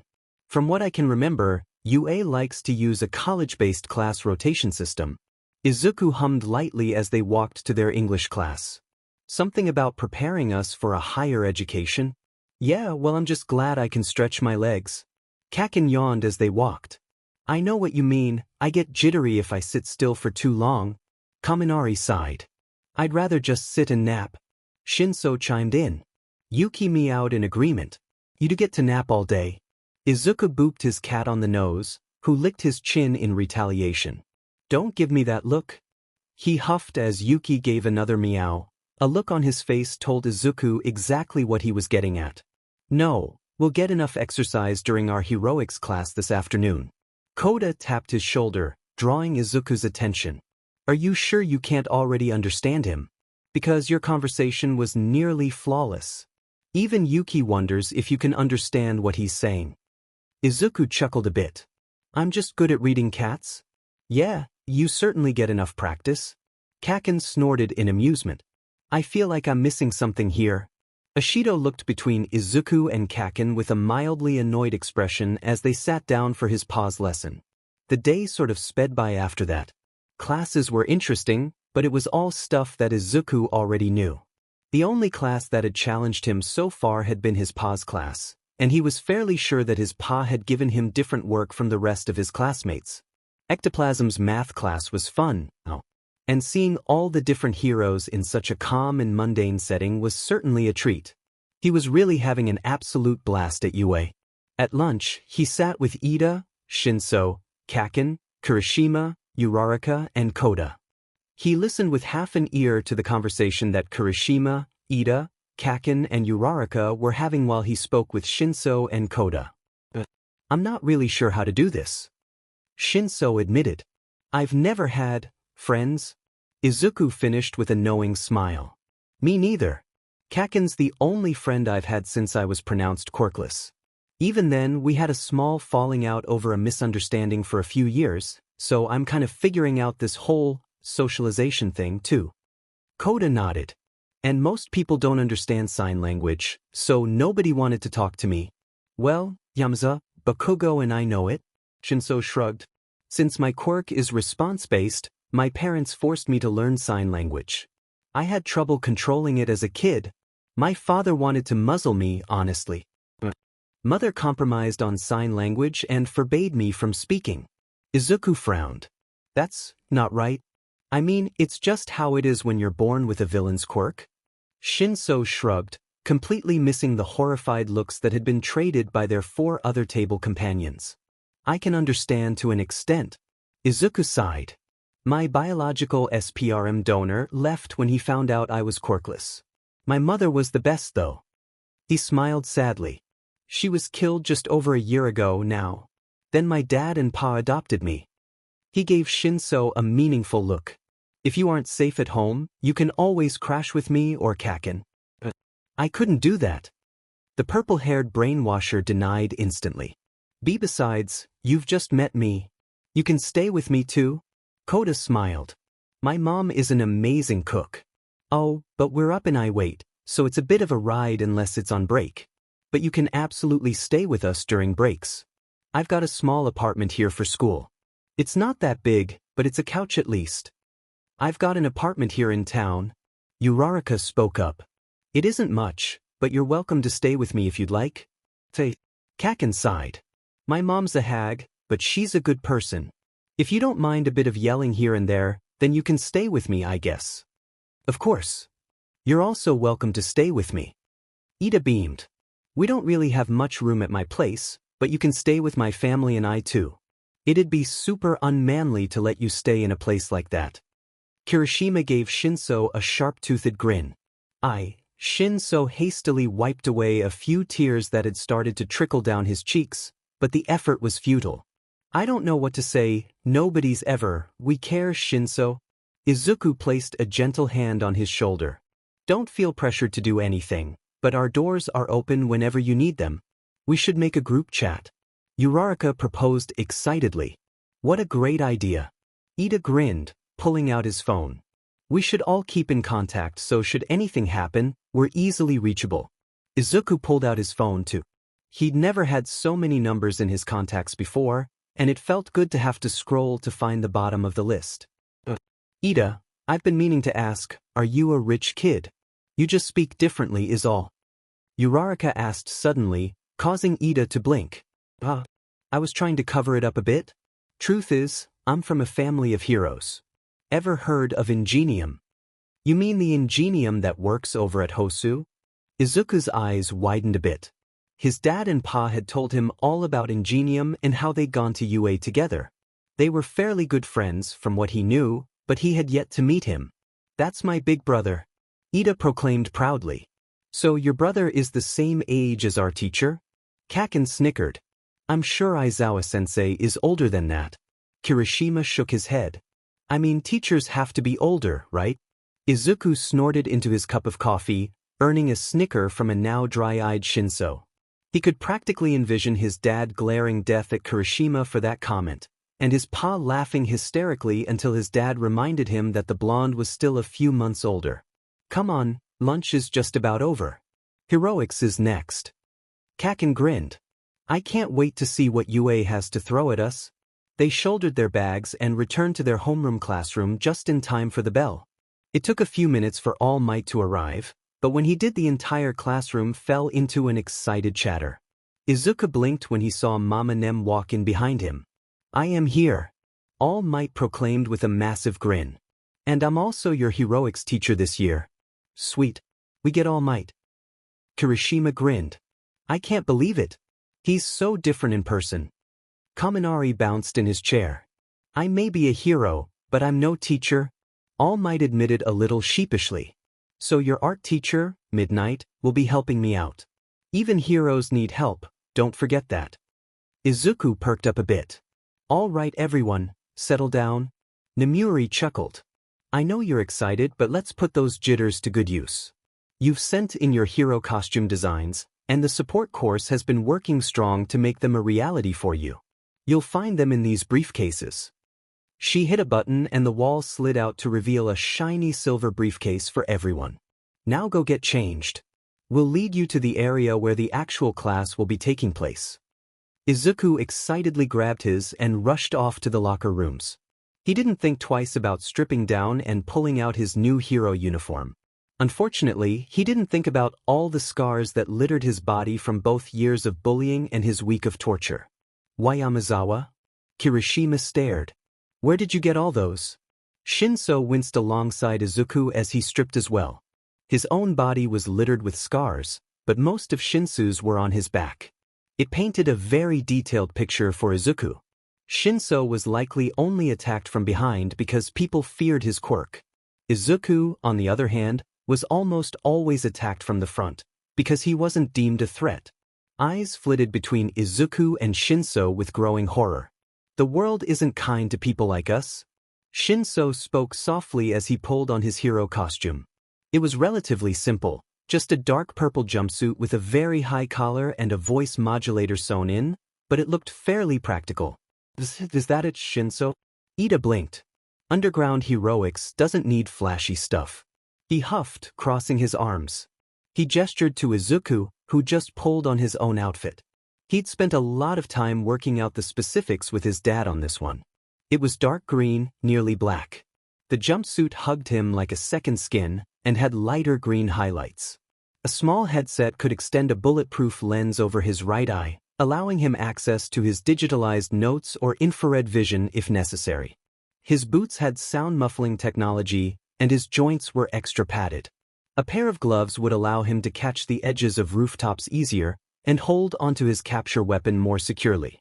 A thin, sleek rectangular object was strapped to his back, acting as a backpack of sorts so he could pull out any research materials or supplies as needed, such as his notebooks, on stakeouts or recon missions.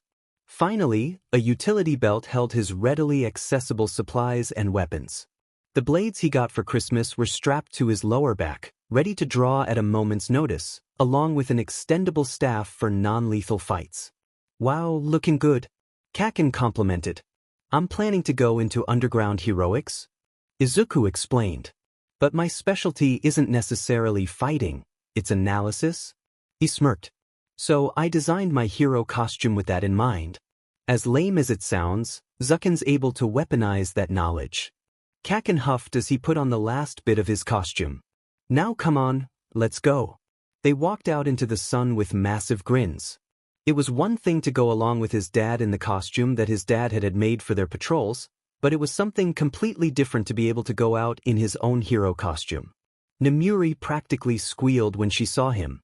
He mentally sighed when he saw her slip her phone back into her pocket, no doubt with a new photo. "They say the clothes make the hero," All Might laughed. "And you all look incredibly heroic. Today we're going to jump right into the action. With 2-on-2 battles. A battle simulation." Everyone started chattering excitedly. "Now quiet down." Nemuri spoke up. "As this is your first heroics lesson, I'm going to be very clear. You need to understand that your quirks are dangerous. One wrong move or miscalculation could easily kill someone, even if you didn't mean for it to happen. Even my quirk can kill if I'm not careful." She took a moment to let those words settle upon them. "All Might, I know this is a heavy question, but have you accidentally killed someone before?" She asked him, and the number 1 hero sighed. "I have. Silence met his words. You must understand the strength of each blow you dish out. Control is a must. I suppose I thought it was obvious, but there's a reason I'm new to teaching. When you engage in battle against a fellow human being, you need to be very aware of what they can and cannot survive. And sometimes, even that won't be enough. But that's what we're here for. He grinned. At UA, we'll teach you not only how to survive as a hero, but how to keep others alive too. We will give you the experience you need to understand your own powers enough for that level of control. Nemuri grinned. That being said, I'm going to let All Might take it away for the simulation explanation. Izuku shared a look with Shinso. This would be interesting. Names were drawn and people were divided off into hero/villain pairs. Shinso and Todoroki were the hero pair facing Shoji and Yaoyorozu. Izuku was very excited to see the two recommendation students' quirks.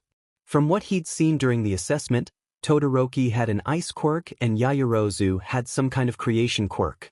Ida and Kaminari were the villain pair facing off against Uraraka and Jiro. That would certainly be an interesting face-off. Speed versus anti-gravity and sound versus electricity. He was very glad he'd brought his notebook. He perked up when he heard his own name. Hero pair. Yamazawa Izuku and Kota Koji. Villain pair. Bakugo Katsuki and Ojiro Mashireo. All Might grinned. Izuku grinned at Kacchan. Well, looks like we'll be facing off again. This time, I won't lose. Kacchan grinned. Kota gave a small smile. I'm very happy to be paired with you. I never did ask, is speaking to animals your quirk? Izuku tilted his head. Yes. But I can also strongly influence their actions. So if I asked a flock of birds to attack someone, what about insects? Izuku hummed. They wouldn't find many animals in an old abandoned building like this, Yuki aside. Kota froze up a little. I hate bugs. My quirk works on them, but I really can't stand them. I freak out whenever there's one near me. I'm so sorry. No worries, we've all got our weaknesses. Izuku chuckled. And to let you in on a little secret, I hear Present Mike is scared of bugs too. Watching his pa freak out over a spider would never get old. Especially when Yuki would just walk over and casually eat it. Izuku glanced over towards where Kacchan and Ojiro were talking quietly about strategy. Izuku and Yuki shared a conspiratorial grin. Okay, so here's the plan. Katsuki grinned as he heard All Might call for the start of the battle. The tail guy he was paired with seemed to be pretty decent in martial arts, but if there was one thing he'd learned from Uncle Shouta, it was to never place complete faith in fighting ability alone. It was obvious that he'd learned from a dojo, which meant he'd probably be pretty stuck in his routines. That meant he'd be easily predictable, which wasn't a good thing when they were up against Zucken. The plan was simple. Distract the silent kid and Zucken until the time limit was up. Katsuki wasn't the best with coming up with strategies. That was Zucken's strong suit. He was more of the wing it kind of guy, something Uncle Shouta had been rather exasperated about. Since he didn't know his partner too well, he decided that a simpler plan was better and they could adapt as needed. Remember what I said, Tails? Zucken is scary observant. He'll use anything he can against you. If he manages to get past me, be prepared. He shot the tail guy a look. I can't guarantee I'll be able to keep the Disney princess down there. Zucken's going to take up most of my attention. And the name's Ojiro. Tail guy crossed his arms with a small glare. Whatever.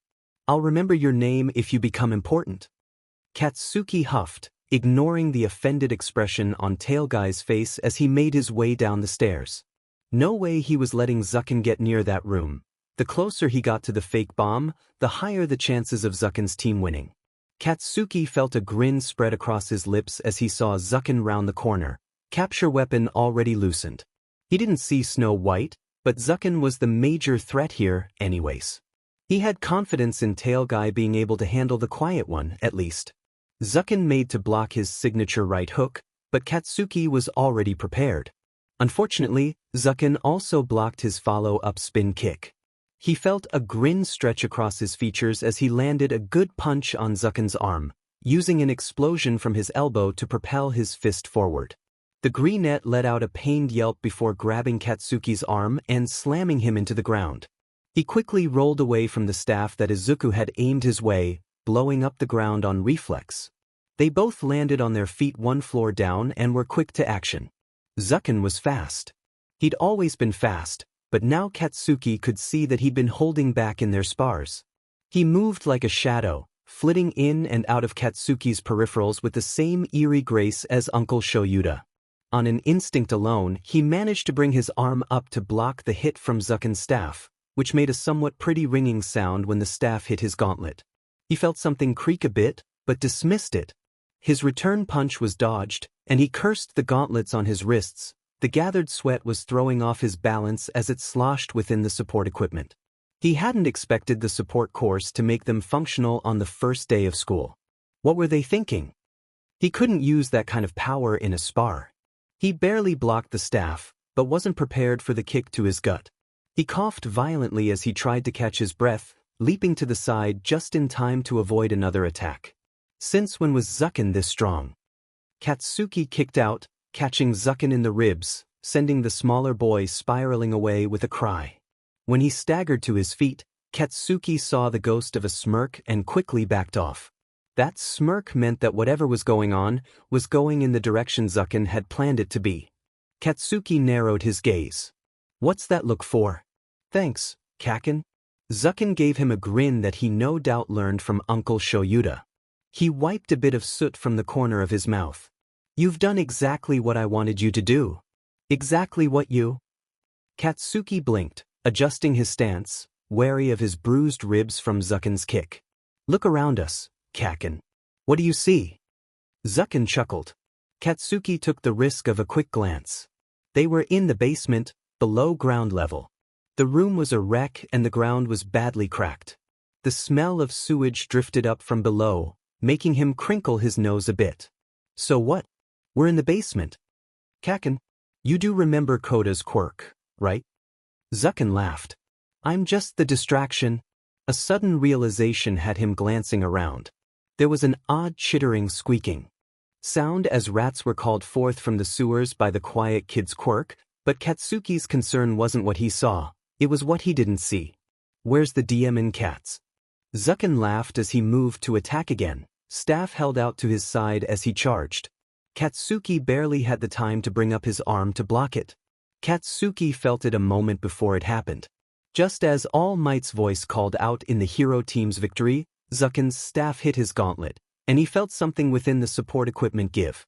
His eyes widened and he tried to move the gauntlet away from Zucken, but it was already too late. Shouta was not a happy camper. He'd come in halfway through All Might's first class to see how things were going. Nemuri had volunteered to help All Might this time, because none of them trusted the blonde with Izuku, let alone with 19 other kids. Things had been going remarkably well. Izuku had sent Yuki ahead to scout out where the bomb was, and by goading Katsuki into blowing open the sewers, which were connected to the actual city sewers, he'd released a few dozen rats for Koda to control.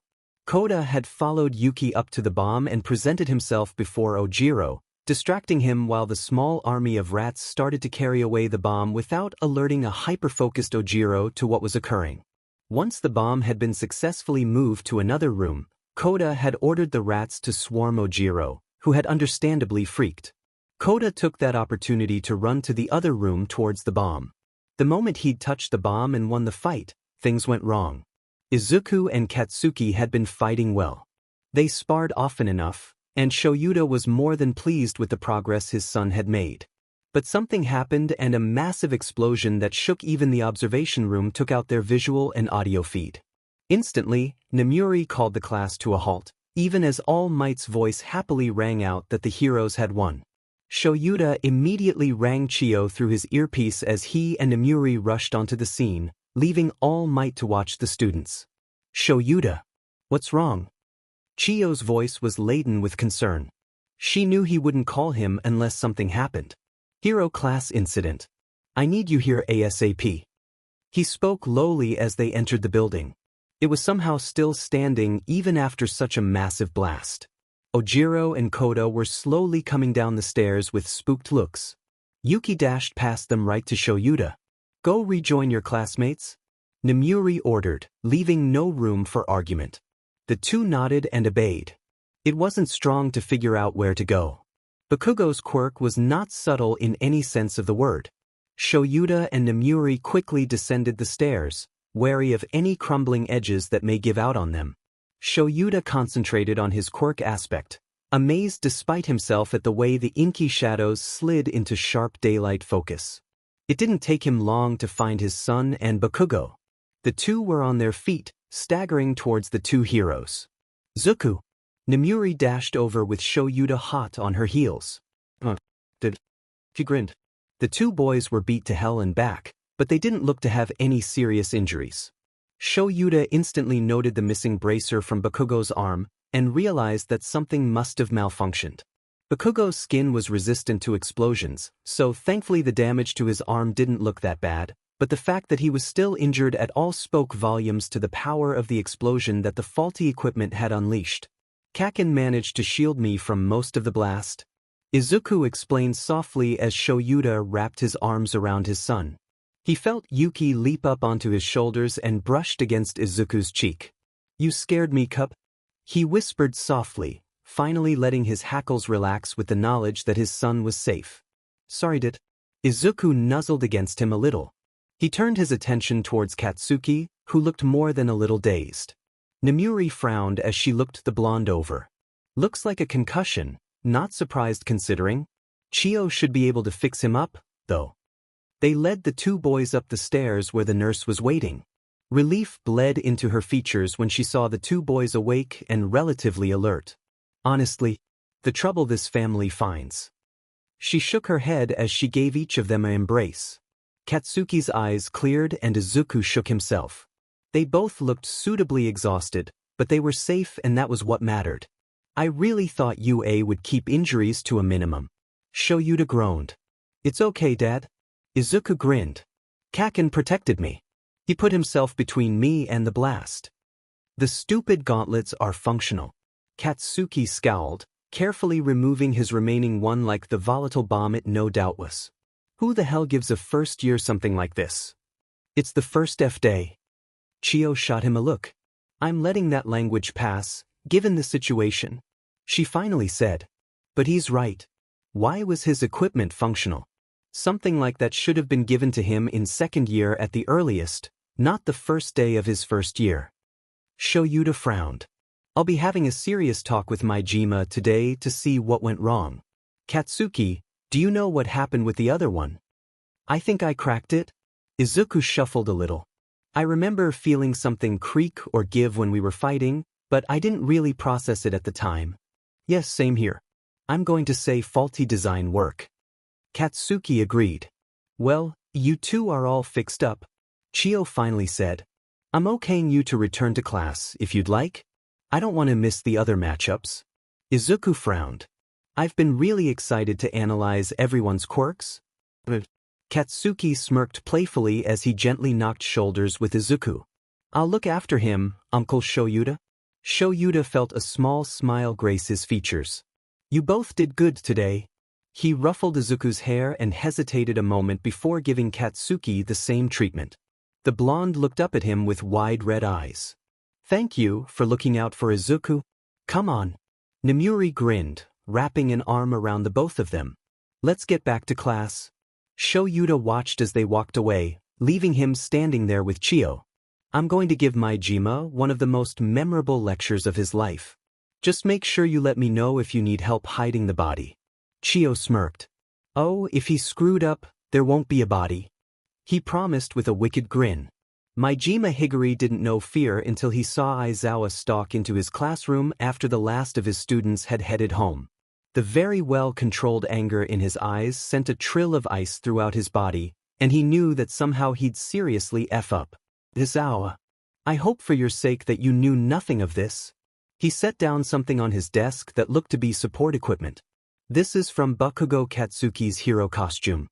He leaned forward with a menacing glare, and for a moment Higuri swore his pupils contracted into feline slits. "Mind explaining why this grenade is fully functional on the first day? Because not only is it far too dangerous for a first year, it is faulty, and the other one nearly killed my son." Higuri felt the blood drain from his face as he processed what the hero before him was saying. I didn't make the first year's equipment. You know, I always delegate that to my own first years as a way to foster a healthy support-hero relationship. He took a calming breath as he reached into his drawer to pull out the student files. Let's see who was in charge of Bakugo's equipment. So you didn't know? Aizawa's anger abruptly dissipated, and Higuri finally felt the ability to breathe and think return to him. Of course not. You really think I'd put students in that kind of danger? Now that he didn't have an angry Dadzawa glaring at him, he found himself rather offended that the other man had thought him capable of it. As far as I'm aware, you are in charge of approving all student-made support equipment. Aizawa sighed, pinching the bridge of his nose. Higuri had to admit, from Aizawa's point of view, he did look somewhat guilty. I suppose I can understand. He winced a bit as he remembered what Aizawa had gone through with his son. It was entirely understandable that he'd be so protective over him. This time, he'd ignore the slight. Here we are. Looks like Yakusaro Nagumi was in charge of Bakugo Katsuki's hero outfit and support equipment. He frowned. I'm sure that I was very clear on what kinds of support equipment could be functional and what would not be functional. Looked like he'd have to pull Yakusaro aside and give him a written warning. If you have any trouble, you know you can always send him my way. Aizawa had a somewhat fanged dark smirk on his face. I'd rather not traumatize my student. Higuri pulled something out from under his desk. Aizawa raised a judgmental eyebrow at the bottle of sake. Had some, he explained, eyeing the likely permanent blackened area of wall by the girl's workstation. I'd ask for some, myself, but I'm driving home. Aizawa sighed. Find me at lunch tomorrow, and I'll share some with you. Higuri sent him a sympathetic look. The two of them were actually fairly good friends, considering they ended up with the most troublesome students each year. Aizawa gave a small snort of amusement. As much as I'd appreciate a drink, something tells me that it's not a good idea before a field trip. That's right. Higuri smiled as he took a sip. The USJ trip is tomorrow, isn't it? 13th's been excited to teach your son. 13th's excited to teach anyone with an aptitude for rescue work. Aizawa grinned. Have you told Yamazawa about it, yet? No. I want it to be a surprise. Aizawa chuckled a bit to himself. I have a feeling he's going to love the USJ. He's always had a soft spot for rescue heroics. I would love to drop by, but I really don't want to leave Hatsum unattended. He shuddered at the thought and downed a rather large gulp of alcohol. Indeed. Aizawa glanced at his phone. I expect you'll talk to Yakusaro tomorrow then. Of course. I'll talk to him at lunch. Then I'll see you tomorrow. Aizawa slipped his phone back into his pocket as he headed towards the door. Oh, and my. He glanced over his shoulder, and the steel in his gaze made the support hero shudder. I'd suggest that you double-check the functionality of the hero course's support equipment from now on, because if something like this happens again, Recovery Girl has promised to help me hide your body. With that promise, because Aizawa did not threaten, he promised, the underground hero took his leave. Higuri would not regret finishing the entire bottle of sake that night. Toshinori couldn't sleep. Every time he closed his eyes he was haunted by the green-haired child he'd just about killed. He'd failed numerous times as a hero. Despite what everyone seemed to believe, he was human too. He failed sometimes. He couldn't save everyone. But he'd never, to his own knowledge, pushed someone to something like this, especially a child. It made his gut clench and twist in guilt and shame, and he had half a mind to quit teaching right there. How in the world could he face Aizawa or Yamada now, when he'd nearly murdered their son? Even after his apology, he still felt an overwhelming sense of shame and guilt wash over him whenever he looked at them. Nana would be so disappointed in him. He could imagine her expression clearly in his mind. Another, equally disappointed face crossed his mind, and he flinched at the thought. Eventually, deciding that he couldn't simply stay holed up in his apartment for eternity, and realizing that he wasn't going to get any sleep, he put on an oversized shirt, baggy jeans, and a warm coat. He sent off a quick text before he could change his mind and waited by the trash heap of a beach. I wasn't expecting you to text me at 2 in the morning, Toshinori. Gran Torino took a seat beside him with a concerned gleam in his eye. It's unlike you to be this troubled over something. He found himself at a loss for words. How could he possibly explain this to him? About a year ago, I met a quirkless boy who wanted to be a hero. Yes, that sounded like a good place to start. I tried to let him down gently. It's just too dangerous for someone with no power in this world. He felt Gran Torino turn a disbelieving eye towards him. I know, but at the time, it felt like the best thing to do. He sort of just sprung the question on me. He saw my weakened form and I panicked. And then, he felt hot tears spill down his face. I left him there. I thought he just needed time to process everything, but then yesterday I heard from Eraserhead, the man who's now adopted the kid, that he'd jumped.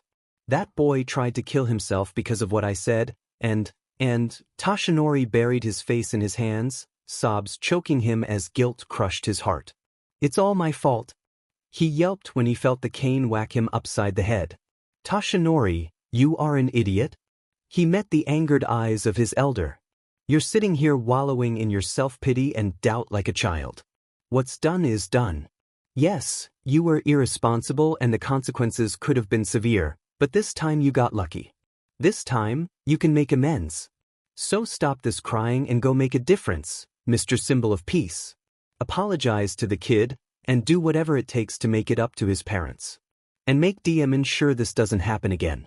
And if this lesson doesn't stick, I will kick your butt into the ground. Toshinori felt a trill of fear run down his spine. Horrific flashbacks of his days training under Gran Torino had him quickly shaking his head. Thank you. Never forget where you come from, Toshinori. His expression softened, and for a moment he looked every bit his age.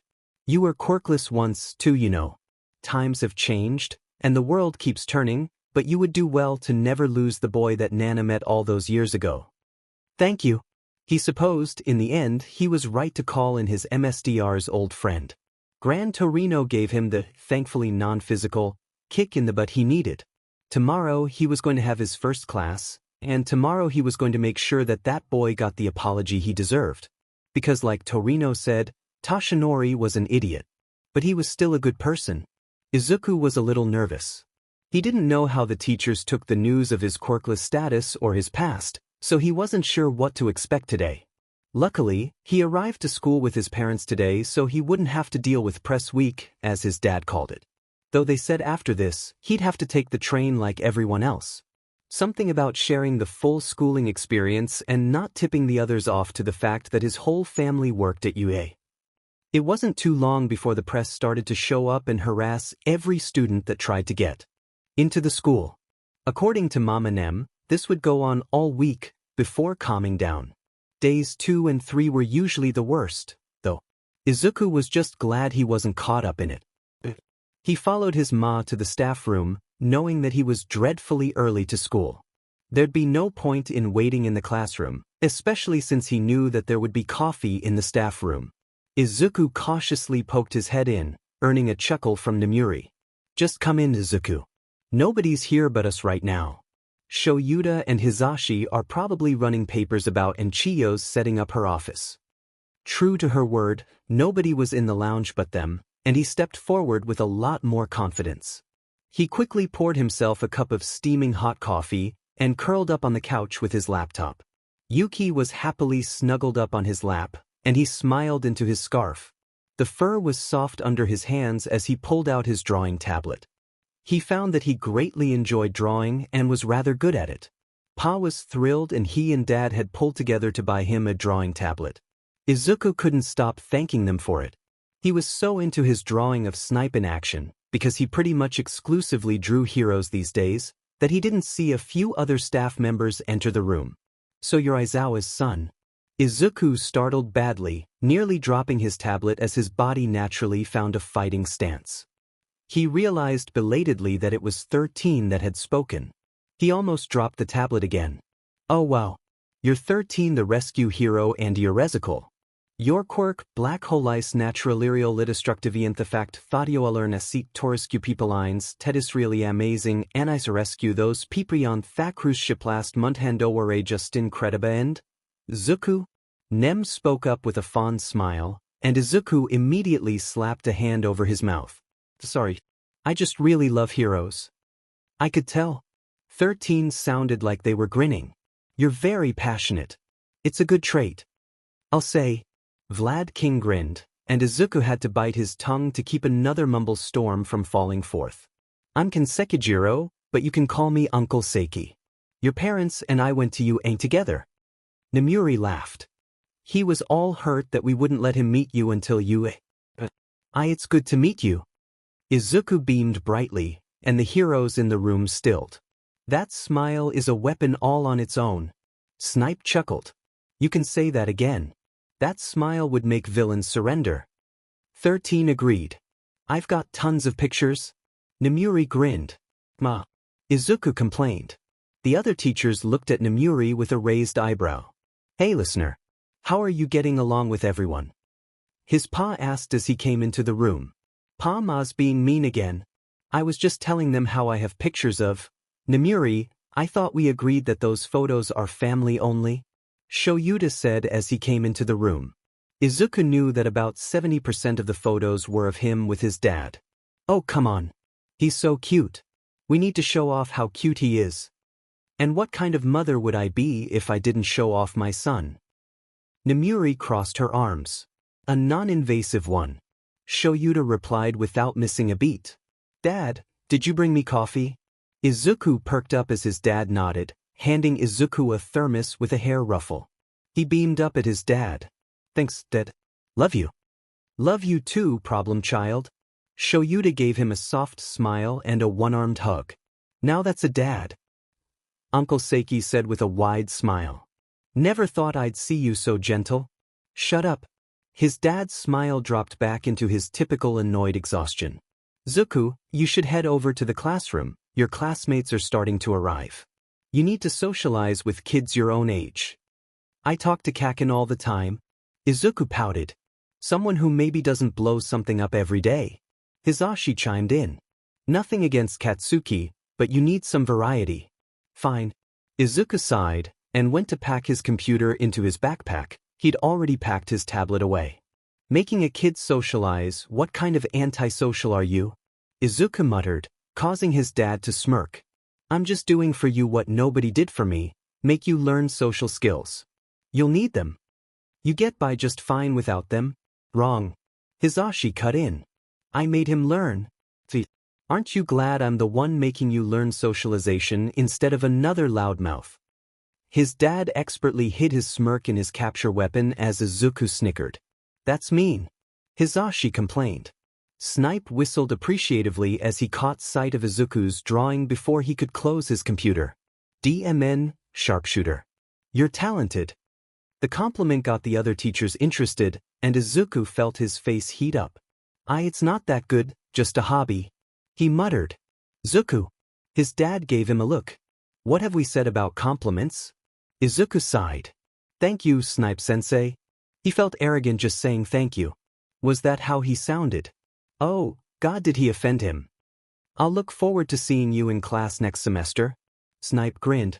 Next semester? Izuku tilted his head as he thought. Elective class. Yes. Correct. While taking a gun safety class is a requirement for heroes, it's typically incorporated into your homeroom time in second year for about a week. But you can start taking electives at UA starting your second semester, if you want. And something tells me that you're going to be taking a lot of electives. Izuku blushed. Was he that obvious? I'm going to head to class now. He gave his ma, pa, and dad each a hug and a peck on the cheek before rushing out, cheeks burning. It was embarrassing, but he wasn't going to miss the chance to let them know he loved them. After all, Izuku knew all too well just how quickly things could turn to SHT. Any time could be the last time. He was halfway to the classroom when he saw someone he didn't necessarily want to see, All Might in his deflated form. The man had some light bags under his eyes and looked more exhausted than normal. He startled badly when he saw Izuku in the empty hallway. For a moment, neither of them moved. Yamazaki, he started, and Izuku instantly knew that he remembered him. He then got on his hands and knees and touched his forehead to the ground. Izuku stared. All Might? The All Might was groveling on the ground at his feet. What? I owe you the biggest apology of my life, he said, and Izuku swore he saw tears on the floor. I was weak. And I was stupid. There's no excuse for leaving you on the roof, or saying the harsh things I said. I'm a hypocrite. I won't ask you to forgive me, but know that I deeply regret what I said and did, and I swear it'll never happen again. All Might? Izuku blinked back a few tears. He thought he was over this, but hearing this apology, it made his heart sting with old wounds. I forgive you. He meant it. Everyone makes mistakes. It's not like you did it on purpose, which is better than a lot of other people. You had no way of knowing that someone's suicide baited me that day. The man's tears fell harsher. I don't deserve your forgiveness. You almost died. Izuku smiled softly. Even the #1 hero was human, it seemed. He kneeled down in front of the blonde man and carefully helped him sit up. But I'm still here. He held out a hand to help the blonde to his feet. I don't understand. I'm not angry. Izuku's smile widened a little. I feel like I should thank you, actually. Without. I never would have found my family. My ma and pa and dad. Within every mistake is a lesson, right? And with every lesson there's a silver lining. I think my mom told me that once. I need to tell you something. All Might decided, and Izuku could feel the weight of something in his voice. He followed the man into a nearby classroom. I need you to keep this a secret, please. He waited until Izuku nodded. The truth is that I was quirkless too. Izuku's brows furrowed. All Might was quite obviously not quirkless. He was the farthest thing from it. My quirk, one for all, is passed down like a sacred torch. It's not passed from parent to child. I was quirkless until my emser found me, a dreamer boy who wanted to make the world a better place. She gave me this quirk before she died. But over the years, I started to forget myself. I forgot Yagi Tashinori. And you, Yamazo, you are doing what I never had the strength or will to do. You're becoming a hero without power. He paused for a moment to let that sink in, and Izuku was blown away by the information that presented itself to him. I became a symbol of peace, beating down foes and striking fear into the hearts of villains with each smash I did. But you will become a symbol of hope for all those who were told they would amount to nothing. You'll be the proof that they matter too. And you'll give people the courage to chase after their dreams even when nobody believes in them. Izuku didn't realize he was crying until he felt Yuki jump back up on his shoulder. When did he leave? And lick his face. Then the door slid open. Izuku wasn't sure he'd ever seen his dad look so angry. Shuta's fangs lengthened as he took in the scene of All Might smiling as he stood before a crying Izuku. Yagi let out a small eep as he realized at the same moment as Izuku what this looked like. Yagi, I've warned you, you hurt my cub. W8. He's not. Izuku sniffled and smiled. He didn't hurt me. His dad paused and raised an eyebrow. He apologized and then, he said some things I really needed to hear. He sent Yagi a smile. Thank you for believing in me, Yagi-sensei. His dad let out a massive sigh and scrubbed a hand down his face, forcing his fangs to shrink. We need to get to class, bell rings in 12. We will discuss this later at home. The two watched as Yagi made a hasty escape. Not that Izuku blamed him for wanting to get out of his dad's sight. Sorry, I didn't mean to scare you. Yuki came and got me. He wasn't panicking, so I didn't think much was wrong, but I was still worried. I'm sorry. Don't apologize. It's not your fault. You know how I worry. His dad pulled him into a hug, and Izuku melted into his embrace. He told me that one day, I'd be the kind of hero that inspired others, the people who were beaten down and told they couldn't do it. I'd be the one that told them they could. Izuku smiled softly and his dad hugged him tighter. And you will. You'll be an amazing hero, cub. Izuku smiled softly at the nickname. You're already mine.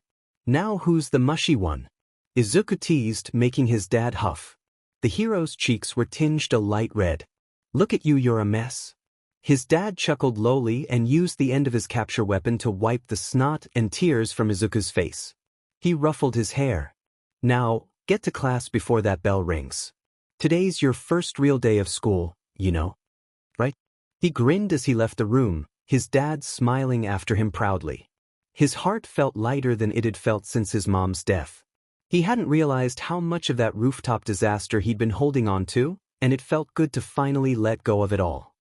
He looked down at Yuki with a smile, ready to take on the day. Let's do this. He slid into his seat silently. None of his classmates even realized he'd entered the room, sans Kacchan, who gave him a curious look. His dad trudged through the door just as the bell rang, looking for all the world like he'd rather be anywhere else. You all should have had the chance to look over your syllabus. For those of you who don't know, we've got a new class member. Shinso Hitoshi will be your classmate from this point onwards. He gestured towards the purple-haired kid tiredly before turning back towards the class. I'm going to take a nap now. Do whatever you want, just try not to wake me up. With that, his dad curled up in his yellow sleeping bag and conked out. Wow, so you're Shinso, right? Ashido grinned. Nice to meet you. You must be pretty good if Aizawa-sensei put you in here. Especially considering the fact that he expelled Mineta so quickly, Kaminari grimaced. Izuku tuned out the introductions as he leaned forward to speak with Kacchan. What do you think we'll be doing for heroics today? He asked excitedly. Dunno. The blonde shrugged. Whatever it is should be pretty DM and cool though. He grinned. I heard All Might's teaching heroics. Jiro commented, bringing attention towards their conversation. I meant to ask, how did you get a cat in here? Ashido tilted her head. Yuki is my hero's partner. Izuku explained, scratching the feline under the neck. He's got a quirk of his own, Shadow, and I put in the paperwork last year. Legally, he's treated like support gear, so I can take him everywhere with me. That's so cool. The pink-haired girl beamed. Yuki eyed Koda curiously. The quiet boy flushed a bit as he brought up his hands to sign. Yuki wants me to tell you that I can understand him, and can... He flushed a little darker when he remembered that most people didn't know sign. With a grin, Izuku raised his own hands. I understand sign, Koda. No worries. Kacchan does too. Koda's expression brightened considerably and he brought up his hands again. Really? That's so great. I've only met a handful of other people who know it. I know some sign, but it's mostly the basics. I can't do it nearly as fast as you. Shinso spoke up softly, and Koda set him a smile too. Maybe we could help teach you? Izuku offered. My pa's parents are deaf, so he taught me signs so I could communicate with them. But if you're okay with that. Shinso looked down, and Izuku was abruptly struck by just how meek he seemed in that moment. Meek and unsure and bitter. Much like how Izuku himself had been before he met his dad. Was Shinso okay at home? Had he been bullied at school too? Could he also be quirkless? Shinso, I totally forgot to ask. What's your quirk? Ashido beamed. I don't think we saw yours either, Yamazawa. Hagakure added. Shinso scowled a bit. You'll find out eventually, so I'll just tell you. My quirk is brainwashing. It's response-based, so I understand if you don't want to talk to me. There was a beat of silence as the room processed that. That's so cool. Izuku grinned. It's perfect for hero work. You could stop robberies, or save hostages without any collateral damage. Keeping injuries and casualties to an absolute minimum. Oh wow, I couldn't imagine all the people you could save with that. Is there a limit to how many people you can control at once? How complex can the commands be? What happens if you ask someone to do something beyond their natural physical capabilities? Zucken. Kacchan poked his shoulder with a snort, and he abruptly realized he was rambling. Sorry, I just find quirks so fascinating. He laughed a bit. Why don't? Shinso was staring at him owlishly. You don't think it's a villain's quirk? Of course it isn't a villain's quirk. Ida butted in. You're in the hero course, aren't you? Whatever anyone else has told you, ignore it. Kacchan huffed. They're idiots who wouldn't know All Might from a purse snatcher. He's right, Carol. Ashui spoke up. You're in the hero course. Your quirk doesn't determine what kind of person you are, your decisions do. Shinso blinked a little rapidly, and Izuku caught a bit of a shine to his eyes. Nobody's ever told me that before. Eyes turned to Izuku expectantly. He shared a look with Kacchan as he ran a hand over Yuki's soft fur. Sorry to disappoint you, but I've got zilch. He chuckled a little at their confused looks. I'm quirkless. I don't have anything special. They stared for a long moment. Wait, that's a thing? Ashido gaped. I thought only old people were quirkless? I mean, I'm probably one of the only quirkless people in our age group in Mizudafu. He trailed off, eyeing his classmates warily. You're all taking this rather well. Well, if a quirk doesn't define a person, then the lack of one doesn't either, Karo. Azui sent him a smile. You're still one of the top scorers for the entrance exams. I remember watching you fight. Ida clenched a fist. You were remarkable. Even more so now that I know you did it all without a quirk. DMN, I'd pegged you for an intelligence quirk? Kirishima laughed. That's so manly. You got top score with Bakugo and didn't even have a leg up. Bakugo. Kacchan mouthed incredulously. Hey, Yamazawa. I was wondering about that scarf of yours. Sensei has one that looks just like it. Uraraka spoke up. She's right. It looks like it's a hero-grade weapon of some sort. Yaoyorozu hummed. Ah, Izuku scratched the back of his head. I'm not actually able to say much, as it's got to do with an ongoing investigation, but it's for my protection. I'm legally allowed to carry it and my taser both at school and in my daily life. Investigation? Ida echoed. Are you being sought after by villains? Like I said, I'm not able to say anything right now. Izuku sighed. Lay off of him. Kacchan glared. If he can't say, then he can't say. You're too loud. Izuku's dad spoke up from his napping corner. He cracked open an eye to glare at the class. And stop pestering Yamazawa, or I'll make you take the second-year legalities course during your free PRD. Sorry, sensei. Several people chorused together. You can apologize by letting me sleep. Aizawa groaned. It's about time for your lessons anyways. It is so weird. Kaminari muttered as they gathered their things. Making us move from one classroom to the next. Isn't homeroom usually, your homeroom? Yeah, usually it's the teachers that SW such rooms, not the students. Ashido tapped her chin. From what I can remember, UA likes to use a college-based class rotation system. Izuku hummed lightly as they walked to their English class. Something about preparing us for a higher education? Yeah, well, I'm just glad I can stretch my legs. Kacchan yawned as they walked. I know what you mean, I get jittery if I sit still for too long. Kaminari sighed. I'd rather just sit and nap. Shinso chimed in. Yuki meowed in agreement. You do get to nap all day. Izuku booped his cat on the nose, who licked his chin in retaliation. Don't give me that look. He huffed as Yuki gave another meow. A look on his face told Izuku exactly what he was getting at. No, we'll get enough exercise during our heroics class this afternoon. Koda tapped his shoulder, drawing Izuku's attention. Are you sure you can't already understand him?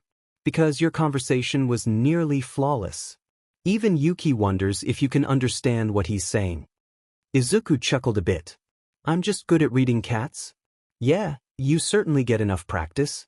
Kacchan snorted in amusement. I feel like I'm missing something here. Ashido looked between Izuku and Kacchan with a mildly annoyed expression as they sat down for his pause lesson. The day sort of sped by after that. Classes were interesting, but it was all stuff that Izuku already knew. The only class that had challenged him so far had been his pa's class, and he was fairly sure that his pa had given him different work from the rest of his classmates. Ectoplasm's math class was fun, and seeing all the different heroes in such a calm and mundane setting was certainly a treat.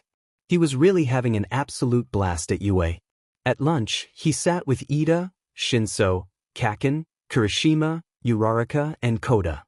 He listened with half an ear to the conversation that Kirishima, Ida, Kacchan, and Uraraka were having while he spoke with Shinso and Koda. I'm not really sure how to do this. Shinso admitted. I've never had friends. Izuku finished with a knowing smile. Me neither. Kacchan's the only friend I've had since I was pronounced quirkless. Even then, we had a small falling out over a misunderstanding for a few years, so I'm kind of figuring out this whole socialization thing too. Koda nodded. And most people don't understand sign language, so nobody wanted to talk to me. Well, Yamaza, Bakugo and I know it. Shinso shrugged. Since my quirk is response-based, my parents forced me to learn sign language. I had trouble controlling it as a kid. My father wanted to muzzle me, honestly. My mother compromised on sign language and forbade me from speaking. Izuku frowned. That's not right. I mean, it's just how it is when you're born with a villain's quirk. Shinso shrugged, completely missing the horrified looks that had been traded by their 4 other table companions. I can understand to an extent. Izuku sighed. My biological SPRM donor left when he found out I was quirkless. My mother was the best though. He smiled sadly. She was killed just over a year ago now. Then my dad and pa adopted me. He gave Shinso a meaningful look. If you aren't safe at home, you can always crash with me or Kacchan. But I couldn't do that. The purple-haired brainwasher denied instantly. Besides, you've just met me. You can stay with me too? Koda smiled. My mom is an amazing cook. Oh, but we're up and I wait, so it's a bit of a ride unless it's on break. But you can absolutely stay with us during breaks. I've got a small apartment here for school. It's not that big, but it's a couch at least. I've got an apartment here in town. Uraraka spoke up. It isn't much, but you're welcome to stay with me if you'd like. Kacchan sighed.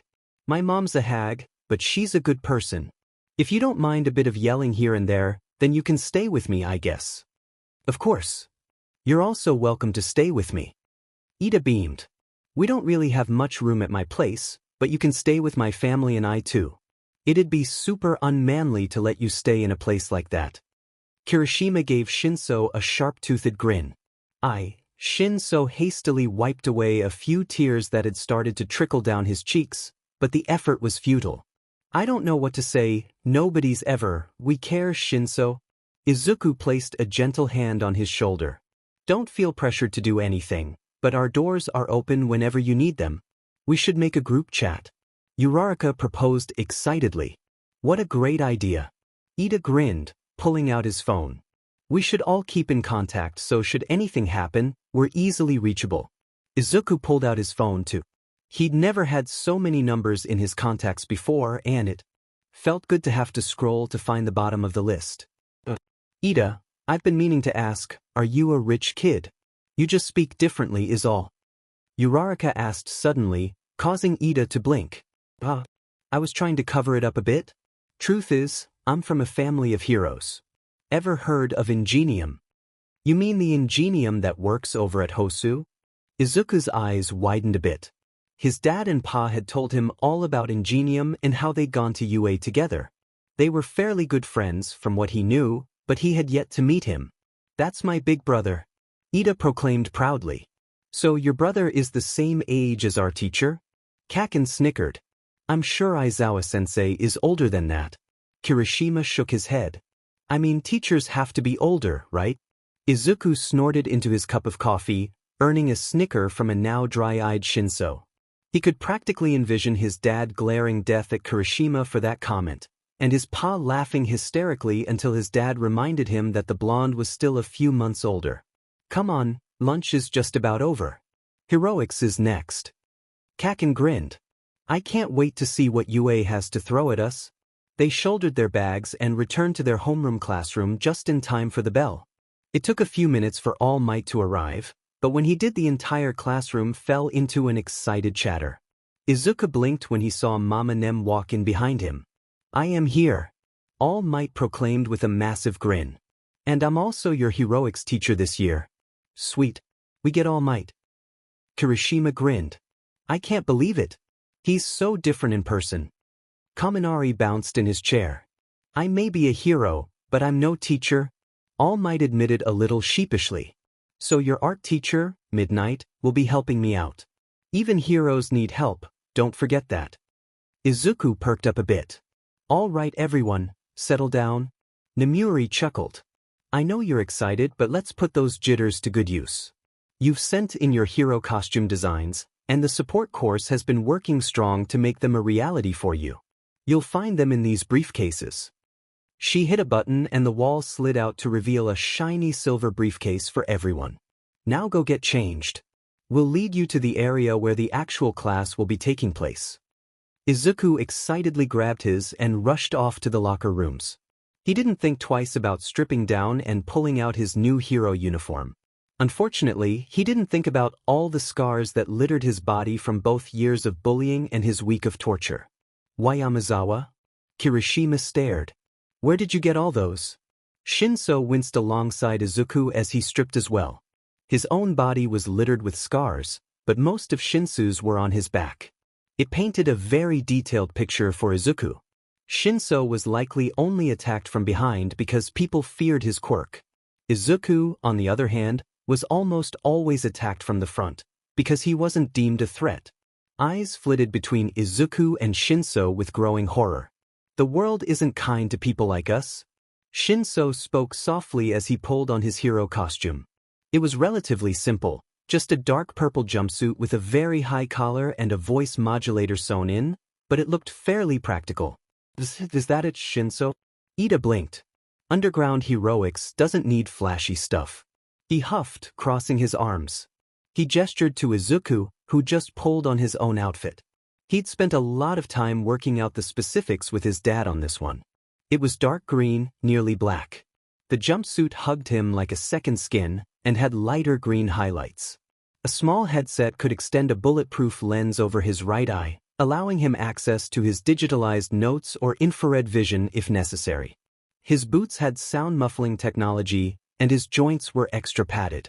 A pair of gloves would allow him to catch the edges of rooftops easier and hold onto his capture weapon more securely.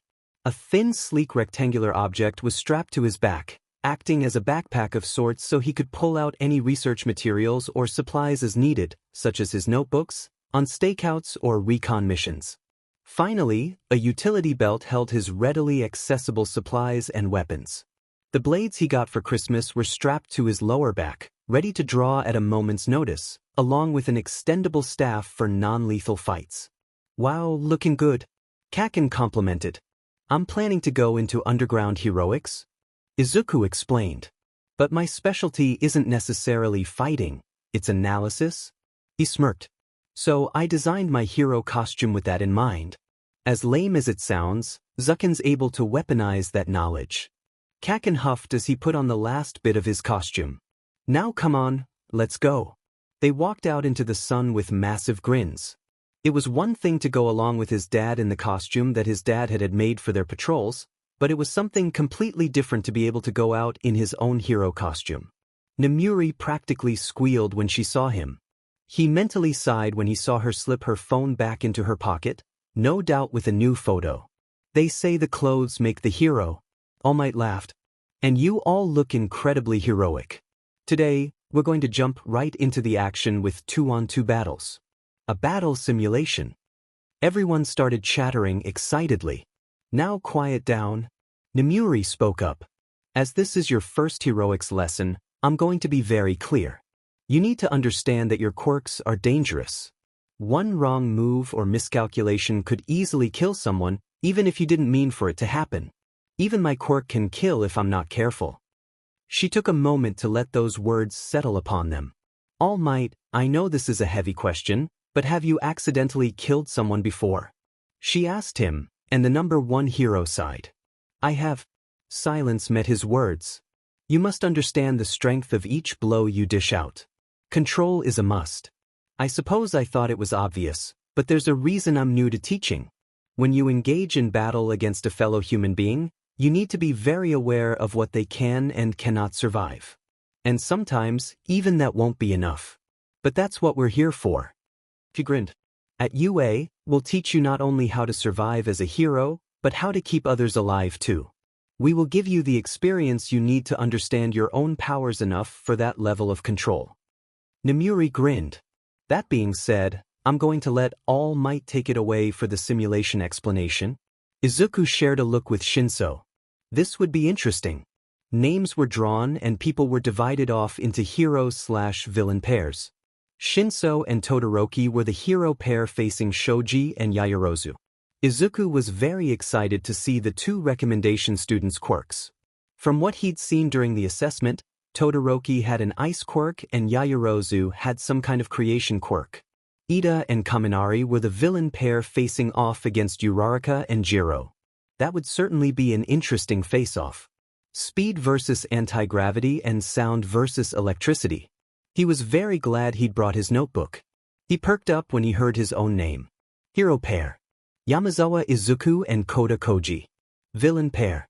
Bakugo Katsuki and Ojiro Mashireo. All Might grinned. Izuku grinned at Kacchan. Well, looks like we'll be facing off again. This time, I won't lose. Kacchan grinned. Koda gave a small smile. I'm very happy to be paired with you. I never did ask, is speaking to animals your quirk? Izuku tilted his head. Yes. But I can also strongly influence their actions. So if I asked a flock of birds to attack someone, what about insects? Izuku hummed. They wouldn't find many animals in an old abandoned building like this, Yuki aside. Koda froze up a little. I hate bugs. My quirk works on them, but I really can't stand them. I freak out whenever there's one near me. I'm so sorry. No worries, we've all got our weaknesses. Izuku chuckled.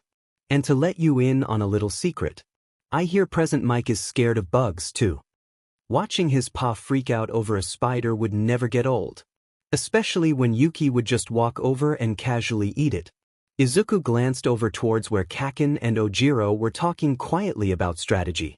Izuku and Yuki shared a conspiratorial grin. Okay, so here's the plan. Katsuki grinned as he heard All Might call for the start of the battle. The tail guy he was paired with seemed to be pretty decent in martial arts, but if there was one thing he'd learned from Uncle Shouta, it was to never place complete faith in fighting ability alone. It was obvious that he'd learned from a dojo, which meant he'd probably be pretty stuck in his routines. That meant he'd be easily predictable, which wasn't a good thing when they were up against Zucken. The plan was simple: distract the silent kid and Zucken until the time limit was up. Katsuki wasn't the best with coming up with strategies, that was Zucken's strong suit. He was more of the wing it kind of guy, something Uncle Shouta had been rather exasperated about. Since he didn't know his partner too well, he decided that a simpler plan was better and they could adapt as needed. Remember what I said, Tails? Zucken is scary observant. He'll use anything he can against you. If he manages to get past me, be prepared. He shot the tail guy a look.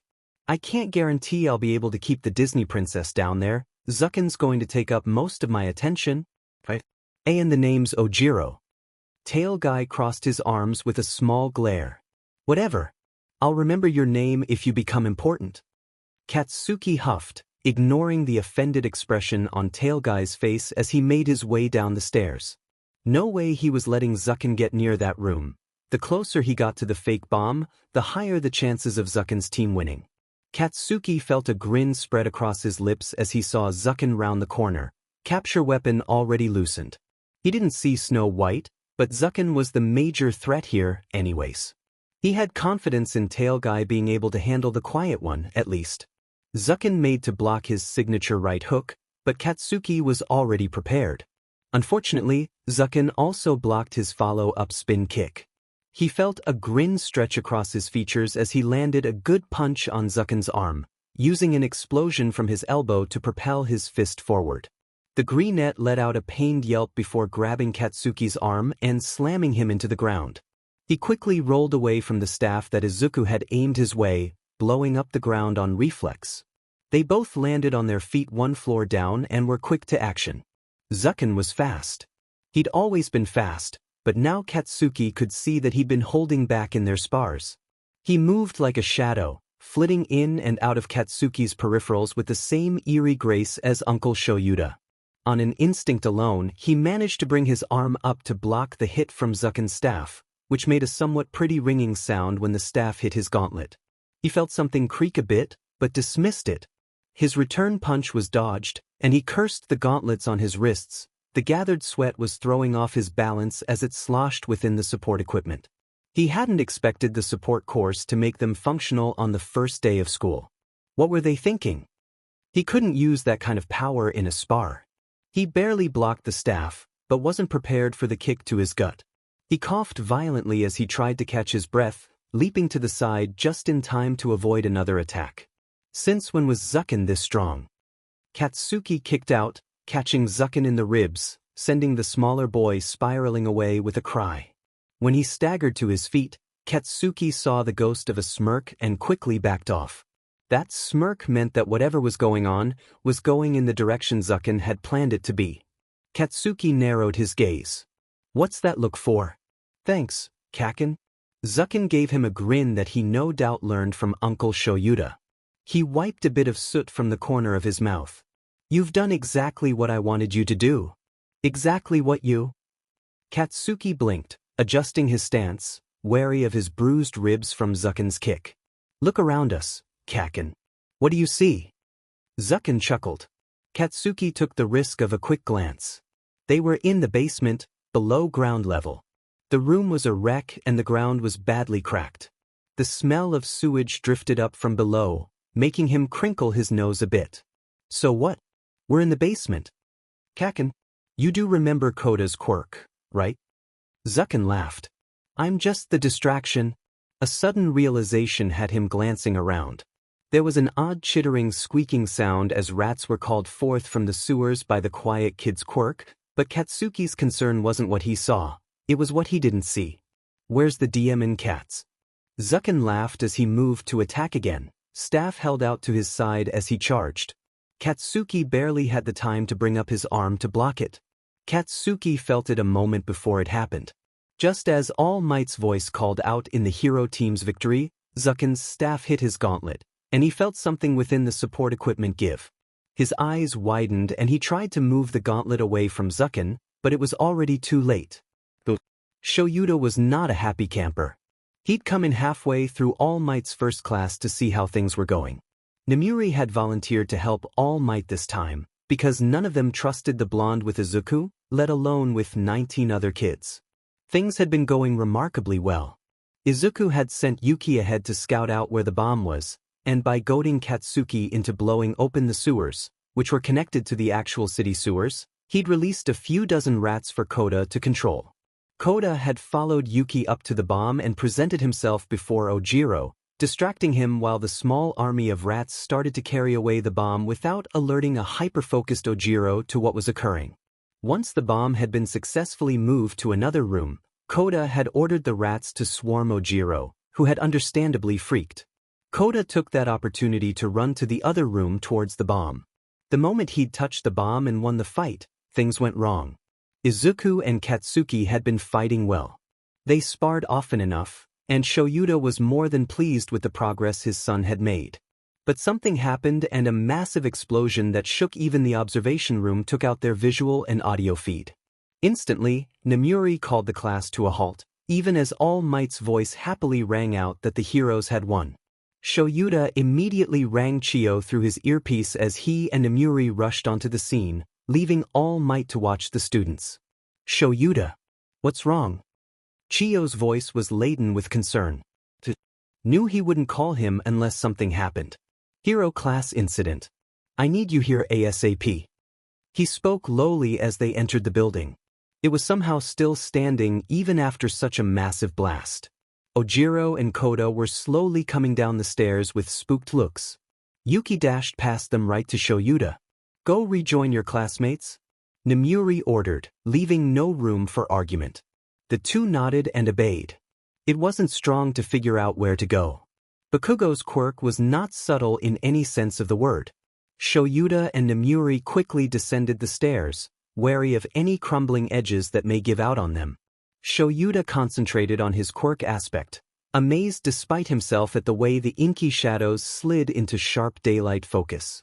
It didn't take him long to find his son and Bakugo. The two were on their feet, staggering towards the two heroes. Zuku. Nemuri dashed over with Shouta hot on her heels. She grinned. The two boys were beat to hell and back, but they didn't look to have any serious injuries. Shouta instantly noted the missing bracer from Bakugo's arm and realized that something must have malfunctioned. Bakugo's skin was resistant to explosions, so thankfully the damage to his arm didn't look that bad, but the fact that he was still injured at all spoke volumes to the power of the explosion that the faulty equipment had unleashed. Kacchan managed to shield me from most of the blast. Izuku explained softly as Shouta wrapped his arms around his son. He felt Yuki leap up onto his shoulders and brushed against Izuku's cheek. You scared me, Cup. He whispered softly, finally letting his hackles relax with the knowledge that his son was safe. Sorry, Dad. Izuku nuzzled against him a little. He turned his attention towards Katsuki, who looked more than a little dazed. Nemuri frowned as she looked the blonde over. Looks like a concussion, not surprised considering. Chio should be able to fix him up, though. They led the two boys up the stairs where the nurse was waiting. Relief bled into her features when she saw the two boys awake and relatively alert. Honestly, the trouble this family finds. She shook her head as she gave each of them an embrace. Katsuki's eyes cleared and Izuku shook himself. They both looked suitably exhausted, but they were safe and that was what mattered. I really thought UA would keep injuries to a minimum. Shouta groaned. It's okay, Dad. Izuku grinned. Kacchan protected me. He put himself between me and the blast.